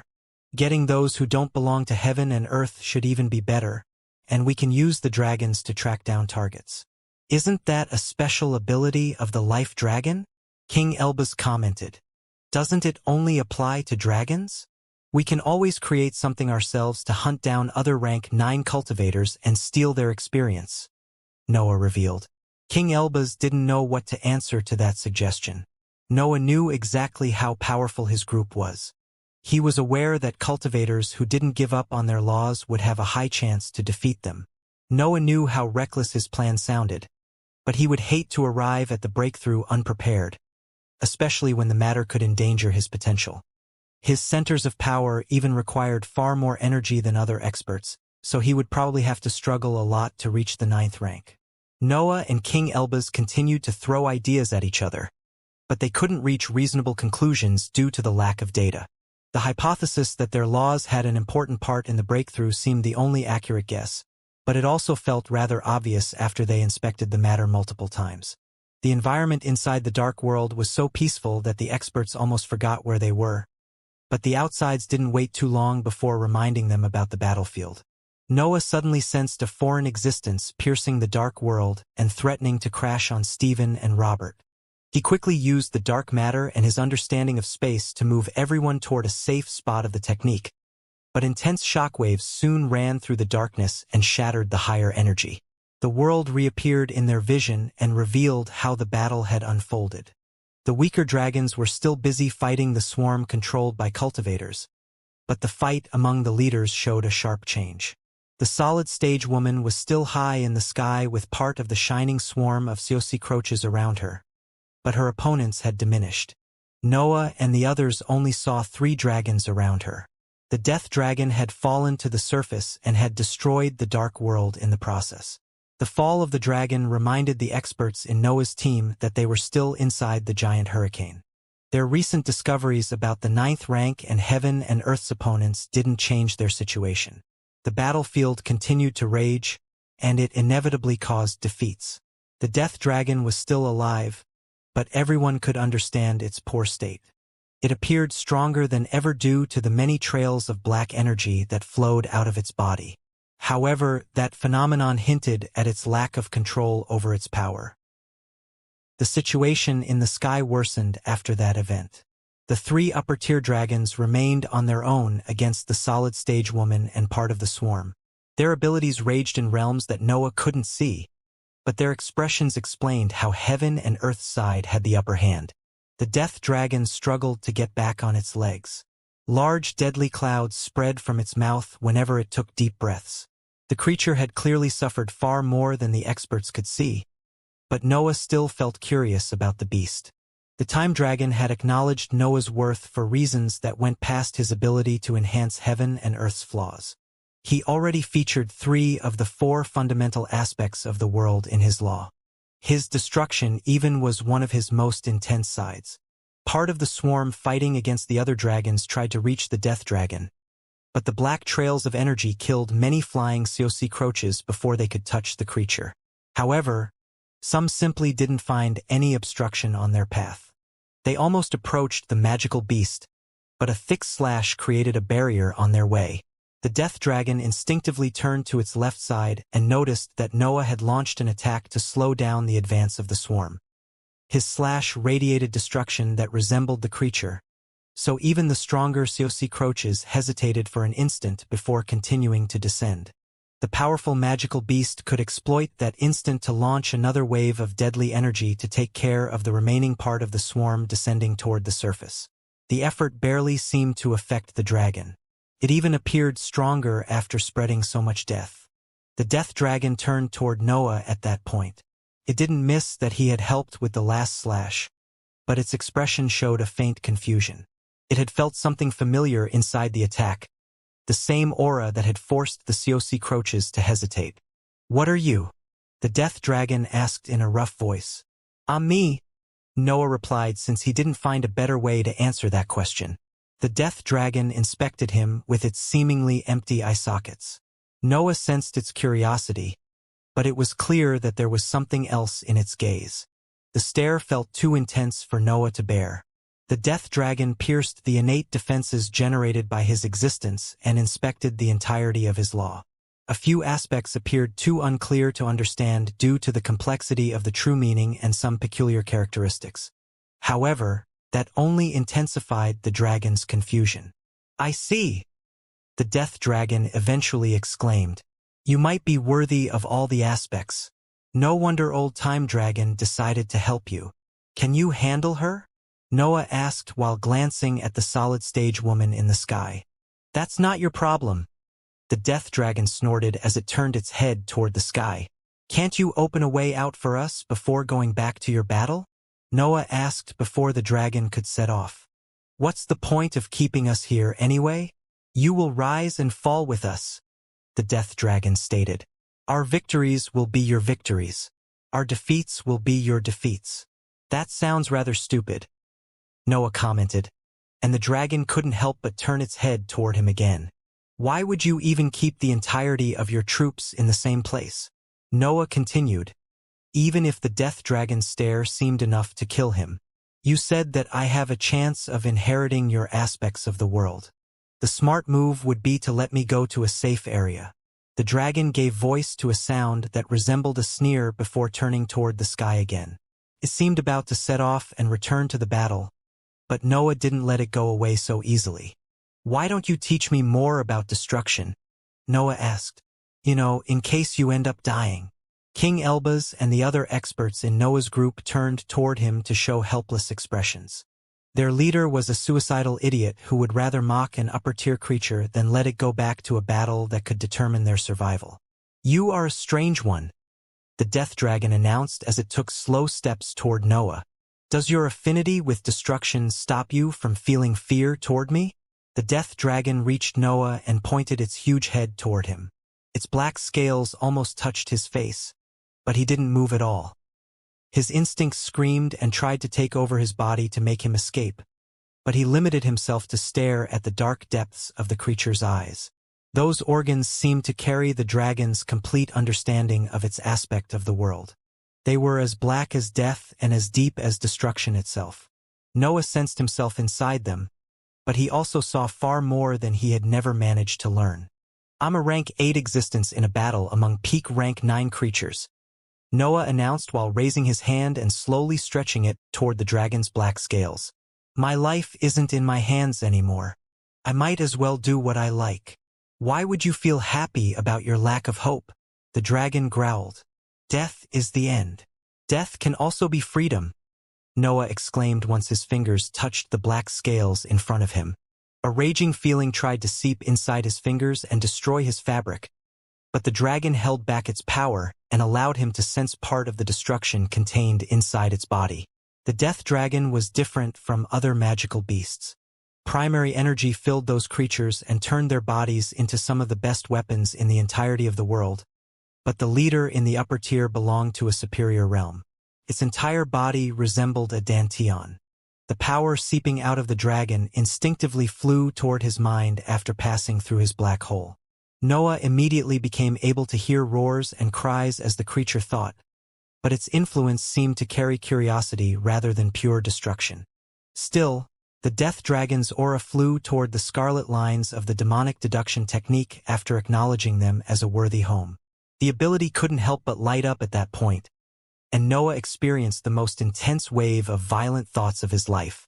The wave of violent thoughts generated by the demonic deduction technique wasn't something that Noah could lead toward a specific topic. It was too intense for the current level of his mental sphere, and his mental walls even started to shake as the dragon's energy continued to fuel the ability. The lines even stretched and created a thicker array across his mind. The demonic deduction technique advanced with Noah's mind, but it also fed on his bloodle.u.s.t. The latter was nothing more than a violent feeling that carried pure destructive meanings. So the Death Dragon's aura worked even better when it reached the scarlet lines. The expansion of the demonic deduction technique hurt as scarlet lines dug the mental sphere to stretch and create a tighter array that filled the insides of Noah's mind with a red radiance that shone above and under the mental sea. Noah felt as if his existence was on fire.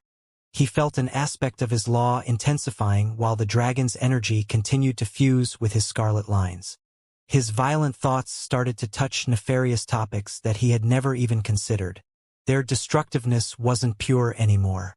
It gained a meaning that actively tried to spread death through the world.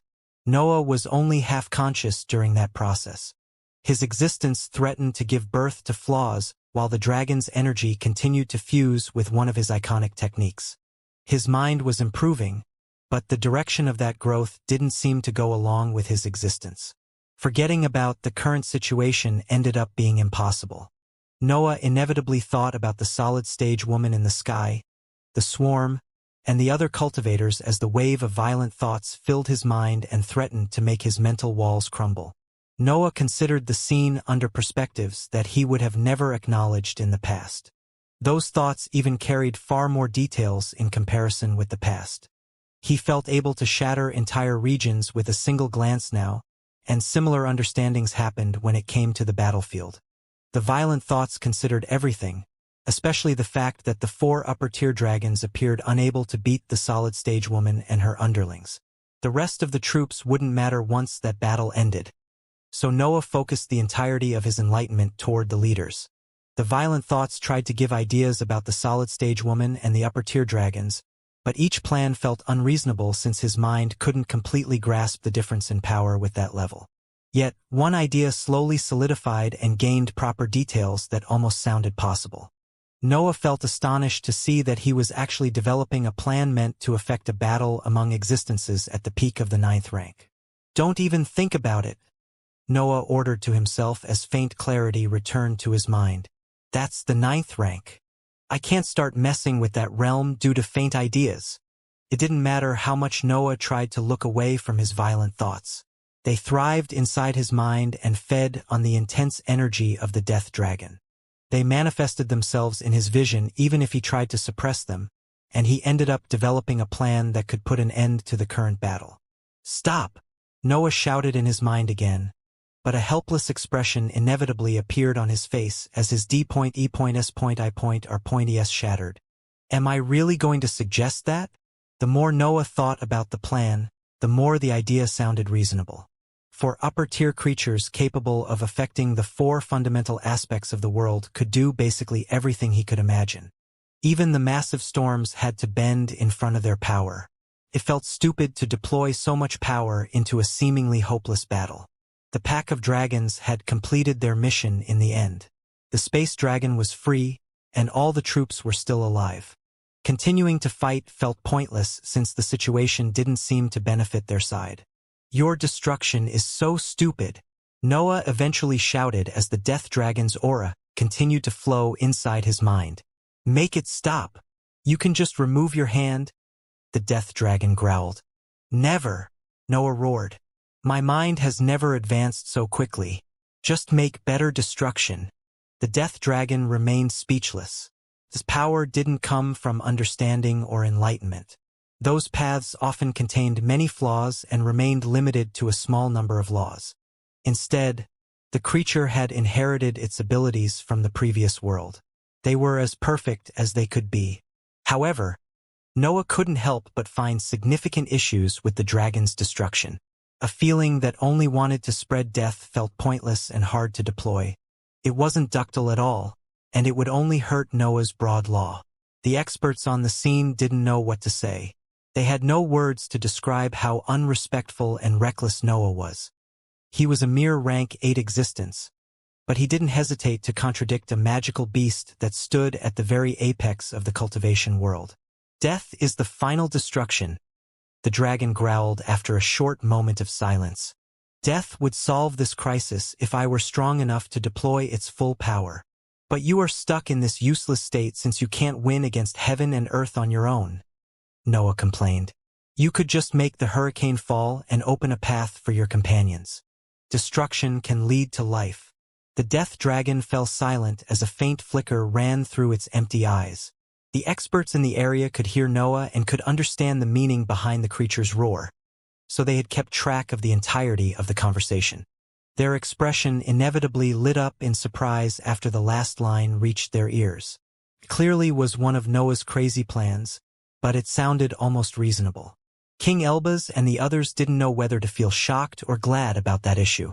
Noah had developed a crazy plan that didn't involve anyone's sacrifice or immense struggle. It was a fairly simple tactic meant to get everyone outside of the area. That might be doable, the death dragon replied through a faint roar, and the energy converging in Noah's mind suddenly went through some changes.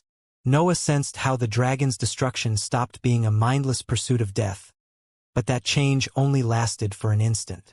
The energy quickly returned to its previous state, and the tremors experienced by his mental sphere intensified. Does its inheritance compel it to abide by its rules? Noah wondered when he studied that event. His hand was still on the black scales, and he had no intentions to remove it. The black hole quickly sent dark matter to reinforce the mental walls so that Noah's mind could continue to expand without shattering. But it was clear that he couldn't keep up any longer. The issue wasn't only with the sheer power contained in the dragon's aura. The meanings carried during the touch transformed the demonic deduction techniques and made it generate thoughts meant only to pursue death. That feeling was so intense that Noah even started to imagine how to kill himself. Noah endured until he felt that the dragon's influence didn't affect his existence. But he removed his hand once his destruction started to resemble the creature. His mental sphere consumed the remaining destructive aura that lingered in its insides before it stopped trembling. Noah regained complete clarity at that point, but his overbearing and unrestrained character remained. "Why are you still here?" Noah exclaimed while massaging his temples. "I thought you had a hurricane to destroy." The dragon felt pissed. Noah was basically ordering it around, and he wasn't even trying to be polite in the process. However, his idea made far more sense than it wished it to do. The aspect of the world inherited by the death dragon made it unable to think of approaches that could save lives. Yet, it wasn't alone on the battlefield, and its power still allowed it to share information with its companions. The death dragon raised its head and gave voice to a deafening roar that forced every existence on heaven and earth's side to cover their ears. The flying COC croaches clearly couldn't defend against the attack. So many of them died to protect the strongest members of their swarm. The leader set off and returned toward the battlefield at that point. Noah could only stare as the massive beast left his vision, but his companions didn't give him the chance to remain immersed in his thoughts. "What were you even thinking?" King Elbaz shouted before adding curses that Noah had never heard in his entire life. "I'm starting to think that you enjoy this," Stephen commented while approaching Noah with the rest of the group. "How can you still have doubts about that?" Wilfred sighed and spread his arms when his gaze crossed Noah's eyes. "It's fine." Divine Demon laughed while lying on the air, closing his eyes to wait for the battle to turn into a massive escape. "Crazy leads to victory," Robert exclaimed before lowering his voice and continuing. "Though you could have been a bit more polite." "Is this already over?" Sword Saint scoffed. "I didn't get the chance to cut anyone." "You cut half of the rank 8 cultivators on your own," Alexander contradicted him. "Weaklings don't count," Sword Saint snorted. "I want a real fight." "We'll have plenty of fights once we leave this area," Noah explained. "Heaven and Earth have confirmed that we have joined the dragons. They won't treat us as normal dangers anymore." Do we just join a war that doesn't belong to us then?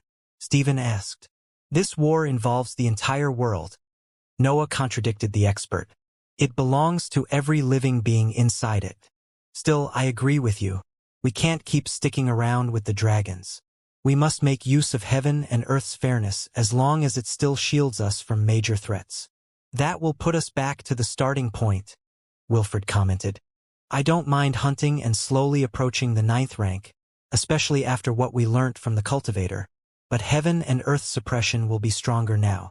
I have 2 plans, Noah announced. One is reasonable. The other is crazy. Crazy first, King Elbaz promptly said. You know about that, Noah scoffed. I want to hunt other rank 9 existences and inspect their memories to learn more about the last realm. That's not crazy, King Elbaz shook his head. That's only almost crazy.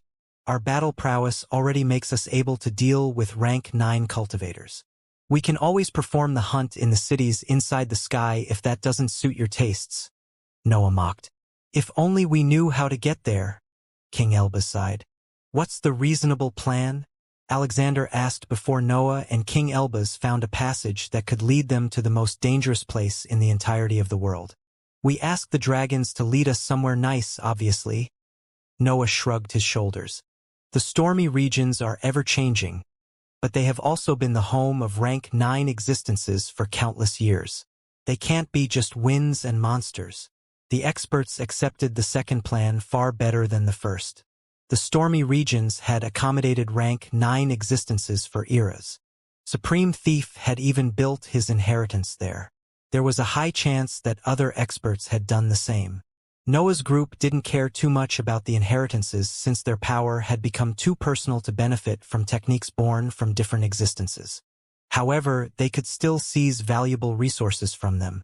Noah didn't feel any appeal toward the resources since his dark world, workshop, and ambition could cover every part of his creation without requiring special materials.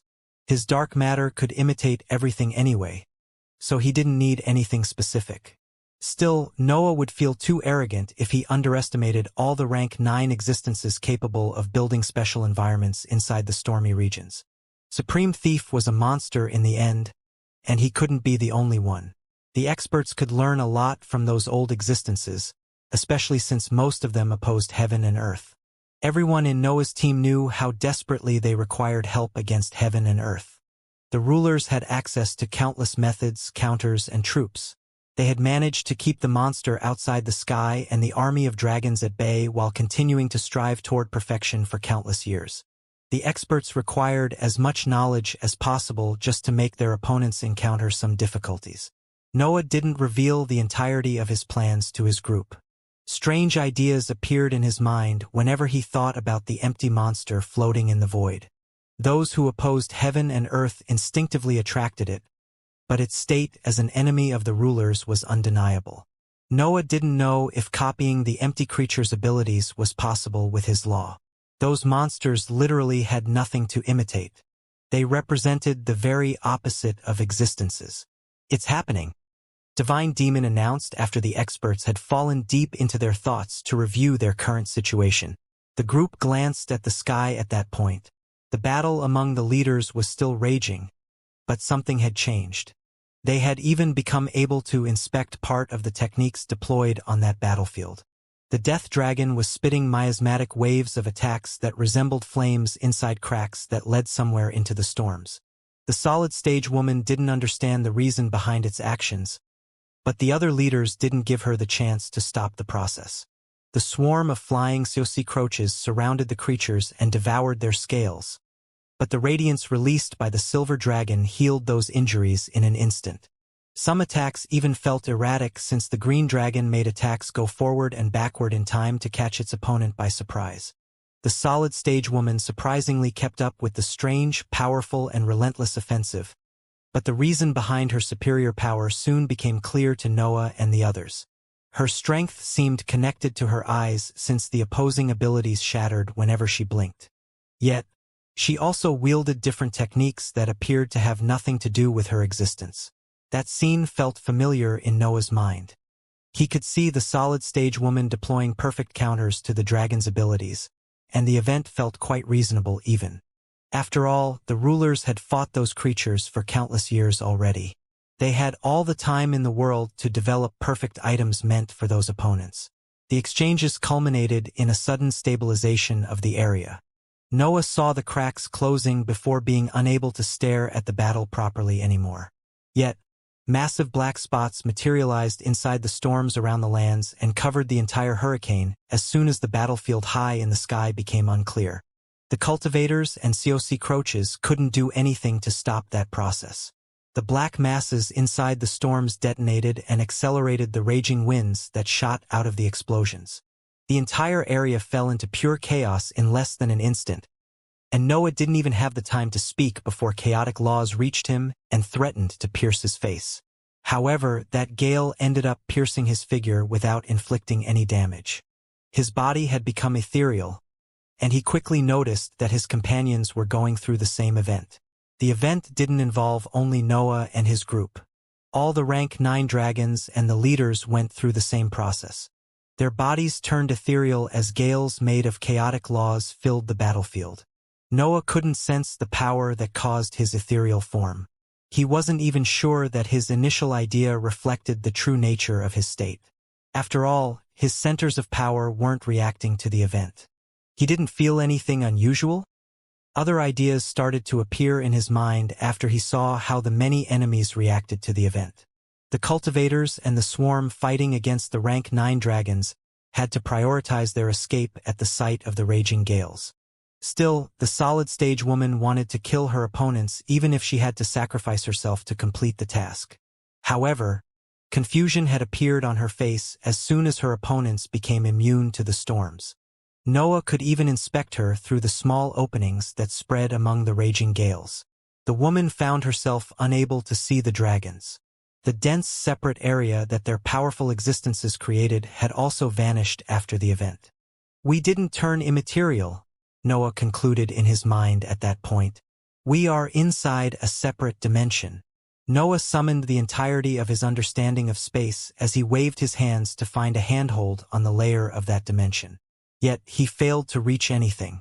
He couldn't even understand how he had entered that separate area. Noah tried to summon his power after the first test turned out to be a failure. His darkness, mental energy, and dark matter could come out of his figure and create techniques as if he were in the normal world, but they appeared weaker than usual. That separate dimension seemed to suppress his power, and he didn't hesitate to bend his fingers to create claws ready to force his way out of the area. What are you even doing? The green dragon suddenly asked while appearing above Noah with the other leaders. I wanted to study this technique, Noah honestly replied as King Elbaz and the others gathered behind him. Do you even realize where you are? The time dragon sighed before roaring toward the creatures who were still high in the sky. All the dragons gathered at that point. Noah's group, the 4 leaders, and the various underlings grouped right above the surface and waited for someone to give orders. This is one of Space Dragon's techniques. The Time Dragon explained while closing its eyes and expanding its aura until it covered the entire group. It creates a perfect copy of the world and takes every ally inside it. You are in a temporary space. Noah couldn't help but glance at the shadowy figure in astonishment. In his opinion, his understanding of space was good, but his methods were mere tricks compared to the abilities that the Space Dragon could deploy. The creature had turned an entire army immune to external influences. The sheer power showed by that technique was simply impossible to evaluate. The fundamental aspects of the world confused to create complicated techniques. The green dragon continued as its ancient aura intensified. Your position loses meaning once you can bend time and space to your will.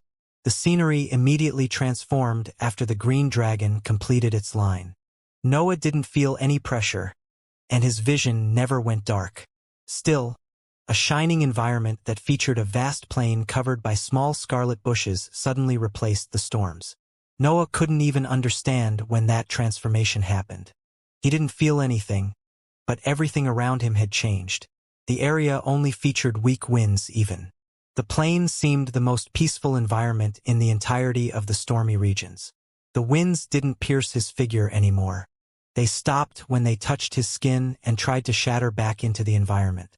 Yet, The destruction naturally released by his body made their chaotic laws remain attached to him, who quickly absorbed them to transform them into fuel for his black hole. Noah confirmed that he had returned to the material world. His body could interact with the environment, and the magical plants on the surface instinctively slowed down their growth in front of so many powerful existences. Where are we? Noah couldn't refrain from asking. The absence of violent storms made the region quite peculiar. The bushes didn't have anything to do with the lack of intense winds. They simply existed on the dark land and radiated their iconic scarlet light. There aren't many of these regions among the storms, the time dragon explained. Cultivators, magical beasts, and hybrids have given them different names throughout the eras, but dead zones remains the most fitting. These places won't evolve without external help in the end. They are random creations, King Elbaz exclaimed while diving toward the ground and stabbing his fingers on the dark terrain. The chaotic laws have created something that they can't affect anymore. This land is the unavoidable mistake that every system needs. How can a system need mistakes? Stephen promptly asked before his worried eyes fell on the 4 upper-tier dragons. Stephen still didn't feel comfortable talking with his companions, while those powerful creatures hovered around him. Existences at those levels could easily take the lack of interest in their presence as an insult, and they always exacted a price in those cases. His behavior was normal. His companions also shared his worries and hesitation. King Elbaz and Noah were simple exceptions who could pursue their interests even if the situation appeared completely out of their control. Nothing in this world is perfect, King Elbaz revealed while his curiosity spread through the region to understand the nature of the surface.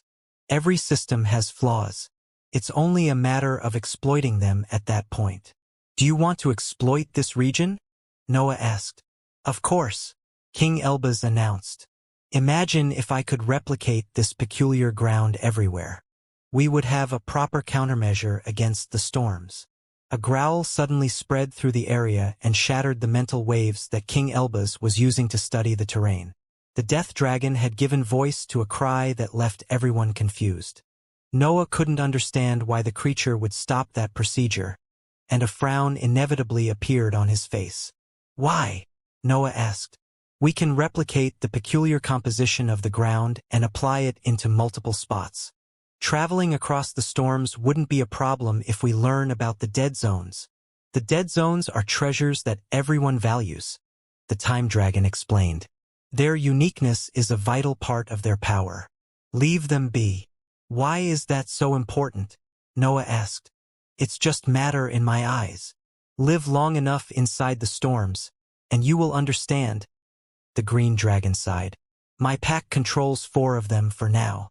They are the perfect place where to create armies meant to fight heaven and earth. Noah didn't accept that answer.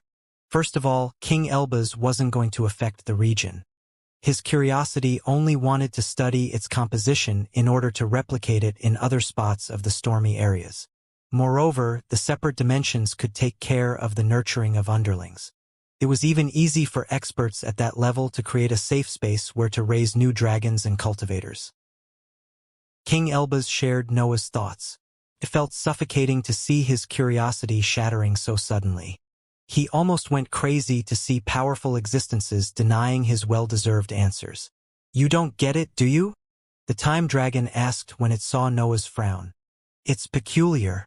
We'll eventually have the power to cover the entirety of the stormy regions with these peculiar regions, Noah explained. Why stopping us now? Why are you protecting these areas? Uniqueness has a cost, the time dragon announced. Your friend is right. These lands are random but unavoidable events, and that makes them perfect for our task. They are the proof that heaven and earth's new system has flaws. Noah remained speechless for a few seconds at that revelation. He could view the dead zones as expressions of heaven and earth's flaws, but he didn't completely realize how important they were. He still failed to grasp the entirety of their meaning, but the time dragon didn't hesitate to resume its explanation. These natural flaws are perfect breeding grounds since underlings here can grow without heaven and earth's influence, the time dragon revealed. They would become children of mistakes and thrive as perfect enemies of the rulers. The pack in front of you has come to life through similar regions. I still don't see the point, Noah complained. Why would you limit your assets to dead zones? We could multiply that number easily if we joined our forces. You would turn something special into a common occurrence, the green dragon sighed.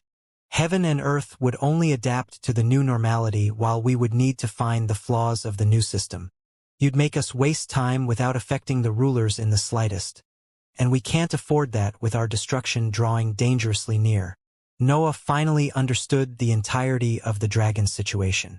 It felt hard for him to imagine himself in their shoes, especially since he didn't agree with their tactic. Yet, he couldn't completely disregard the approach that they had pursued for so many years either. The time dragon firmly believed that heaven and earth were close to absorbing all the laws of the previous world and take complete control of the plane. That event would doom the magical beasts and put an end to their threatening existence. It could even give the rulers what they needed to complete the breakthrough to the 10th rank. Time wasn't on the dragon's side, so they didn't want to make risky moves. They needed the dead zones to give birth to underlings that naturally opposed heaven and earth. Their status as magical beasts and the grooming inside a flawed area would bring their innate features to their peak. The process would turn them into perfect soldiers for the final battle against the rulers. Noah had a very different view of the matter. He agreed that wasting time wasn't an option, but he didn't like to be on the defensive side when his opponents could use entire worlds as sources of energy. Waiting would only reinforce heaven and earth since their roots ran too deeply into the higher plane. Heaven and earth would always manage to seize more benefits than their opponents unless something changed. That wasn't one of Noah's many opinions. It was a fact that came from a thorough study of the events that had led to the current situation. The magical beast side had never stopped losing ground after heaven and earth transformed and started using chaotic laws. The destruction of the higher plane had only accelerated their plans, and the reoccurring deaths of the specimens that had inherited the core aspects of the previous worlds stated how the dragons couldn't avoid defeats. In Noah's mind, something needed to change. The actual size of the event wasn't important.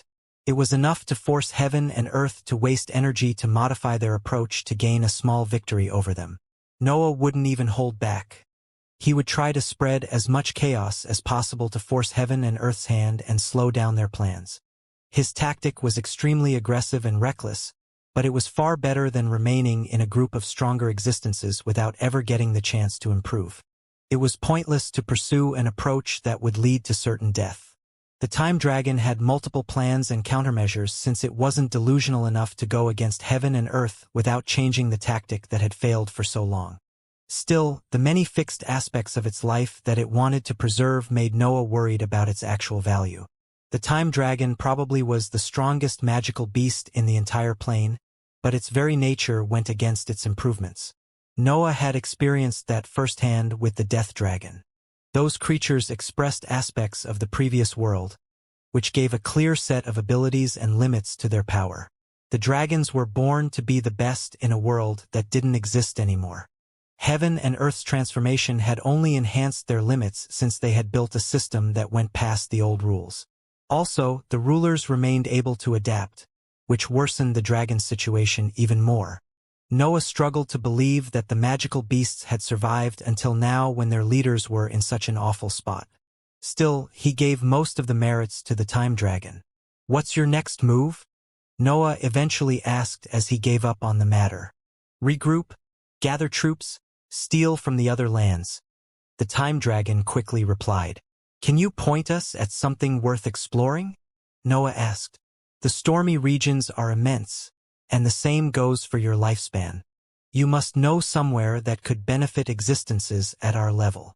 Do you want to leave us so soon?" The time dragon said in a surprised tone. "I thought you wanted to study our powers." "I still want that," Noah explained, "but I'm afraid that remaining with your pack will only draw me closer to your losing trend. I hope that's enough to let us go." "You aren't prisoners," the time dragon scoffed before lowering its voice. "But I suggest you stay with us. I feel that you are too important to remain alone." "I won't improve if I remain here," Noah revealed. "You all are too powerful.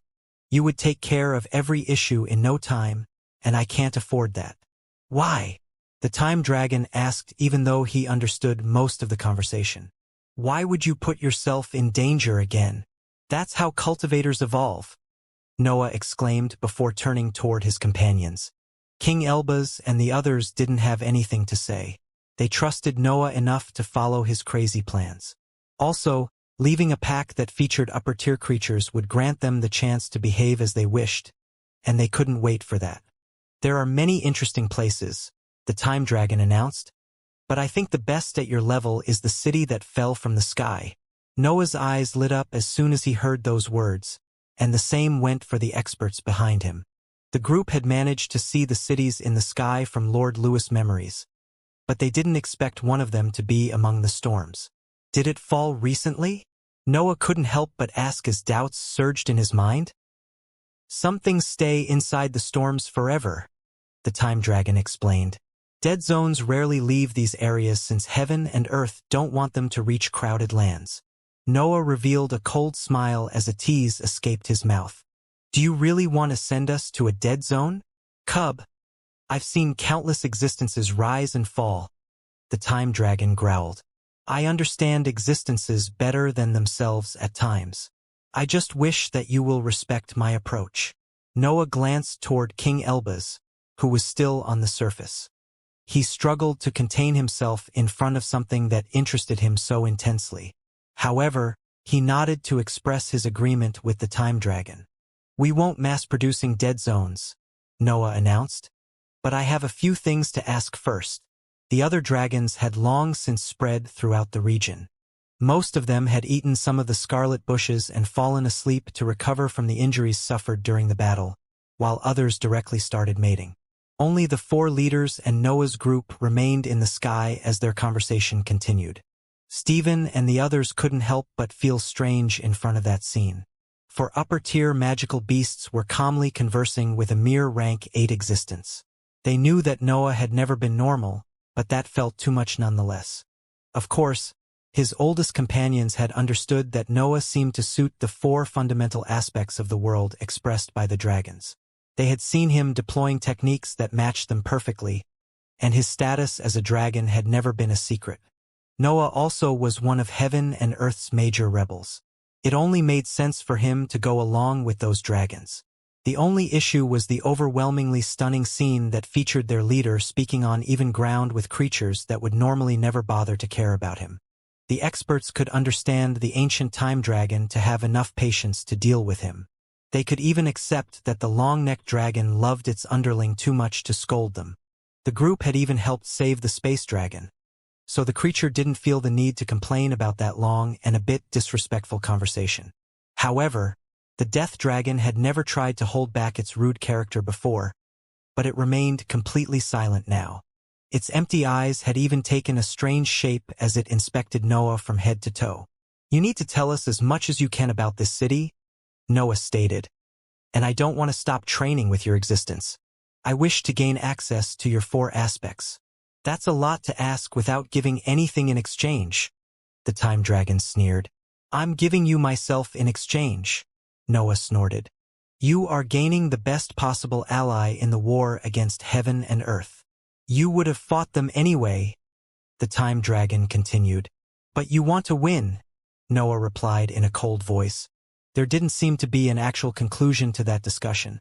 But the time dragon soon stopped talking when it accepted that Noah wouldn't take a no as an answer. The time dragon gave voice to a low roar, and its 3 companions echoed its cry. The 4 creatures' auras shot out of their figures before condensing in 4 different spheres that floated toward Noah. Noah could barely contain his excitement when he saw those items. He could sense the dragon's power whenever his mental waves neared the spheres. He felt able to study the understanding that they carried by simply glancing at them. Waves of dark matter came out of Noah's chest and enveloped the 4 spheres before storing them inside the separate space. They weren't heavy, but the pressure that they radiated was quite intense. His darkness would have morphed under their influence, but the higher energy appeared able to endure that power. The city is a dead zone that doesn't belong to us, the time dragon suddenly explained. It has gone through many rulers, but the apes have managed to keep it for a few eras already. You should be careful. They aren't easy opponents. Noah and the others nodded as the dragon continued to throw information at them. Apparently, the city had multiple secret areas, and legends said it carried a piece of the old sky. The news inevitably made the group even more excited, and the wait slowly became unbearable as the explanation continued. The dragon had seen the city fall, but it couldn't learn much after it became part of the storm. Still, it had kept track of its various rulers and wars that had involved it. The group decided to rest for a while after the explanation ended. Noah's companions didn't spend much energy during their battle, but they had partially inspected a fight among peak rank 9 existences. They wanted to cultivate and try to commit to memory all the images that they recalled. Noah did the same, but his seclusion in one of the caves of the dead zone turned out to be quite messy. He couldn't hold himself back from studying the 4 spheres, and a general understanding of his expertise appeared in his mind after a few months of training. Noah's creation and destruction were some of the oldest aspects of his law. It felt easier to inspect and devour the understanding contained in the black and silver spheres. His destruction actually was one step above his creation due to the latest developments in his power. The shadowy dark sphere that carried the space dragon's understanding of its aspect of the world came right after. Noah struggled to remain immersed in the knowledge contained inside the item at times, but he forced himself to keep going even when his mental walls started to tremble. The situation was far worse when it came to the almost invisible sphere created by the time dragon. Noah nearly depleted the entirety of his mental energy to remain immersed in that knowledge for mere days. It was clear that his understanding of that aspect of the world was far worse compared to the others, but he didn't mind that too much. Noah wasn't trying to obtain that knowledge. The aspects of his laws that matched the dragon's were inherently different from their abilities. He didn't get his power from the world. He had developed it on his own, so it obviously suited his existence. His goal was to improve the aspects of his law instead of copying or inheriting them. His abilities had to remain part of his existence, not legacies of a world that had almost lost against heaven and earth. Still, the time to depart eventually arrived, and everyone returned to the surface. The time dragon seemed aware of their intention to leave, so it waited for them at the center of the dead zone with the space dragon lazily sleeping next to it. "I bet it's pointless to ask you if you have changed your mind," the time dragon sighed before nodding toward its companion. The experts experienced the same event witnessed on the battlefield against heaven and earth's followers. They didn't feel any pressure, and their vision didn't go dark. However, everything around them changed in an instant. Crumbled silver buildings replaced the dark plain filled by scarlet bushes, but a faint pressure suddenly landed on the entire group and made them unable to concentrate. When they turned toward the source of that force, they noticed that a Xianxia rune was standing high in the sky right below the storms. The Xianxia runes were almost a universal resource. Every expert who had searched methods to improve the sea of consciousness knew about them. Even the hybrids who had lived in the outer lands had learnt about the best training method for mental spheres. Some might have never seen Xianxia runes. Their heroic versions were quite common inside large organizations, but many divine beings might have never bothered to search for them. After all, everyone had developed personal training methods by that point, and finding suitable versions of that resource was almost impossible. Noah had never bothered to look for the Xianxia runes after his ascension. He wasn't even sure whether those resources existed in the Immortal land. He had ascended with the 7th Xianxia rune to sell or trade it, but it had ended up becoming the parasite's base. There didn't seem to be a market for those resources in the higher plane, so he had eventually started to believe that the Xianxia species simply didn't exist there. Still, the remains of the Silver City proved him wrong. A Xianxia rune that had the power to put pressure on his mental sphere shone high in the sky right before the beginning of the storms. He had found what rank 8 cultivators and hybrids would kill to get. Even wars would start to seize a training method that could bring mental spheres to the 9th rank. Noah didn't know how to feel about that resource after learning about the requirements connected to the 9th rank. His centers of power required more than simple growth to turn him into a rank 9 existence.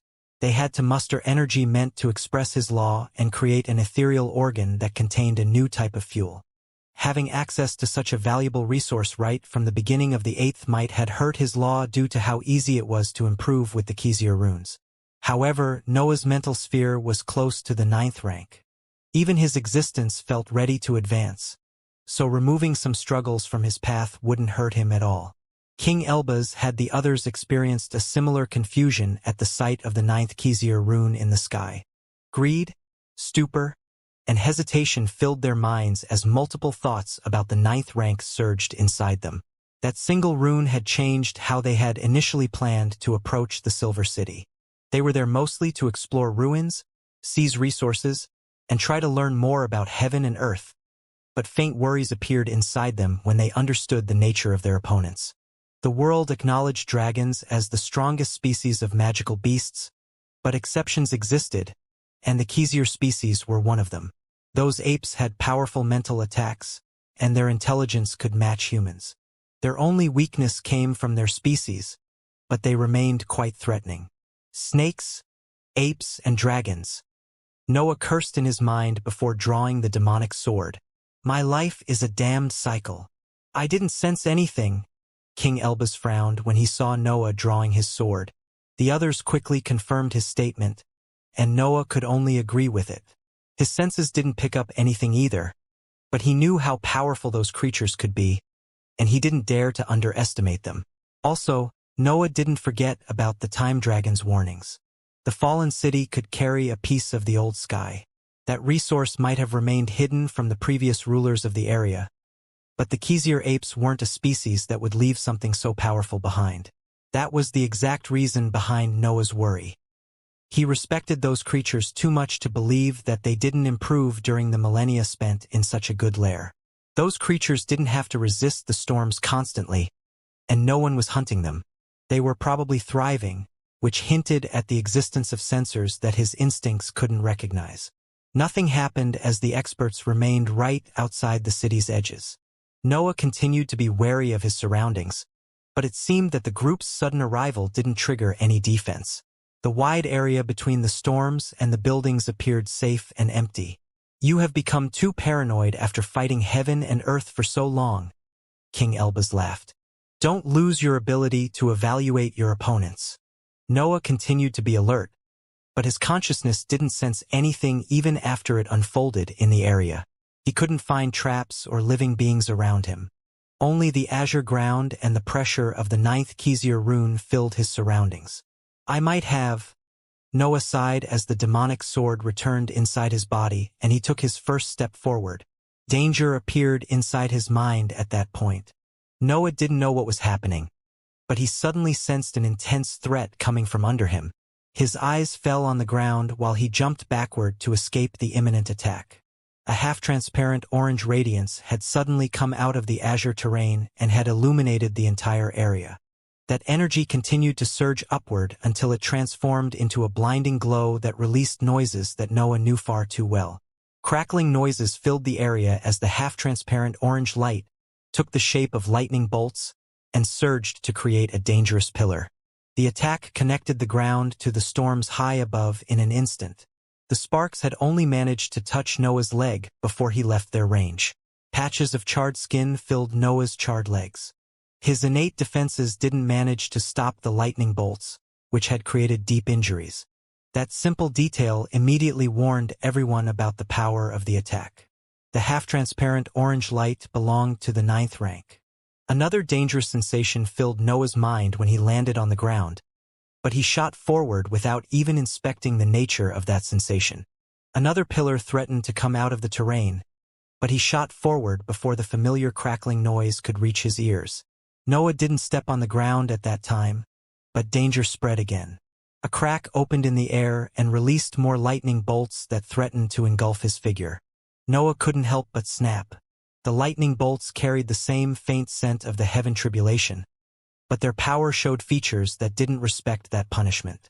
They were different but still threatening enough to make him decide to abandon restraint. The unstable substance flowed through his body as multiple faces appeared on his skin. Noah didn't move at all and endure the full power of the lightning bolts. His skin opened and burnt, but it didn't suffer the same severe injuries from before. Dense dark matter seeped out of his body as he remained immersed in the intense lightning bolts. His flames even sccu.mulat in his mouth and made the higher energy imitate their properties. A pillar appeared among the half-transparent orange light. Blackness spread inside the attack and vanquished it as a tall slash severed the lightning bolts open. The blinding radiance soon disappeared, and Noah became visible again. As for his leg, it had completely healed during the last exchange. Who is paranoid now? Noah snorted, but the pressure released by his voice triggered traps hidden in the air in front of him. Cracks opened and released their half-transparent lightning bolts. Yet Noah was still under the effects of his empowerment. The attacks engulfed him only to burn into a wave of dense black flames. "What the F dash?" Wilfred said. But cracks opened in the air in front of him before he could complete his phrase. Everything had happened too quickly. Noah had triggered 4 different traps in less than a second, which didn't give time to his companions to understand the nature of the situation. Wilfred felt unable to summon enough power to launch an attack capable of stopping the incoming wave of lightning bolts, but a black mass suddenly appeared in front of him. Noah had triggered multiple traps when he shot toward Wilfred, and they all released lightning bolts that aimed at him. The power contained in 13 different attacks in the 9th rank fused to create something that Noah couldn't stop without showing his real might. Bloodle.T quickly expanded from his figure before 2 vertical black slashes cut through the dense wave of lightning bolts and created an opening where he could be safe. Wilfred didn't hold back from exploiting that opening, and his large arms soon started to move to generate an attack meant to support Noah. "Don't do it," Noah ordered when he sensed Wilfred accu.mulating his energy behind him. "You'll only set off every trap in the area." The sound waves generated by Noah's shout and the dense power accu.mulat while Wilfred prepared his technique ended up opening new cracks in the air and ground. Countless lightning bolts shot toward the duo, but Noah promptly pointed his blades downward and stabbed the azure terrain as his consciousness expanded. The experts in his ground sensed an intense wave of danger surrounding them, but the familiar source of that sensation made them relax and stay still. Countless slashes materialized around them just an instant after the arrival of that feeling, and everything in the area grew dark. The light that managed to seep past the storms scattered the darkness and revealed how the area had changed after Noah's attack. A large chunk of the site had disappeared and had created a large flat pit under the group. Moreover, the air around him had completely disappeared, and the fabric of space had also turned into broken pieces divided by large cracks connected to the void. An orange halo still lingered in the area even after Noah's massive attack, but everything converged toward him as the black hole fed on that energy. Everything grew calm at that point. Noah had understood that the traps existed in a different dimension during the initial exchanges, so he had decided to use his knowledge of space to shatter the entire area with his attacks. "You got lucky," King Elbaz complained. "You didn't sense anything more than we did." "It's not luck," Noah announced. "I simply believe in my constant lack of luck." "It still doesn't make your paranoia right," King Elbaz insisted. "Forget it." Noah sighed before pointing at the city with the demonic sword. "Why can't we sense them?" The other experts carefully walked toward the edges of the pit to inspect their surroundings. They prepared abilities that could fend off eventual lightning bolts, but their actions didn't trigger anything. It seemed that Noah's power had spread past the actual destruction currently shown by the area. Some faint gales came out of the storms that surrounded the dead zone and fused with the sky to heal the many cracks opened by Noah's attack.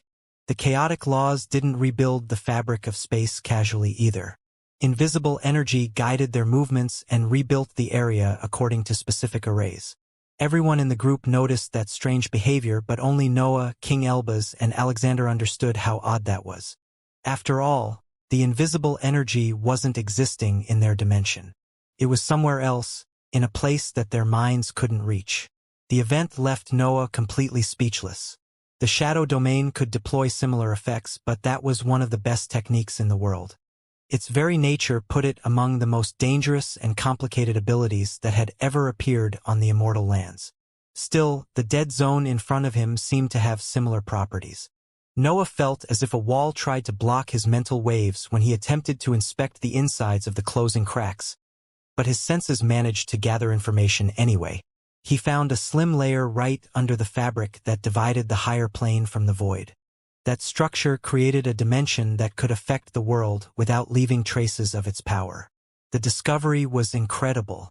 Noah couldn't even begin to imagine how long it would take to create such an intermediate dimension and fill it with energy capable of affecting the chaotic laws. He only knew 2 experts who could give him a better explanation, but the latter was as surprised as him. "This structure is incredible," King Elbaz announced as his curiosity seeped out of his figure. "We should destroy the entire area and take it." "No one is destroying anything," Noah ordered. "You just destroyed this area," Robert sneered while raising his hand to show that he had already created a threatening mess. "You can't blame us if we break the path toward the city." "No one is destroying anything randomly," King Elbaz shouted. "We need to preserve the dimension attached to the world. Luckily you have the best experts in special dimensions here," Divine Demon stated while pointing his hand toward the closing cracks before showing a confident smile. "Unless someone wants to challenge me for this title." "Stephen," Wilfred asked, and the latter promptly took a step back. "Don't even try to throw me at him," Stephen complained. "Someone must feed the beast," Alexander sighed while shaking his head. "That poor existence has starved for many years already." "Why would you use me then?" Stephen continued to complain. "Just make him fight the ground. I bet he'll challenge the very surface if he could." Divine Demon's eyes inevitably fell toward the azure terrain as his hand rose to scratch his chin.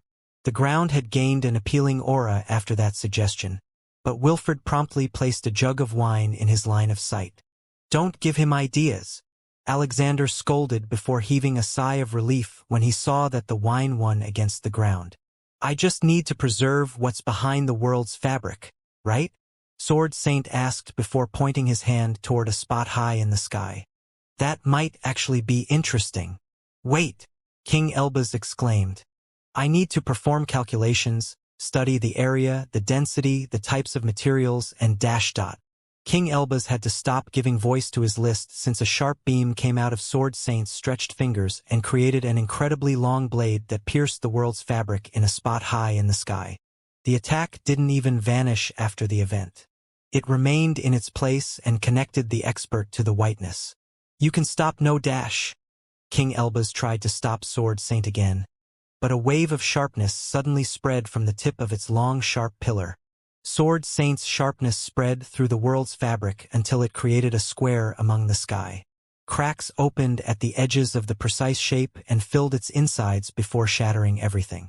A dark scene unfolded in the group's eyes as Sword Saint removed a huge chunk of the sky. The hidden dimension became clear at that point, but a few peculiar features in that image left them speechless. Noah and the others found different rank 9 magical beasts tied to that structure. The intermediate dimension was a tight array of thin lines that spread tremors whenever one of the rank 9 magical beasts tied to them struggled to break free of their restrictions. Those creatures belonged to different species and had different sizes.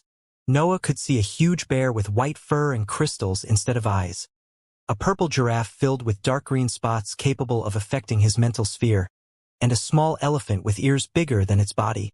The claws of another magical beast also peeked past one of the areas still hidden by the world's fabric, but Noah didn't manage to see enough to recognize its species. Still, the scene remained stunning, to say the least. He had never seen something so incredible and strange at the same time.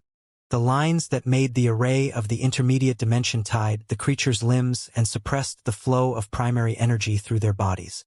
Noah could confirm that the trapped magical beasts didn't have access to their physical strength and innate abilities in that position. They could only struggle in a desperate attempt to break free due to the hope caused by Sword Saint's attack. "What the actual fuck?" King Elbaz cursed, and his companions expressed the same feelings with their expressions. The intermediate dimension didn't only suppress those rank 9 magical beasts. It also drained them of the immense power contained inside their flesh. But the process didn't seem to bring them closer to their death. Actually, it was slow enough to allow a natural regeneration fueled by energy seeping into their bodies through different lines. Noah stored the cursed sword and waved the demonic sword when he noticed the energy flowing inside the imprisoned magical beasts. His attack opened another crack that ran from the square to the storms without affecting the intermediate dimension. The attack followed the direction of the lines that sent energy to the imprisoned magical beasts, and everyone could see where the intermediate dimension took that power after the attack. The structure drained the chaotic laws of their power and sent them to the creatures before absorbing primary energy from them. Noah remained confused even after he decided to ignore how astonishing that structure was. Making the energy pass through the magical beasts was a pointless step no matter how he looked at it. Those creatures didn't cause any special change in that fuel in the end. Still, the world soon acted to uncover the reason behind that seemingly clunky structure. A crackling noise suddenly spread in the area and made all the experts glance toward the sky. A series of black clouds had accu.mulat among the storms, and the chaotic laws fueled them to create massive white lightning bolts that fell toward the imprisoned magical beasts. Some of the lines in the intermediate dimension lit up and forced the imprisoned magical beasts to activate their innate abilities. A series of attacks flew toward the incoming lightning bolts, but the tribulation appeared ready to overwhelm that offensive. It pierced the techniques and slammed on their sources, causing a series of painful cries to resound in the area. "Should we help them?" Wilfred asked as confusion still lingered on his expression. "It depends on who you want to enrage," Noah explained. "Heaven and earth already hate us, but we are invading the city anyway. Their rulers might be already angry at us for all we know. We are getting more enemies, right?" Divine Demon asked while handing a cup full of wine to Noah. "We are indeed," Noah sighed while picking the cup and sitting on the ground. The other experts imitated him. They took some wine from Divine Demon and sat to admire the battle between heaven and earth and the strange array that did its best to defend its prisoners. The intermediate dimension didn't only rely on the magical beasts to fight. It called upon its connection to the chaotic laws to launch attacks made of invisible energy. The shapes taken by that energy carried properties capable of countering the lightning bolt's innate features. Noah could study the structure of those attacks with his mental waves. The array was sending masses of invisible power with multiple holes running through their structures to disperse the tribulation's destructive might. Still, heaven and earth's target changed once the array's lines themselves started launching attacks. The tribulation stopped focusing on the imprisoned magical beasts and converged its lightning bolts on the intermediate dimension. It seemed that the rulers had just noticed that immense structure. "They are a diversion," King Elbaz announced while raising his cup, and wine magically materialized inside it. "The Xianxia species is using these magical beasts to sway heaven and earth's attention away from their creation," Noah confirmed. "They can steal from the chaotic laws without making the rulers notice their work." "Why even hide that?" Robert asked. "I understand that this structure must have some special purpose, but I don't see why going through this hassle to create scapegoats. Everyone can absorb the chaotic laws in the end." "Maybe they are enemies that heaven and earth have marked," Alexander suggested. "They might be like us. I don't know how much you can trust the Xianxia species," Noah sighed. "I don't think they had a good experience with humans on the higher plane." "We don't know for sure if they are Xianxia apes," King Elbaz corrected. "I know the dragons have spoken about apes, but why would they put their own rune in the sky?" "What would I know?" Noah complained. "I remember that you lived among them for years," King Elbaz mocked. "That's enough to learn how they behave. The Xianxia apes are basically humans with one center of power," Noah argued while shaking his head. "Their behavior depends on their leaders. Do you want to bet on the identity of the city's rulers?" King Elbaz laughed. "I win if they don't belong to the Xianxia species. What can you even give to me?" Noah grinned. "What do you even want from me? I have been with hybrids long enough to have countless drugs meant for your kind," King Elbaz explained. "I even tried to make pills specific for your incredible state during my moments of intense curiosity." "What do you want from me then?" Noah asked as his eyes lit up. King Elbaz undeniably had good stuff, items that cultivators would do anything to obtain. He even had them in huge numbers, and Noah trusted his claims. "I want what the dragons gave you," King Elbaz grinned. No way, Noah laughed. That's all mine. I can go with replicas of small parts if you really want them. Replicas are good enough, King Elbaz agreed. I want life first. I need it for some projects. Of course you do, Noah commented as the battle continued to rage in his eyes. Heaven and earth were on the winning side. The array's main purpose was the transport of energy through hidden channels. The lines could hold their ground against the tribulation, but they started to snap after a few minutes. Yet, multiple powerful figures materialized on the intact parts of the intermediate dimension once the first imprisoned magical beast died due to the sparks running through the array. Pay up! Noah exclaimed when those figures appeared in his vision. Those creatures weren't precisely as he recalled them, but they clearly belonged to the Xianxia species. The three newly arrived magical beasts were 4-meter-tall apes with black runes on their gray fur and power in the lower tier of the 9th rank. Moreover, they wore gray robes that blended perfectly with their shades. That's arguable, King Elbaz complained as his eyes sharpened at the sight of the three magical beasts. Why are they gray? Why do they even wear clothes? Their shades and size also are totally off. How bad of a loser are you? Noah laughed, but his eyes never left the scenes unfolding above the uncovered area of the intermediate dimension. Noah kept his palm open next to King Elbaz's shoulder. The two never stopped inspecting the scene, but they didn't forget about their bet either. The 3-rank 9 Xianxia apes that had appeared on the intermediate dimension had clearly improved their natural state. Their looks were different from what Noah had grown used to recall, but that wasn't too surprising when it came to magical beasts that had stepped on the last level of the cultivation journey. The magical beasts didn't experience the thorough evolutions of their existence as they advanced, but they still changed. Mutations could occur due to their character and habits, and the environment also played an important role in the process. The 3 Xianxia apes glanced at the storm of white lightning bolts, and shockwaves followed that faint gesture. 3 columns of invisible energy surged from the magical beasts. The attacks shot toward the blinding attacks of the tribulation, creating an explosion that forced even the experts in the distance to deploy defensive measures. Told you, Noah continued to laugh while waving his palm in front of King Elbaz's face. That's their innate ability. Xavier can't accept defeat. Wilfred sighed while snapping his fingers whenever raging waves of power tried to engulf the group. His gesture generated explosions inside the shockwaves and dispersed them before they could reach the experts. The others didn't hesitate to give voice to similar comments meant to mock King Elbaz while launching casual abilities at the incoming raging energy. Nothing could reach them, and King Elbaz's expression grew darker. You definitely are that idiot's disciple. King Elbaz snorted while taking out a dark gold sphere that immediately attracted Noah's attention. The item radiated quasi-rank 9 power and could float on its own due to the faint energy coming out of its structure. The number of nutrients contained in its insides also felt to be off the charts. It was astonishing how it didn't completely step into the 9th rank with so much fuel at its disposal. I had the idea after the fight against the jellyfish, King Elbaz explained. That creature contained enough power to push its level forward, but it didn't use it at all. Its skin could also endure internal pressure easily. It was the perfect transport device, so I tried to replicate it. Noah's mental waves entered the sphere and studied its insides. He could sense that it contained enough power to match a few rank 9 magical beasts even if its materials were strong enough for the task. The matter was stunning, but its purpose was quite clear.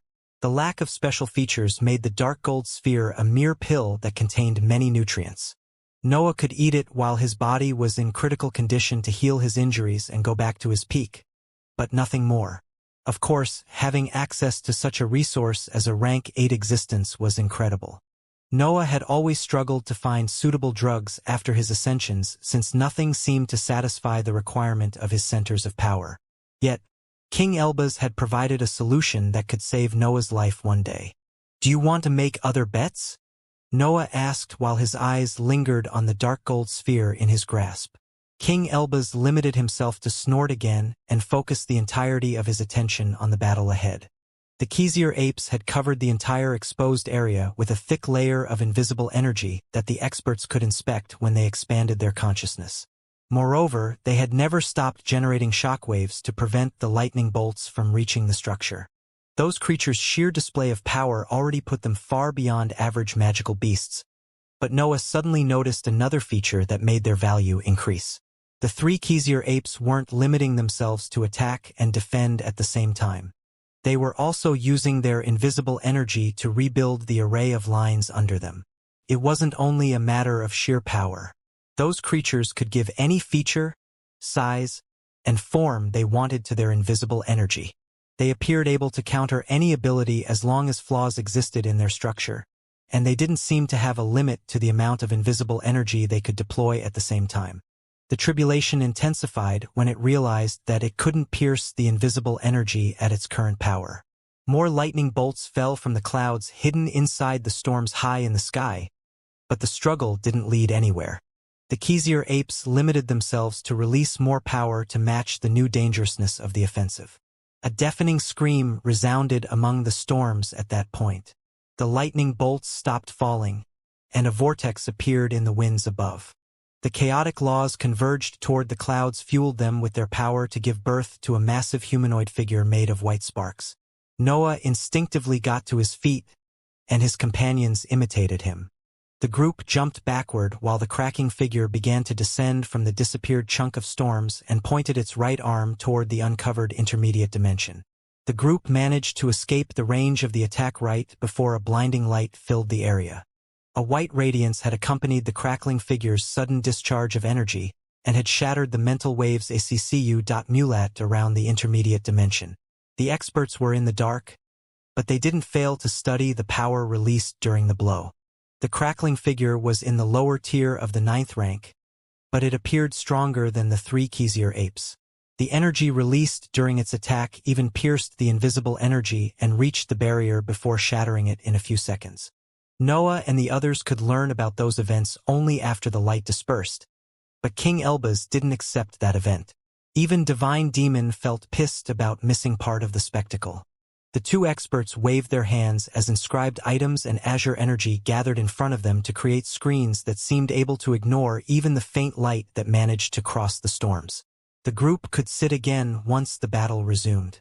More chaotic laws flowed toward the crackling figure after heaven and earth accepted that they could only destroy part of those protections. Their champion needed more power to fight the Xianxia apes, but the three magical beasts didn't wait for the rulers to prepare their next move. "I think I need a refund," King Elbaz exclaimed when the three creatures raised their arms and generated half-transparent lightning bolts that flew to intercept the descending crackling figure. Noah had understood that something was incredibly off after seeing the traps in the area, but he didn't expect something so shocking. He could accept that the Xianxia apes had learnt how to harness the power of the old sky, but that scene left him speechless. Those magical beasts were deploying a second innate ability right in front of his eyes. The orange lightning bolts fused with the shockwaves generated by the invisible energy and created a huge pillar that clashed with the crackling figure. The impact generated an explosion that spread dangerous attacks throughout the entire area, but the sparks that flew toward the city burnt when they touched an invisible barrier that the experts had failed to sense. The crackling figure lost pieces of its body as it flew back into the storms, but a vortex of chaotic laws followed its movements and restored its features. Its power even increased as gales fused with its sparks and intensified the noise they spread through the sky. The three rank 9 Xianxia apes used that chance to focus the entirety of their efforts on rebuilding the intermediate dimension. Their invisible energy condensed until it gained the solid shape of lines that fell on the tight array and restored the pieces destroyed by the last lightning bolts. Did they improve their species? Noah wondered loudly. It didn't matter how many times he reviewed the scene. Noah couldn't find additional items or tools on the Xianxia apes. The power shown during the last exchange came from their bodies, which could only lead to an astonishing conclusion. The experts around him couldn't answer his questions, but they shared his confusion. It didn't take an expert in the magical beasts field to understand that something had happened to those creatures. Still, another doubt soon appeared in their minds. They didn't know if the Xianxia apes had applied those modifications on their own, or if an external existence had helped them in the process. How possible is something like that? King Elbaz asked while putting his pride away to request the opinion of an expert that surpassed him in that field. Can they really modify their species on their own? Noah could only think about a loud no, but his mind didn't let him accept that simple answer. In theory, every magical beast would have an innate pride toward their species, and their hunger often made even the smartest among them focus on food rather than long experiments and plans. However, the Xianxia species theoretically had all the right cards to pull that incredible event off. The peace of the old sky, their intelligence, the chaotic laws surrounding the area, and a safe environment created a perfect foundation that most cultivators would envy. Noah couldn't help but remain silent, even if something was telling him that he might be in front of an incredible feat. The most surprising aspect of the lightning bolts released by the Xianxia apes was that they still retained traces of heaven and earth's power. They also belonged to the lightning element, which went against the usual wind aptitude of those creatures. Noah couldn't understand every detail of the creature's power from his position. He did his best to confirm that the lightning bolts came from the energy inside their bodies, but that was as far as he could go. Anything else would require a thorough inspection, probably accompanied by a dissection. The crackling figure appeared far bigger than before when the storms around it disappeared. The sparks that ran through its body had grown unstable, but they seemed unable to leave its body. Still, they had become so intense that the space around them bent whenever the sound waves generated by their noise spread in the environment. The Xianxia ape's expression became grave at that sight, but they continued to fix the intermediate dimension even if their opponent didn't hesitate to resume its descent. The crackling figure's heavy steps on the air spread white lightning bolts everywhere in the area and created sound waves that made the barrier defending the city tremble. The creature resembled a natural calamity, ready to destroy everything. But the magical beasts didn't care. They were ready to give up on their lives if that allowed them to complete their task. Everything else didn't matter, and Noah could read that determination in their eyes. Noah felt almost tempted to help the creatures. After all, his group was the reason behind the tribulation. Also, the Xianxia apes seemed to be heaven and earth's enemies, which made them natural allies in the battle against the world. Still, Noah didn't know how those creatures would react in front of humans and hybrids. The history of the Xianxia species had never been happy due to the curse that they carried on their furs. They would become the target of powerful existences no matter where they were due to the runes drawn on their figures. Another exchange happened during Noah's hesitation. The three Xianxia apes launched a series of pillars featuring orange lightning bolts and invisible energy. Still, their attacks didn't manage to do much when they landed on the crackling figure. Instead, their opponents seemed able to absorb those blows and use them as part of its power. They have already adapted their punishment to their opponents, Robert commented as his expression darkened. They took longer to adapt to us. Is it because of the complexity of our abilities? Do they look simple to you? Alexander sneered while shaking his head. Heaven and earth have probably fought with these creatures long enough to have counters ready. Take note that he called them creatures, King Elbaz cheered. Even Alexander doesn't believe them to be part of the Xianxia species. I would have given you the replicas of the spheres anyway, Noah revealed while taking a step forward and drawing the demonic sword. Let's go help them now. His announcement surprised his companions, but they became aware of the reasons behind their words as soon as they escaped his mouth. They knew that the Xianxia apes could be natural allies, and helping them during that struggle gave them a chance to make up for their previous actions. The crackling figure raised its hand before turning it to point its palm toward the intermediate dimension. A blinding white radiance came out of it at that point, and everyone in the area became unable to rely on their vision after the attack descended. The light suppressed the expert's mental waves, but the screens created by King Elbaz and Divine Demon remained intact even after the radiance engulfed them. Yet, a dark cloud soon appeared among the experts and restored part of their vision. Noah had deployed the dark world to improve his situation and help his companions, and the whiteness slowly retreated in front of the dense dark matter.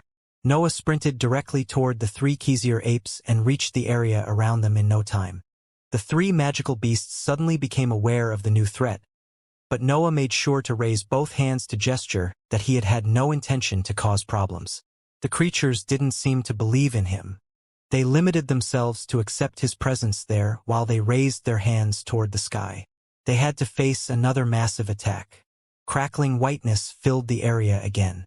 Noah was close enough to the three Xianxia apes to see how they reacted to the attack now. His senses could even study the nature of their energy before the light shattered his mental waves. His astonishment couldn't help but increase when he sensed the two different elements contained in the creature's energy. The Xianxia apes mustered their power and used it to create a massive crackling shield that covered the uncovered part of the intermediate dimension. Noah felt forced to retreat to avoid the expansion of that defensive technique. His dark world condensed once the whiteness threatened to reach him. The dark matter shattered as the intense power contained by the crackling light seeped past the higher energy and tried to fill its insides. Yet, a series of faces suddenly appeared among the blackness and made it able to stop the radiance after a few seconds. Noah's companions had started to fly toward him, but the arrival of the light had forced them to stop and deploy defensive abilities. Still, they didn't hesitate to go back inside the dark world once the attack ended. What did they say?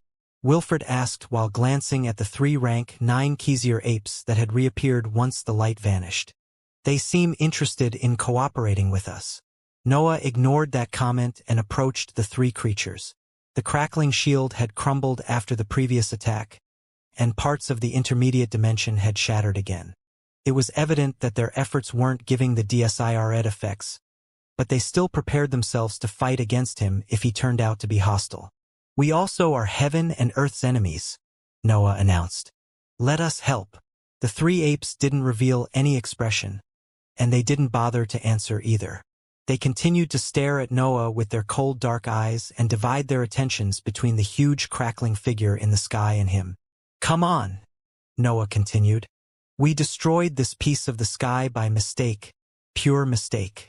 We can fix it in no time." One of the Xianxia apes finally reacted, but only to give voice to a snort. They seemed completely unwilling to trust Noah and his companions. Not even the massive threat in the sky could make them decide to cooperate. Are they waiting for reinforcements? Noah wondered as his eyes moved toward the city. Noah had come up with a vague idea of how the area worked.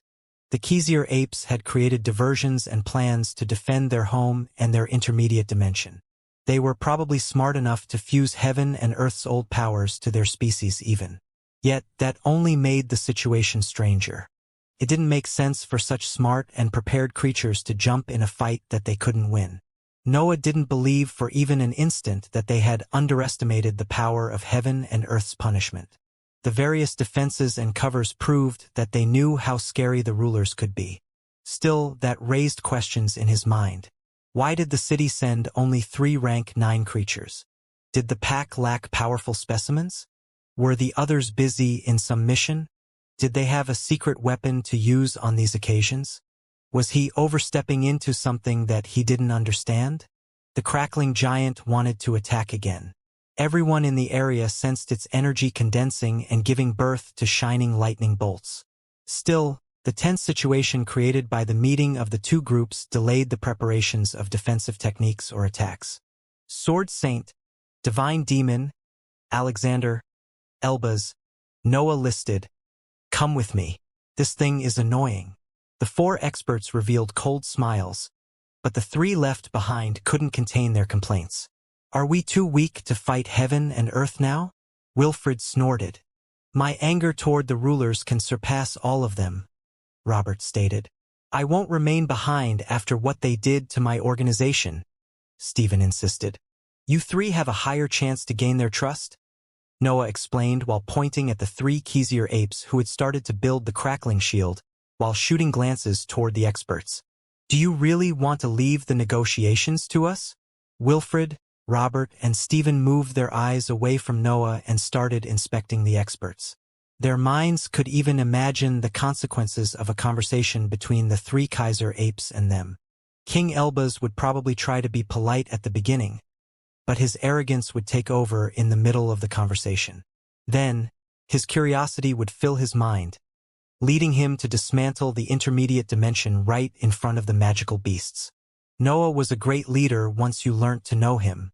His first impressions were quite awful, and that situation wasn't any different. After all, he had taken part in destroying the sky to reveal the intermediate dimension. He had even single-handedly removed many traps. Alexander wasn't actually bad, but he had eaten far too many magical beasts throughout his life.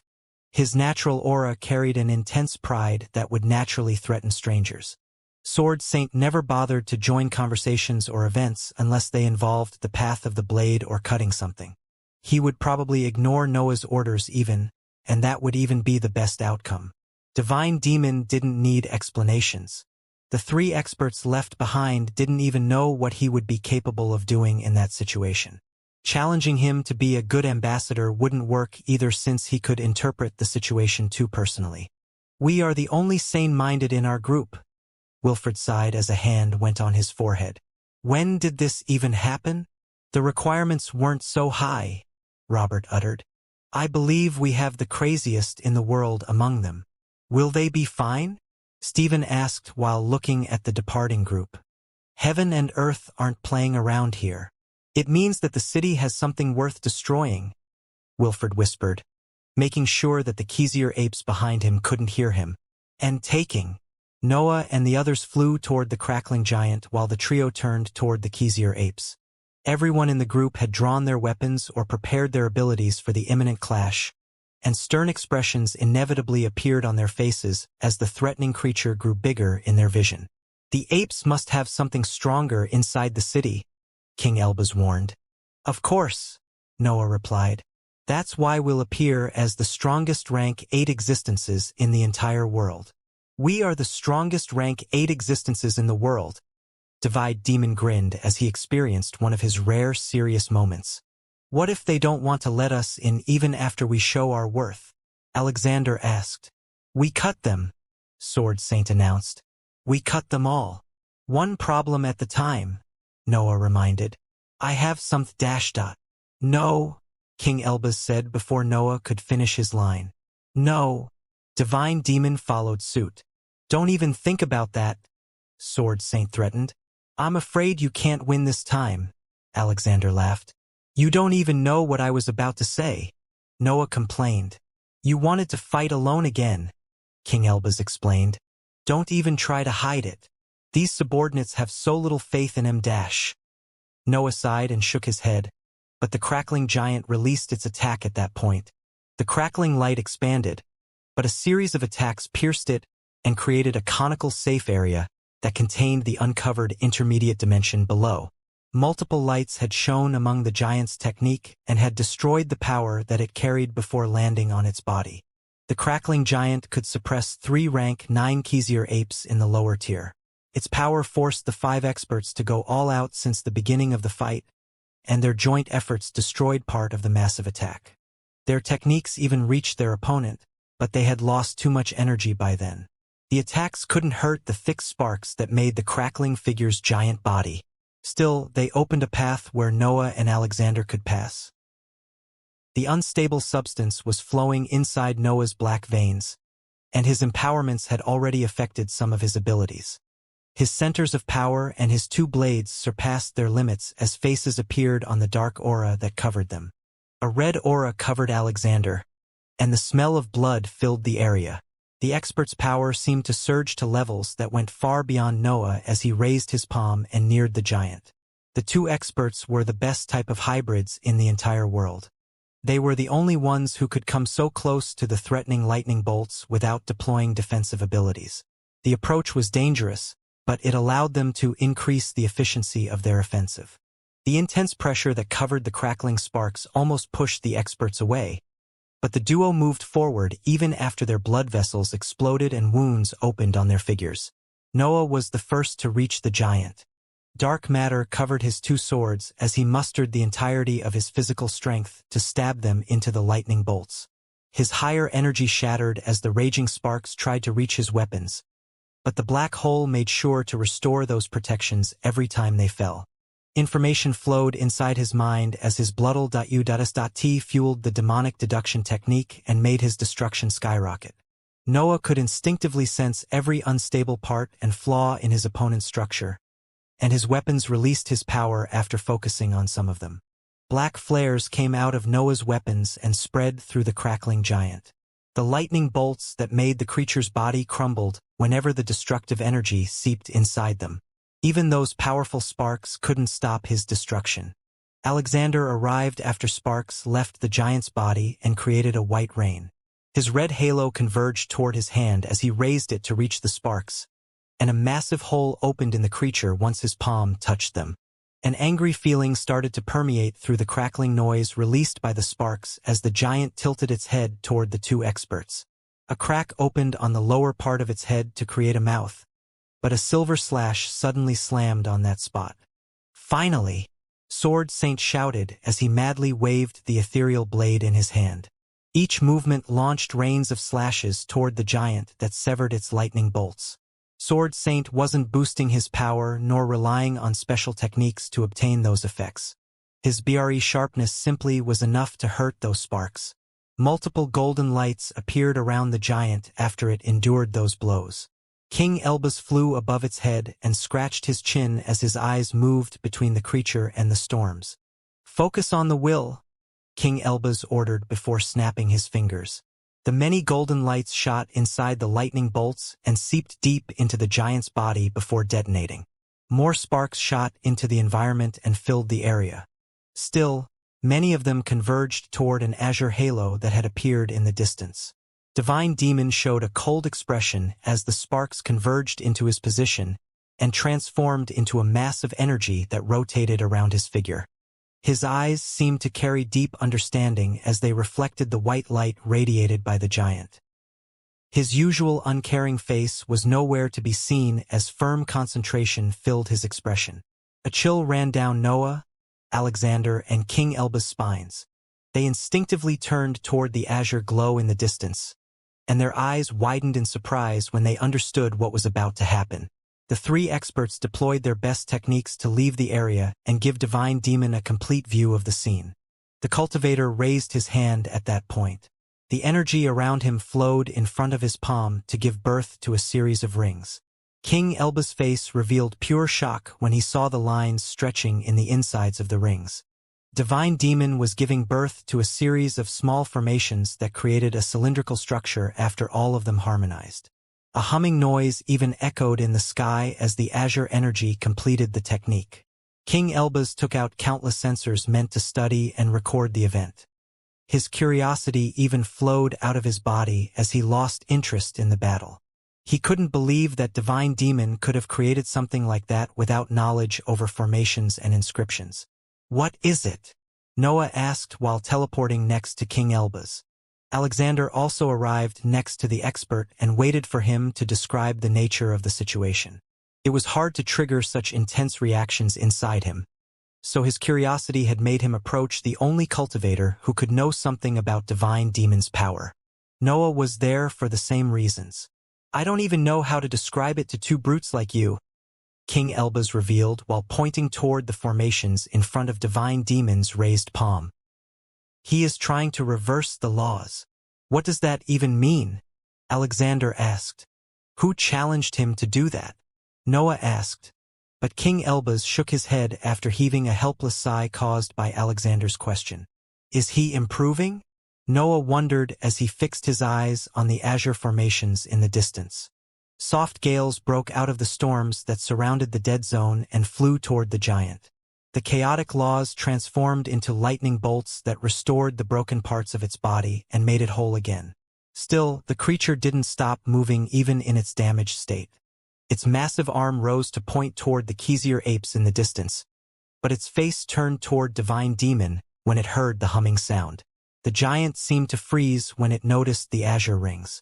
Its lightning bolts running through its body even slowed down at that sight. The creature appeared stunned, but it soon moved its arm toward Divine Demon since it recognized him as the greatest threat. The giant lost 3/4 of its body after the attack. Its head and right shoulder floated above the crack and struggled to fend off the pulling force generated by the connection to the void. Meanwhile, Noah and Alexander finally understood what King Elbas meant with his explanation. Divine Demon's attack had released energy directly opposed to the laws on its path, which had led to the complete annihilation of part of the world. Divine Demon's attack left everyone speechless. His technique didn't make any sense, and even King Elbas struggled to keep up with the theory behind it. The rings depicted formations that went beyond his entire knowledge but that also featured parts of old schools. King Elbas had managed to gain an idea of abilities' nature only due to those similarities, but the actual power or effects of the technique had left him dumbfounded. Divine Demon's attack wasn't powerful. It didn't even carry destructive might. However, it featured energy that was the exact opposite of the laws on its path, and the impact made those true meanings directly disappear. It was a proper annihilation generated by the impact between opposite energies, and everyone in the scene could understand that reaction. Still, only a few could realize how difficult it was to pull that off. The laws moved, and the energy that flowed through the area made them ever-changing. It was impossible to know exactly which true meanings would occupy one precise spot once an eventual attack arrived. Still, Divine Demon wasn't alone. He had the world helping him. He didn't need formations, knowledge, and understanding when the energy in the sky allowed him to accomplish miracles. The experts in the area snapped back to reality when the rings started to crumble. A disappointed expression appeared on Divine Demon's face when he noticed that his technique would disappear in a matter of seconds. Even the faint understanding obtained when building the formations began to vanish from his mind as the world stopped helping him. King Elbas retracted his sensors and turned toward the maimed crackling giant. Alexander imitated him, and the two inspected how the storms had already started to send chaotic laws toward the creature. Noah didn't immediately focus on the giant. His eyes remained on Divine Demon since his expressions felt off. They didn't match his usual resolute and uncaring face. Noah could see faint confusion and struggle there. It was clear that Divine Demon was going through something. It was nothing too evident, but Noah didn't fail to miss it. The expert almost appeared unwilling to let go of his ability. He wanted to keep the techniques generated by the inscriptions in his mind. Is he taking steps toward the 9th rank? Noah wondered, but the crackling noise in the area suddenly intensified and forced him to focus on the giant. The chaotic laws were disregarding the massive opening in the world's fabric and were sending all their energy to the giant to rebuild its body. The creature gradually gained enough power to escape the crack's pulling force, but Sword Saint did his best to slow down that process. Alexander and King Elbas quickly arrived to help Sword Saint. The three experts started assaulting the giant with powerful abilities, but their efforts felt pointless since the storms continued to heal it.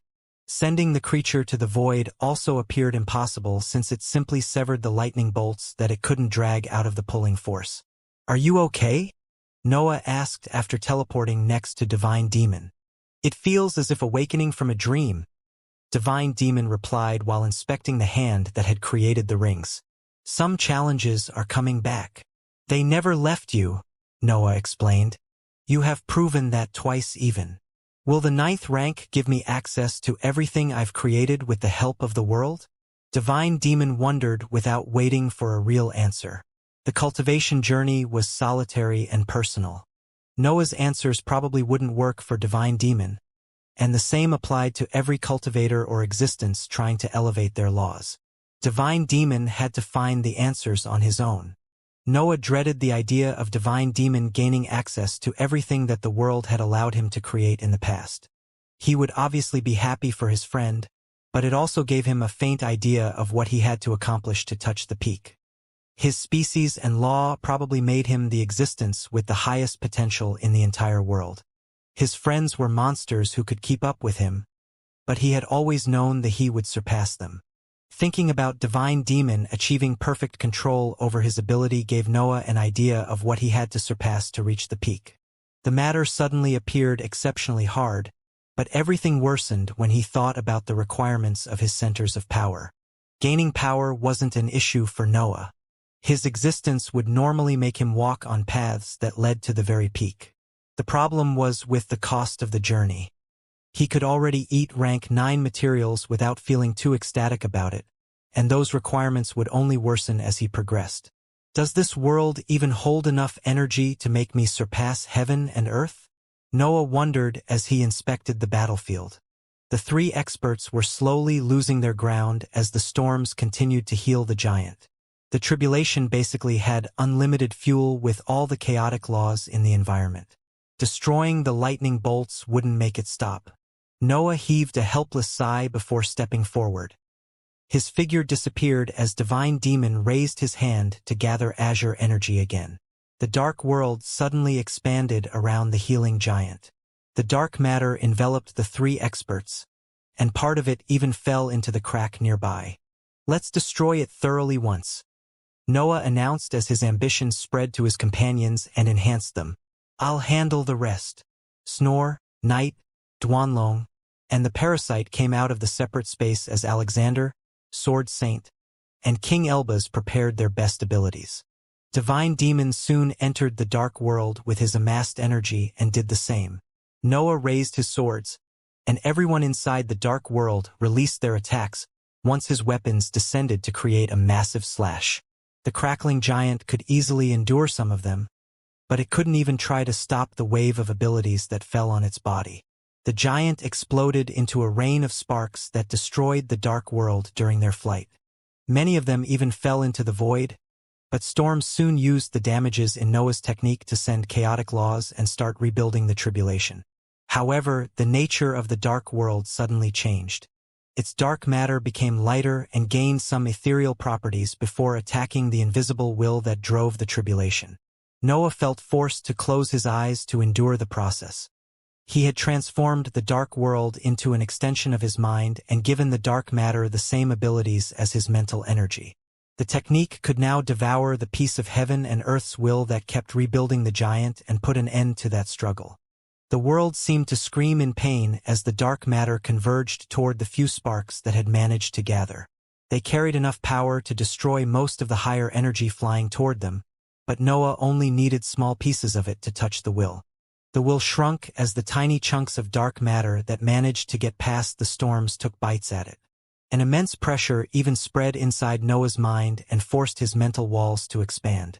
Still, a figure also materialized inside his mind as that process continued. The crackling giant reappeared inside his sea of consciousness.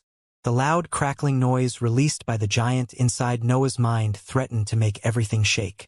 Yet, the dense sea of mental energy and the firm mental walls remaining still under that foreign influence. Noah's ethereal figure opened his eyes and neared the powerful creature. The insides of his mind were usually dark and only had the scarlet light of the demonic deduction technique as a source of light. Still, intense whiteness had appeared after the giant materialized over the mental sea. Noah had stopped shielding his mental sea for millennia already. His mind had endured heaven and earth's light for many years, and he had even refrained from eating wills with his mental energy. His mental walls had reached an unbelievable level of firmness, and they could remain still while that foreign pressure fell on them. "Die quietly," Noah said in an uncaring voice. The giant was only a simple will. Its previous power came from the amount of energy accu.mulat in its structure, but heaven and earth didn't have to put much effort into the mental aspect. After all, the system already had the tribulations programmed in its code. The rulers only needed to trigger the punishment, and the world would do the rest. The creature only carried heaven and earth's decision to activate the tribulation. The will was pure and heavy, but it couldn't scare Noah at all. He felt confident in defeating it in a few waves of attacks. The will seemed to reach the same conclusions since the crackling noise released by its figure softened and stopped trying to break free of that ethereal prison. Noah's dense mental energy could start covering its feet to devour it, and he inspected the process. The crackling giant turned its featureless face toward Noah and opened its mouth, but no words came out of it. He wasn't even sure the creature could speak. Earth usually did the talk. "Do the Xianxia apes hide something important?" Noah asked as he inspected the movements of the creature's mouth. No noticeable reaction appeared on the creature, but Noah didn't let the matter go. It was rare for him to have access to something that could give him insights into heaven and earth. That tribulation didn't have much, but it was still a connection to the ruler's system. It expressed their feelings and intentions. "You have tried to attack the apes even after we got in your way," Noah mocked. "Does it scare you that they gained access to your sky?" The corners of the crackling figure's mouth turned upward to show a devilish smile. It was clear that it didn't want to reveal anything. The scarlet light inside Noah's mind intensified and suppressed the white radiance. Even his ethereal eyes started to release a red halo. He had activated the demonic deduction technique, but the thoughts that it generated didn't involve the giant structure. He wanted to find a way past its poker face. It's not their power, right? Noah laughed as understanding suddenly dawned upon his mind. You must hate that sky. It's the proof of your failure. The giant continued to smile, but Noah noticed a flicker in the ethereal lightning bolts that ran across its figure. He had touched a delicate topic, and he didn't hesitate to talk more about it. It's understandable, you know? Noah continued to laugh. A bunch of magical beasts has almost defeated the great heaven and earth. You didn't even win right away after transforming your existence. No wonder you have yet to reach the 10th rank. I don't think you are ready. The lightning bolts flickered whenever Noah made a sharp comment. Their rhythm even changed at some point. He was getting somewhere, but he didn't know how that process could help him, but getting heaven and earth angry sounded enough anyway. How could you even lose to those creatures? Noah openly mocked heaven and earth. You didn't only fail to predict their arrival. You also had to give up on the same law that made you conquer the world. It's quite lame when you think about it. The crackling noise almost disappeared during Noah's derisions. Instead, the scarlet halo intensified as violent thoughts filled his mind. A red radiance also seeped out of the black mental sea as the process continued. How sure are you that your current path is correct this time? Noah asked. Your new form might work against the magical beasts but fail on the cultivation path. You might have turned yourself into the best enemy of those creatures at the expense of your potential. Noah was trying to get something out of that interaction, but he had to admit that mocking heaven and earth felt nice when he could study their reactions. Most existences in the world saw the rulers as unreachable monsters, but he knew their true nature. They were nothing more than living beings who had managed to approach the 10th rank before everyone else. So, Noah eventually announced as he stopped laughing, what was it? What did the Xianxia apes do to make you so angry? It can't be only the old sky unless you really hate your previous self. Have fun while you can, ant. Rough and unclear words suddenly came out of the crackling figure. Thrive, play, and feel strong. But remember that the sky will always be above you. The giant's words sounded like thunder. They didn't have a proper voice behind them, but Noah understood their meaning anyway. It was as if heaven was speaking in a universal language. I'm playing in your hand, Noah replied. I don't deny it, but it's funny to see how helpless you are about all your rebels. What's the point of being in control of the world if you can't even get rid of its ants? A world needs ants. Thunders came out of the creature's mouth. You'll understand when you'll become me. You won't get my law, Noah laughed. You didn't even manage to remain silent in front of a few mocks. Your words have forced a mere spawn of our power to speak, heaven replied through its thunders. But you have never affected me. Have fun playing on our hand. Enjoy yourself while you still can. The figure raised its hand toward its chest at that point, and its grasp tightened. Noah saw the will shattering into a wave of ethereal sparks spread through his mind. The spark fused with his mental energy and sent their power to Noah at the same time. His mental sphere experienced a sudden enlargement that generated a sharp pain, and he had to crouch in the real world to endure it. They have always had the chance to commit suicide. Noah cursed as the pain dispersed, but a faint laugh eventually escaped his real mouth. Heaven and earth had decided to remain under the influence of his words on purpose. They were testing his power for reasons that he couldn't confirm. Noah could come up with a few hypotheses, but he didn't care much about them. His focus was on the only explanation that could cover all those guesses. They know I'll remain alive until the end, Noah thought as he opened his real eyes and saw his companions inspecting him while wearing confused expressions. They know that I will be one of their last opponents before the breakthrough to the 10th rank. Is it over? Noah asked when he saw his companions inspecting him. The storms are retreating, Alexander announced while pointing at the waves of chaotic laws converging toward the massive crack and restoring the fabric of space. Did you talk with heaven and earth? King Elbaz asked as his eyes sharpened.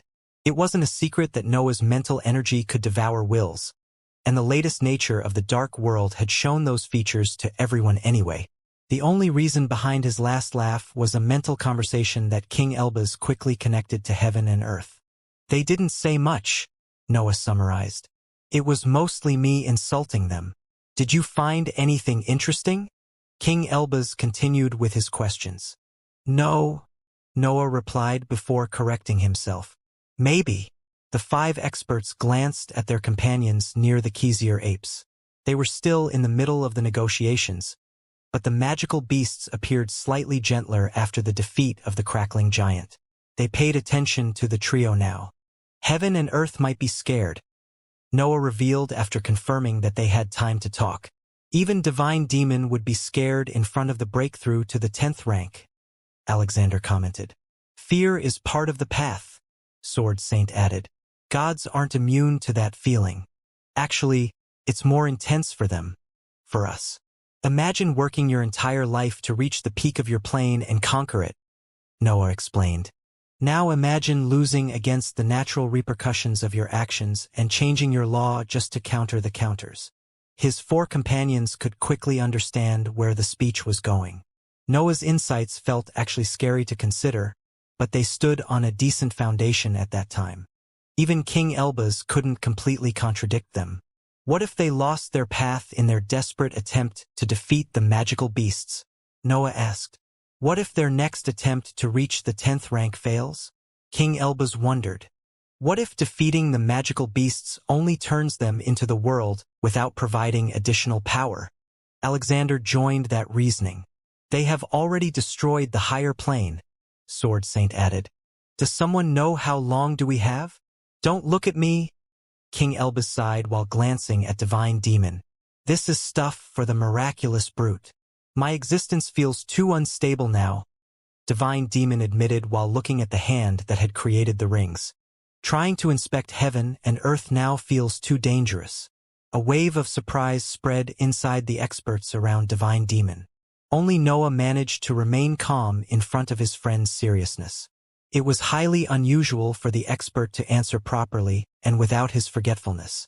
We have to hurry up and step into the 9th rank, Noah said before other questions could arrive toward the expert. We can't keep fighting like this anymore. I'm close, Alexander revealed. Completing the ethereal center of power isn't an issue. I just don't know how to fill it. I'll get there smoothly, Sword Saint announced. Though, I think I need to cut something important first. Divine Demon had already stated his position, so the 3 experts turned toward King Elbaz and Noah. Still, the 2 could only show complicated expressions at that gaze. We have a few issues, King Elbaz tried to explain shortly. More than a few, Noah sighed. But I don't see us failing to reach the 9th rank. The only issue appears to be our time. The moment when heaven and earth defeated the magical beasts and took complete control of the world would mark the game over. It didn't matter if the rulers succeeded in the breakthrough to the 10th rank at that point. Everything and everyone inside the sky would die. Heaven and earth would simply remove every unwanted existence if they succeeded in reaching the 10th rank. On the other hand, the white sky would probably crumble if the rulers failed in the breakthrough again, and nothing would be able to survive the event. Noah and others might use special abilities to avoid the catastrophe, but they would still find themselves in the void after that, which could only lead to death. Our priority must be to keep as many enemies of heaven and earth as possible alive, Noah concluded after his reasoning. That will slow down their progress and give us more time.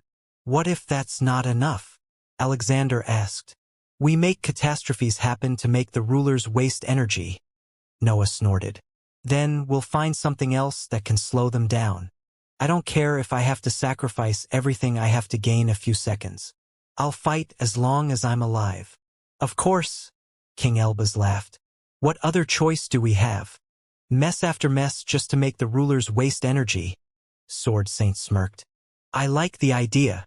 We have to destroy the sky anyway at some point. Noah shrugged his shoulders. The issue is in being able to live inside the void. We can't do much even after the knowledge ACCU.mulat during our previous mission. That place is simply too vast for our methods to work. And they even have a guarding dog, King Elbaz laughed. I must say, those techniques are interesting. We should find a way to seize the monster. I thought about that too, Noah revealed. I plan to unleash the monster inside the sky and let it go all out. But it's hard to make it change target when I don't know how they choose their opponents. I get that it envies those who oppose heaven and earth, so there has to be a way to exploit its power. It might fear the sky, King Elbaz suggested.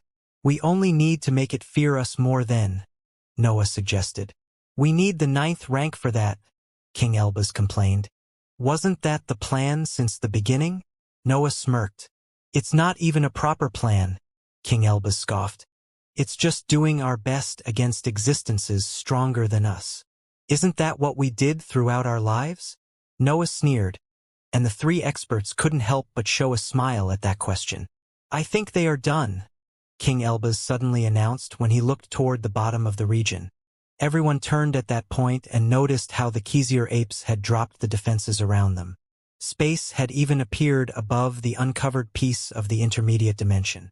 It seemed that the creatures had decided to give the experts a chance after fixing their problems. Noah and the others exchanged a gaze before descending toward the surface. The magical beasts felt timid in front of existences that had managed to destroy a rank 9 punishment even if their actual power remained in the 8th rank. Their worry was justified, and the group didn't dare to put pressure on them for that exact reason. How did it go? Noah asked in a calm voice when the 2 groups reunited.